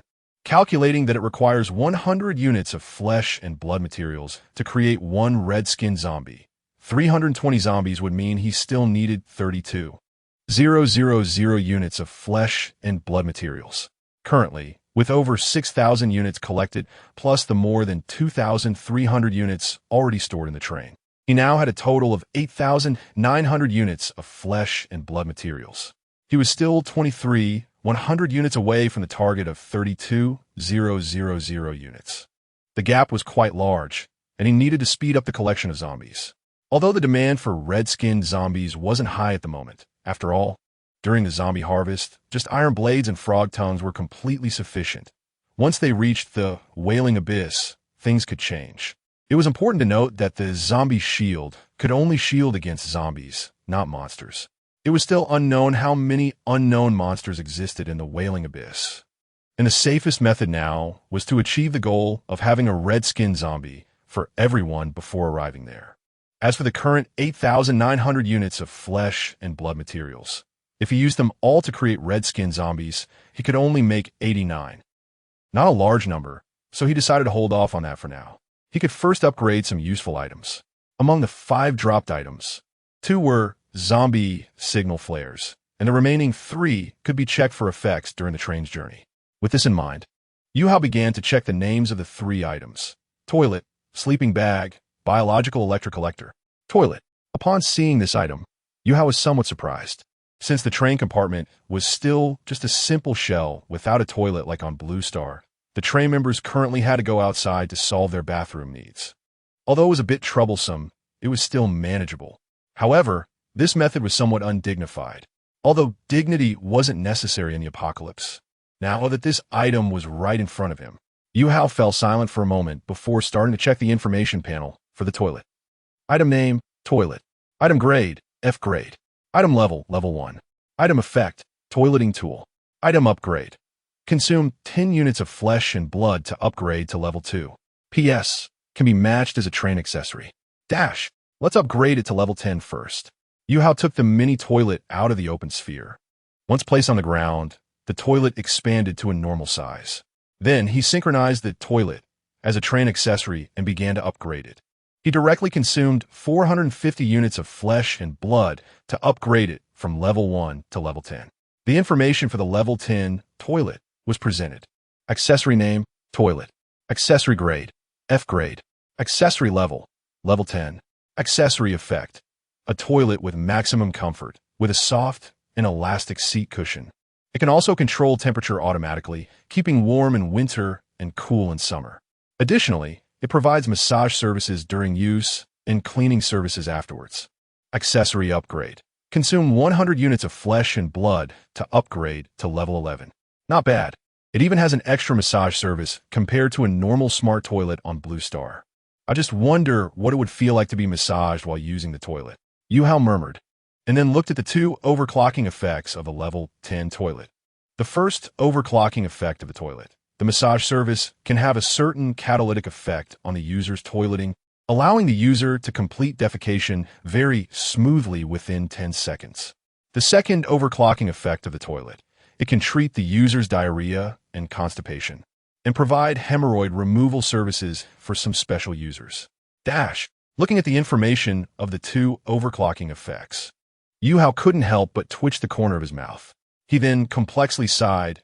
These magical overclocking effects really depend on infinite upgrade. To be honest, it's quite practical and can't find any faults with it. At this moment, another prompt message popped up in front of Yuhou. Upgrading the toilet to level 15 will grant a third overclocking effect. There's a third overclocking effect. Yuhou exclaimed. Previously, the accessories had topped out with 2 overclocking effects. He didn't expect this item, the toilet, to have a third one. Without any hesitation, he immediately consumed 600 units of flesh and blood materials to upgrade the toilet from level 10 to level 15. After the upgrade, the third overclocking effect also appeared. The third overclocking effect of the toilet. The toilet autonomously generates small flesh and blood plungers at night, which can actively collect the bodily waste of train passengers like dung beetles. It will collect the waste from the passengers' bodies through special methods while they sleep at night, without disturbing their rest. Thus, passengers can both sleep and relieve themselves, no longer wasting toilet time during the day. P.S. After this, the toilet's upgrades will no longer yield overclocking effects. Chapter 68. Special items? Yuhou found it somewhat amusing and absurd. The third overclocking effect turned the toilet's function from passive to active. Quite good. Although it was a bit ridiculous, the effect was still very nice. Overall, he was fairly satisfied. After upgrading the toilet, it was time for the sleeping bag. Yuhou took the sleeping bag out of the sphere. Item name, sleeping bag. Item rating, F grade. Item level, level 1. Item effect. This is a convenient and space-saving portable sleeping tool. Item upgrade. Consume 10 units of flesh to upgrade to level 2. PS. Can be matched as train equipment. Yuhou looked at the information on the panel, then matched the sleeping bag as train equipment. He then directly consumed 450 units of flesh to upgrade it to level 10. It's worth mentioning that once the sleeping bag became train equipment, it could be mass-produced. After reaching level 10, the effect of the sleeping bag was the comfort level of the sleeping bag is greatly increased, comparable to a professional bed, and it can be hung from the top of the carriage. Not bad, not bad. Yuhou nodded in satisfaction, quite pleased with this effect. Since his train's carriage space was limited to only 30 square meters, and each passenger carriage was crammed with nearly 100 people, the space was indeed cramped. Originally, he planned to wait until he had enough flesh materials to create a few more carriages. Now it seemed unnecessary. The sleeping bag perfectly solved this problem. Although the hanging sleeping method of the sleeping bag seemed a bit eerie, it utilized space perfectly, which was still very good. This sleeping method felt somewhat like a bat. However, while bats hang upside down, the sleeping bag hangs right side up. After understanding the information panel of the level 10 sleeping bag, the information about the two overclocking effects popped up in a timely manner. The first overclocking effect of the sleeping bag can cure the user's insomnia, allowing the user to achieve baby-like sleep quality. The second overclocking effect of the sleeping bag can treat or alleviate some mental illnesses while the user sleeps. P.S. Subsequent upgrades will no longer produce overclocking effects. Not bad. Yuhou nodded in satisfaction. Now, with a level 15 toilet, level 10 sleeping bag, level 10 water purifier, level 10 bread production line, and level 10 steam bun production line, the issues of eating, drinking, and sleeping for the train members were all relatively well solved. Yuhou picked up the intercom and briefly explained the situation of the toilet and sleeping bag to Raf. He then began to check the last item, the bioelectricity collector. The information panel opened. Special item, bioelectricity collector. Special item. Upon seeing these words, Yuhou's eyes lit up and his breathing became a bit rapid. If you remember correctly, his previous heart furnace was also defined as a special item. After upgrading to level 10, it actually awakened into train talent. This item is also a special item. If he upgrades it to level 10, is there a chance it will awaken into train talent? Thinking of this, Yuhou's heart began to anticipate, and he grinned. It seemed like he stumbled upon treasure. After that, he continued looking at the information. Item level, level 1. Item effect. Can collect the bioelectricity of the human body and attach it to the flesh train, thereby increasing the overall vitality of the flesh train. Item upgrade. 50 units of flesh material to upgrade to level 2. PS1. This item is an exclusive accessory for the flesh train. PS2.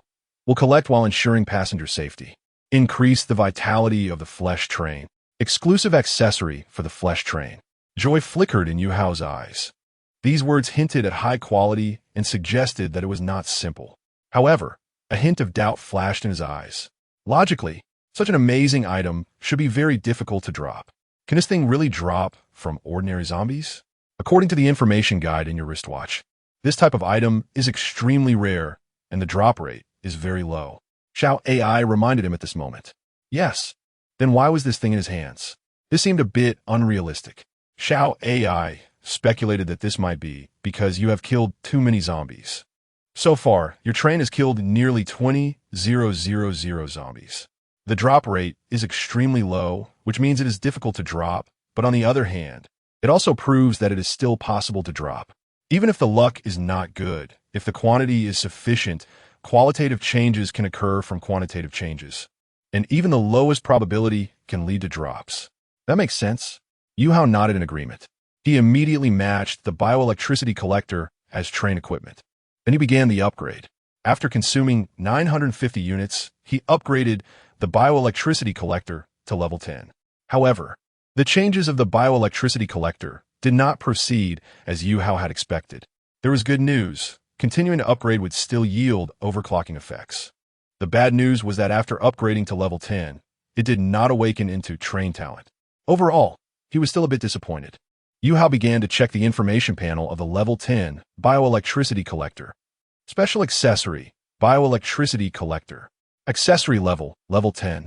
Accessory effect. Collects the bioelectricity of train passengers and attaches it to the flesh train, significantly enhancing the vitality of the flesh train, making every part of the flesh train full of sustainable vitality. Accessory upgrade. 150 units of flesh material to upgrade to level 11. PS. Will collect while ensuring passenger safety. Vitality? What is vitality? Yuhou frowned slightly, feeling somewhat confused by this thing.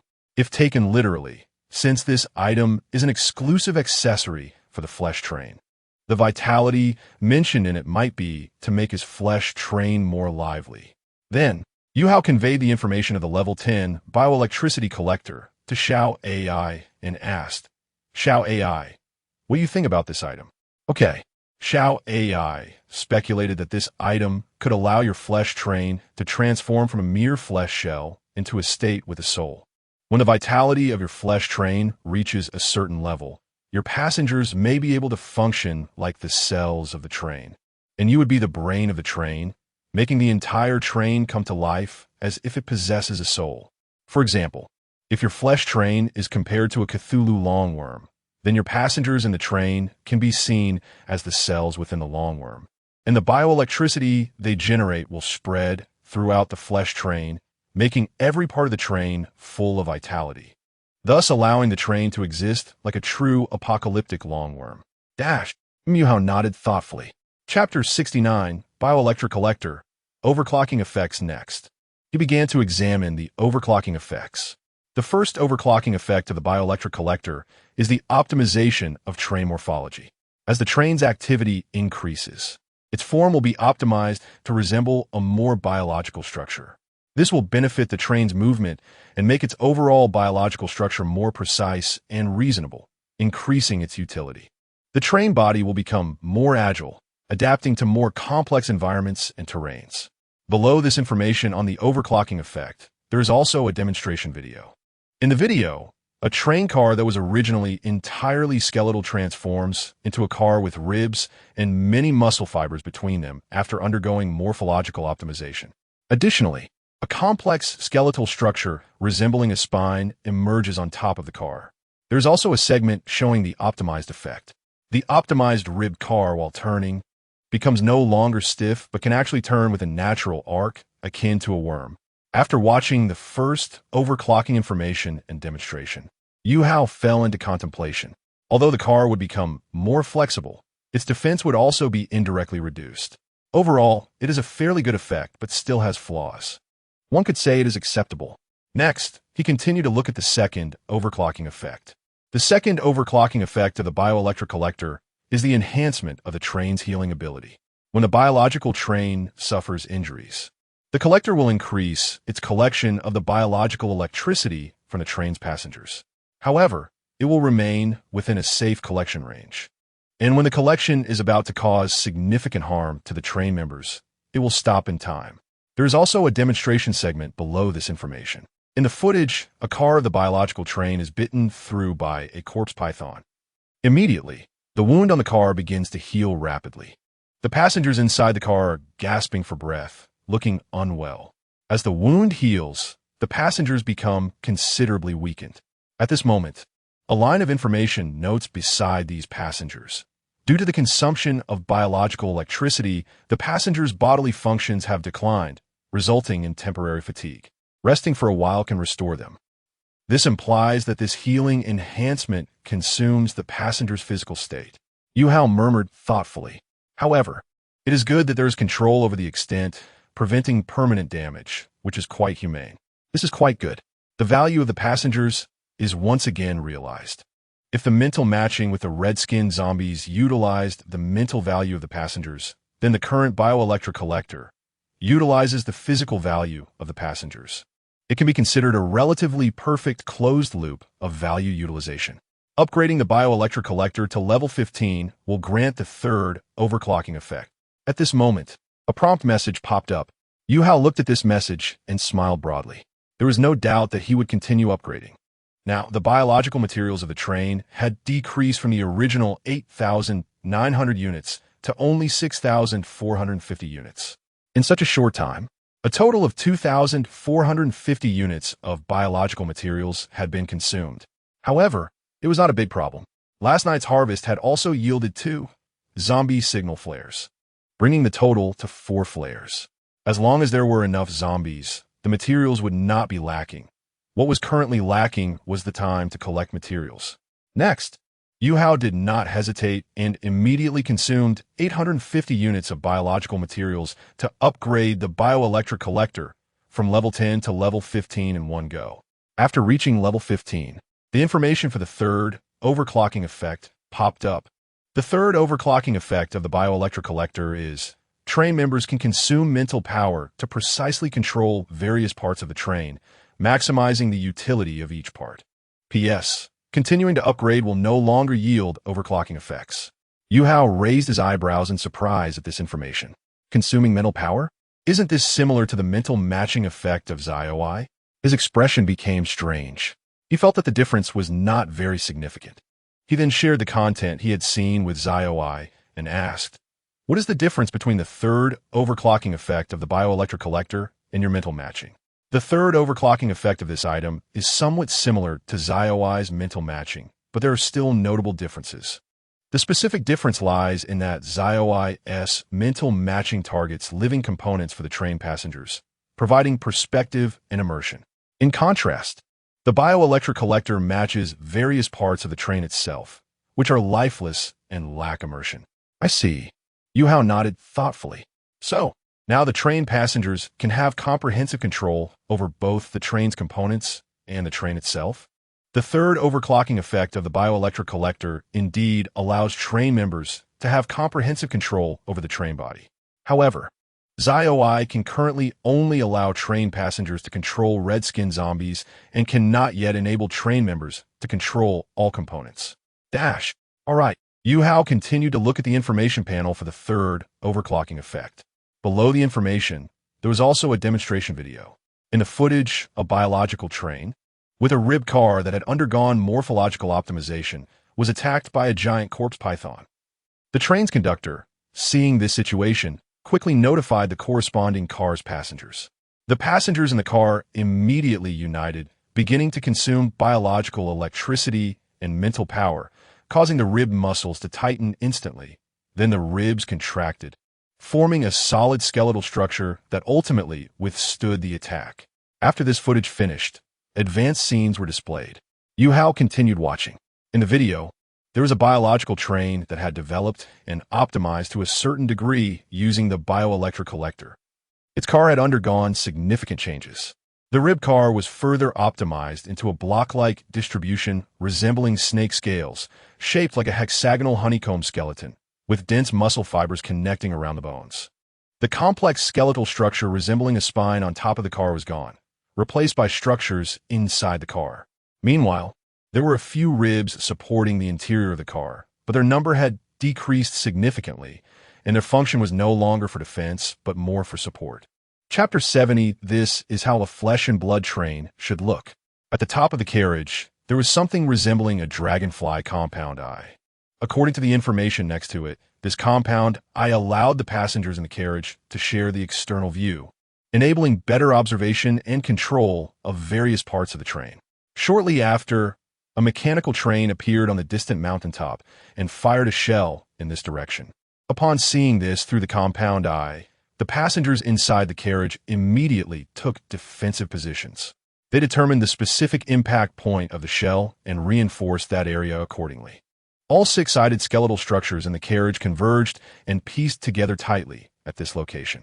Ultimately, thanks to the targeted reinforcement by the train members, the external skeleton successfully withstood the shell. The demonstration video then cut to scenes of the train members celebrating their successful defense against the shell. The flesh and blood train, somewhat similar to their spark train, began to dance in celebration. The onboard flesh and blood vocal cords broadcast energetic DJ music. Meanwhile, the insect legs beneath the train began to perform a strange dance. Each insect leg was controlled by a train member. The flexible body of the train also began to twist under control. Eventually, the entire train even rose up partially like a cobra. Clearly, some passengers were controlling the train's spine and upright sections. The insect legs kept the beat, and the insect body twisted. Yuhou looked at this scene in silence. It gave him an indescribable sense of abstraction and absurdity. After a long silence, he finally gave an evaluation. This is how a flesh and blood train should look. The train members acted as the train cells, giving each part of the train a soul, much like the tentacles of an octopus. This was vividly portrayed in the demonstration footage. It had to be advanced. The advancement was incredible. Yuhou couldn't help but exclaim. The flesh and blood compound eye at the top of the carriage was also a key factor in this advancement. With the compound eye, the train passengers could see the situation outside the train without needing the conductor's reminders. The conductor's energy was limited. One person's analysis during battle could never compare to the analysis and judgment of a group. If the train members acted based solely on commands without a visible perspective, the effectiveness would be greatly reduced. With the compound eye, they could make the most accurate judgments and have true control over the various parts of the train. I need to transform into the state shown in the video as soon as possible. A new goal was added to Yuhou's list. The emergence of the bioelectric collector had completely maximized the value of the train passengers. It was no longer a mindless mining operation, but had turned into something that required cognitive abilities, which was great. Yuhou leaned back in his chair in a good mood. The importance of passengers had further increased due to the appearance of the bioelectric collector. Therefore, the next step was to gather even more passengers. After matching the bioelectric collector as a train accessory, it was integrated into the train. At the same time, it was possible to view this accessory marked as exclusive to Flesh and Blood train in the train accessories. At this moment, a prompt panel popped up. After the bioelectric collector is matched as a train exclusive accessory, you have two ways to collect the bioelectricity of train members. The first method is indirect collection, which requires no tools, as the train's inner wall can absorb it. The second method is direct collection, which involves creating and distributing a special wristband for each train member. The wristband can not only collect bioelectricity, but also calculate some physical indices of the passengers through the bioelectricity. Crafting the wristband requires consuming flesh materials. Yuhou muttered as he looked at the information. He checked the current train material reserves. After consuming 850 units of flesh materials, the train currently had 5,600 units of flesh materials left. He opened the crafting information panel for the bioelectric wristband. Crafting one bioelectric wristband required 5 units of flesh. Yuhou stared at the crafting cost in silence for a moment, then frowned and said, "There are currently 400 passengers on the train. If we make one for each wooden tea that required 2,000 units of flesh." After thinking for a moment, Yuhou decided not to craft them for now. "This can wait until we have more materials. I'm a bit thirsty," he murmured as he got up from his seat, heading to the first carriage to find the water purifier, and then participated in a lottery, winning a bottle of AD calcium to bring back to the train room. Drinking the AD calcium and looking at the scenery outside the train window, Yuhou's thoughts flowed. Once the bioelectricity began to be collected, his train's form would also be optimized as the bioelectricity was gathered. Unless there were special circumstances, he only needed to wait. If he wanted to speed things up now, he could only think of ways to increase the number of passengers. On the vast wasteland, the spark train was moving like a flesh and blood longworm. Inside a mine, nearly 100 people gradually emerged from the mine entrance.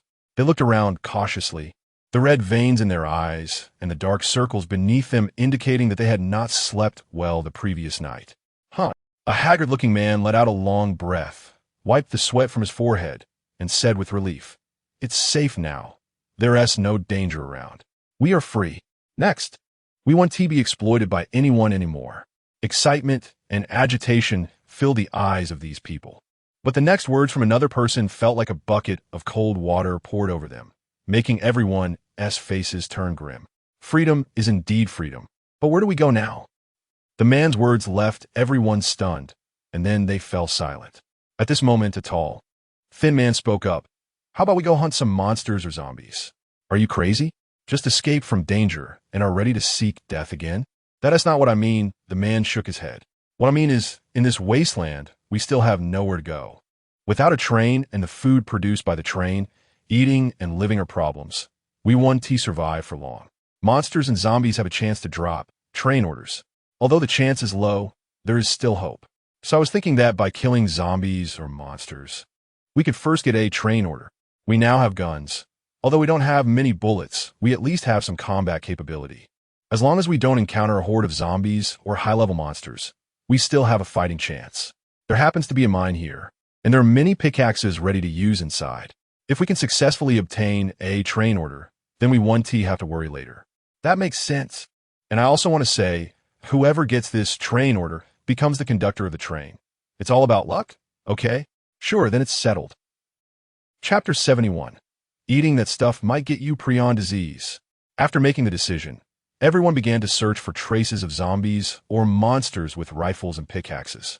Wait, we can't get too far from the mine. At this moment, a tall, thin man in the front of the crowd turned around to remind everyone.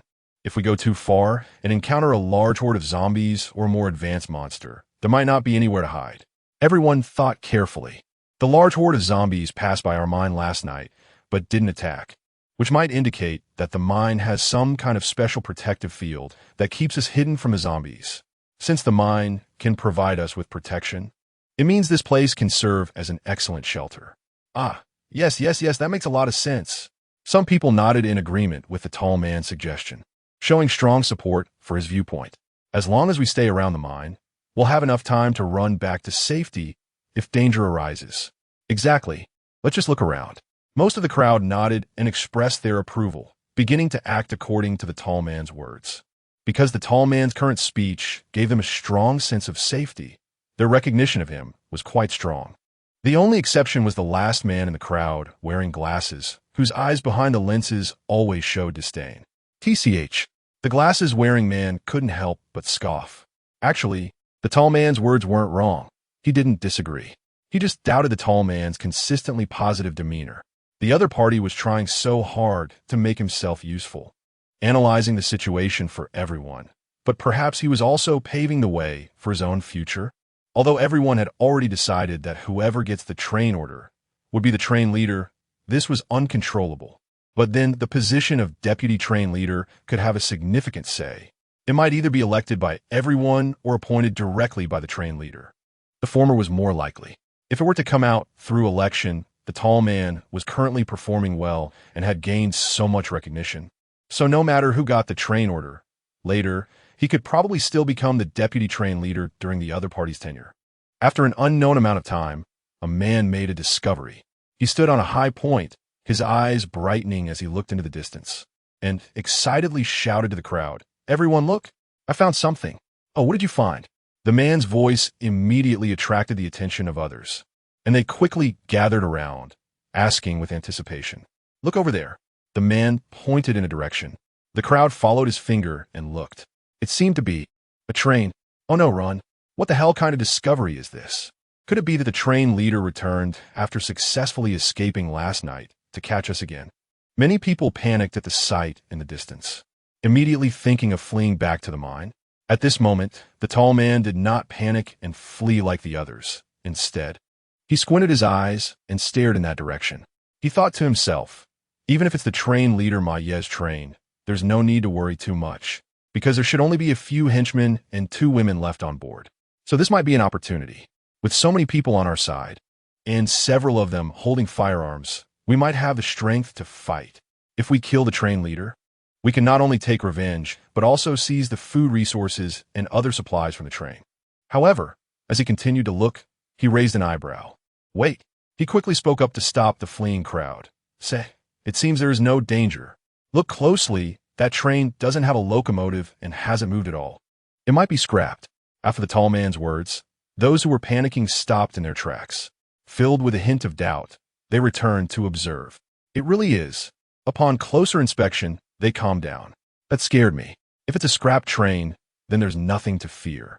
The tall man continued to propose to the crowd. "Why don't we go take a look?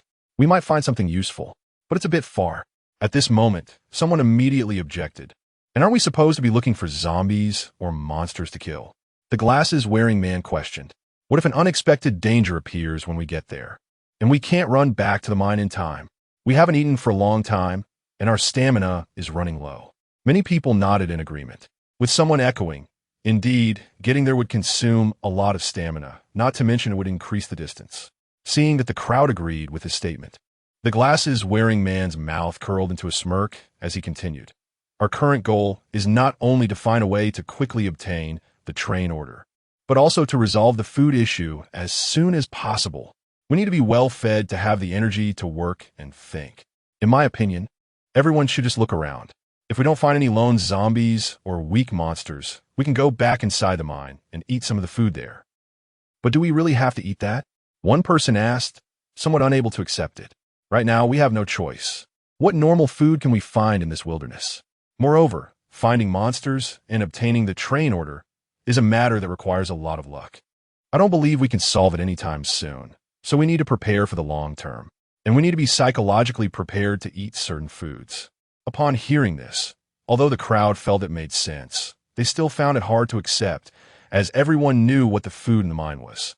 The tall man was also seriously considering the suggestions made by the glasses-wearing man.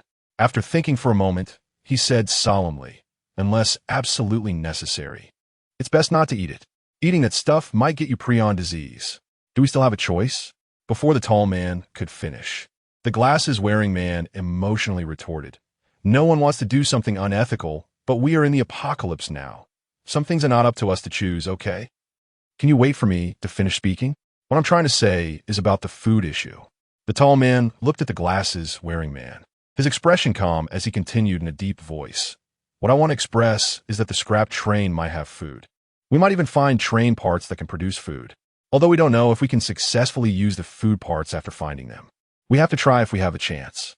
If we succeed, then our food problem can be solved. There's a ready-made mine here, and we won't lack materials for crafting in the short term. Of course, in addition to food and useful parts, we might also find weapons. Not everyone has guns right now. Most people are just holding pickaxes. That makes sense. After the tall man's words, many people nodded thoughtfully. We're lacking everything right now, so it's always good to find something useful through the train car. It's definitely worth a try. Risk and reward are always proportional. The crowd unanimously agreed. After a discussion, they ultimately decided to follow the tall man's suggestion and go take a look at the situation of the train in the distance. Chapter 72, very good. More new passengers can be picked up. On the other side, Yuhou sat in the train cabin, admiring the scenery outside the window while making some plans in his mind. He originally planned to use up all 3 zombie signal flares before reaching the Wailing Abyss.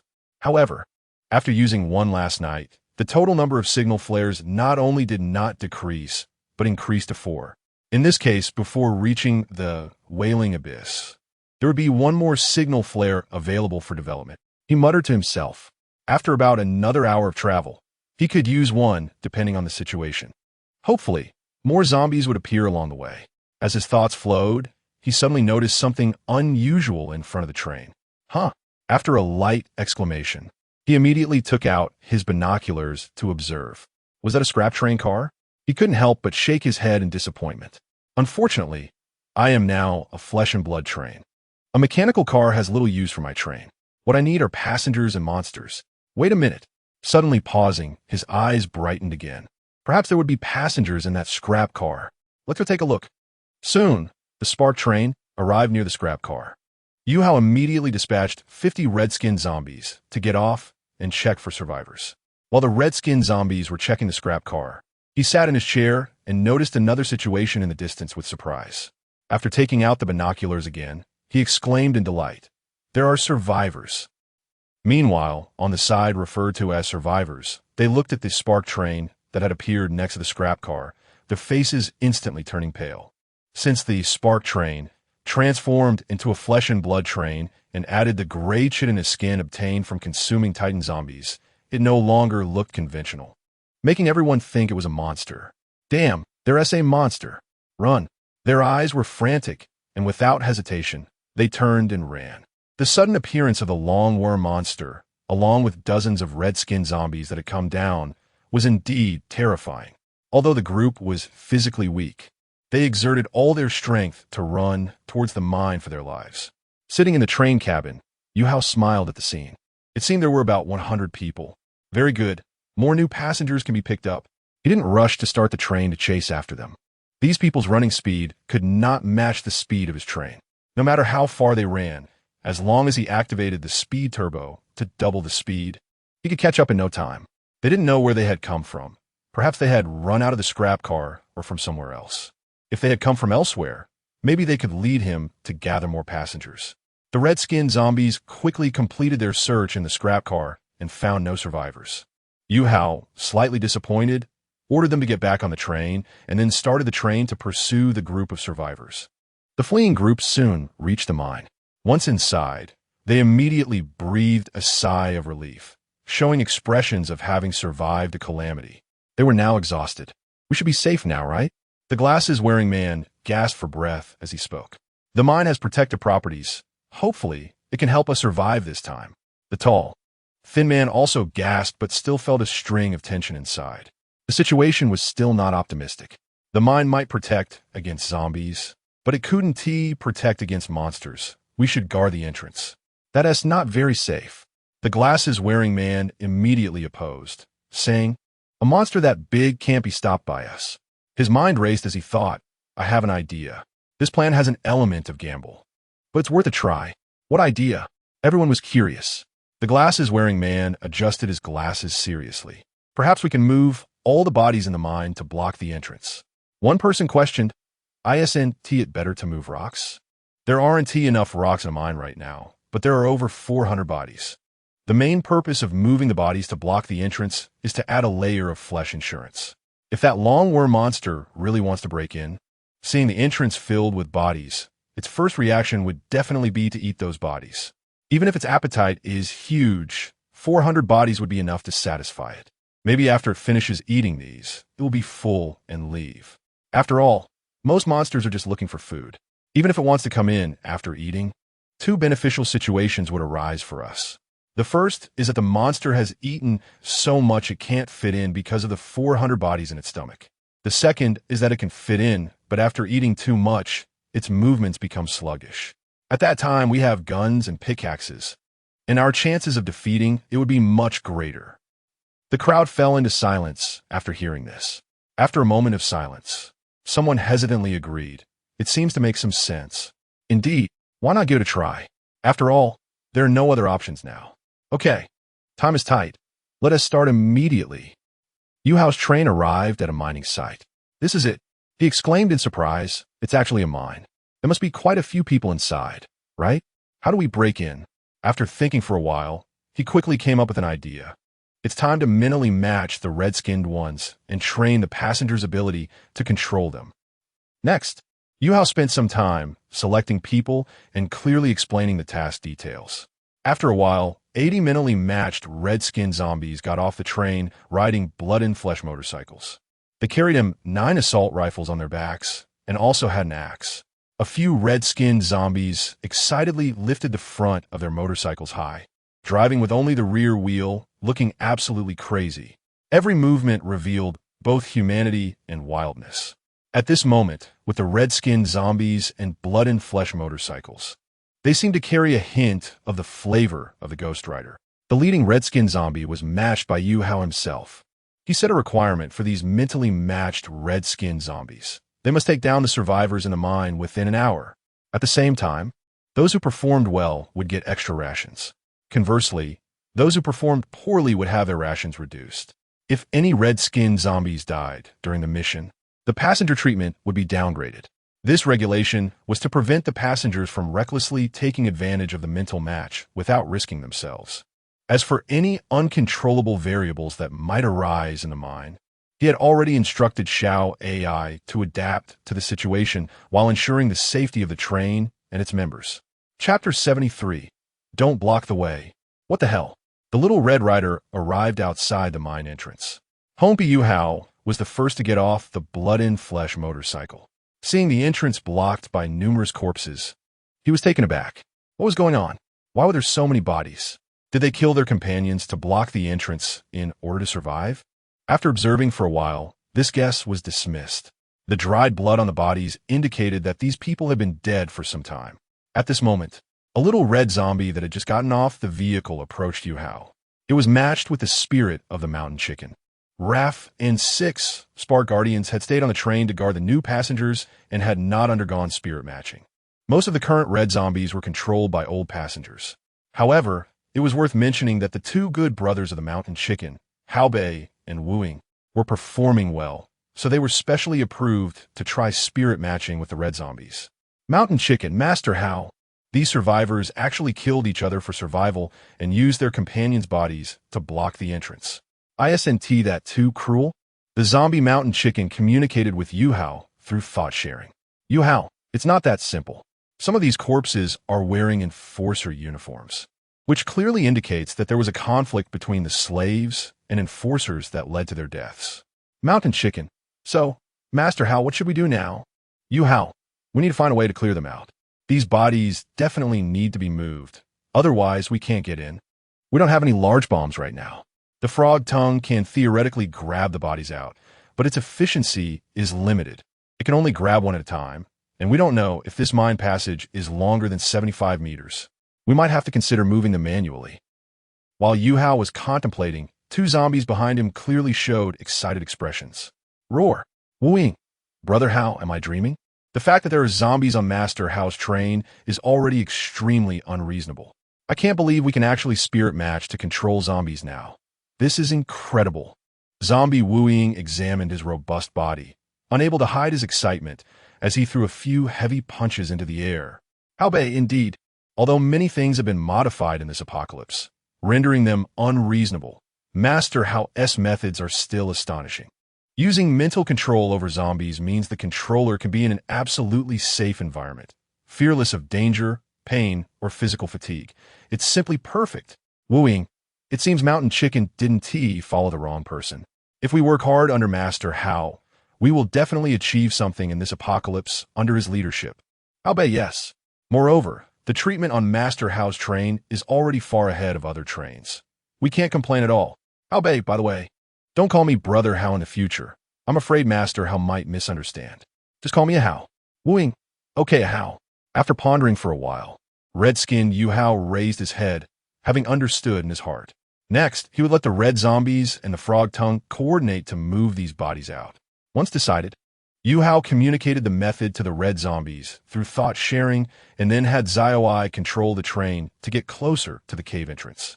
If the passage was too long and all the red zombies entered, the frog tongue would be responsible for grabbing the last corpse from Little Red's hands and pulling it outside. Subsequently, all the red zombies lined up in 2 long queues. The Little Red in front would take down the corpses and pass them to the back, and the Little Red in the back would receive and continue passing them back until the last zombie in the queue received a corpse and tossed it on the ground. The red zombies were larger and stronger than ordinary people, so the transfer speed was quite fast. If there weren't too many bodies blocking the entrance, it wouldn't take long to clear them all. The bodies blocking the entrance piled up like a wall of corpses.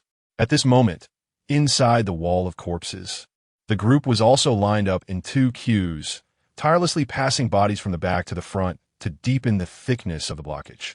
They had just heard noises coming from the cave entrance and began to feel anxious. The sound resembled that of a motorcycle, which was quite suspicious. But there was no time to think too much. The longworm monsters had likely already invaded, so they hurriedly increased their speed, continuously using corpses to block the entrance. After a while, the tall, thin man inside the mine shouted anxiously at the others while moving bodies. "We need to speed up." He sensed that something was wrong. The monsters outside seemed to be eating too quickly. The more blocked the entrance became, the louder the sounds from outside. Can the longworms eat this fast? He had a bad feeling.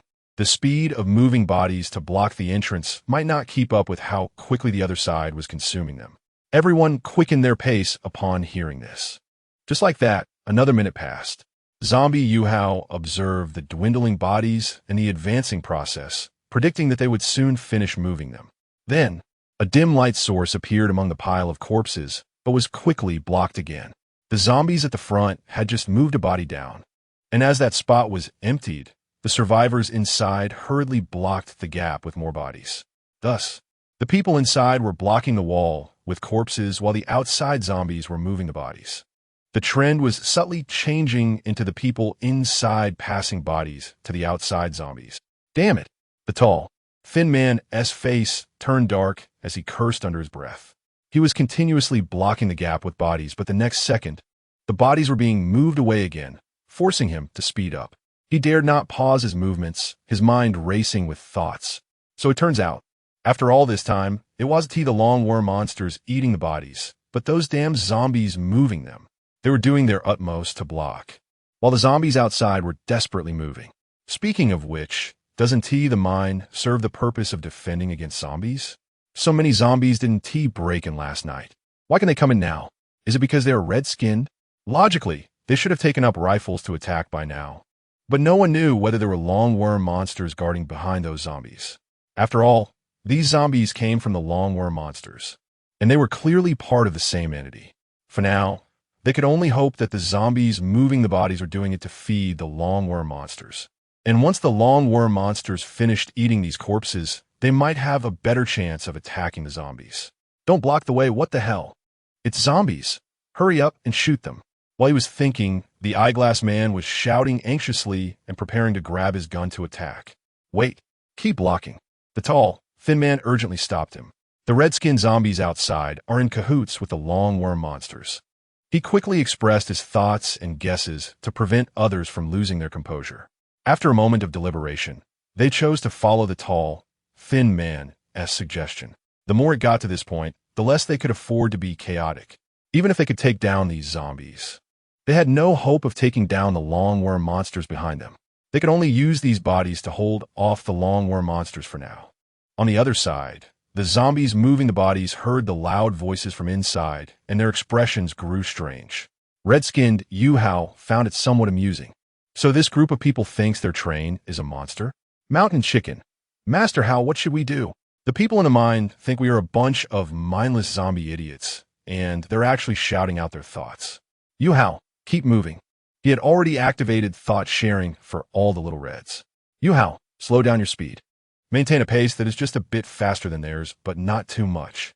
We are now mentally matching the zombies. Our bodies won't feel tired, but they are human, so let's first wear them out.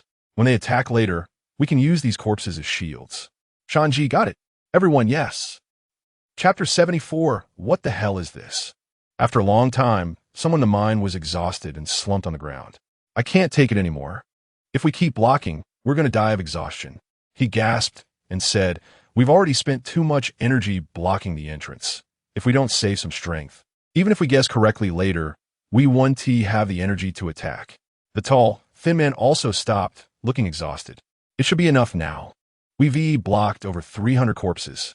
If that monster wants to eat, it should be full by now. Let us get ready to attack. Once the zombies next door move the corpses to create an opening, we'll shoot at the opening with our rifles, killing a few first to gain the initiative. Okay. Everyone dragged their tired bodies. Those with rifles took theirs, while those without grabbed pickaxes. The armed people stood at the very front, nervously staring at a certain spot in the corpse wall.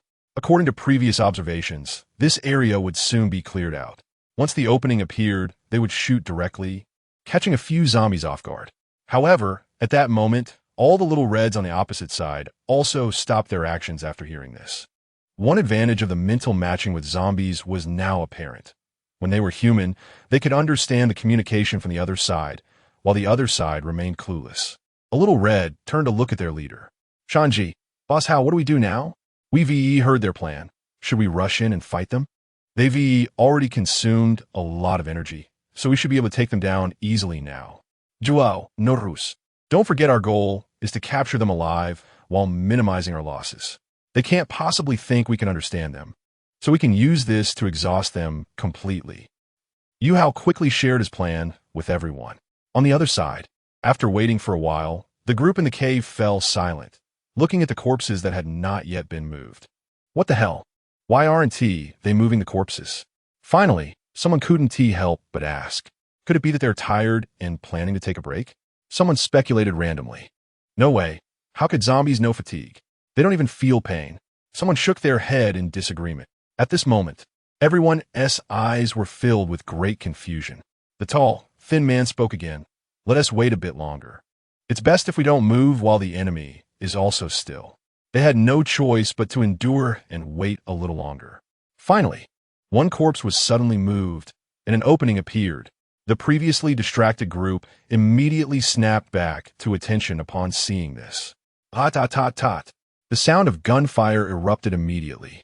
However, at the same time the gunfire rang out, the opening was quickly blocked again by the other side. Bullets hit the corpse wall. The people firing their guns were stunned at this scene. What the hell is going on? Is this a joke? Damn. Someone with a bad temper couldn't hold back and started cursing. When we're blocking, they move. When we're not blocking, they don't. What are they trying to do? Roar. Roar. At this moment, two fierce roars came from the opposite side. The complex emotions in everyone's hearts turned into alertness. Everyone, pay attention. The tall, thin man shouted. They might be about to break through. At his words, everyone tensed up and raised their weapons, ready to act at any moment. But after waiting for a while, there was still no movement. Just as everyone's patience was wearing thin and they were about to lose their tempers, finally, a corpse in a different position was moved and an opening appeared again. Tot. Almost reflexively, everyone immediately pulled the trigger in that direction. However, once again, The bullets hit the corpses that had just moved aside and were quickly blocked again. Before these people could react, another corpse in a different position was suddenly moved, and the opening appeared again. Hot, hot, hot, hot. The gun barrels immediately turned, and gunfire erupted again. Then it was another direction. Hot, hot, hot, hot. Next, these people attacked the opening like whack-a-mole, but unfortunately, the outcome was the same: bullets hitting corpses. The openings appeared and closed rapidly, and the random refreshing positions made it impossible to think. They had no time to be angry or think too much, because once an opening appeared, the zombies would come in, and that would be trouble. So they could only passively shoot at the constantly shifting openings in the corpse wall. And so time passed. Finally, someone couldn't take it anymore. Damn, I can't stand it. Are these zombies outside treating us like monkeys? I feel like my intelligence has been insulted. Are they just having fun with us? Everyone was angrily cursing one after another. Meanwhile, the corpse wall seemed to understand and stopped creating openings. This shouldn't be happening, right? The glasses-wearing man pushed up his glasses in confusion. Is this something those zombies outside can do? Only humans would come up with such disgusting tactics, right? They're a bunch of zombies with no thoughts. They shouldn't be doing this. This is getting really bad. Everyone's rifle bullets are running out. As he spoke, the tall, thin man had a chilling thought, and he said with a slight tremor in his eyes, "Could it be that they can understand our speech?" As soon as he said this, the glasses-wearing man's face changed drastically as he asked, "What did I say just now?" Oh no. At this moment, the red-skinned zombies hiding outside the corpse wall grinned. Yuhou, they're out of bullets. It's time to attack. Following Yuhou's command, all the zombies launched a real attack. Meanwhile, the people inside felt something was wrong and quickly fled deeper into the mine. They knew that something big was about to happen. The tall, thin man's guess was very likely true. The previous actions of the zombies largely validated this hypothesis. After an unknown amount of time, all the survivors in the mine were unexpectedly captured alive. All the weapons of the people inside the mine were confiscated, and they were forced to walk out of the mine with their hands bound behind their backs. The first among them, the tall, thin man, was escorted by the red-skinned zombies to the front of a train, his eyes filled with despair and confusion. These red-skinned zombies, aside from looking like zombies and not being able to speak, were otherwise just like rational humans, and, importantly, they could ride motorcycles. He looked up at the grotesque creature in front of him. Then he glanced at the wheels and the open train door, where several armed people appeared. And he suddenly understood. So it's a blood and flesh train. He shook his head, muttering bitterly. Yet even so, there were still many questions in his heart. Once all the survivors were collected, the spark train crafted another car. The train then set off again. After the mental matching, Yuhou sat in the train compartment. At this moment, he rubbed his temples wearily. Every time he mentally matched with the red-skinned zombies, he would fall into a period of mental fatigue. This time, he had captured 106 passengers, bringing the total number of passengers on the spark train to 506. Pretty good. Half of the goal of 1,000 has been achieved. A smile lifted the corners of his mouth. Then I took out a hamburger from car compartment now, one to refresh myself, and pulled out a bottle of Wangzai to quench my thirst. At the same time, I instructed Rafi to add a meal for everyone who was matching their spirits this time. Chapter 75. What the hell is the use of just waiting to die? An hour later, the high-speed spark train began to slow down. Yuhou looked at the slowly increasing red dots on the danger detection radar and muttered, after traveling for a while longer, "We can use the signal flare at a suitable position." At that moment, on a high ground, a train was surrounded by a dense mass of corpses. Da-da-da. Bang, bang, bang. The urgent sound of heavy machine guns and rifles echoed simultaneously. Bullets pierced into the horde, killing the zombies charging at the front. In the bodyguard carriage, the guards stood at the carriage doors, holding their assault rifles and recklessly firing at the outside. Everyone's faces were extremely grim. The train's powerful shells were already used up, yet they still couldn't fend off these damn zombies. The doors of the slave carriage were also open. Inside, the slaves held mining tools like pickaxes and axes at the door, swinging them at the zombies that were about to rush onto the train. Roar! A pale-skinned, grotesque zombie charged forward with its mouth wide open, filled with black blood. Although the axe severed one of its arms, it acted as if nothing had happened. The slaves, seeing this, shifted their attacks to its head. Unlike the bodyguard carriage where everyone had guns, the slave carriage had nothing. If it weren't for the mining tools still in the carriage, these slaves would have had no means of resistance at all. At this point, relying on the bodyguards to fend off such a massive horde of zombies was unrealistic. They had to contribute. Everyone attacked the zombies' heads. Hitting other parts was useless. These zombies couldn't feel pain. A slave in front shouted as he swung his axe. Inside the tightly closed front of the train, the conductor looked around, utterly surrounded by the horde, despair evident in his eyes. He leaned helplessly against his chair, seeing some zombies even climbing onto the windows, and bitterly smiled. His smile was 10 times uglier than crying. At the moment he discovered the horde, they had already formed a circle around him. The bodyguards he had posted had been of no use at all. They were even sleeping when the tide of corpses came. He had tried using the train's powerful shells to blast a path, but there were too many, and he ultimately failed. Instead, while the train accelerated, the bodies of the zombies it knocked down got stuck in the wheels, causing it to be unable to continue moving now. If this continued, he would die. He dimly took out a handgun. This handgun was not a weapon produced by his train. It could harm him. He had kept this handgun because it was the first weapon he had when he started as a conductor. He initially intended to keep it as a memento, but now it showed its true purpose. These zombies wouldn't break in immediately, but with their madness and numbers, it was only a matter of time. During the time that followed, he needed to prepare himself mentally and reflect on his brief life. Rather than being bitten and eaten by these zombies, he might as well end it himself. He began to murmur, placing the gun's muzzle against his temple. At this moment, on the roof of the second carriage, the heavy machine gun roared relentlessly. The muzzle was spitting fire. A bodyguard kept his finger firmly on the trigger. Although his arm was numb from the recoil, he dared not stop for a moment, because once the shooting stopped, the zombies would quickly break through. And faced with such a despairing number of zombies, he could only think of one thing: shoot with all his might to stop them from boarding. Help! A slave below was dragged off the train by zombies with a desperate scream. As soon as he hit the ground, the horde engulfed him. When he reappeared, he was nothing but a mangled mess. The slaves at the door saw this scene with trembling pupils. This was not the first comrade to be dragged off the train. Despite everyone fighting to the death, they still couldn't withstand the absurd and unyielding horde of zombies. Now, the number of slaves blocking the door against the zombies was dwindling. Everyone was rushing inside the carriage to pray or sit and wait for death. As they watched the zombies about to break through, the slaves at the door had no choice but to close it. The zombies successfully climbed onto the train, so were banging on the doors, while others targeted the bodyguard on the roof with the heaviest firepower. The bodyguard, armed with a heavy machine gun, was already struggling to cope with the numerous zombies below, and now he found that many had climbed onto the roof and were interested in him. Feeling a sense of impending doom, he had no choice but to immediately turn his gun towards the zombies that had made it to the top. With the firepower of the heavy machine gun focused on the roof zombies, the horde below faced less obstruction, and their assault intensified significantly.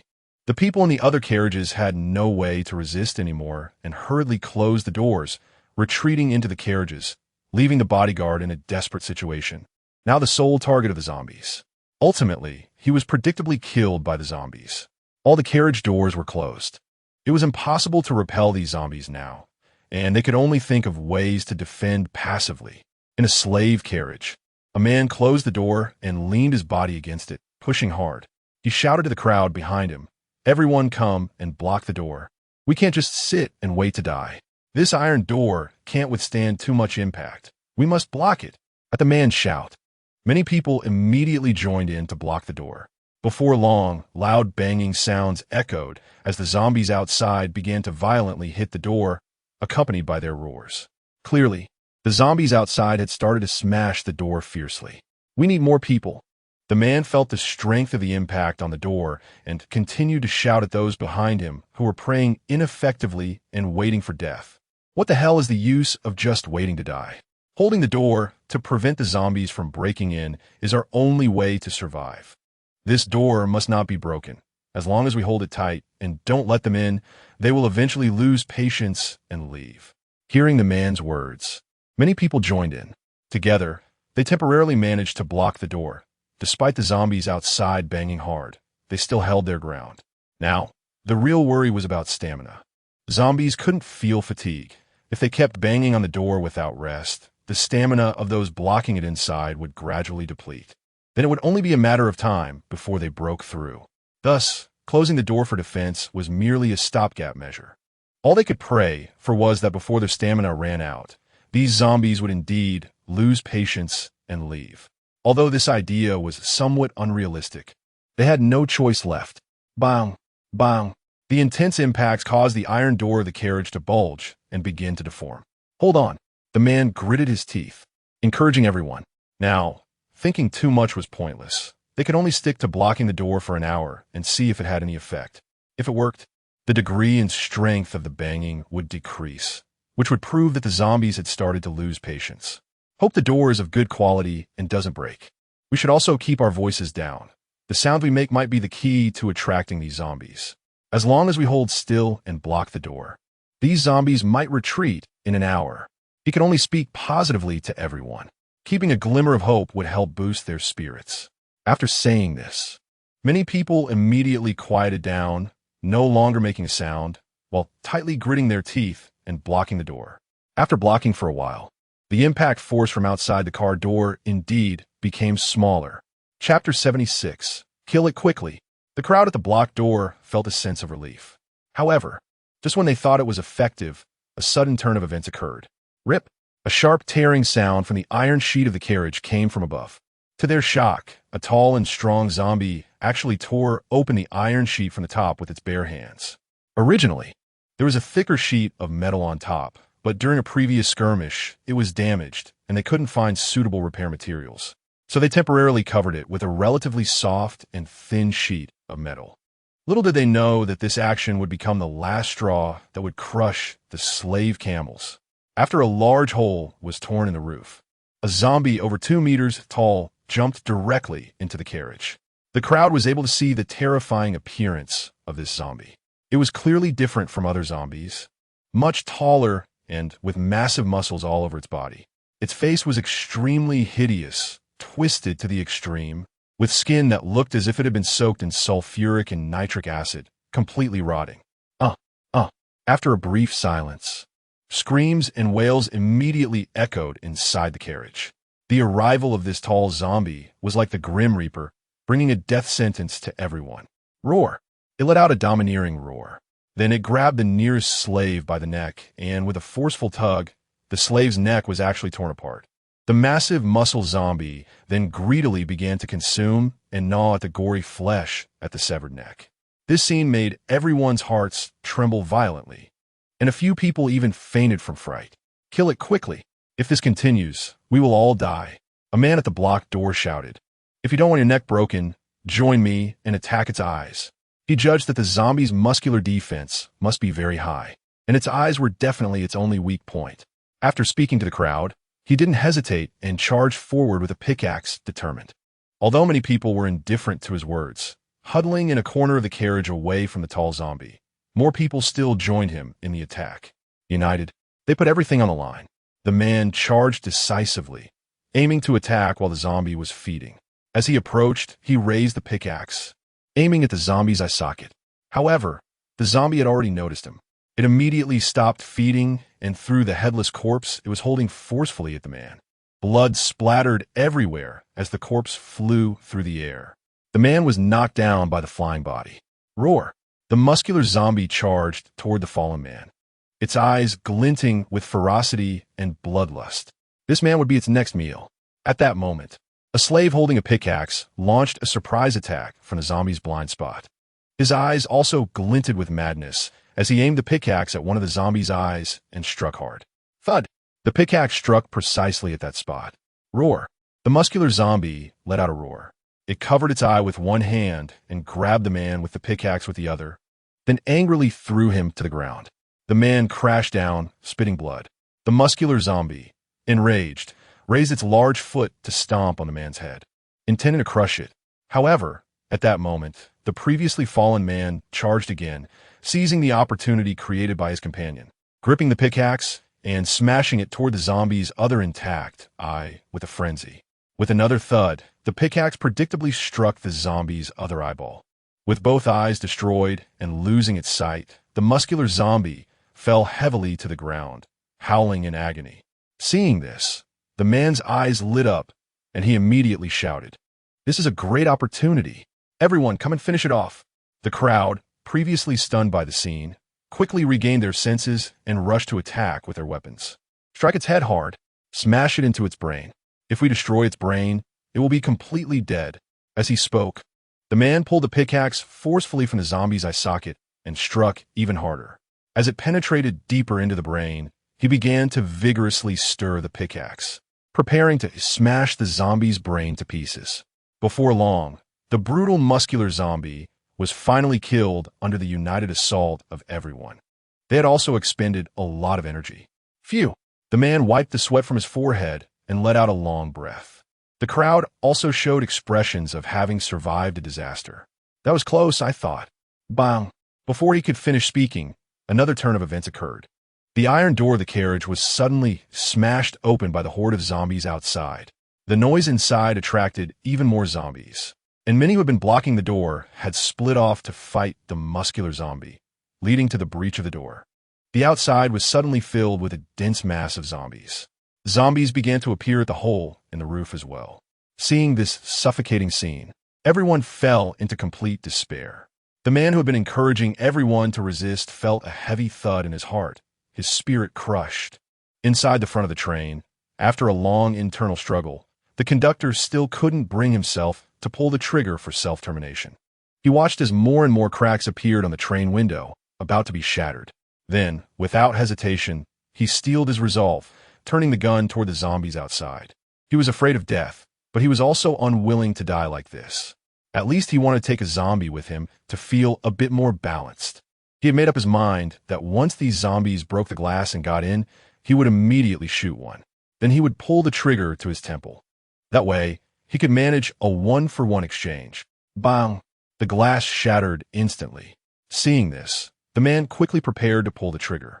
Just as he was about to fire, a strange scene unfolded.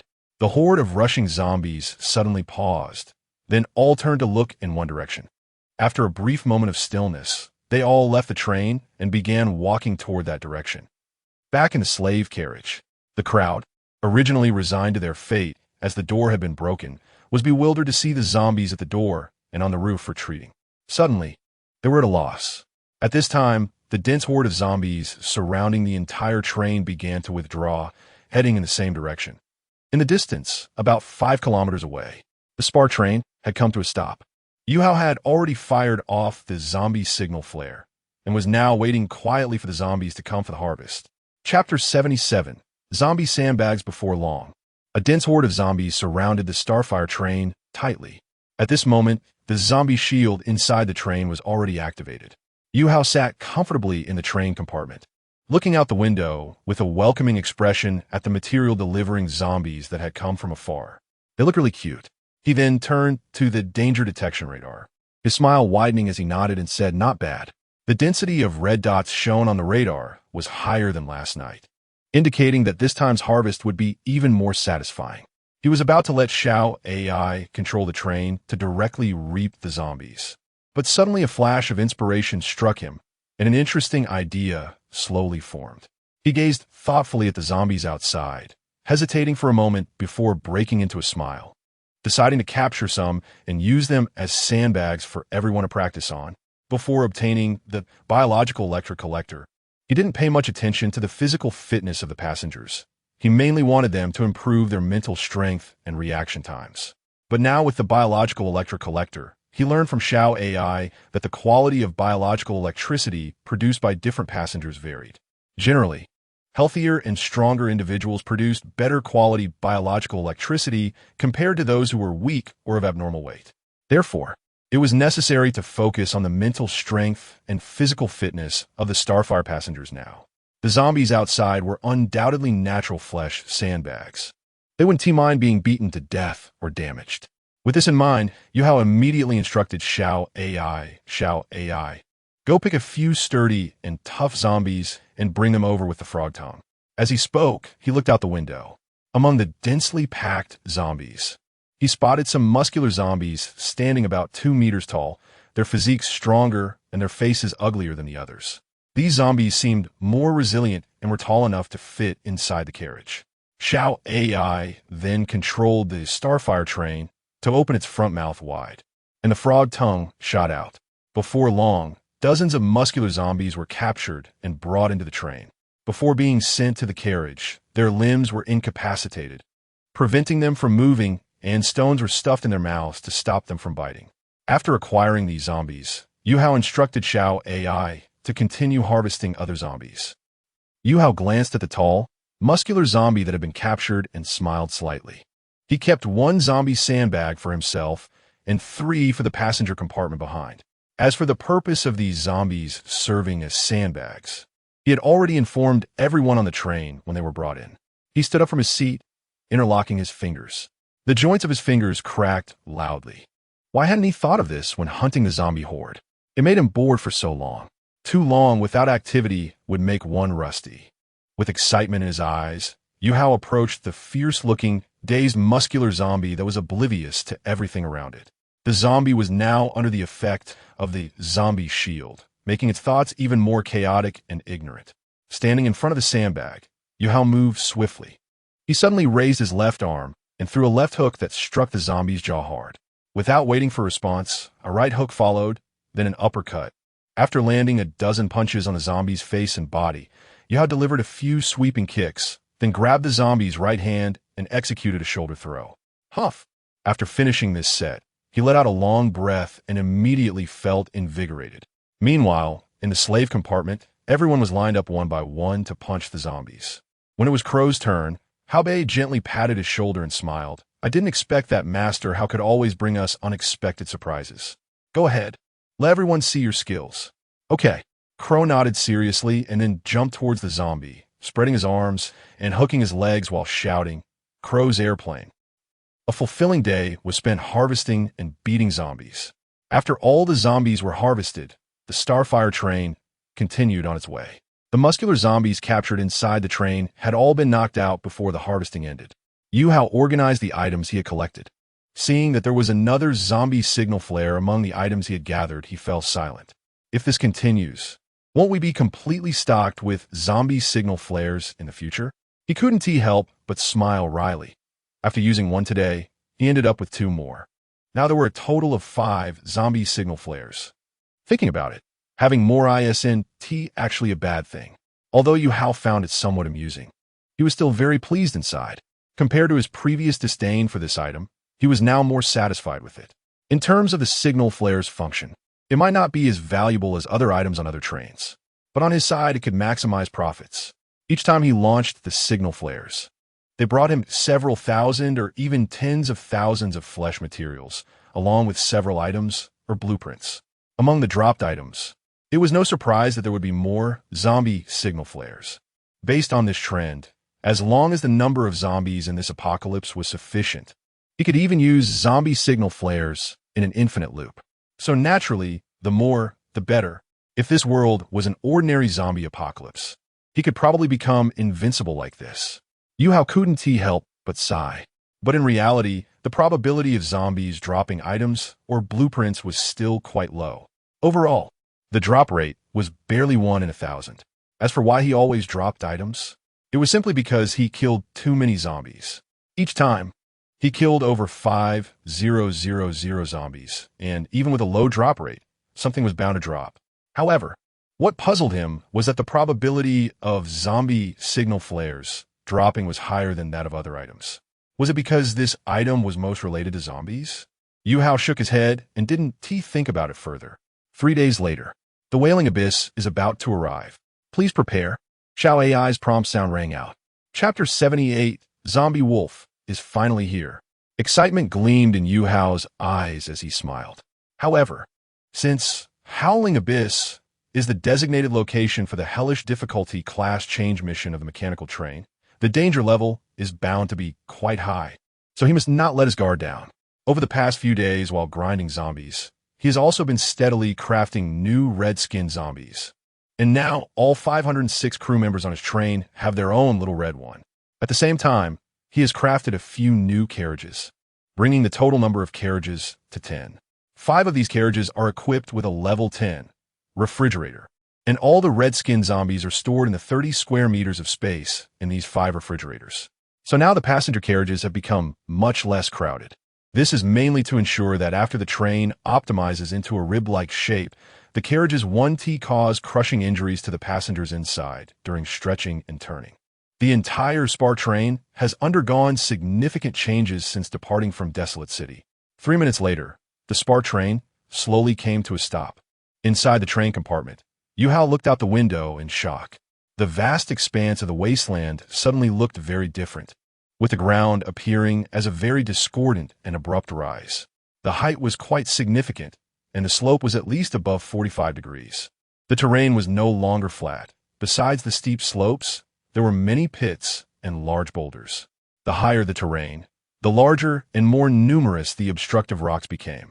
At the final peak, it even turned into a continuous mountain of large stones. It was astonishing. The entire train felt very small here. Yuhou didn't know if this peculiar terrain was the result of nature's craftsmanship before the apocalypse, or if it was due to changes after the apocalypse had arrived. It seemed he would have to use the insect legs, he murmured. Howl! Suddenly, a series of very unsettling howls came from the mountaintop. He frowned slightly, feeling a mix of seriousness and doubt. Is this howling abyss ahead? Not quite. Ahead is just the outermost area of the howling abyss. We haven't reached the entrance yet. I see. He nodded thoughtfully, looking at the multiple red dots displayed on the danger detection radar, pondering for a moment before making a decision. Let's switch to the insect legs and continue forward. Okay. Thanks to the previous protection of this zombie shield, and since they hadn't actively sought out monsters to kill, the SPAR train's strength had not been truly tested yet. Although he didn't know the defensive capability of the train's keratin outer skin, it had devoured quite a few Titan zombies along the way. The train's gray exterior, which had been somewhat dull, now faintly radiated a grayish sheen, indicating a significant increase in strength. Additionally, with the optimization brought by the overclocking effect of the bioelectric collector, the train should theoretically be able to handle this complex terrain. The SPAR train switched from rapid wheels to flesh insect legs and continued forward. Yuhou announced to all train members, "We are about to reach a very dangerous location. Everyone prepare yourselves." His voice echoed through the speakers in every carriage. Are we nearing the howling abyss? Raph in Carriage 3 became serious upon hearing this. Yesterday, when he reported the passengers' recent conditions to Brother Hal, he learned from him that the SPAR train would arrive at this location today. Over the past few days, Brother Hal had already started having them try to use their mental power to control the train's insect legs, apparently preparing for this dangerous location. After finishing the announcement through the speakers, Yuhou looked towards the front of the train. Now, with the third overclocking effect of the bioelectric collector, the train members could use their mental power to precisely control some parts of the train. However, without the compound eyes seen in the previous demonstration, the crew couldn't see the outside situation, making control somewhat inconvenient. They could only act based on their commands. However, 3 days ago, he had already taken some time to train them specifically for controlling the insect legs. Each day, they would convert the wheels to insect legs and let them practice controlling the insect legs for an hour. Now, they could manage some control. Soon, the train began to ascend. To be safe, the embedded iron blades also popped out at this time. The train was controlled by Xiao AI, while Yuhou watched the scenery outside and monitored the red dots on the radar. Most of the red dots on the radar were single or clustered in small numbers, which should be monsters. The closest to his train were 6 red dots 500 meters ahead. Yuhou looked towards that direction. These red dots could actually be seen with the naked eye from the train window without radar detection. He squinted slightly and did not stop the train. They had not yet truly entered the howling abyss. They were just at the outer entrance. If they couldn't handle these outer monsters, then there was no need to enter the howling abyss at all. It was just right to use these outer monsters to test the train's current strength. There was no need to deliberately avoid them. They could confront them head-on. On a massive boulder 500 meters away, 6 zombie wolves, standing about 2 meters tall, looked down at the slowly approaching SPAR train. Bloodthirsty red glows flickered in their murky pupils. their bodies completely hairless, with deep gray skin covered in cracks and rot, exposing flesh and blood, and even some white bones were faintly visible in some areas. Their jaws were truly split open, and the sharp teeth and flesh were clearly visible, looking fierce and terrifying. Howl! With a wolf's howl, they charged directly at the train. Their speed was incredibly fast. In just a moment, they reached the vicinity of the spark train. 3 zombie wolves immediately opened their ferocious mouths and attacked from the side of the train. At that moment, the iron blades on the side of the train, which had been motionless, suddenly began to spin at high speed, and the bodies of the 3 zombie wolves were instantly sliced in half upon contact with the iron blades. The zombie wolf in front of the train did not meet the same fate. As soon as it jumped, it was instantly grabbed by a massive fleshy tongue and dragged into the gaping mouth of the train. Seeing this, its wolf companion showed no fear. The madness in its eyes made it fearless of any scene. Howl! With a long howl to the sky, it immediately launched an attack and was quickly caught by the tongue and sent into the train's mouth. Only the last zombie wolf remained unresolved. The last one was not seen at the front of the train. Inside the train compartment, Yuhou looked at the radar, which indicated that the last zombie wolf's red seemed to be on the roof of his carriage too, and he fell into silence. At that moment, the last zombie wolf that had jumped onto the roof was fiercely biting the silver-gray outer skin of the train. It was trying to tear it off. However, its proud teeth had little effect on this gray train skin. Yuhou thought for a moment and asked, Xiao AI, can you detect what level these wolf monsters are? Yes. They are all level 2 zombie wolves. Only level 2? Yes. Should we kill the level 2 zombie wolf on the roof of carriage 2? No need.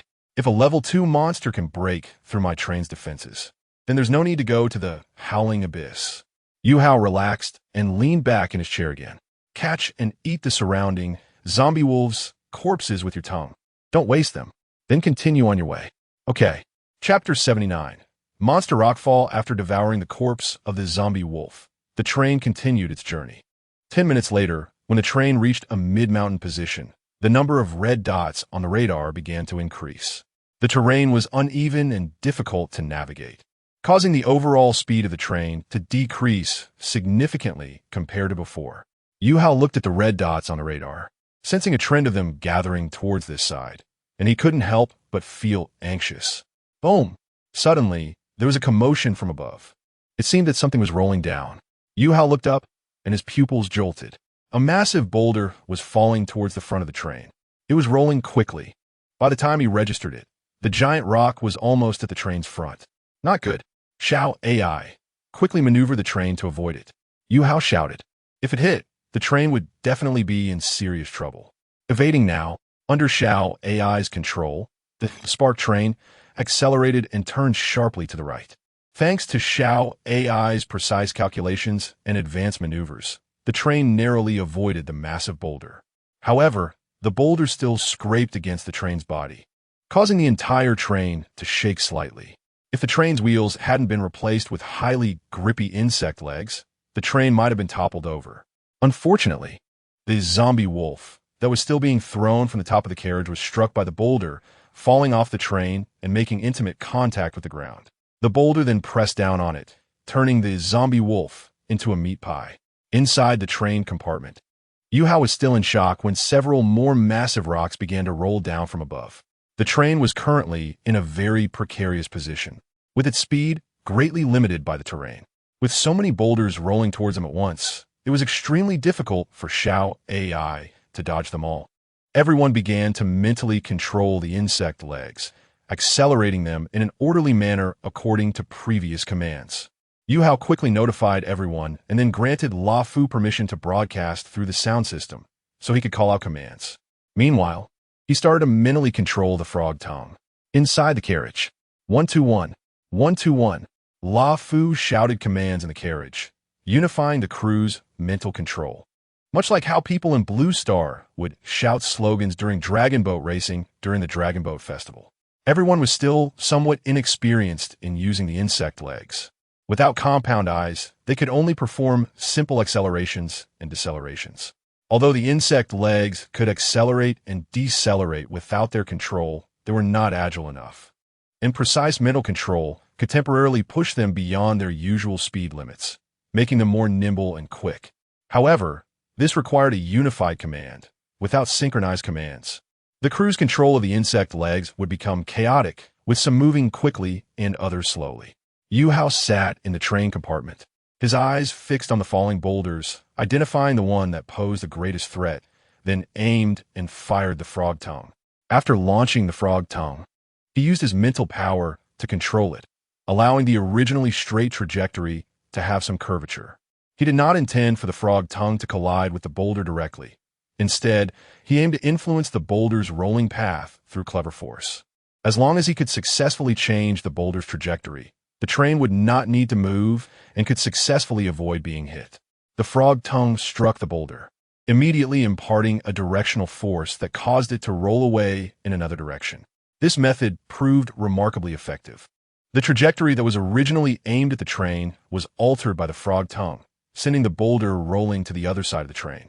Next, Yuhou used the same method to launch the frog tongue to influence the boulders. Xiao AI focused on controlling the train to avoid those boulders that Yuhou had not managed to influence. Meanwhile, the passengers in the carriage concentrated on quickly and nimbly managing the movements of the train's insect legs. In this way, all the boulders threatening the train were successfully avoided. Yuhou glanced at the radar. Based on the initial falling directions of boulders, he noticed many red dots in the original positions of the boulders. These boulders were clearly pushed down by those red dot monsters. He then released all 506 redskin zombies, instructing them to take axes and rifles and head towards that direction. He specifically instructed them to take a longer route from both sides to avoid being affected by any boulders that might fall again. Yuhou initially did not want to use these zombies, planning to save them for when he encountered real dangers in the Wailing Abyss. But the falling boulders were too troublesome, so he had no choice but to send them out. After that, large numbers of boulders continued to fall. The little reds began to take a longer route, splitting into two groups and moving at full speed towards this direction. An hour later, the train successfully reached the top. At this point, the little reds had returned to the carriage. Many monsters around had been dealt with by the little reds using their guns or axes.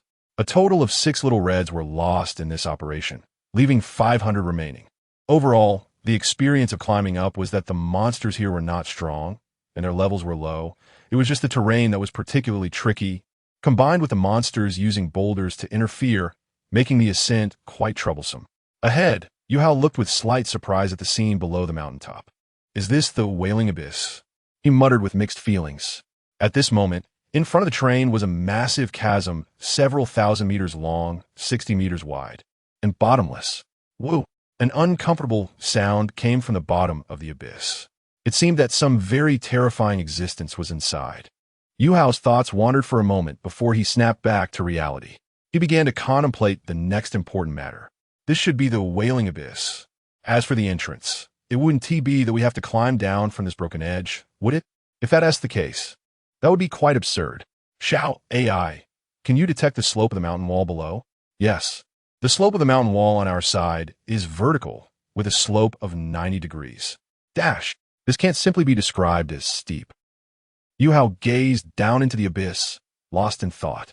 Although the insect legs could climb slopes, such a steep incline would likely be impossible to scale. Even if it could barely manage, he wouldn't dare to try easily. The bottom was bottomless. If there were any missteps, the train would fall instantly, and everyone would perish. Xiao AI, you mean the entrance is down here? Yes, but this is just one entrance. In addition, there is a safer entrance at the base of the mountain on the opposite side. Whew. Yuhou let out a long breath. It was good to know there was another entrance on the opposite side. However, he furrowed his brows slightly, looking at the 60-meter width of the chasm again, falling into contemplation. So now the problem becomes how the train will cross this long width of the abyss. He took out the items and blueprints he had collected over the past few days to examine them. Chapter 80. Little Red builds a bridge. After finishing his inspection, he felt a bit disappointed. He did not find anything useful. Most of the items were daily necessities and blueprints. One particularly absurd blueprint was for a Zongzi production line. Was it hinting that I should celebrate the Dragon Boat Festival? He muttered to himself, both amused and exasperated. He then continued to brainstorm for solutions. After a long while, he still made no effective progress. During this time, he asked Xiao, AI, and Raf, but neither provided any satisfactory information. It seemed he had no choice. Yuhou's expression was somewhat hesitant. He had actually thought of a method. However, it had significant concerns and risks. But since he had come this far, worrying was pointless. He just had to do it. His method was for Little Red to build a bridge so his train could pass over. After the Little Reds built the bridge, he would replace the train's insect legs with ultra-speed wheels and then activate the overclocking effect, pushing the speed up to 480 km/h. He would then rush across the physical bridge made of the Little Reds. There's a saying on Blue Star: in the world of martial arts, speed is invincible. As long as the speed is fast enough, one can even glide on water. Surely, these zombies are harder than water, right? The main issue now was ensuring that his train speed was fast enough. Even if these zombies theoretically couldn't withstand the weight of his train, as long as the train could instantaneously pass over them, it would have already crossed before they could no longer bear the weight. Thus, these issues would naturally be resolved. As for the train's subsequent control, that would be left to the level 10 AI, Xiao AI, who would need to carefully calculate all relevant factors. Then, without further ado, after a while, all 500 Little Reds disembarked. Yuhou thought for a moment, gave some instructions to the Little Reds, and then used his tongue to send all the Little Reds to the top of the mountain on the other side. Once they reached the other side, they spotted the largest rock and began to move it. It took them a great deal of effort to finally place the rock in the right position. The train's tongue then shot out again, connecting the two ends of the abyss. One Little Red began to climb along the tongue to this side. During the climb, this Little Red showed no signs of fear in its eyes, only murkiness and loyalty. It looked down at the bottomless abyss and the slightly swaying tongue without even a flutter of its eyelids. It seemed that even if it fell, it wouldn't matter to itself. This Little Red reached the edge of the abyss. Soon after, another one climbed over. Thus, a bridge made of Little Reds was formed. They faced the abyss and turned their backs to the sky, gripping the legs of the Little Red in front of them with their hands. Next, Yuhou repeated the process, forming the second and third zombie bridges. Once all the Little Reds had formed a bridge, Yuhou noticed the first Little Red that had formed the bridge was trembling slightly, not daring to hesitate. He instructed all train members to channel their mental energy into the tongue, waiting for his command. Although the Little Reds did not feel fatigue, that did not mean their muscles could endure indefinitely. There was still a risk of tearing. Once everyone was ready, Yuhou had Xiao AI quickly analyze the zombie bridge and calculate the fastest way and trajectory to cross it. The tongue shot out again, and since everyone's mental energy was injected into it, it autonomously tied a knot after grabbing the boulder. It was time to set off. Once the train started, when I say collect, you all must exert your mental energy to the maximum. After explaining this through the speakers, Yuhou officially set off. At this moment, everyone in the carriage was extremely nervous and tense. After Yuhou told them what they were about to do, they knew that they only had one chance. If they made a mistake, everyone would die. Therefore, each of them was filled with the will to fight to the death, united in purpose, determined to succeed. With all preparations complete, the Spark train instantly ramped up its speed to the maximum, charging toward the zombie bridge. At that moment, Yuhou also issued the command collect through the speakers, while his mental energy was injected into the tongue. The train rushed forward at high speed, and under the control of everyone's mental energy. The entire tongue tightened to the limit. Using the instantaneous contraction force of the tongue, it pulled the train toward the boulder. In no time, the Spark train charged from the starting end of the bridge to the end with an unstoppable momentum. However, just as the train reached the other side, with the entire body not even halfway across, a variable occurred. The zombie bridge ultimately could not support the weight of the train and broke apart. The rear half of the Spark train was about to fall due to the loss of support from the zombie bridge. This sudden turn of events left everyone momentarily stunned, their brains short-circuiting. For a moment, they couldn't figure out what was happening. Fortunately, Xiao AI controlled the train wheels, ramping up the power to prevent the train from continuing to fall. Following closely, Yuhou quickly notified everyone to channel their mental energy to the maximum and hold the tongue tight. The passengers in the rear carriages were thrown around due to the descent, and although those still conscious were exerting their strength to control the tongue, the train's weight was simply too great, causing the tongue to begin tearing. Warning: train power insufficient, cannot support the rear carriage. The tongue will completely break in 30 seconds. After the tongue breaks, the train's power will be completely insufficient and will be pulled into the abyss by the weight of the rear carriages. Just when things couldn't get worse, Xiao AI's danger alert sounded. Xiao AI suggests you disconnect the rear carriage. This is the only way to survive. Please make a decision quickly. There are now less than 30 seconds left. If you need to disconnect the carriage, please act decisively. The urgent alert sounded, and the tongue continued to tear, the gap growing larger. Yuhou's heart sank to the bottom. His brain raced, thinking at lightning speed, contemplating various possibilities for survival. If it really came to it, he would have to do it, Xiao AI reminds you again. Due to your internal hesitation and struggle during this brief moment, the train has now missed the golden opportunity to disconnect the rear carriage and escape. There is no time left for remedial action. Next, it is advised to prepare mentally during this last 20 seconds before facing death in the abyss. During this time, you may spend a few seconds reflecting on your brief life, then take a few seconds to write a will. To his surprise, only a few seconds had passed, and the chances of survival seemed to drop to zero. There was no longer even a chance to disconnect and survive. Although Xiao AI was a top-level level 10 AI, when it said this, the outcome was basically doomed. But Yuhou was still unwilling to give up. Until the very last second, he would not abandon the hope of survival. Chapter 81, Warning. The exterior of the Starfire train is damaged.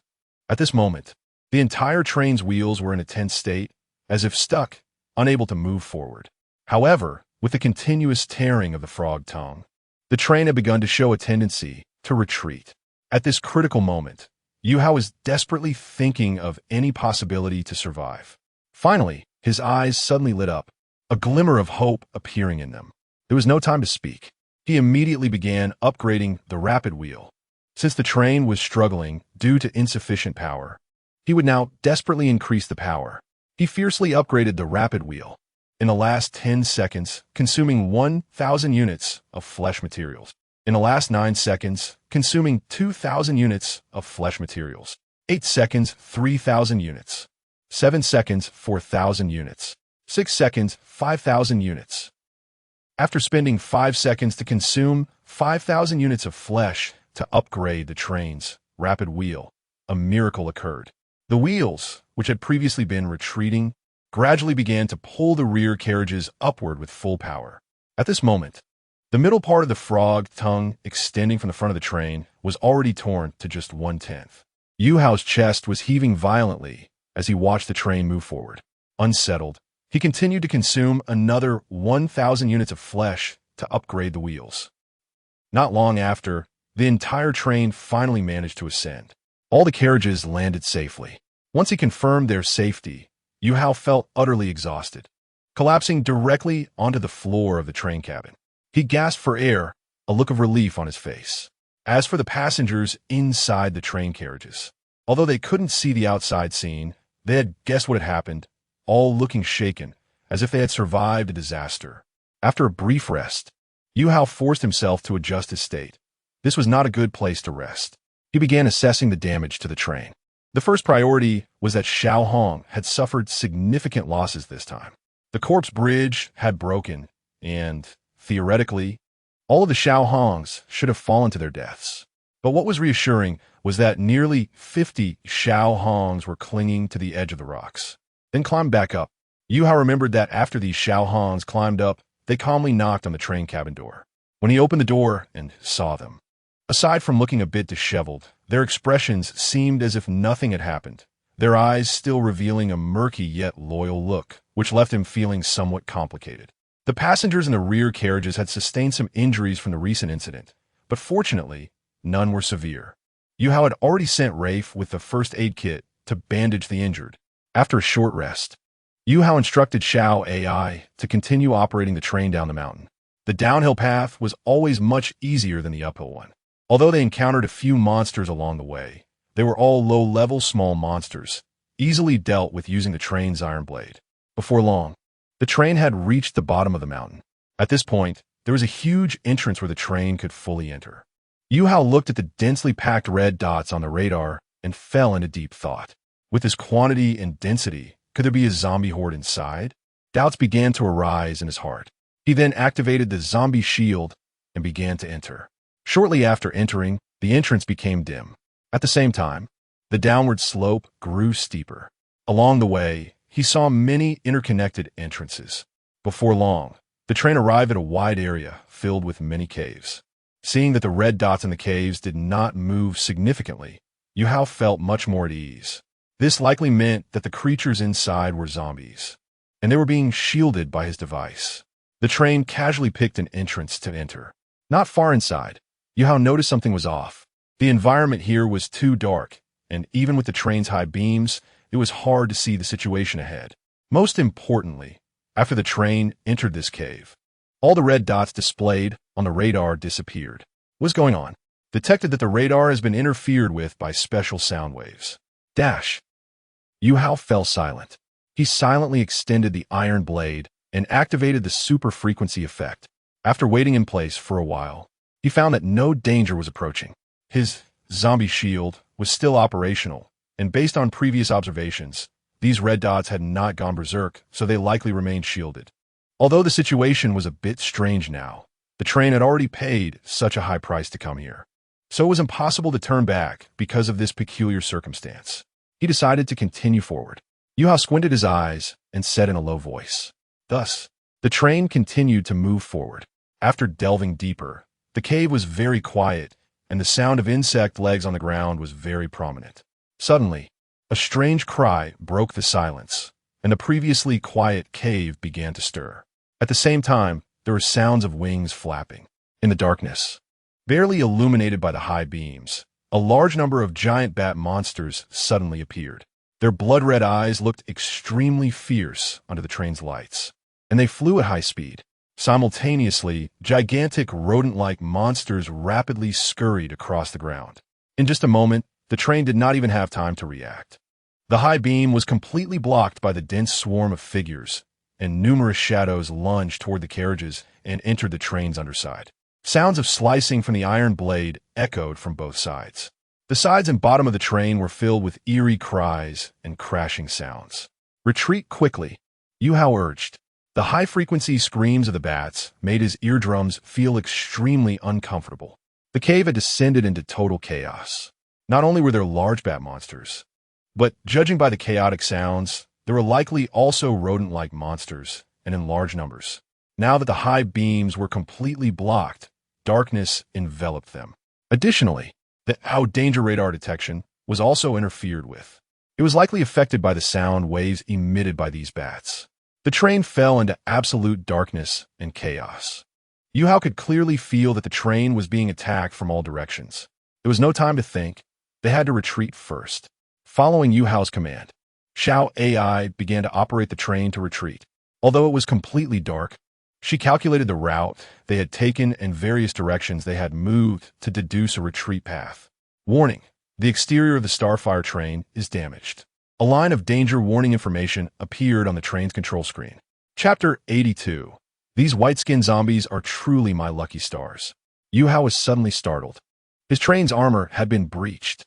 Without hesitation, he activated the overclocking effect of the external armor of the train. The train's body was instantly covered in electricity. Although the train had transformed into a flesh and blood train, the overclocking effect from its previous upgrades had been retained. In an instant, a large number of monsters screamed as the electricity illuminated the entire passage. Thus, the train narrowly escaped from the cave. At this moment, the spark train was surrounded by a large number of charcoal black monsters. Yuhou looked at the charred giant ants outside the train window and fell into deep thought. Was it these ants that had bitten through the armor of his train? However, the armor hadn't shattered extensively. It only had small pinhole-like punctures, as if it had been bitten by countless mosquitoes, but it was still quite dense. The train car began to repair itself. Yuhou sat in the train compartment, his expression somewhat grim. He hadn't expected the entrance to be this outrageous. He stared at the dense red dots that reappeared on the radar, falling into silence. Xiao AI reminds you, the danger level of this area is too high. Further exploration is not recommended. Yuhou remained silent, his face revealing bitterness. After this comparison, he realized how lucky he had been to pass through the hellish difficulty of the flesh and blood train transformation with the help of the zombie shield. A horde of tens of thousands of corpses, including level 4 Titan zombies, not to mention countless level 3 and level 2 zombies. However, they had all been blocked by his zombie shield, so he hadn't truly experienced the horror of the so-called hellish difficulty. Now that he encountered so many monsters in the Wailing Abyss without the ability to block them, he finally understood the nature of this difficulty. Next, he became serious. He considered whether to continue the exploration of the Wailing Abyss. This was just near the entrance, and it was already this tough before truly reaching the inside. It was hard to imagine what kind of scene would await if he went deeper. The eerie cries from the bottom of the abyss undoubtedly indicated the presence of extremely dangerous monsters. He suddenly felt that this difficulty was even greater than the hellish difficulty he had faced before. He wondered how a mechanical train would cope with this level of challenge. Was there a monster shield? There is no such item as a monster shield. Well, after thinking for a moment, a look of determination appeared in Yuhou's eyes. He had made up his mind to continue pushing forward. Devouring monsters was also an important part of enhancing the train's strength. Sometimes, it was even more precious than obtaining materials. Stepping away from the comfort zone of the corpse tide and experiencing real danger would allow him to gain a lot while also seeing the shortcomings of his train. This would also provide food for thought for the train's future development direction. For example, if the train had flying wheels when crossing a 60-meter wide abyss, it could simply fly over, or better yet, fly directly to the bottom of the abyss, solving most of the problems. However, the northern desert wilderness was not a high-level area, making it very difficult to obtain flying wheels. Yuhou took a deep breath. The more dangerous it was here, the more it indicated that the benefits from devouring monsters would be greater at that time.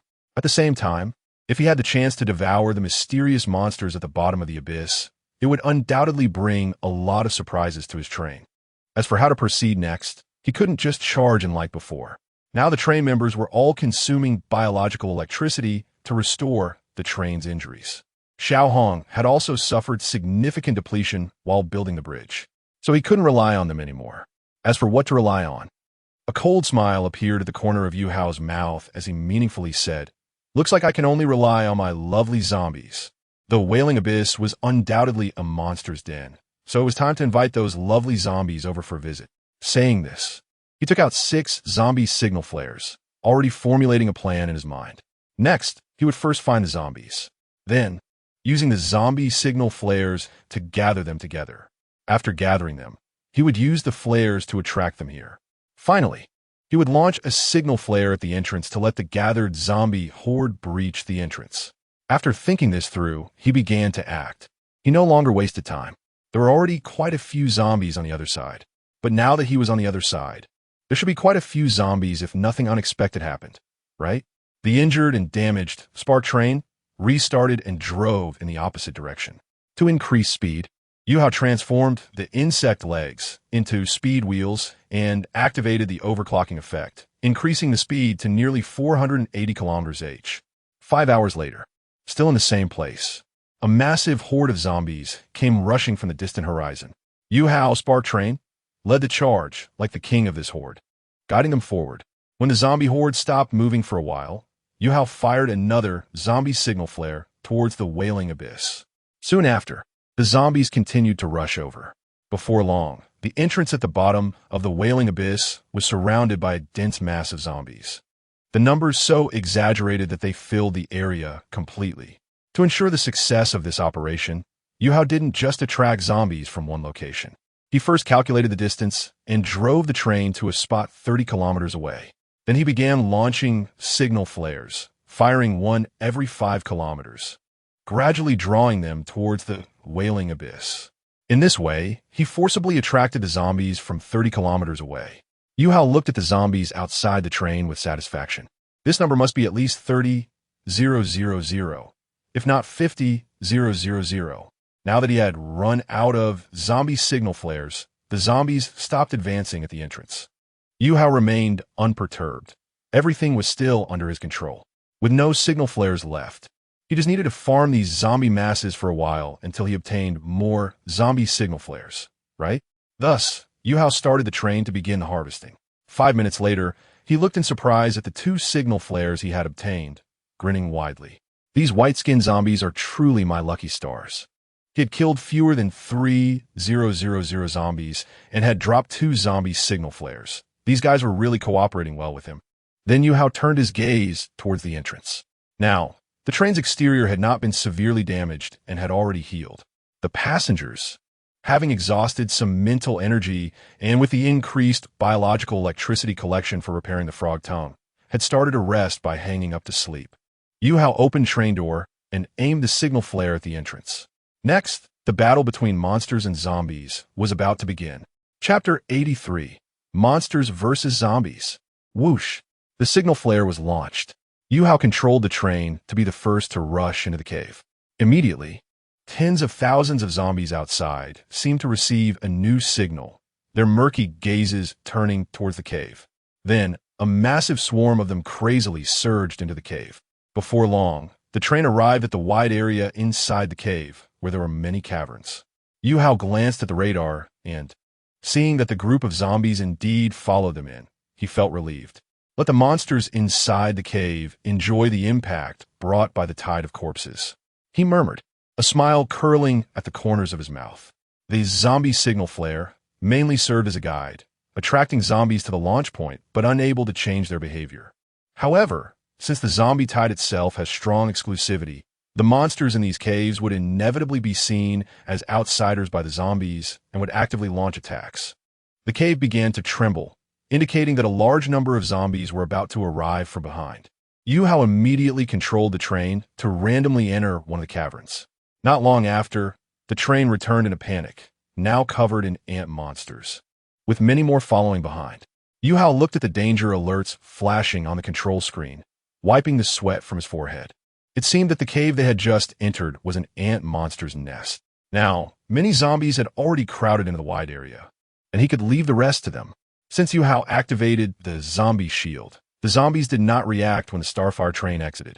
However, when they saw the ant monsters crawling on the train's body, their faces immediately twisted in rage. After all, these monsters did not belong to the train's components. And even if they were on the train, the zombies could not ignore them. Roar! Roar! All the zombies rushed forward with growls, as if they had seen an invading outsider in this exclusive gathering place for zombies. At this moment, the train's iron blades were not deployed, and the guiding work was completed.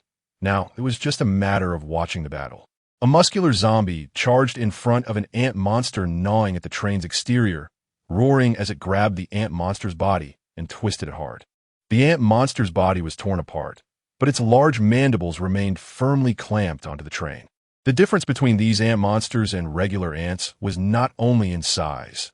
Their upper jaws were also enormous, extending from the front of their heads like bull horns, and the inner sides of their large mandibles had serrations. Therefore, their biting force was terrifying, capable of even breaking armor. Above the train, one ant monster, seeing the zombies intervene, immediately shifted its attack target, jumping onto the back of a muscular zombie below, taking advantage of the opponent's unresponsiveness. It opened its massive mandibles and bit down violently, the zombie's head thudding to the ground. Following that, the ant monsters and zombies began a chaotic battle. Roar! An extremely domineering roar came from the direction of the cave entrance. Yuhou, who was watching the show in the train compartment, was drawn to the loud shout and turned his head in the direction of the sound. He saw a gigantic Titan zombie running into the cave using all fours. My old buddy, you finally arrived. Yuhou looked at the familiar figure, feeling even more at ease. The Titan zombie, with a furious roar, charged into the wide area of the cave, and upon seeing the ant monsters fighting their own kind, displayed the might of a high-level zombie.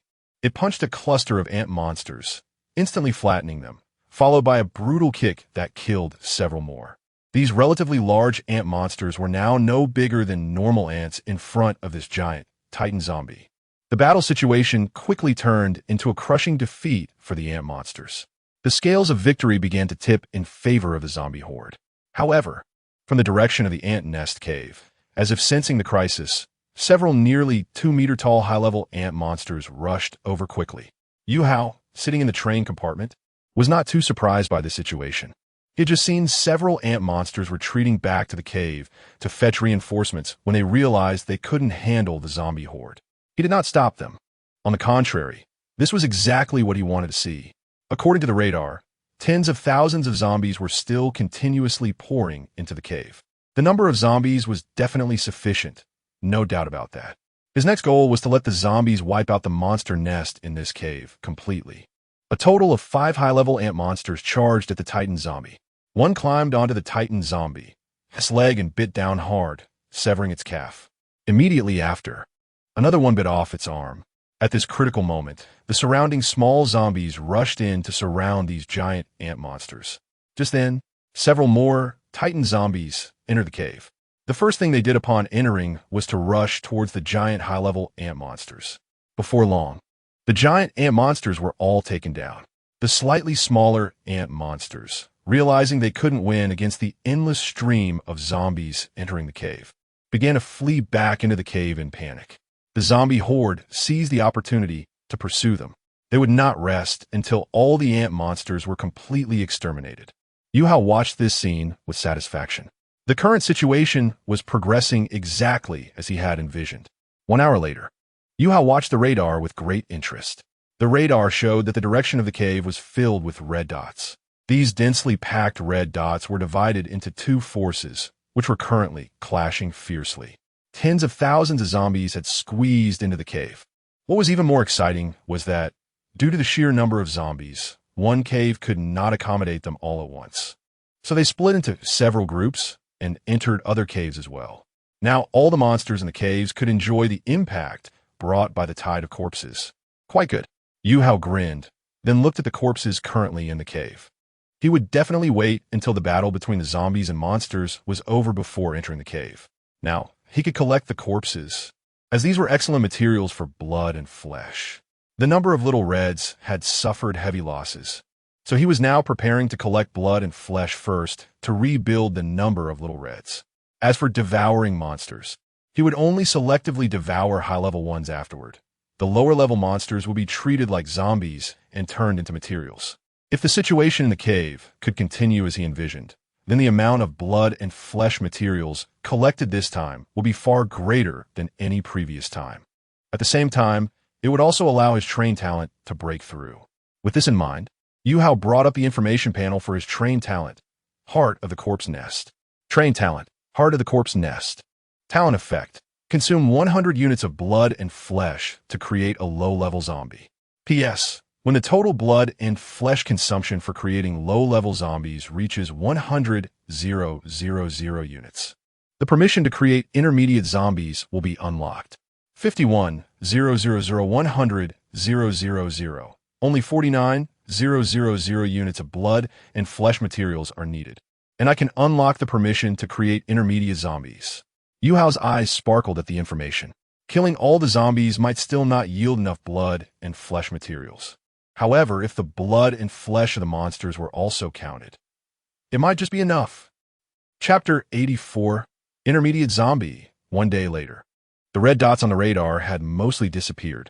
At this time, most of the corpses of zombies and monsters in the open area of the cave had been converted into flesh materials, while the Titan zombies and those advanced ant monsters had been absorbed by the Heart of Devouring.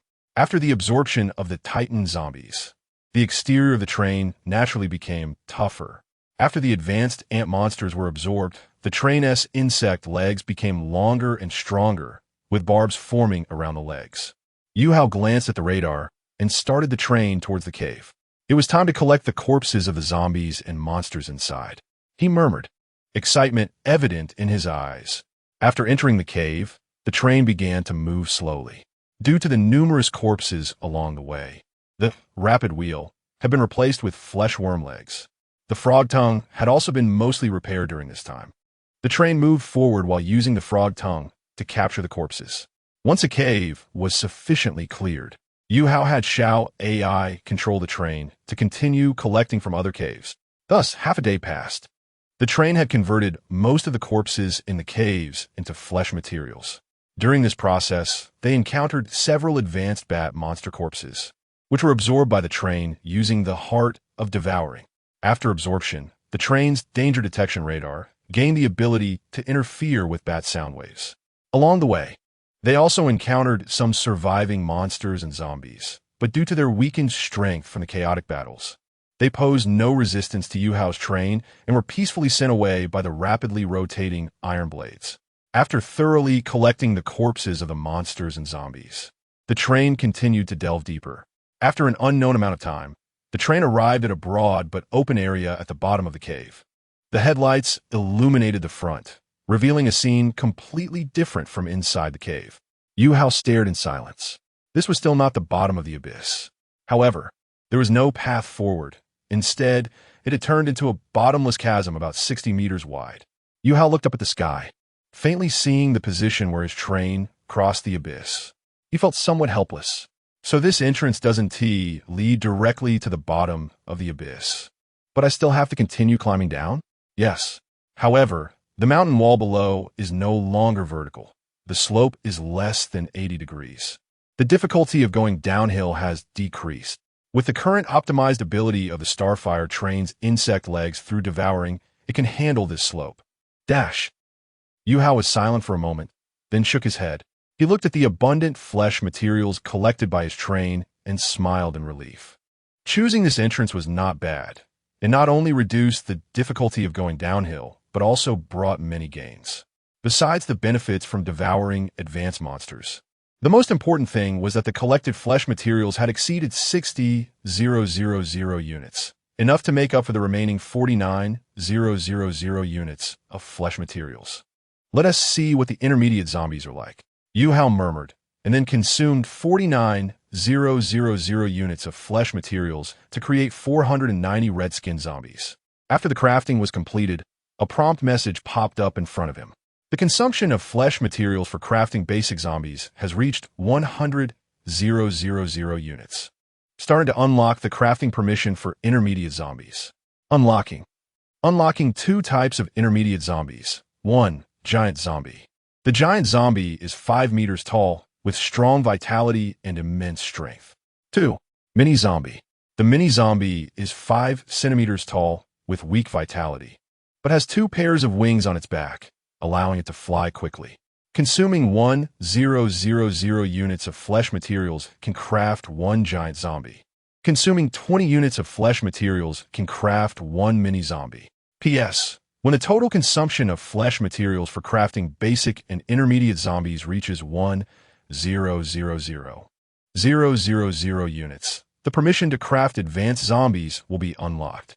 01,000,000. Very good. Yuhou's face showed a satisfied expression after reading it. The intermediate zombies not only did not disappoint him, but also had many pleasant surprises. For instance, there are 2 types of zombies to choose from, both of which are extremes in size. The giant zombie is likely similar to the titan zombie, making it very suitable for combating large monsters and serving as a primary combat force for the train in the future. Meanwhile, the mini zombie, being only 5 centimeters tall, may not play a significant role in combat, but its small size and ability to fly make it useful for reconnaissance. When the train faces unknown and dangerous enemies, the mini zombies can scout ahead, providing a basis for the upcoming battles. For example, now, in front of the wailing abyss below, a batch of mini zombies can be created to investigate first, and after confirming the unknown dangers, the train can descend. Additionally, with a crafting cost of only 20 flesh units, it means these mini zombies will not impose a crafting burden, making them easy to use, unlike the giant zombies, which require enough resources to craft just 1 to make 10 small red ones. What a pity. Both types of zombies are excellent, but the 5-meter height of a giant zombie means the train likely cannot accommodate it. This is a headache. Yuhou thought for a moment and then decided to hold off on crafting the giant zombies. He would wait until reaching the bottom of the abyss before considering it. With that in mind, he immediately consumed 1,000 units of flesh materials to craft 50 mini zombies first. Yuhou looked at these tiny zombies that were no longer as long as his fingers and found it somewhat amusing. He had 1 mini zombie fly into his hand and observed it with great interest. The mini-zombie in his hand was entirely blue, unarmed. From a distance, it seemed quite interesting, but now that he looked closely, it still conformed to the fierce image of a zombie. Blue. Then I'll call you Blue Smurfs from now on. Yuhou smiled and said. The mini-zombie in his hand nodded in response. Afterwards, Yuhou spent some time notifying the passengers of the train about the mini-zombies and selected 49 people to mentally match with the Blue Smurfs along with himself. Not long after, everyone completed their mental matching. Once they transformed into flying Blue Smurfs, they were extremely excited. Mountain Chicken. Wow, I can actually fly. The flying mountain chicken Blue Smurf flitted around, experiencing this unprecedented flying experience. Wu Gang. This feeling of being able to fly is fantastic. Yuhou. Everyone gather. I'm going to assign tasks next. Under Yuhou's command, the transformed Blue Smurfs gathered together. They flew in the air, lining up. Yuhou. Next, we will enter the deep abyss ahead for a reconnaissance mission. The main purpose is to see if there are any dangers in the process of going down the abyss, while also finding a suitable downhill position for the train. Raph, yes. Everyone, yes. Chapter 85. Abyssal Monsters. 50 blue zombie Smurfs flew into the abyss together. Not long after taking off, the light began to dim.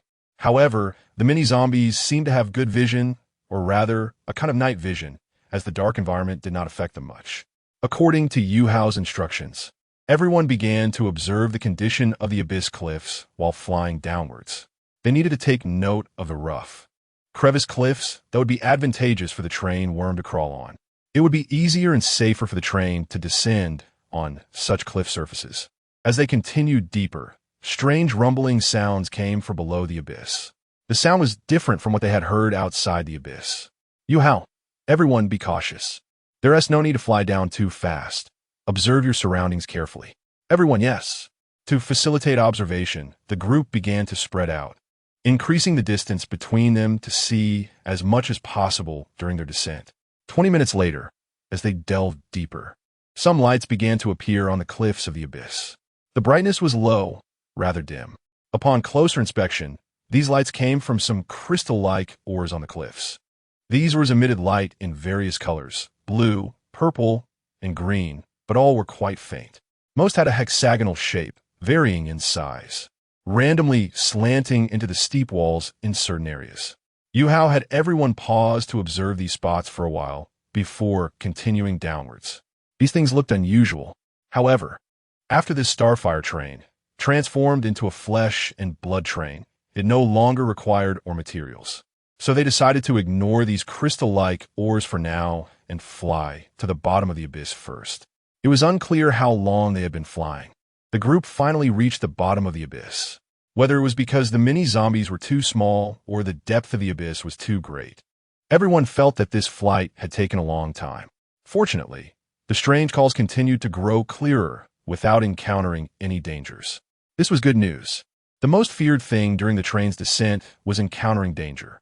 If danger interrupted, the train could fall from the cliff, and the consequences would be unimaginable. The bottom of the abyss was not as dark as they had imagined. On the contrary, due to the increased presence of glowing crystal-like ores, they could barely make out the surroundings with the available light. Growling, gurgle. Strange calls came from multiple directions. Lafu, Brother Hao, there's a huge cave opposite us, and it seems the strange calling is coming from there. Yuhou, Yuhou. Now, everyone split into 3 teams and start a simple exploration of the bottom of the abyss. Besides the cave ahead, where the strange calling is coming from, there are also sounds coming from both sides. If nothing goes wrong, there are at least 3 powerful monsters at the bottom of this howling abyss. We need to figure out what these monsters are, what dangerous characteristics they have, to prepare for the train's descent later. Lawful led 15 people to explore the left side of the abyss. Wu Gang led 15 people to explore the right side. The others follow me to check the cave ahead. Everyone, yes. Under Yuhou's command, all the blue zombie Smurfs split into 3 groups to begin their exploration. Yuhou led 17 blue Smurfs to the cave 50 meters ahead. Upon reaching the entrance, Yuhou paused for a moment, observing and noticing something unusual. The entrance of this cave was unexpectedly smooth, much smoother than any cave he had seen before. After pondering for a while, he led everyone into the cave. On Luofu's side, he had been flying along the left side of the abyss for about 2 minutes when he began to notice something different. The strange calling from this direction became clearer. At the same time, a large area of purple mist blocked their path. He had everyone observe for a moment before cautiously approaching. The closer they got, the more familiar the calling sounded. Once they reached a certain distance, he finally saw the scene in the purple mist. In the mist, there was a large swamp. From a perspective, this swamp was larger than a lake. The purple mist was emanating from this swamp. To be precise, it should be called purple swamp gas. In the center of the swamp was a large purple toad. It was huge, with a fierce appearance, and its rough purple skin was covered with disgusting bumps. At that moment, the toad had its eyes closed, seemingly resting, with its cheeks rhythmically puffing in and out. The strange sounds were coming from its puffing. On Wu Gang's side, he was also flying with a group of people. They had covered some distance, but had not discovered anything dangerous yet. However, the continuous strange sounds from this direction indicated that there must be unusual monsters ahead. After flying for a while longer, they indeed made a discovery. They saw a gigantic blue slug slowly moving on a smooth, vertical cliffside. The strange sounds were emanating from this giant creature. Wu Gang! This!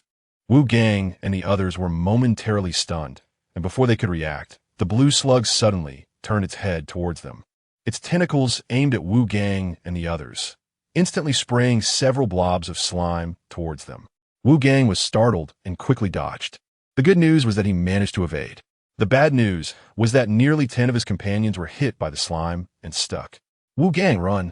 He communicated with the others and led the remaining few back in the direction they came from.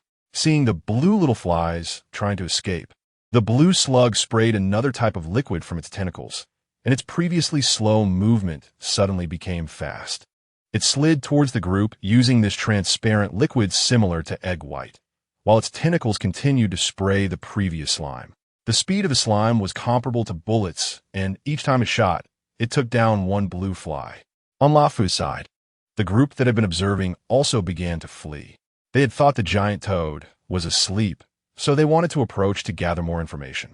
However, before they could fully get close, several companions were hit by the purple swamp gas and died on the spot. At the same time, the toad unexpectedly woke up. It then shot out its long tongue, moving quickly, and instantly snatched several people to eat. Luofu and the remaining few reacted quickly.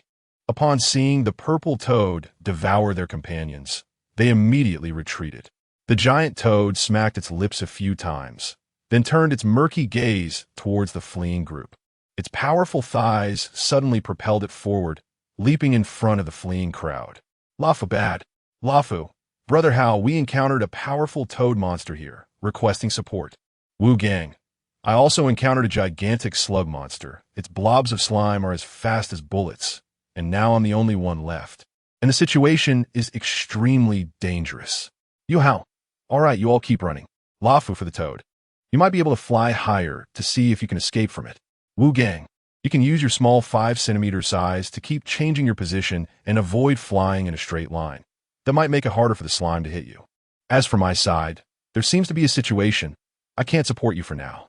The giant snake in the cave has already swallowed me and the other 17 people. Luofu, Wu Gong. Chapter 86, Strange Mind, Cave Yuhou's side. Shanji, Master Hao, what should we do now? Yuhou, of course, we need to find a way to escape. Fortunately, everyone's size is small right now, and after being swallowed whole by the giant snake, they didn't suffer much damage. Shanji, okay, Master Hao, about the exit. Actually, I thought a place. Yuhou, go ahead. Shanji, since we're so small, if we fly toward the tail of the giant snake, we might be able to drill out from a part of it. Yuhou. Shanji's words left everyone silent.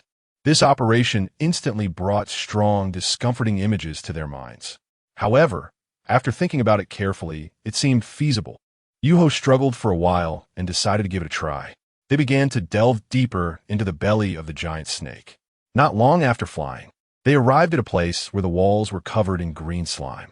Yuhou, everyone be careful. This place should be the stomach of the giant snake.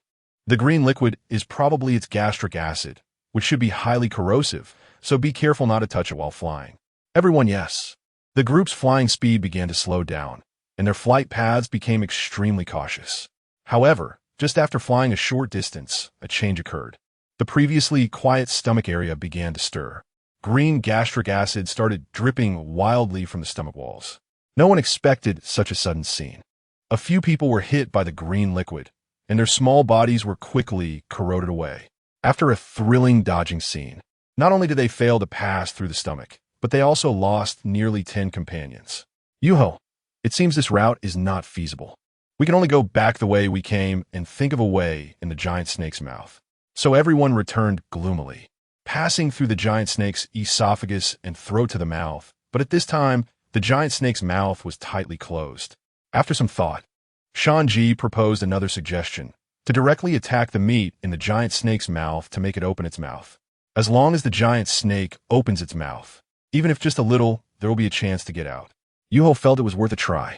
The mini-zombies began to land on the flesh in the mouth and then let out a roar, attacking the flesh with a fierce intent.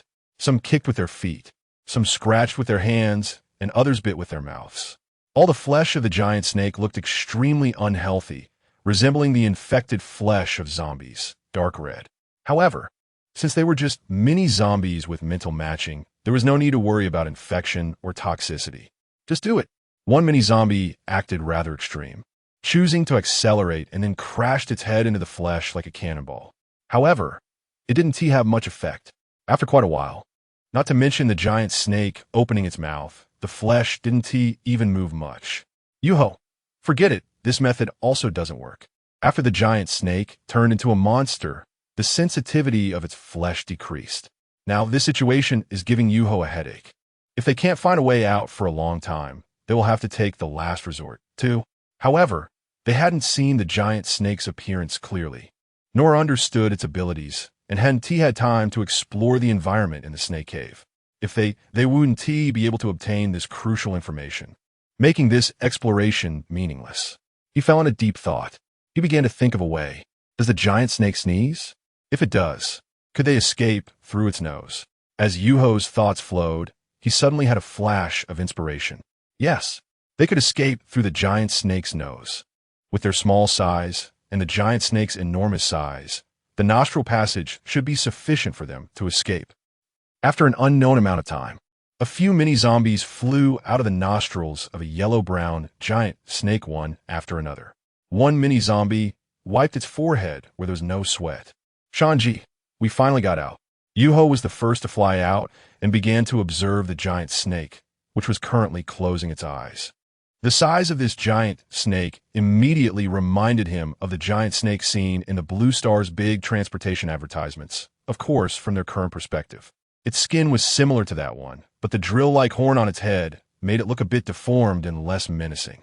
Yuhou, no wonder the cave walls are so smooth. It seems to be due to the drill horn on its head. After a brief complaint, Yuhou began to observe the surroundings and reminded everyone to be careful not to wake the giant snake. However, this creature inexplicably woke up. It started to chase after them, and ultimately, except for Yuhou, everyone else was swallowed back into the giant snake's belly. Next, the blue zombie Yuhou began to escape alone, frantically flapping its wings and using its fastest speed to flee the scene. Looking back, the giant snake was relentlessly pursuing them, treating them like tiny flies. No wonder there was only one monster in the cave. After a while, Yuhou discovered a glowing mine cave and rushed in without thinking. At the same time, Raph and Wu Gang also happened to rush in from other directions as if fleeing. When the three monsters chased in and saw the light in the cave, they hesitated and stopped. When the three met, they were first surprised, then worried. Raph, Brother Hao, what should we do now? Yuhou, first, tell me what kind of monsters you encountered. Raph, okay, Brother Hao. I led a team to the left and soon saw.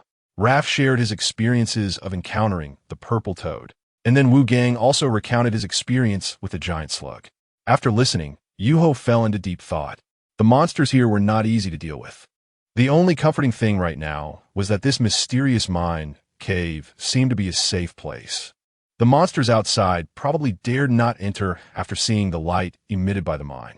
The monsters outside are very strong, which also means they place greater value on their flesh train. Compared to the small monsters above the abyss, the devouring effect of these monsters would definitely be better. If the Starfire train could successfully deal with these three monsters, the abilities obtained from devouring them would surely be impressive. This would make Yuhou's train feel much safer once the Stargate descended. Yuhou, remember the location of this mine cave. Once the train comes down, this mine cave must be used as a safe refuge. After Yuhou finished speaking to Raph and Wu Gang, he began to lead the two in exploring the mine cave. Fortunately, the train's crew had already exceeded 500 people, allowing them to mentally match zombies for up to 5 hours. There was still plenty of time. Yuhou first observed the size of the mine cave. From his perspective as a 5 centimeters body, everything looked extremely large. After a round of observation, he felt that this mine cave could accommodate his train. They then flew into an extremely spacious area. In this area, the light source was very abundant and accompanied by unusual phenomena. In front of the three, in the middle position, there was a strikingly beautiful crystal-like mineral. This crystal was larger and more exquisite than the glowing crystal ores outside, and the light it emitted was even more dazzling. The light appeared as a band, resembling an aurora. At first glance, it was definitely not an ordinary object. Yuhou stared at this strange mineral, instantly captivated. He was somewhat surprised when he first saw the crystal ore outside, but it was just a surprise, not the strong shock he felt now. Although his train had transformed into a flesh and blood train, he felt it was necessary to acquire this, or, if it turned out to be useless later, he could exchange it with other mechanical trains for items. The three of them paused in the cave and carefully examined the surroundings to avoid any unexpected dangers hidden within. After the exploration, they felt reassured. Then they approached the exit to see if the monsters outside had left. The good news was that the toads and slugs were gone. The bad news was that the giant snake had not left. It was flicking its tongue and staring intently inside, looking as if it would immediately swallow them the moment they came out. Yuhou fell silent for a moment before making a decision. He communicated with the others telepathically. Yuhou, you two continue to maintain mental synchronization and stay in this cave, keeping an eye on the situation outside. I will cancel the mental synchronization and control the train to start entering the abyss. When the time comes, remember to keep me updated mentally. Once my train is close, you two will be responsible for attracting the giant snake's attention so that my train can take the opportunity to enter the mine. Do you understand? Raph, got it. Brother Hao. Wugong. Okay, Master Hao. After that, Yuhou canceled the mental synchronization. His consciousness immediately returned to his physical body inside the Starfire train. Yuhou, who had been lying on the chair, slowly opened his eyes. He took a deep breath, feeling a bit heavy-headed and fatigued. He had rested much less than the passengers over the past few days. He rubbed his temples and then stood up, producing some food from the first carriage to restore his energy. He quickly finished the food. Now Raph and Wugong were waiting for him at the bottom of the abyss, and he needed to take advantage of their mental synchronization with the mini-zombies to get the train down quickly. He needed to coordinate well when the time came. Before departing, he rummaged through the items he had collected.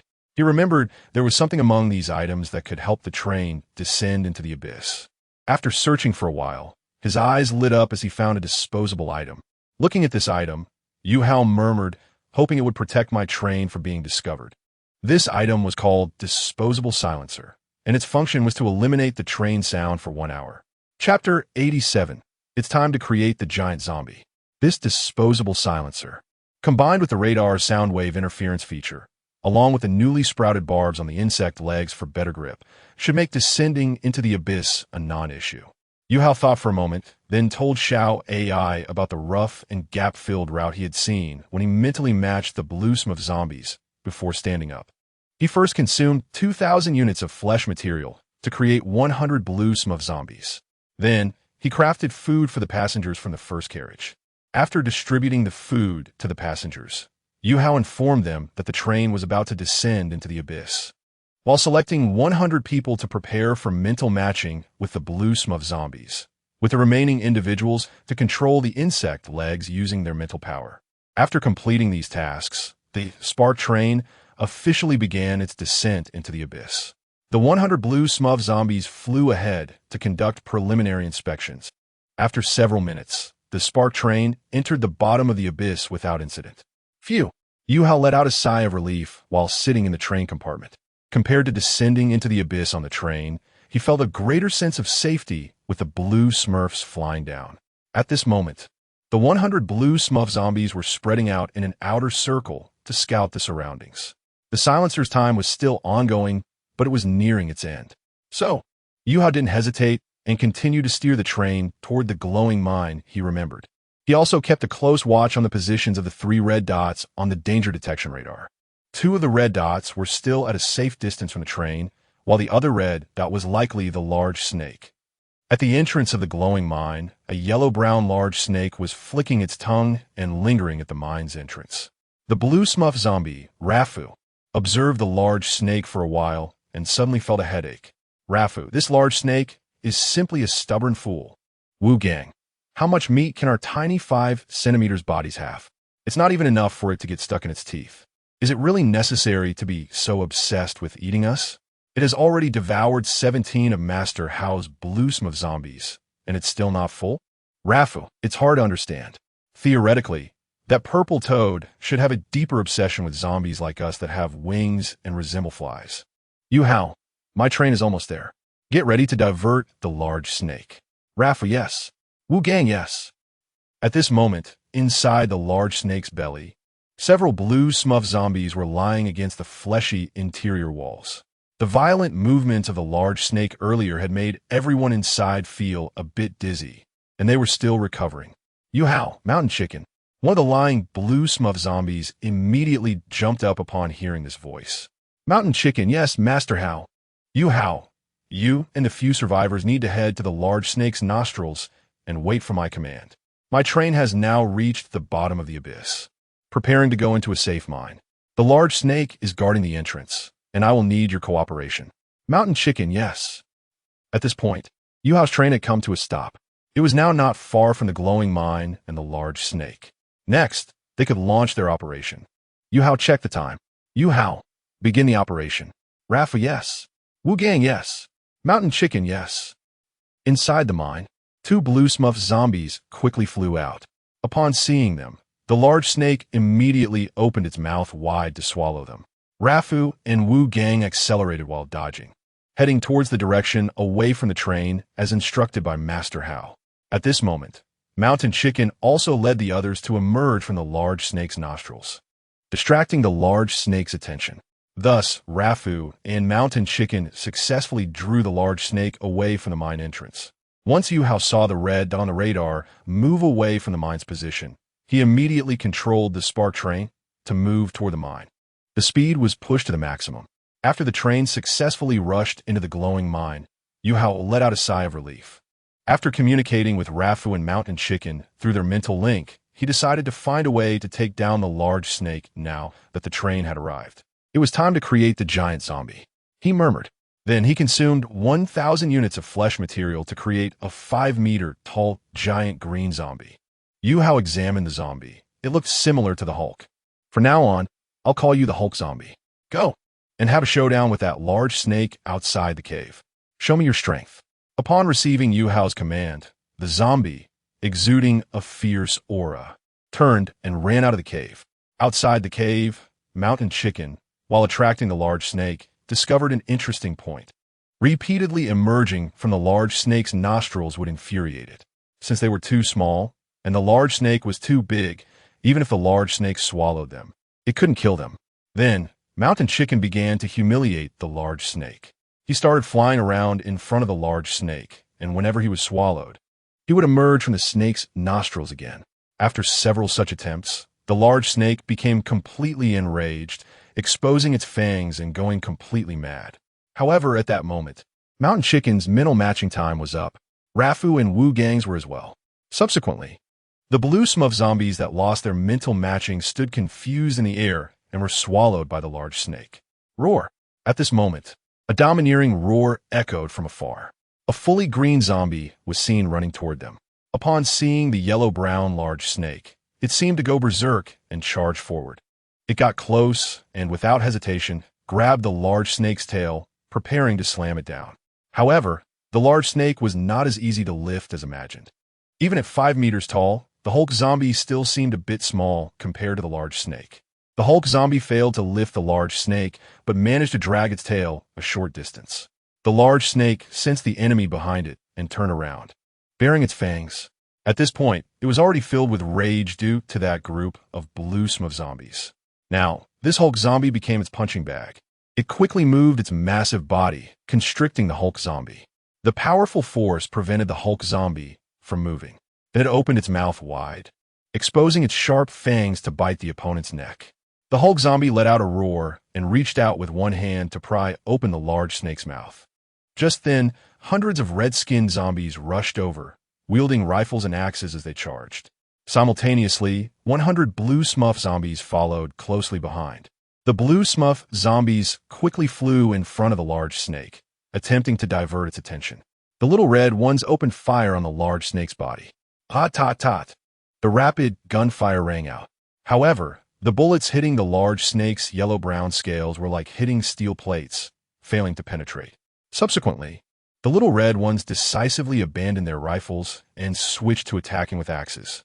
Suddenly, with so many enemies appearing, the large snake could not concentrate. The blue smurf zombies began to follow Mountain Chicken's suggested method, darting in and out of the large snake's nostrils. Although they couldn't cause any harm, it was highly insulting. Sure enough, the large snake released its grip on the Hulk zombie's neck and began to turn to attack these blue smurf zombies. However, while its mouth had left the Hulk zombie, its massive serpent body still held tightly, restraining the other person's hands along with their body so they cannot move. Chapter 88. Something is wrong. Retreat. Immediately the little reds wielded their axes, striking forcefully at the giant snake's tough exterior, leaving only shallow scratches without causing any real damage. Roar. From a distance, the roar of another green giant zombie echoed. Yuhou, forge another one. The green giant zombie pounded its chest with its fists, howling at the sky, then charged over with an unstoppable aura. It ran over, grabbed the massive snake that was constricting its companion, and forcefully pried it apart. At the same time, the constricted green giant zombie also began to cooperate, exerting force to break free. Finally, with their combined efforts, the constricted green giant zombie broke free. The blue smurf zombie played an important role in this process, distracting the giant snake. Then, the two green giant zombies began to engage the giant snake in a mixed assault. Seeing that their attacks were ineffective, the little reds stepped aside to give the giant zombies room to fight. The blue smurf zombie did the same upon seeing this. One green giant zombie sat on the giant snake's body, attempting to grab its neck with both hands. However, the giant snake was far too large. The green giant zombie's large hands appeared small in front of the snake's neck and couldn't grasp it at all. Just as the giant snake opened its massive mouth to bite down, the other green giant zombie delivered a powerful punch to the snake's head. With a tremendous force, the snake's attack was interrupted on the spot. It shook its head and then became enraged, going completely berserk. Its drill-like horn began to spin rapidly. Then, it thrust its horned head against the arm of the green giant zombie. Blood and flesh flew everywhere. One of the green giant zombie's arms was severed. The giant snake continued its assault, ramming its head against the green giant zombie's head. The green giant zombie tried to block with its hands. As a result, its large hand and head were pierced, resulting in instant death. The remaining green giant zombie, witnessing this, was undeterred, its murky eyes filled with fighting spirit. It picked up a large rock from the ground and smashed it against the giant snake's head. However, the rock was surprisingly pierced by the drill horn on the snake's head. At the same time, the situation changed again. Several blobs of white slime flew in at high speed, instantly sticking to some little reds nearby. On the smooth, vertical cliff in the distance, a blue slug monster slid over using the transparent slime beneath it. Its two soft tentacles fired streams of white liquid like retractable machine guns. Realizing the situation was dire, the zombies recalled Yuhou's order to retreat immediately. They decisively began to withdraw. After an unknown amount of time, in the glowing mineral cave, Yuhou looked at the heavily damaged zombie army and fell silent. He had originally planned to take advantage of the giant snake being outside to gather all his zombies to deal with one first, then absorb it, But he didn't expect the giant snake to be so strong. Its scales were not only extremely hard, but the drill horn on its head was also a lethal weapon. It was completely unreasonable. Whoever blocked, it would be pierced. Fortunately, the giant snake was not toxic. Otherwise, it would have been ridiculously strong. As for the blue slug monster, its displayed strength was more disgusting than strong. The transparent liquid was very slippery, and the white slime was very sticky. Yuhou looked at the green giant zombie in the cave. This 5-meter-tall green giant zombie's first battle performance was poor and did not bring any suppression. But he couldn't blame it. The giant snake was a tough opponent. After all, it was a monster from the wailing abyss. So it made sense for it to be strong. Yuhou rubbed his temples, feeling a bit of a headache.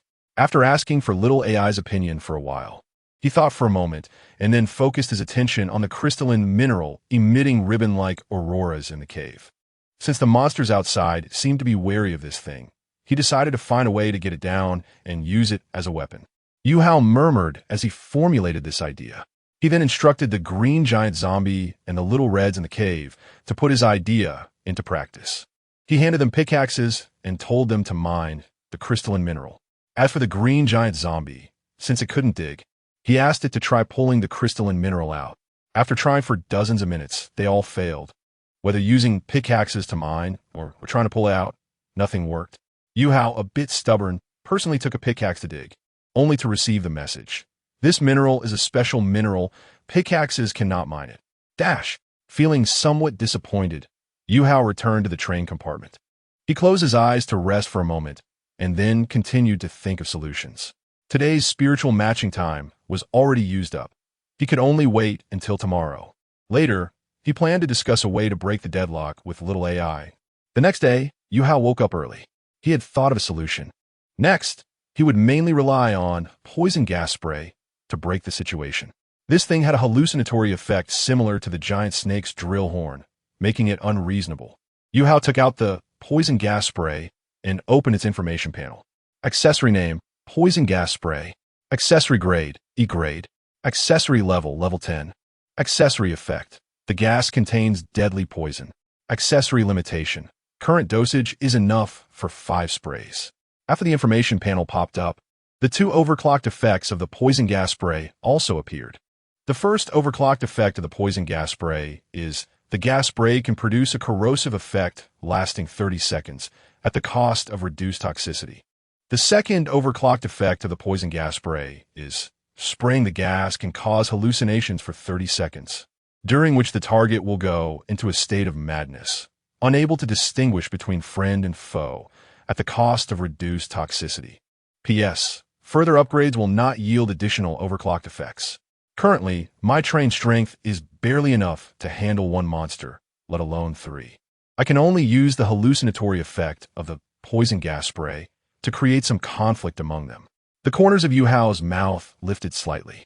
He immediately consumed 4,000 units of flesh materials to create 200 blue smurf zombies, and then produced 5 bottles of poison gas spray from the poison gas spray production line. After completing these tasks, he did not hesitate. He immediately spiritually matched 300 blue smurf zombies. The remaining passengers were matched with little reds and green giant zombies. Apart from the 300 blue smurf zombies going out to cause trouble, the little reds and green giant zombies would wait for instructions to clean up the aftermath. The monsters at the cave entrance had already left. The 300 blue smurf zombies split into 3 groups and headed towards the 3 monsters. Yuhou led 100 blue smurf zombies flying towards the giant snake's cave. They united, each holding a can of poison gas spray. Upon arriving at the familiar massive, smooth cave, Yuhou instructed the blue smurf zombies holding the poison gas spray to wait outside, while those not holding the spray followed him inside. Chapter 89, Rampaging Giant Snake vs. Blue Slug. As they entered the cave, Yuhou and his team began searching for the giant snake's whereabouts. Soon, they discovered the giant snake coiled up and resting. After the giant snake's drilling horn had spun yesterday, it had consumed a lot of mental energy, so it needed to rest and recuperate. Shanji, Master Hao, the giant snake is resting. This is the perfect opportunity for us to attack. Should we let the blue-skinned zombie smurfs outside come in with the gas spray and spray it in the giant snake's face? Yuhou, we can let them in, but not sprayed in the face. The giant snake is very strong, and I want to use the gas spray to make it rampage, then have it attack the other two monsters. The effect of spraying it in the face will only last for a short time, and it will probably disappear before it even reaches outside the cave. Shanji, so what do you mean, Master Hao? Yuhou, let the giant snake swallow them, then spray in its belly. The gas spray won't affect us, so we can spray freely. Shanji, good idea, Master Hao. Yuhou and the blue-skinned zombies outside began to synchronize their thoughts. After receiving the order, the blue-skinned zombies started to enter the cave. Raph and his group moved in a certain direction. They did not bring the gas spray with them, but left some blue-skinned zombies holding gas spray nearby, waiting for them to lure the monsters over first. The purple toad's attack method is its long tongue, which isn't as direct as the giant snake swallowing. So bringing the gas spray to find it now would be ineffective. Upon reaching a familiar location, Raph looked ahead at the swamp emitting purple marsh gas, where a giant toad monster was resting with its eyes closed. The group exchanged a few brief words before beginning to act. Uvugong, dumb. That blue slug just charged in. Wu Gang and his group were in a frantic escape. They had originally planned to search for the blue slug, but before they could reach their target, a mass of white slime shot toward them. Several blue-skin brothers were taken out on the spot. Their small frames couldn't withstand such an attack. Even if the slime didn't exhibit its properties, being hit by water at the same speed could kill them. Wu Gang, move in the direction Master Hao mentioned, but don't fly straight. Keep changing positions to avoid getting hit. As the blue-skinned zombie Wu Gang communicated with the others while dodging the slime bullets, he had refined his movements from previous experiences. At this moment, he moved like a real blue fly, darting around. Inside the giant snake's belly, Shanji and the others held 2 bottles of gas spray. As the giant snake outside moved violently, the fleshy interior walls became chaotic and restless. Yuhou and the others were attracting the giant snake toward the agreed-upon destination. The giant snake posed no significant danger to them, so their escape here was not thrilling. Before long, the giant snake was lured to the designated location. At this moment, the others had yet to attract the other 2 monsters, so Yuhou could only have everyone maneuver the giant snake around this spot repeatedly. After some time, Wu Gang and his group of blue flies finally managed to lure the slug over. Yuhou communicated with Raph to check the situation, and he learned that they still needed some time. After thinking for a moment, he decided to let the giant snake and the slug fight first. He began coordinating with Wu Gang to guide the slug closer to the giant snake. Seeing that the timing was right, Wu Gang and Yuhou both dove into the giant snake's mouth. The slug, seeing these blue flies that had been desperately fleeing, was momentarily stunned as they voluntarily entered the giant snake's mouth. With the distractions gone, the slug and the giant snake exchanged glances, then prepared to go back as if they were neighbors greeting each other. Just then, Yuhou, Shanji, give this giant snake a spray. Shanji got it. With the combined effort of the blue-skinned zombies, the gas spray was directed at the fleshy interior walls of the giant snake's belly. The giant snake, which was about to turn and leave, suddenly had its murky eyes turn bright red, instantly entering a rampaging state. It looked around and saw only the blue slug as an enemy, then charged at it without hesitation, its drilling horns spinning rapidly.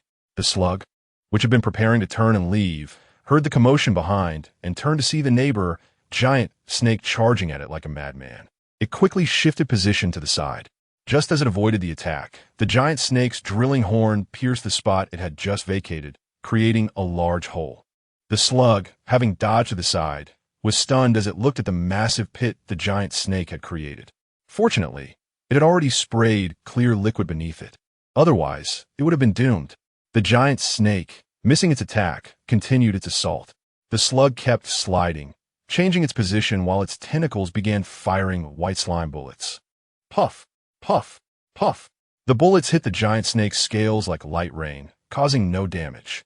However, the slime stuck the surrounding debris and dust to the giant snake's body. As the slug slid up the smooth, vertical cliff, it increased the distance and height between itself and the giant snake. Thus, the rampaging giant snake chose to rear up its upper body, bending its lower body into an S shape to gather power. After aiming at the slug's position, it suddenly sprang forward like a launched spring. Thud! The speed of the launch was unexpectedly fast, like a long arrow shooting toward the slug above. The slug was forced to stop its counterattack, desperately changing position to evade. But its soft body was still grazed by the giant snake's drilling horn. The grazed area instantly lost flesh and blood. Due to inertia, the giant snake's drilling horn did not stop and continued to burrow deep into the cliff, its entire body entering the hole. The slug looked at the part of its body that had lost flesh, liquid constantly flowing out. Then it used its tentacle to aim at the wound, gently shooting out several clumps of slime to seal the wound and stop the liquid from flowing out. At this moment, the giant snake's head poked slightly out of the hole, looking at the slug with no hostility. However, the slug began to develop hostility. Without waiting for the giant snake to fully emerge, it immediately fired a barrage of slime bullets with its tentacles, sticking the giant snake's body in multiple places at the hole. The giant snake found itself unable to move for a moment and was left bewildered by this scene. It opened its mouth in anger, revealing sharp teeth, wanting to demand an explanation. The tension between the two monsters reignited. Raph, Master How, where are you? I've lured the toad monster here. At this moment, Raph and his group of blue-skinned zombies were frantically flying in from another direction. Yuhou, I'm inside the giant snake's belly. Raph, Master How, I encountered a bit of an unexpected situation. The purple toad swallowed the blue-skinned zombies along with the gas spray, but due to the toad's strong poison, the swallowed blue-skinned zombies quickly died from the poison. Yuhou, no big deal. We are already inside the giant snake's belly and can use the gas spray at any time. It doesn't matter if you fail on your side. Just lure the toad as close to the giant snake as possible. Then you all dive into the giant snake's nostrils immediately. This way, the only targets left for the rampaging giant snake will be the toad and the slug. Raph, all right. Master How. Chapter 90. The chaos of the three monsters after Raph and the others closed the distance between the toad and the other two creatures. They flew towards the giant snake without hesitation. At that moment, the giant snake hesitated to open its mouth upon seeing the incoming blue flies. Meanwhile, the slug, enraged by the giant snake, paid no attention to Raph and the others flying by. The group quickly flew into the giant snake's nostrils. The scene was now dominated by the purple toad, the blue slug, and the giant snake, whose body was still stuck to the cave entrance. Seeing that something was off with its neighboring creatures, the purple toad decided to mind its own business. The blue flies had been dealt with, and it wanted to return to the swamp to enjoy the purple marsh gas bath. However, the giant snake, which had previously been angry but starting to stabilize, suddenly went on a rampage without any warning. Its horn spun rapidly again, while its body struggled to break free from the gooey restraints. With a reckless effort, the giant snake managed to free itself, but part of its scales remained stuck at the cave entrance. It emerged with its upper half and prepared to unleash a powerful strike at the slug clinging to the cliff. However, the slug had learned from its previous encounter and quickly slid out of the way. The giant snake, propelled by inertia, drilled out again and crashed into a long tunnel. Seeing this, the slug sprayed more goo to seal the cave entrance. Yet, the giant snake, having learned from its past mistakes, chose to continue burrowing deeper into the cliff. Moments later, the sound of drilling from within the cliff grew louder. The slug sensed danger and quickly slid aside. In the next moment, half of the giant snake's body burst through the wall, but since it missed its target, it stabilized its back half and prepared for another diagonal strike. After narrowly escaping, the slug decided not to spray more goo and instead shot several bursts of clear liquid. The clear liquid hit the giant snake as it was gathering strength, interrupting its charge and causing its entire body to slide down the cliff. Due to the different body structure of the slug compared to the giant snake slipped upon contact with the clear liquid, while the slug could accelerate its movements using the liquid to compensate for its naturally slow speed. Boom! The giant snake crashed to the ground from the cliff, landing not far from the retreating toad. It shook its head and quickly moved to attack the purple toad. Thus, although the toad and the slug were not affected by the toxic gas spray, the rampaging giant snake ignited a conflict between them. The three monster neighbors, who were originally harmonious and even helped each other out, began to fight among themselves. However, it was not a free-for-all. The toad and the slug teamed up to take on the rampaging giant snake. The giant snake was the instigator of the conflict, and if they could eliminate it, peace could be restored. Next, the toad shot out its tongue, and as the giant snake attacked the tongue, the slug sprayed goo to interfere with the giant snake. At the same time, the toad exploded the toxic nodules on its back towards the giant snake. However, the attack did not cause much damage due to the thick scales and high defense of the giant snake. Nonetheless, it was still somewhat challenging for the single giant snake to fend off both the toad and the slug at the same time. After a while, the giant snake found itself in trouble. The slug filled the edges of the giant snake's massive mouth with gooey projectiles, sealing it shut. With its mouth unable to open, its sharp teeth were rendered useless. After some time, the giant snake fell into an even greater crisis. The flesh where its scales had fallen off became tainted with the purple toxin from the purple toad. The flesh of the giant snake began to corrode, emitting purple smoke. This was not good. Realizing this, Yuhou began to think of a way to make the three monsters fight each other. If two monsters teamed up against the giant snake, they might also join forces against him later. Now that all three monsters were focused on the battle, perhaps he could cancel the mental match and create some blue smurf zombies from the train, bringing them with the toxic gas spray to stir trouble. If he could take advantage of the chaos to spray either the slug or the toad, the three monsters would be in chaos. After all, in such intense combat, the small blue smurf zombies should not attract attention. Just as Yuhou was deep in thought, the chaos outside took an unexpected turn. Ribbit, the toad, which had been fighting the giant snake, suddenly let out an angry croak, its eyes turning red as it entered a rampage state. It stopped attacking the giant snake and instead turned to attack the slug, which was closer to it. The blue smurf zombies in the giant snake's nostrils quickly returned to report the situation. Yuhou, what? The toad has gone berserk too. Shanji. Yes, Master Yuhou. It was about to attack the giant snake, but suddenly went berserk and started attacking the slug. Yuhou. Yuhou fell into silence, and after a while, he thought of a possibility. He looked at Raph. Yuhou, didn't you say earlier that the toxic gas spray you brought was swallowed by the toad? Raph, yes. Could it be? As Yuhou asked, Raph slowly began to realize. Raph, the toxic gas spray inside the toad's stomach is taking effect? Yuhou, it's possible, otherwise. We can explain why the toad suddenly went berserk. The toad is full of poison, and the corrosive nature of its gastric juices is certainly strong. This battle has also accelerated its digestive ability, so the toxic gas spray might have started to break down due to digestion and corrosion. Raph, it sounds a bit unbelievable, but is indeed very likely. Yuhou, if that is the case, then it's good that way. I want to have to try my method. The success rate of that method is actually not high. Outside, the three monsters successfully fell into fighting each other. The chaotic battle became increasingly intense.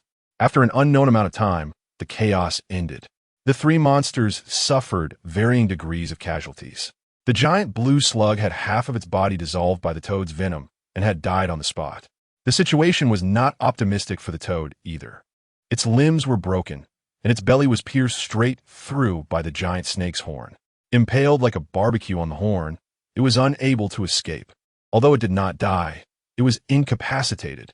The giant snake fared the worst. Its face, eyes, nostrils, and ear holes were all soaked with the purple venom from the toad's nodules. As a result, the giant snake's head, including the inside, was in a horrific state, completely corroded. The giant snake died, and the blue smurf zombies inside its body did not escape either, all perishing. Not long after, a flesh and blood train arrived at the battlefield, accompanied by hundreds of red-skinned zombies and a green giant zombie. The toad, free from its hallucinatory effects, suddenly saw so many flesh and blood enemies appear. It slowly opened its mouth wide, extending its tongue to grab at the train. At that moment, the tongue of the Starfire train also shot out. The two flesh tongues intertwined. The toad's tongue was slightly larger and much bulkier. However, Yuhou, seated in the train cabin, was not prepared to engage in a tongue contest with the toad. He merely restrained its tongue to prevent it from swallowing the zombies around the train. Next, Little Red and the green giant zombie took the opportunity to deliver finishing blows. In the end, the toad was killed. However, due to the toxic nodules on its body still occasionally bursting and splattering, it caused significant losses to its own zombies as well. Among them, the green giant zombie, which had contributed the most, died. Little Red also lost nearly 50 zombies. However, Yuhou felt it was worth it, as he could finally begin to harvest the 3 monsters. Chapter 91 Final Harvest. The Starfire Train opened its large mouth and began its devouring work. First, it targeted the easiest prey, the slugs. With the help of Little Red and the Hulk zombie, the blue slugs were completely consumed. After the devouring, a pair of blue soft tentacles, identical to those of the slugs, sprouted from both ends of the train's front. Yuhou immediately experimented with the slug tentacles. After some trials, he discovered that these tentacles could be controlled through mental power to spray 2 different types of liquid. One was a white sticky substance, and the other was a slippery, clear liquid. Next, Yuhou guided the train to continue devouring the purple toads. After the devouring, the train's frog tongue underwent significant changes. Its length increased from the original 75 meters to 150 meters, becoming much thicker overall. At the same time, many purple lumps grew on the frog tongue, resembling those on the back of the toad monsters. Yuhou experimented again and found that the purple lumps could also secrete a non-toxic but corrosive liquid through mental power. This purple liquid could coat the frog tongue and only damage objects outside the train. Finally, only the corpse of the giant snake remained. The thick scales of the snake left a deep impression on him, particularly their strong defensive capabilities. Before devouring, the Starfire train extended its iron blade and used it to cut through the giant snake's body with high-speed rotation. The snake's scales proved to be very hard, and it took quite a while for the iron blade to penetrate the scales and cut into the flesh. After some time, the giant snake was sawed into small pieces, which were then grabbed by the zombies and the new frog tongue for consumption. Soon after, the devouring was complete. Afterward, the train's keratinous exterior gained an additional layer of earthy-colored scales. Furthermore, except for the windows, the front of the train was also covered in scales. Yuhou looked around the train and found that it now resembled a fleshy hole due to the hard scales of the giant snake. However, this meant that the optimized form of the train's body was no longer visible.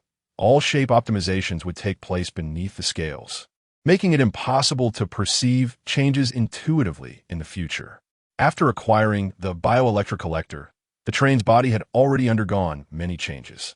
Originally, the body consisted of muscle fibers, a white skeleton, and a keratinous exterior. The skeletal part had been continuously optimized in the shape shown in the third overclocking effect demonstration of the bioelectric collector. Now, with the additional earthy-colored scales obtained from devouring the giant snake, one could imagine a person surrounded by a massive skeleton, with muscles connecting outside the skeleton, skin enveloping the muscles, and a thick layer of armor covering the skin. In the world of Naruto, this could be considered the complete form of Susanoo. Quite good. Yuhou smiled contentedly. With such defenses, passengers could safely play their roles as cell bioelectrics in the fleshy carriage. After all 3 monsters were consumed, Yuhou let everyone board the train. The train then entered a glowing mine, where the sense of safety was evidently higher. He allowed the train passengers to rest for a while and recover their mental power. He continued to examine the other 2 items obtained from his harvest, one dropped by the toad and the other by the giant snake. No items or blueprints were found from the slugs. He first checked the item dropped by the giant snake. It was a round ball with a button on it. The actual item was inside the ball. Yuhou pressed the button, and a drill head appeared inside. He was pleasantly surprised and quickly checked the item information. Item name: Giant Snake Drill Head. Item grade: E. Item level: Level 1. Item effect: can rotate at high speed, but for a short duration. Item upgrade: consume 50 units of flesh to upgrade to Level 2. P.S. This item can be matched as a train accessory. Without further hesitation, Yuhou matched this item as a train accessory. After matching, a prompt appeared asking for the installation location of the accessory. Yuhou thought for a moment and chose to install it at the front of the train. The 2 tentacles were at both ends of the front, so the drill head would be placed in the center. After making the selection, a huge and eye-catching drill head emerged at the front of the train. Yuhou got out to inspect it for a while and nodded in satisfaction. He immediately consumed 950 units of flesh materials to upgrade it from level 1 to level 10. The item's effect changed to can rotate at high speed without time restrictions. Then, the information for the two overclocking effects popped up. The first overclocking effect of the giant snake drill head. The drill head can excavate special minerals. The second overclocking effect of the giant snake drill head. When the drill head rotates at high speed, there's a 10 chance to penetrate armor completely. P.S. No further overclocking effect will appear with continued upgrades. Not bad. Two surprises came. Yuhou grinned at the first overclocking effect of the drill head. Moreover, there was a tricky mineral in this mine that was a special mineral. Quite good. He looked at the crystalline mineral-emitting banded auroras in front of the train window, thought for a moment, and decided not to excavate it just yet, but to wait until they were about to leave. Staying in this mine provided protection from the banded auroras. If he excavated it and the mineral stopped glowing, the mine would lose the protection of the banded auroras, which could lead to trouble. After all, this was the Wailing Abyss. Although the 3 monsters in this area had been killed, there was no guarantee that stronger monsters wouldn't appear further away. It should be noted that the Wailing Abyss spanned several thousand meters. He was currently only operating in a relatively small area. He then stopped trying and began to check the item dropped by the blue toad. Item name, one-time frog chirp summoner. Item effect, after use. Can attract all frog-type monsters within a 10-kilometer radius for 24 hours. A one-time item? Yuhou found it hard to believe. He had high expectations for this item, but it turned out to be a one-time use only. After a moment of silence, he could only force himself to comfort his disappointment. This one-time item could provide an opportunity for his frog tongue to undergo a major transformation. However, it would be best to use it once the train's strength reached a certain level. After all, without something like a monster shield, it would be a test of the train's capabilities. If the opportunity arose to use it, but he lacked the ability to kill, it could lead to being overwhelmed by various frog-type monsters attracted to him. That would be quite a mess. He decided to keep it for now. Yuhou murmured as he stored the item away. After checking all the items obtained, he concluded that this trip to the Wailing Abyss was well worth it. The Starfire train had many shortcomings before coming here, the biggest being the lack of long-range attack capabilities. After devouring the slug corpses today, this shortcoming was somewhat compensated. The 2 new tentacles that grew at the front of the train could shoot clear liquid bullets and sticky liquid bullets, each with its own properties, which was great. The train's defensive capabilities were also further enhanced. The train's attack methods had evolved from just iron blades to now also including the drill head. However, there were still many areas that needed improvement. Firstly, the train still did not have a flying vehicle, and this trip into the abyss made him realize the importance of flying. Secondly, the train needs to quickly acquire a dragonfly compound eye, allowing passengers to get away from just following slogans to get things done. The extra drill tips and the 2 soft tentacles can also gain spiritual power for control. Furthermore, there's the issue of weapons for the Smurf zombies, especially the Hulk zombie. Currently, the train's equipment size is only suitable for Little Red to use, while the Smurf zombies and Hulk zombies are still unarmed, which does affect their ability to truly fight. Also, after some thought, the Spar train has a lot of room for improvement and a long way to go. Right now, the train just needs to excavate the crystal or from a mine to leave. Yuhou sat in the train compartment, looking at the crystal or ahead. Suddenly, an unrelated question popped into his mind. Xiao AI, how do you think about the difficulty of the Wailing Abyss?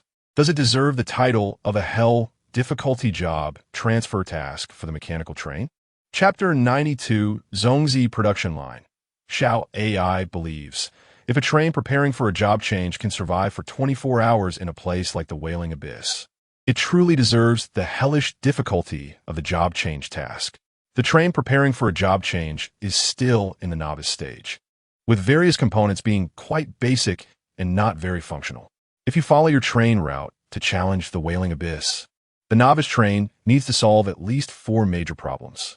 The first problem is that monsters will appear while climbing the mountain.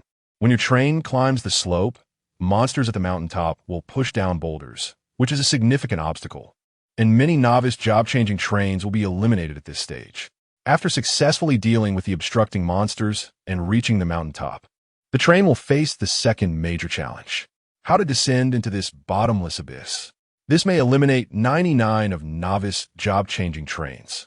If there is no way to reach the opposite side, the only option is to climb down the vertical 90-degree cliff or jump down directly. To obtain wheels that can climb a 90-degree slope or flying wheels, the train needs both great luck and strong capability. Both are indispensable.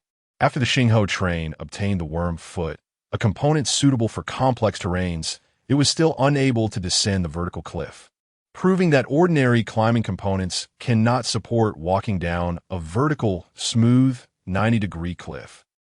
With my train's current strength, is there any way to climb that vertical cliff? According to Xiao AI's analysis of your train's new components, your train currently possesses the ability to climb a 90-degree cliff. You can use the train's slug tentacles to spray mucus on the worm foot, which will enable success. However, it's important to note that the viscosity should be moderate. Good? Please continue. All right. If the novice train cannot pass through the vertical cliff into the wailing abyss, it needs to find a way to reach the opposite mountaintop first, looking for the second cave entrance at the mountain base. Crossing this approximately 60-meter wide abyss is another major issue. Once this problem is successfully solved and the train reaches the cave entrance at the opposite mountain base, there will be many caves in the entrance passage, each filled with numerous monsters.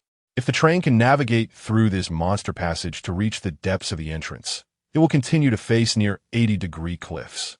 I believe the job-changing trains that have reached this point have some means, so descending the 80-degree cliff should also be feasible. However, once at the bottom of the abyss, searching for the glowing safe mine will be a very dangerous process. If the abyss monsters are disturbed, the train will fall into a crisis of escape. As long as the train can successfully enter the glowing mine, it can survive safely for 24 hours. However, after completing the job change successfully after 24 hours, leaving the wailing abyss will again pose a problem. So to summarize, it is almost impossible for novice job-changing trains to complete this hellishly difficult mechanical train job change task. The task truly deserves the title of Hell difficulty. If you compare the Hell job change task of flesh and blood trains to this, you will find that the mechanical train's Hell job change task is even more difficult. However, precisely because the mechanical train's Hell job change task is so difficult, it also contains a strong opportunity for the mechanical train. The special ore in the glowing mine is an extremely powerful and rare ore for mechanical trains. Once the novice train changes to a mechanical train and obtains this special ore, it will undergo a qualitative transformation. Upon hearing this, Yuhou fell into deep thought. To obtain this special ore, you would need the drill horn of the snakehead. The giant snake died from being killed by monsters, not by himself, so the dropped item's grade and effect would be reduced.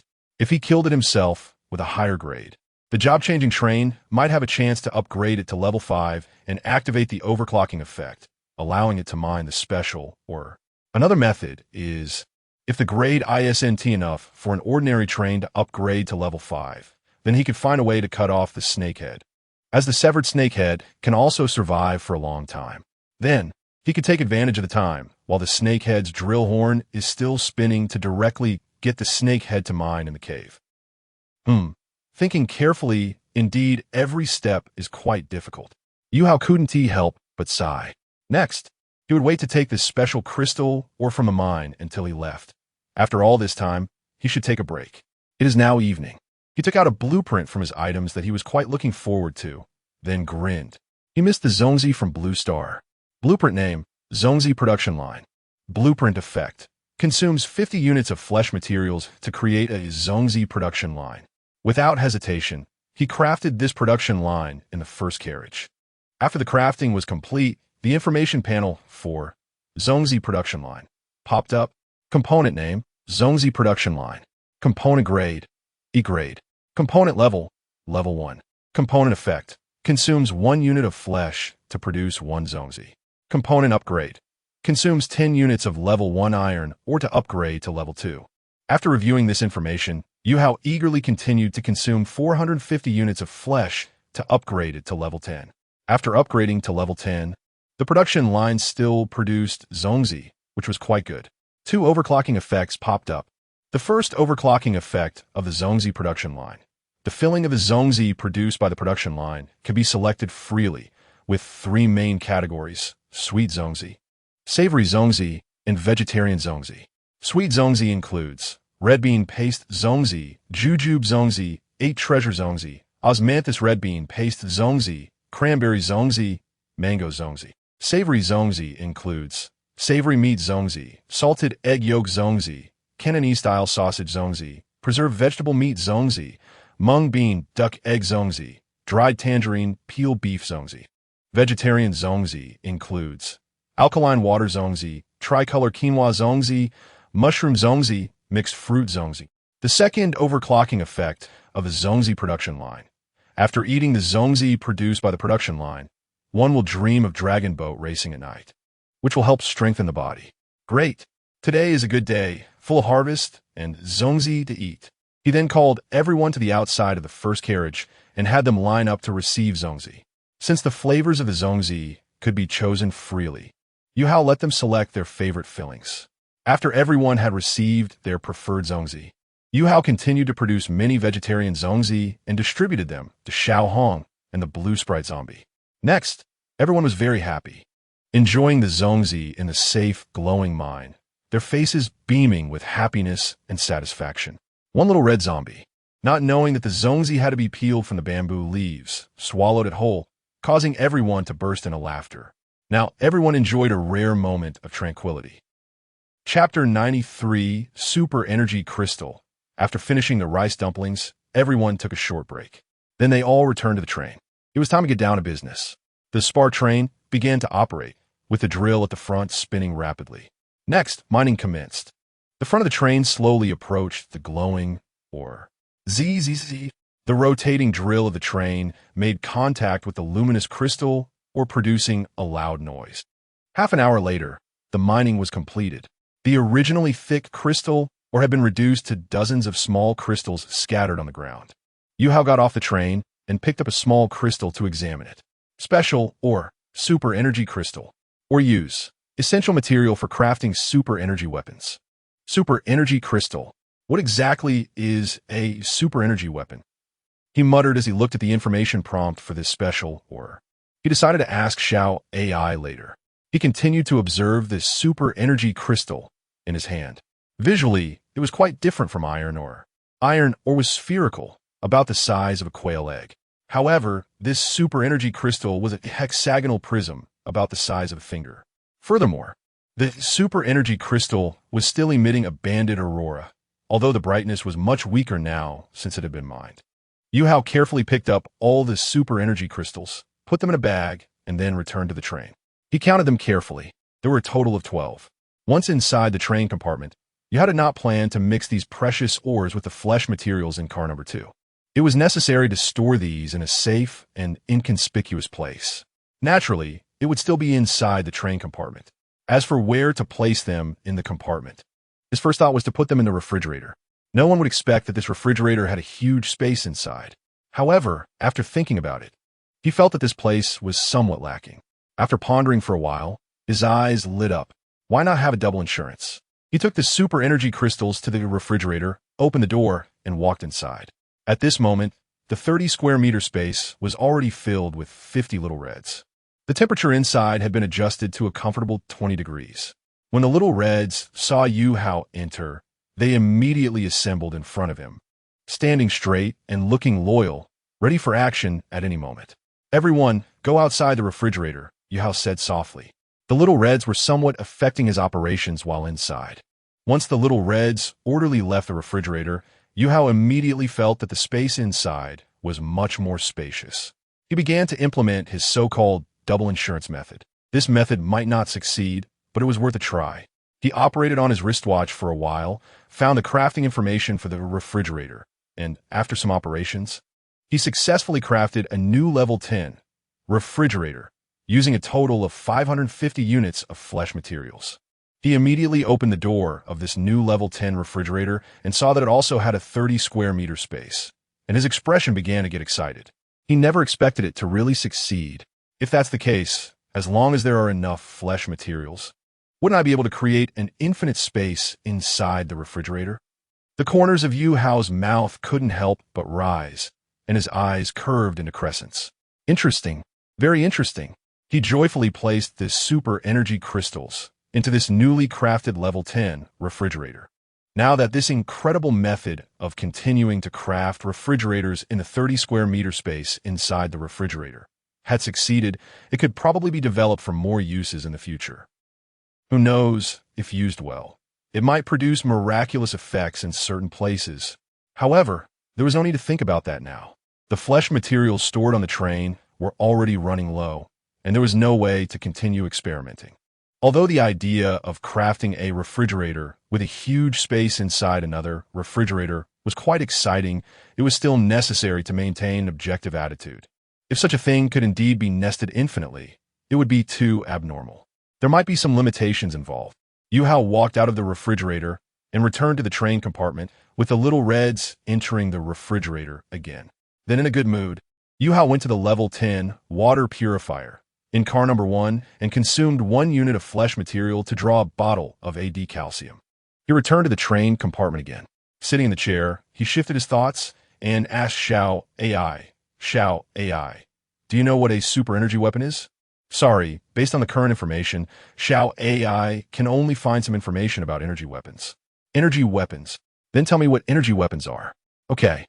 Energy weapons include non-traditional kinetic weapons and directed energy weapons.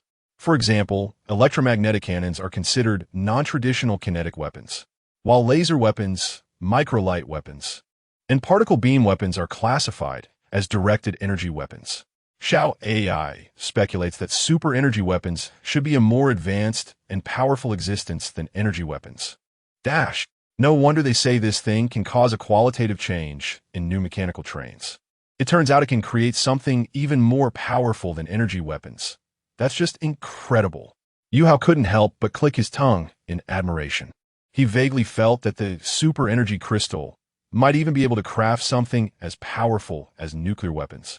After some time of contemplation, his thoughts returned to the matter at hand. Since this special ore had already been collected, it was time to leave. Xiao AI, you control the train to continue moving. After leaving the crying abyss, head towards the Shilu Mountains.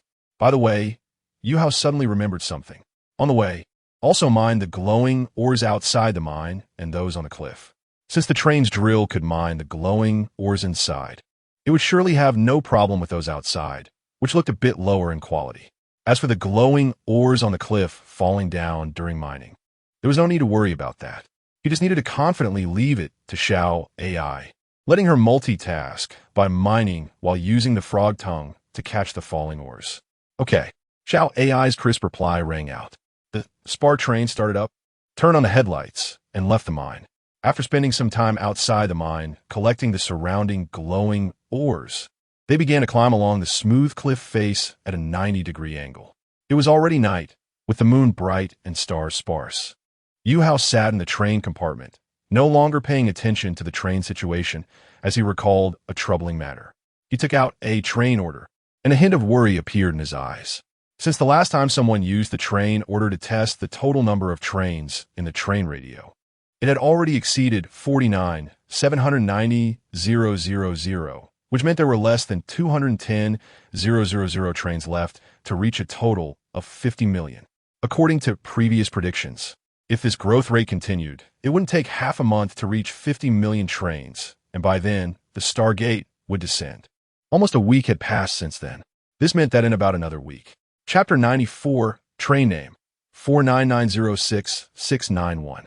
To be honest, so far, neither he nor the train passengers have had a truly peaceful rest. Everyone's heart remains tense. The feeling of knowing a great crisis is approaching, but not knowing the exact time, is quite uncomfortable. The more this vague sense of crisis looms, the less time Yuhou dares to waste.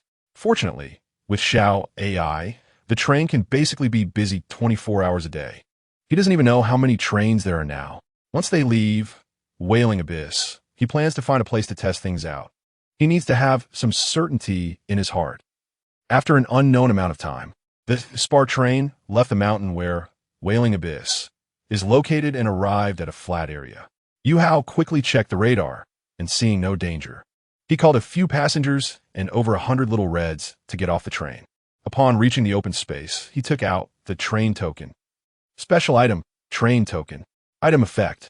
After activation, the train token can transform into a train head. He looked at the information above, and with a thought, he activated it on the spot. The plain-looking token suddenly shattered into countless light points, which then connected into strands of light. And finally, these lights began to weave together, outlining the shape of a train head. In just a moment, the product was completed.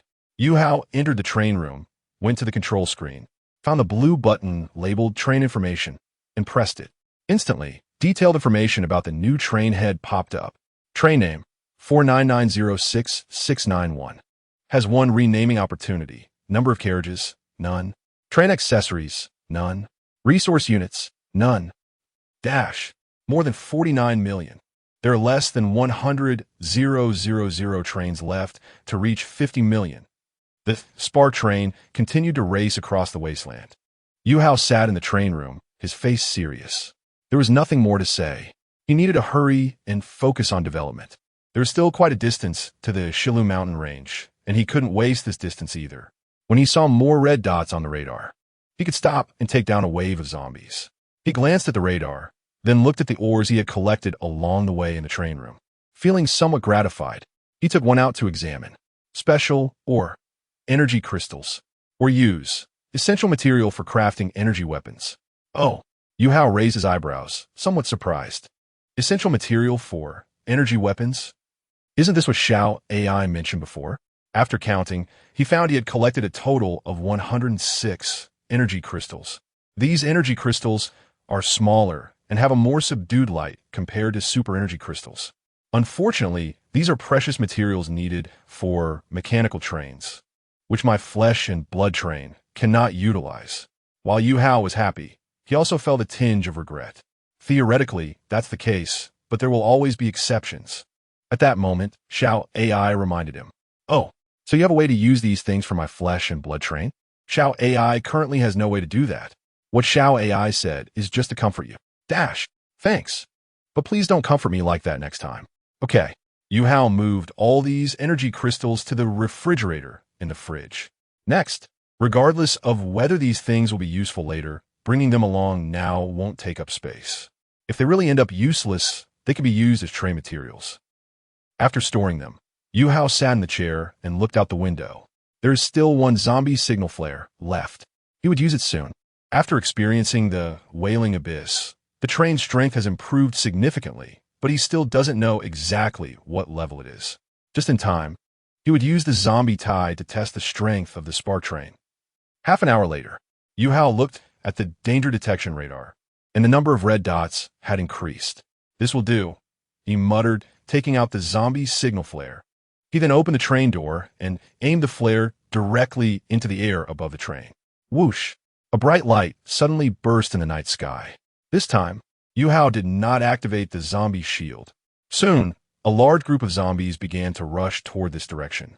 Upon seeing Yuhou's flesh and blood train in the center of the flare, they immediately went into a frenzy, baring their teeth and running over as if they wanted to tear the spar train apart. Yuhou calmly glanced at the crazed zombies outside the window and softly said, "Xiao AI, for the next part, you don't need to do anything. Just let the train stay still. I want to see if these little zombies can break through the current defenses of my train." Okay, roar. The zombies charged toward the spark train with a roar. When they got close, some clawed with their hands, some bit with their mouths, and others headbutted it. The smarter zombies picked up stones from the ground to smash against it. However, these methods of attack proved to be weak in front of the hard-scaled armor. After realizing their attacks were ineffective, some began to climb onto the roof of the train, but with the presence of the scales, the overall surface became quite smooth. Some couldn't get up, while others who managed to climb up slipped back down. Still, some zombies ran to the front window of the train. Staring eye to eye with Yuhou, pressing against the window, desperately banging on the glass, as if trying hard to break in. Seeing them like this, Yuhou couldn't help but find it somewhat amusing. In light of the situation, he couldn't help but think of some questions regarding the windows. Speaking of which, since my spar train is supposed to evolve in the direction of the flesh and blood train, why has the window not changed so far? Does that mean it won't change? You need not worry about this.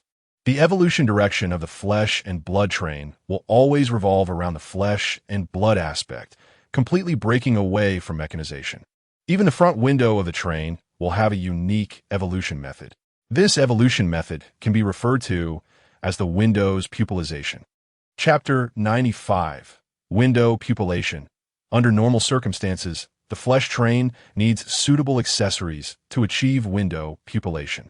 However, aside from obtaining accessories, there are two other ways to pupillate the windows here. The first method is to use the train's talent, devouring heart, to consume the eyes of monsters. For example, consuming an eagle monster can grant the ability to pupillate the window into an eagle eye, allowing for telescopic vision. So you're saying the eagle eye is essentially like adding an adjustable telescope to the entire window? That's one way to understand it. Then if we consume an owl monster, wouldn't the train have a chance to gain night vision? So at night or in dark places, we wouldn't need to turn on the headlights to see everything clearly. Theoretically, yes. That sounds great. Yuhou nodded in satisfaction. It is easy to attract attention when the train runs with headlights at night. But if we can successfully consume an owl monster and achieve window pupillation while gaining night vision, the train's safety will be further enhanced. What is the remaining method? The other method is that during the process of morphological optimization, the Starfire train's windows can autonomously form pupillation. Yuhou raised his eyebrows upon hearing this and then accessed the information on the bioelectric collector. After reviewing the information, he was pleasantly surprised to find an additional demonstration video added to the hyperfrequency effect regarding morphological optimization. Upon opening it, he saw a window of a flesh train starting its morphological optimization, evolving from an ordinary window into one with a pupil. The surrounding frame of the window also began to change, resembling eyelids that could wrap around the window. Suddenly, several missiles were launched from the distance. The missiles first struck the train body but failed to damage its hard exterior. Then a few targeted the relatively weak window defenses. Just as the missiles were about to hit the window, the pupillated window surprisingly closed its eyes, and the eyelids successfully blocked the missile's attack. The demonstration ended here. After watching this video, Yuhou gained a deeper understanding of the potential development of window pupillation. The pupil windows, after morphological optimization, have many more advantages than ordinary windows, not only improving the observational field of view through the window, but also enhancing the window's defensive capabilities. Below the demonstration, there was additional information. Currently, the morphological optimization direction for the train's front window is to proceed from a single-eye perspective. The function of the morphological optimized pupil window is that the inside can see the outside, while the outside cannot see the inside. Of course, this can be adjusted autonomously. It seems not very useful. The pupillation of the train windows can be left to morphological optimization. However, it appears that the functionality of pupillation still relies on the devouring heart to consume monsters for acquisition. Yuhou gazed outside, where a large number of zombies were gathering towards the Starfire train. Among them was the familiar old friend, the Titan zombie. Yuhou watched with interest as one was vigorously gnawing at the train's drill head. With a mental command, the drill immediately began to spin rapidly. As a result, not only did the zombie's teeth break, but its entire head also suffered a large hole. A 10-meter-tall level 4 Titan zombie rushed towards the train and then slammed a powerful fist down onto it. Bang! With a loud noise, although the train was unharmed. The force caused vibrations inside. That is quite fierce. Yuhou was a bit surprised. Xiao AI reminds you. Based on the analysis of the Titan zombie's force when striking the train, the Titan zombie cannot break through the train's defenses. Xiao is sur Yuhou. Next, the train remained stationary. The Titan zombie landed several heavy punches, but the train continued to withstand them without issue. Yuhou saw that the time was about right and said, Xiao AI, let us take action with the train. Okay. The Titan zombie, seeing its punches were ineffective, attempted to switch to a kick. However, just as it was about to swing its prepared leg, the train's iron blade shot out and began to spin at high speed. Puff! The Titan zombie, calf made close contact with a rotating iron blade of the Starfire train. After a roar, it staggered back, having a wound cut into its calf. At that moment, the train's wheels transformed into insect legs. The 2-meter-long insect legs extended, lifting the train nearly 5 meters off the ground. Roar! The Titan zombie let out a furious roar and reached for the train, its pale arm muscles tensing as it prepared to grab the train for a slam. Carriage 6 passengers control the insect legs below the carriage. Yuhou sat inside the train room, observing the scene outside while using the sound system to notify everyone. As the Titan zombie grabbed the train, the insect leg on the side where it was grasped instantly caught its arm. The spiked insect leg then stabbed down hard. Roar! The Titan zombie roared and hurriedly released the train. It sensed something was wrong and turned to leave. A 150-meter-long, thick frog tongue shot out, wrapping around its ankle and tripping it as it lifted its leg. Immediately, the purple bumps on the frog tongue began to secrete purple, corrosive liquid. The ankle of the Titan zombie, wrapped by the frog tongue, emitted white smoke as if it had encountered a hot grill. It struggled and forced itself to rise. Puff, puff, puff. The train's tentacles shot out several bursts of clear liquid, hitting the Titan zombie's left foot as it attempted to stand. The ground instantly became incredibly slippery. With the ground beneath it becoming slick, the Titan zombie slipped again. Subsequently, the train did not give it a chance to get back up. Dense, white, sticky liquid shot out from the tentacles, gluing the Titan zombie to the ground. At this moment, the Titan zombie could no longer get up. The Starfire train ignored the swarming small zombies surrounding it, and the iron blades on both sides mowed down these small zombies as if cutting wheat. Then the drill spun, aiming directly at the downed Titan zombie. Seeing the situation was dire, the Titan zombie let out a loud roar. The surrounding small zombies began to charge wildly at the front of the Starfire train. However, these attacking small zombies were like air, being drilled through by the train's drill without any obstruction. The train effortlessly approached the Titan zombie, not stopping, and continued forward. Then, the drill made intimate contact with the Titan zombie, its body, and as the Titan zombie faced the drill, it did not withstand it like it did against the iron blades. Soon, the Titan zombie was finished. Next, it was the turn of those small zombies. Chapter 96 finally, it's a bit quieter. Yuhou instructed the train passengers to use their mental powers to control the insect legs beneath their respective carriages. He then encouraged them to try using the insect legs to attack the surrounding zombies. Since the insect legs had developed barbs, their attack power had further increased, making them usable as weapons in certain situations. Now that the dense horde of zombies surrounded the spark train, it was the perfect opportunity to use the insect legs to poke at them. Thus, the iron blades retracted, and the insect legs beneath the train began to launch irregular attacks. Yuhou sat inside the train compartment, and while the passengers were blindly poking at the zombies with the insect legs, he was not idle either. He used his mental power to control the tentacles at both ends of the train to shoot at the zombies. At this moment, the outside was filled with a dark mass of corpses, and their numbers were increasing. It was clear that relying solely on the insect legs to poke and shooting with the tentacles would not be enough to eliminate them all. To quickly reap the harvest, the train's iron blades were necessary. Although time was tight, it was essential to take a few minutes to allow the train passengers to practice controlling the insect legs and undertake some challenging tasks beyond just moving forward. With so many uses of mental power, Yuhou discovered something surprising. His mental power had unconsciously become stronger than before. Now, as long as he didn't use his mental power intensely, he could quickly recover after resting for a while. Unlike the previous times when matching mental power after one match, he would feel drained for a long time. If this was the case for him, then the passengers must be experiencing something similar, surely also on a trend of gradual strengthening. Therefore, he could use mental power control more often. The strengthening of mental power was, on one hand, due to more practice, and on the other hand, perhaps because the various supplies upgraded to level 10 on the train were transforming their bodies, enhancing them in various aspects.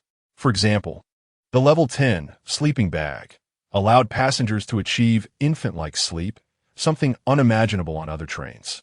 There were also the foods that enhanced resistance after reaching level 10, which were completely unheard of on other trains. About 10 minutes later, Yuhou had the passengers stop their brief training.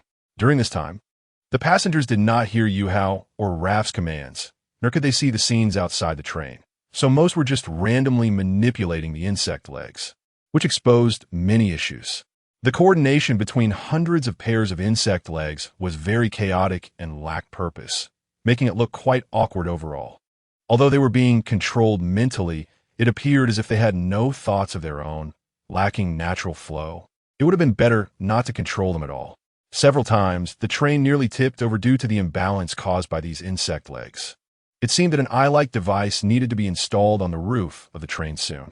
The subsequent train windows would be equipped with eyes, but that would mainly benefit Yuhou as the train conductor. As for the passengers' field of vision, it seemed they would still have to rely on the compound eyes. The compound eyes would provide a 360-degree field of view without dead angles, and with additional eyes. Each passenger would have a pair of three-dimensional eyes to see outside the train. At that time, the eye-like windows would mainly focus on the front of the train, while the compound eyes would monitor the surroundings and the rear. The two types of eyes would serve their respective functions without interfering with each other. At this moment, the train body shook slightly, covered in a dense mass of zombies. Although the zombies outside could not break in, their increasing numbers were causing the train to sway. The people inside were forced to experience the sensation of a rocking train. If it weren't for the enhanced grip of the insect legs, the train would likely have been overturned by so many frenzied zombies. At this moment, the passengers inside the train felt the commotion outside and began to instinctively tighten the flesh and fibers beneath the train's armored scales. Some passengers with stronger mental powers even made minor adjustments to the train's skeletal structure. The zombies, each with a fierce expression, swarmed the train as if an ant colony had discovered it. Unable to attack effectively, they piled on top of the train like a human tower. Zzz. At that moment, the sound of electricity crackled. The spark train was enveloped in high-voltage electricity, instantly charring the densely packed zombies crawling on its surface. Finally, it was a bit quieter. Feeling the train body less disturbed by the zombies, Yuhou felt much more comfortable. Previously, he had activated the zombie shield, so no matter how many zombies there were, the train would remain unaffected, and the zombies would be relatively quiet, unlike the current chaos. Now, experiencing the noise of facing a horde without the shield, he could only describe it as extremely disruptive. The zombies were like they had been injected with adrenaline, screaming wildly while attacking the train. It was very loud and chaotic. He could only turn on the zombie shield, and upon feeling the instant quiet from these raucous zombies, he promptly said with satisfaction, "Shao AI, let's start harvesting." Okay, this time, in order to test the train's defenses and train the passengers' control over the train, some time was wasted. Now it was time to clear the densely packed zombies around. Moreover, it was late at night, and it was time to sleep. Without turning on the shield, he wouldn't be able to sleep due to the noise from the zombies. Shao AI, after all these zombies are harvested, please use the frog tongue to collect any dropped blueprints and items. Just follow the same process as before. Okay. Yuhou returned to his bed and then crawled into the level 10 sleeping bag to sleep. The next day, Yuhou woke up. He pulled open the sleeping bag and sat up in bed. Since getting the level 10 sleeping bag, his sleep had been very good. After a simple wash in the carriage, he crafted the food for the passengers for the day and then took 2 rice dumplings into the train compartment. The task of distributing food to the passengers had already been assigned to Raph, so he didn't need to worry about that now. He just had to produce them in bulk when the food ran low. He would keep track of the quantity crafted each time, as Raph would tally the daily consumption and present it to him at the appropriate time for verification. After eating, he began to contemplate the issue regarding his zombie army. Now that the crafting permissions for intermediate zombies have been unlocked, mini zombies and titan zombies could both be created. This made his train's zombie army richer and more specialized. However, this also presented an awkward problem. The 5-meter-tall green giant zombie could not fit into the train. Finding a way to fit the green giant into the train would be a challenge. He had previously considered having the green giant zombie follow outside the train, but that idea was quickly dismissed. Not to mention whether it could keep up with the train's rapid speed on flat terrain. There was also the issue of whether it could navigate complex terrain alongside the train's insect legs in the upcoming Shilu mountain range. Therefore, it was definitely not feasible to have it outside.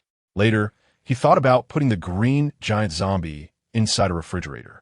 However, Given the massive size of the green giant zombie, it couldn't fit through the refrigerator door. He checked the spoils from last night's zombie horde and did not find any items that could solve the problem of placing the green giant zombie for now. Chapter 97. Has there been a commotion in the Shilu mountain range? Xiao AI. Is there any way to put these Hulk zombies on a train?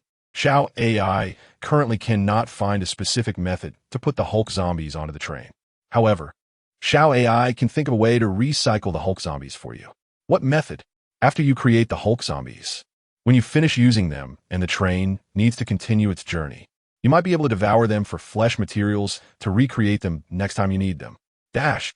Yuhou's mouth twitched uncontrollably for a moment before he shook his head helplessly, taking them out when needed and slaughtering them when not in use. This approach is somewhat morbid. He had considered doing this, but there was a problem. The materials obtained from devouring were not proportional to the materials used for creation. He might only get half the amount of crafting materials, so it would be quite a loss. After that, he didn't ask Xiao AI anymore, but thought about the problem himself. He had a talent for infinite upgrade, which often brought surprises. He glanced at the refrigerator. If he could find an item and upgrade it to level 10, obtaining an internal space like the refrigerator, and the opening of the item was large enough to fit the Hulk zombies, then this problem would be perfectly solved. However, this was not very realistic. It was too naive. Perhaps he could focus on devouring monsters. For example, if the train had the opportunity to devour a monster with a pouch like a kangaroo, allowing the train to have a pocket to hold the Hulk zombies. After thinking for a while and not coming up with any reliable and practical method, Yuhou decided to stop pondering this issue. He just hoped to find a solution in the Shilu mountain range. He shifted his gaze to the train chat channel on the control screen. Since the incident in Muyuan City, the chat channel had become much quieter. However, it seemed to be lively again for some reason. Flying Thunder Train, I finally swallowed the harem train today. So satisfying. Diving train, at this time, you're not in a hurry to develop, but doing this? Flying Thunder Train, you don't understand. I have a grudge with the harem train. Diving train, what kind of grudge is worth this? Flying Thunder God Train, that little guy from the harem train ambushed me last time, ruining my plans. He's quite ruthless. Yuhou commented on this. Xiaoming Train, help. Emergency rescue. My train is under attack by monsters and is now surrounded. Requesting support. Coordinates are 1452, 618. Xiaoming Train. Whoever can successfully rescue me, I am willing to share a very valuable piece of information with them. Divantin, Unfortunately, it's a bit far from me. How long can you hold on? If you need me, I can probably arrive in 2 days. Flying Thunder Train, I'm a bit closer. It might take me about a day to get there. Xiaoming Train. By the time you arrive, my train slaves and I will have already become monster fodder. Is there any big brother nearby? Please help, it's urgent. Diving train, it's not that, buddy. Mainly your location is too tricky. You're almost at the Shilu mountain range. There was a big commotion in the Shilu mountain range a couple of days ago, and you're still heading that way. ISNT, that pure suicide? Xiaoming Train. It's precisely because there was a commotion that I want to see if there are any opportunities. I realize now that I was wrong. I just want to survive this crisis and beg for a big brother to save me. My train's firepower won't hold out much longer. Dash. Has there been a commotion in the Shilu mountain range? How come I didn't know? Yuhou looked at the messages in the chat channel, surprised. You might not have sensed it because the spark train was at the bottom of the abyss a couple of days ago. Xiao AI reminded him. Yuhou nodded, his expression becoming serious. He was just about to enter the Shilu mountain range, and what the people in the group were saying made him a bit worried about potential trouble in the Shilu mountain range. He input the coordinates mentioned by the diving train to check, and though it wasn't on the way, it was close to the direction of the Shilu mountain range and not too far off course. Xiao AI. Proceed towards the coordinates I entered. Okay. On the other side of the wasteland, the Flying Thunder Train was moving quickly. At this moment, the appearance of the Flying Thunder Train had changed significantly compared to when it was in Muyuan City. The train length had increased, totaling 13 carriages. 8 of the carriages were equipped with heavy machine guns on top. Additionally, there was a dedicated combat open-air carriage inside, containing powerful weapons like rocket launchers and mortars. The train's body armor looked more solid than last time. At this moment, Raven, the train conductor, sitting in the train room, couldn't help but smile as he looked at the information in the chat channel. He had deceived these people in the chat channel. In fact, his train was not very far from the Xiaoming train. The reason he said that was to keep his intentions hidden through the swallowing of the harem train. He realized that compared to honestly mining, swallowing other trains was the fastest way to develop. Although the risks involved were much greater than mining, the risks and rewards coexisted, and the gains could be quite astonishing. Raven sat in the train room, holding an item in his hand. He was starting to formulate a plan to swallow the Xiaoming train. After swallowing the big prize of the harem train, his train's strength had further increased. He felt confident enough to confront monsters and zombies. Inside a mine, dense gunfire echoed. Tot, tot, tot, tot. Bang, bang, bang. At this moment, a train was parked in a mine. Outside the mine entrance, many monsters were charging toward them. All the train's weapons were unleashing firepower at the entrance. The train was surrounded by monsters outside the mine. The good news was that as long as they held the entrance, the monsters could not break in.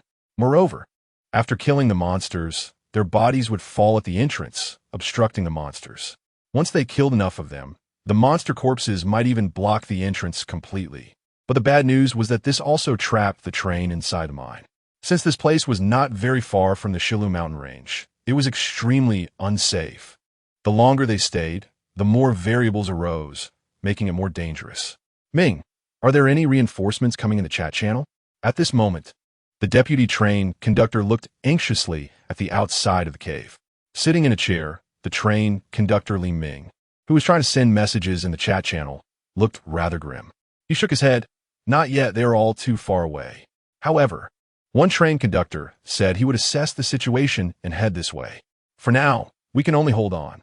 Chapter 98. What the hell is this monster? 1 hour later, the fast-moving, flying thunder train began to slow down. Raven glanced at the item in his hand, a smile creeping on his face.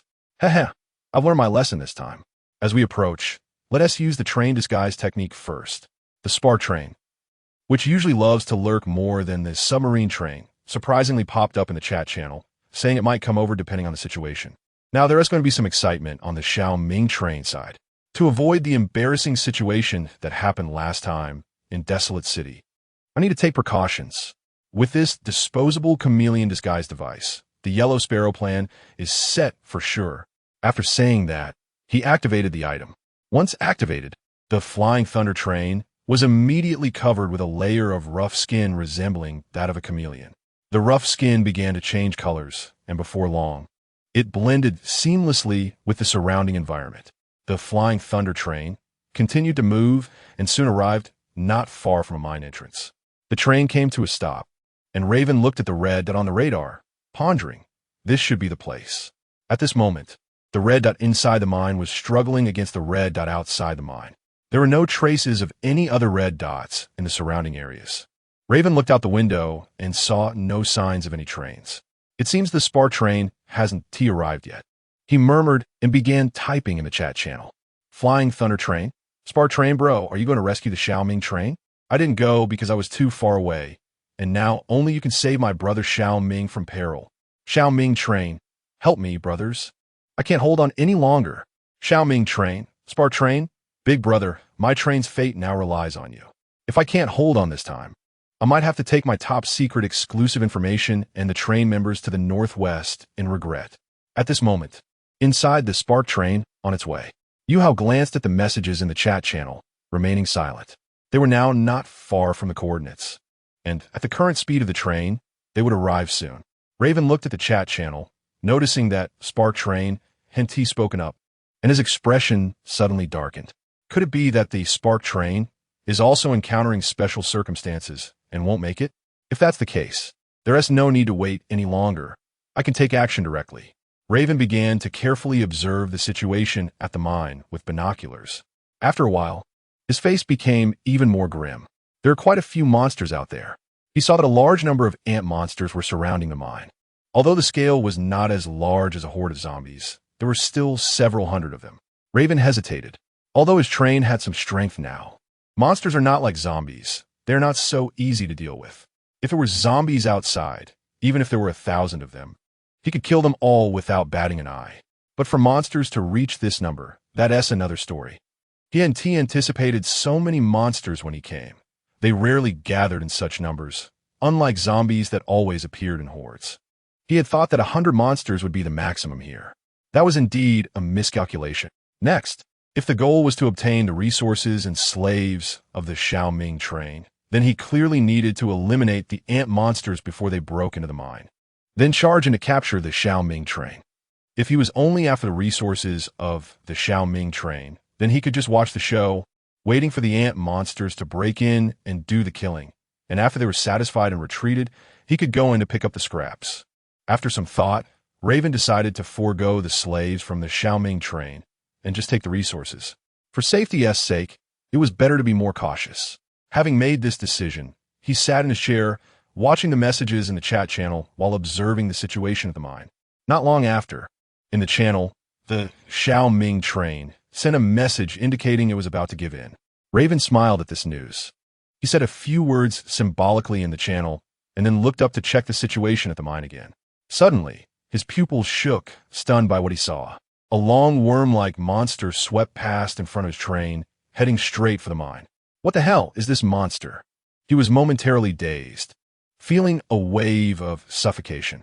Most of the monsters in this world are mutations based on existing species.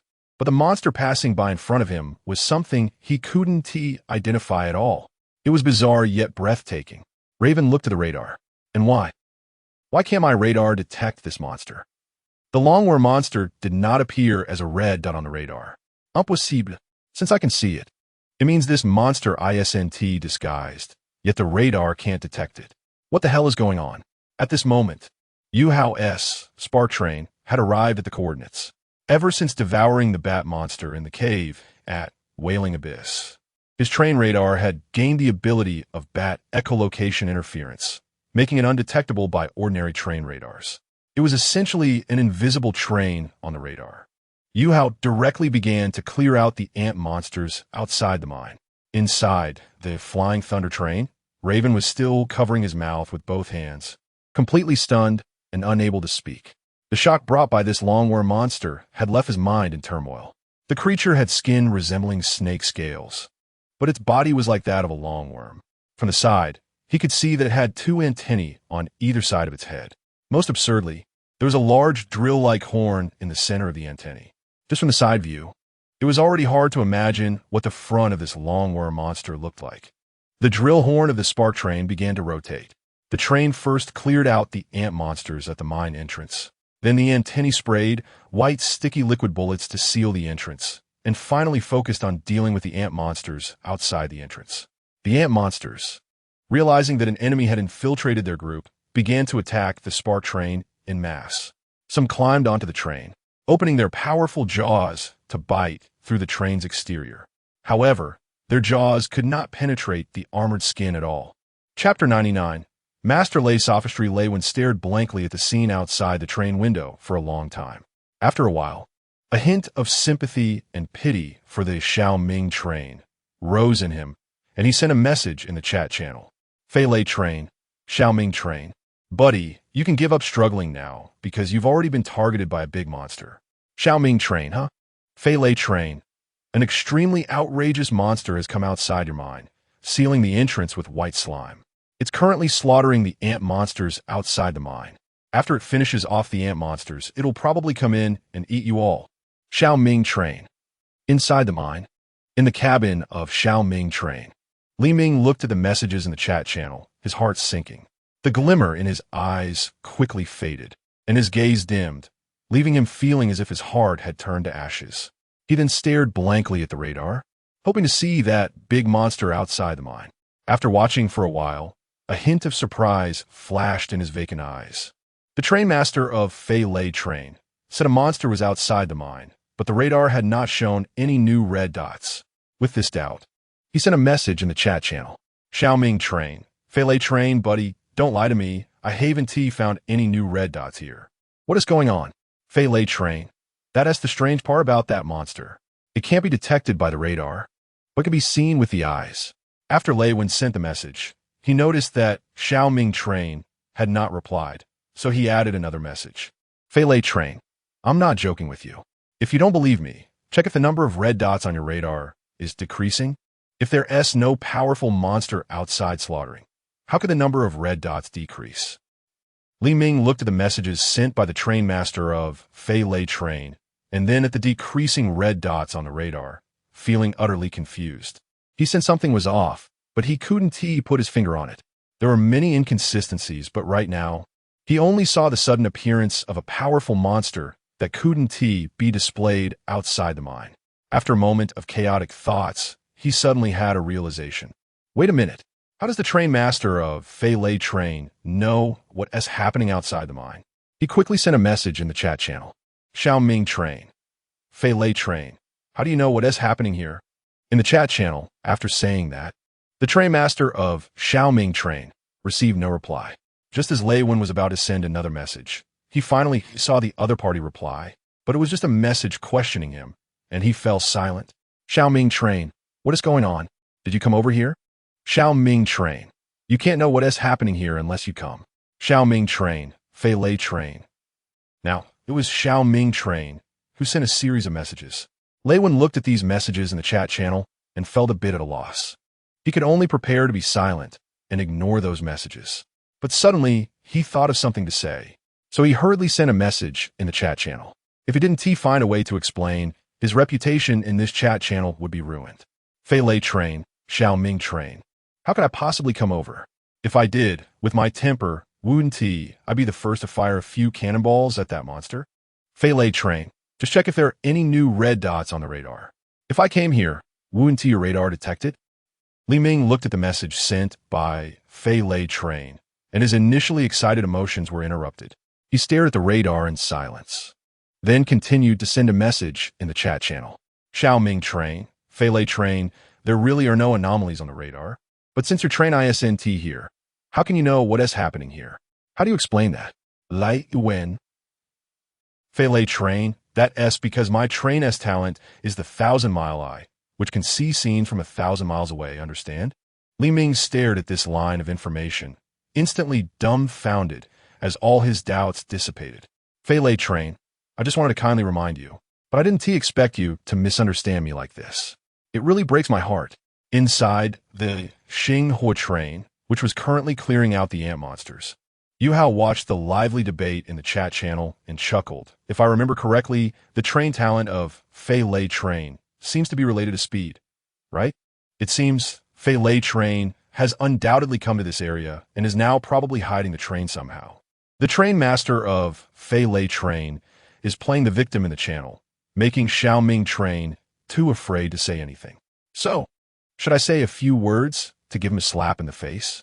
Just as Yuhou was pondering this question, new voices joined the discussion in the chat channel. Qian Shui Train, Fei Lei Train, wait a minute, what did you just say?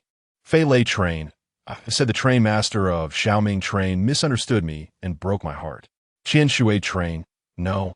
You said your train talent is the 1,000-mile eye? Fei Lei Train, yeah, what's wrong? Qian Shui Train, my train talent is the 1,000-mile eye? Fei Lei Train. At this moment, hundreds of kilometers away from outside the mine, in front of a train window, thick layers of lenses were stacked together, as if the train was wearing reading glasses. Inside the train master was having a grim expression as he communicated with the train master of Fei Lei Train in the chat channel. Fei Lei Train, what? Is it only allowed for your train talent to be the 1,000-mile eye, but not mine? At this moment, Lei Wen was sending messages in the channel, starting to argue forcefully. Next, he had to make it convincing, or his reputation would be completely ruined in the chat channel. Qian Shui Train, you're talking nonsense. Have you ever seen two train talents that are the same? Fei Lei Train, wait, what level is your train talent? Qian Shui Train, why do you want to know that?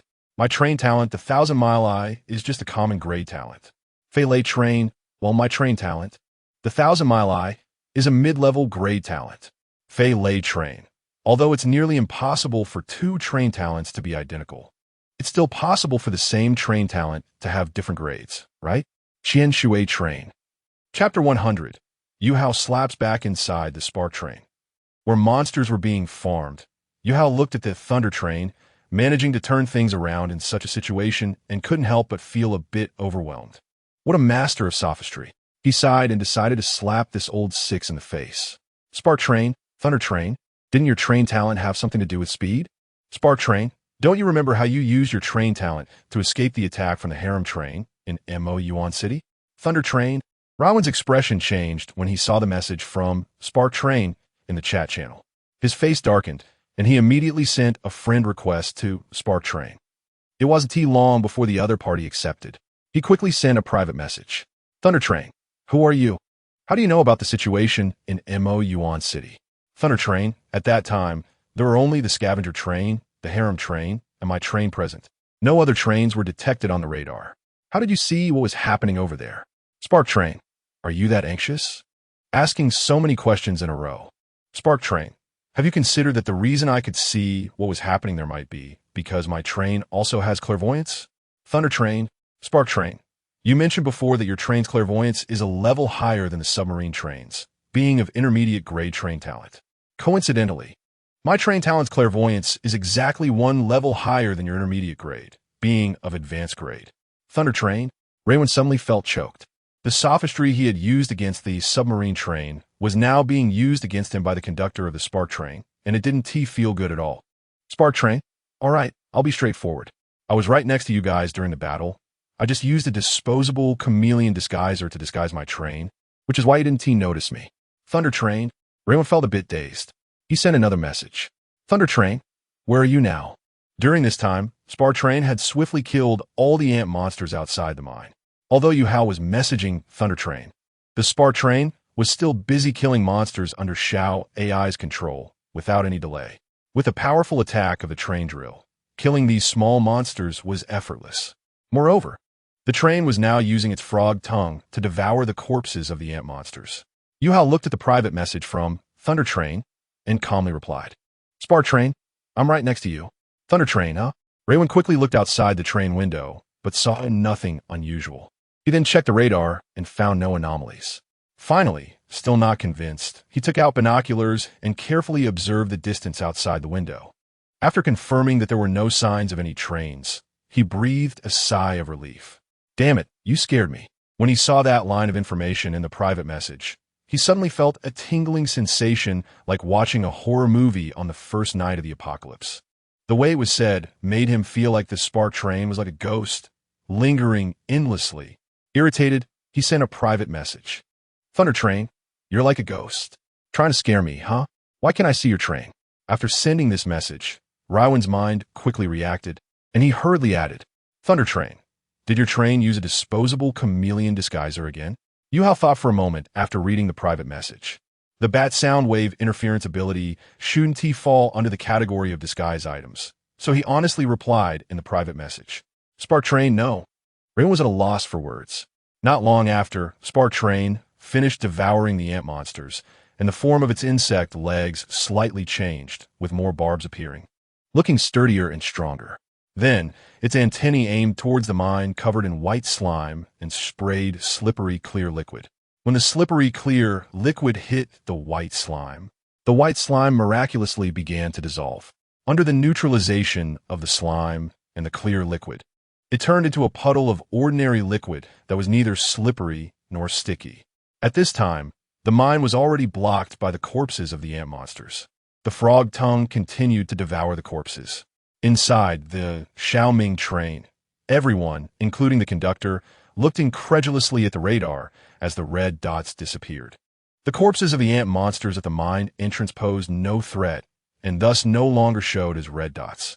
Li Ming's expression was fluctuating, unsure whether to be happy or worried. If what the Thunder train conductor said was correct, then this situation meant that the monsters outside the mine had already killed all the other monsters. Everyone grab your weapons. Stay alert to any movement at the mine entrance. If anything changes, shoot immediately, Li Ming said to everyone. But then, the assistant conductor said with a somewhat unpleasant expression, It seems we have run out of bullets. Outside the mine, Raywin stared intently at the private message. His mind caught in a storm of thoughts. With complex emotions, he sent a private message. Thunder train, all right, stop talking in riddles. If you have the guts, send me your real-time train coordinates. Spark train, that is not a problem, but you send yours first. Once you send it, I'll send mine. Thunder train, why do I have to send mine first? Can't you send yours first? Spark train, Do you want to figure out my identity? Or do I want to figure out your identity? If you want to argue about this, then there's nothing more to say. I'm not interested in your train. Bye. After sending this last message, Yuhou deleted Thunder Train from his friends list. Chapter 101, impossible, absolutely impossible. Raven was stunned to see the other party's decisive actions. Then he realized that if the other party had seen his train, they would definitely not be interested in its identity. However, he was the opposite.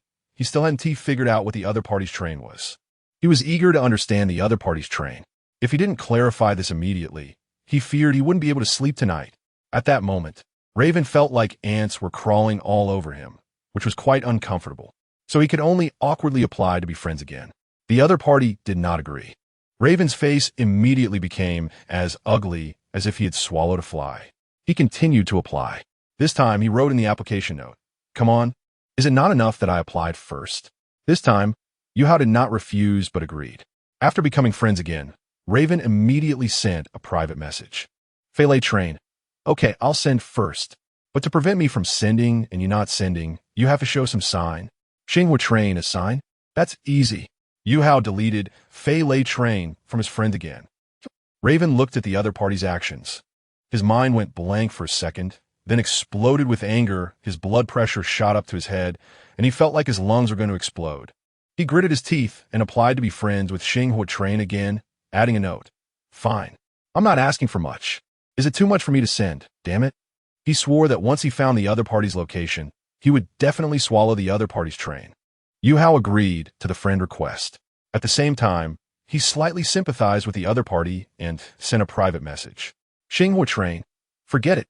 To give you peace of mind, I can promise you. If you send and I don't, then my train will never find a mine again and will be surrounded by zombies and monsters every day. That should be enough, right?" When Raven saw this message, he felt much more at ease, as if he had taken a tranquilizer. Following that, he didn't hesitate and directly shared the real-time coordinates of his train. Yuhou looked at the real-time coordinates sent by the other party, glanced in one direction, and smiled broadly. "Sure enough, it's here. You want to be a yellow bird, right? Unfortunately, you're not cut out for that. You might as well be a passenger on my train." Then, Yuhou faithfully sent his train's real-time coordinates in a private message. Raven quickly opened the coordinates sent in the private message. After checking, he fell into complete silence. This coordinate was indeed in this area and extremely close to the mine. He raised his head to look out the train window at the mine. His gaze landed on the longworm monster. At that moment, the longworm monster turned around, waved its two antennae, and politely greeted him. At the same time, a man under the longworm's big horn also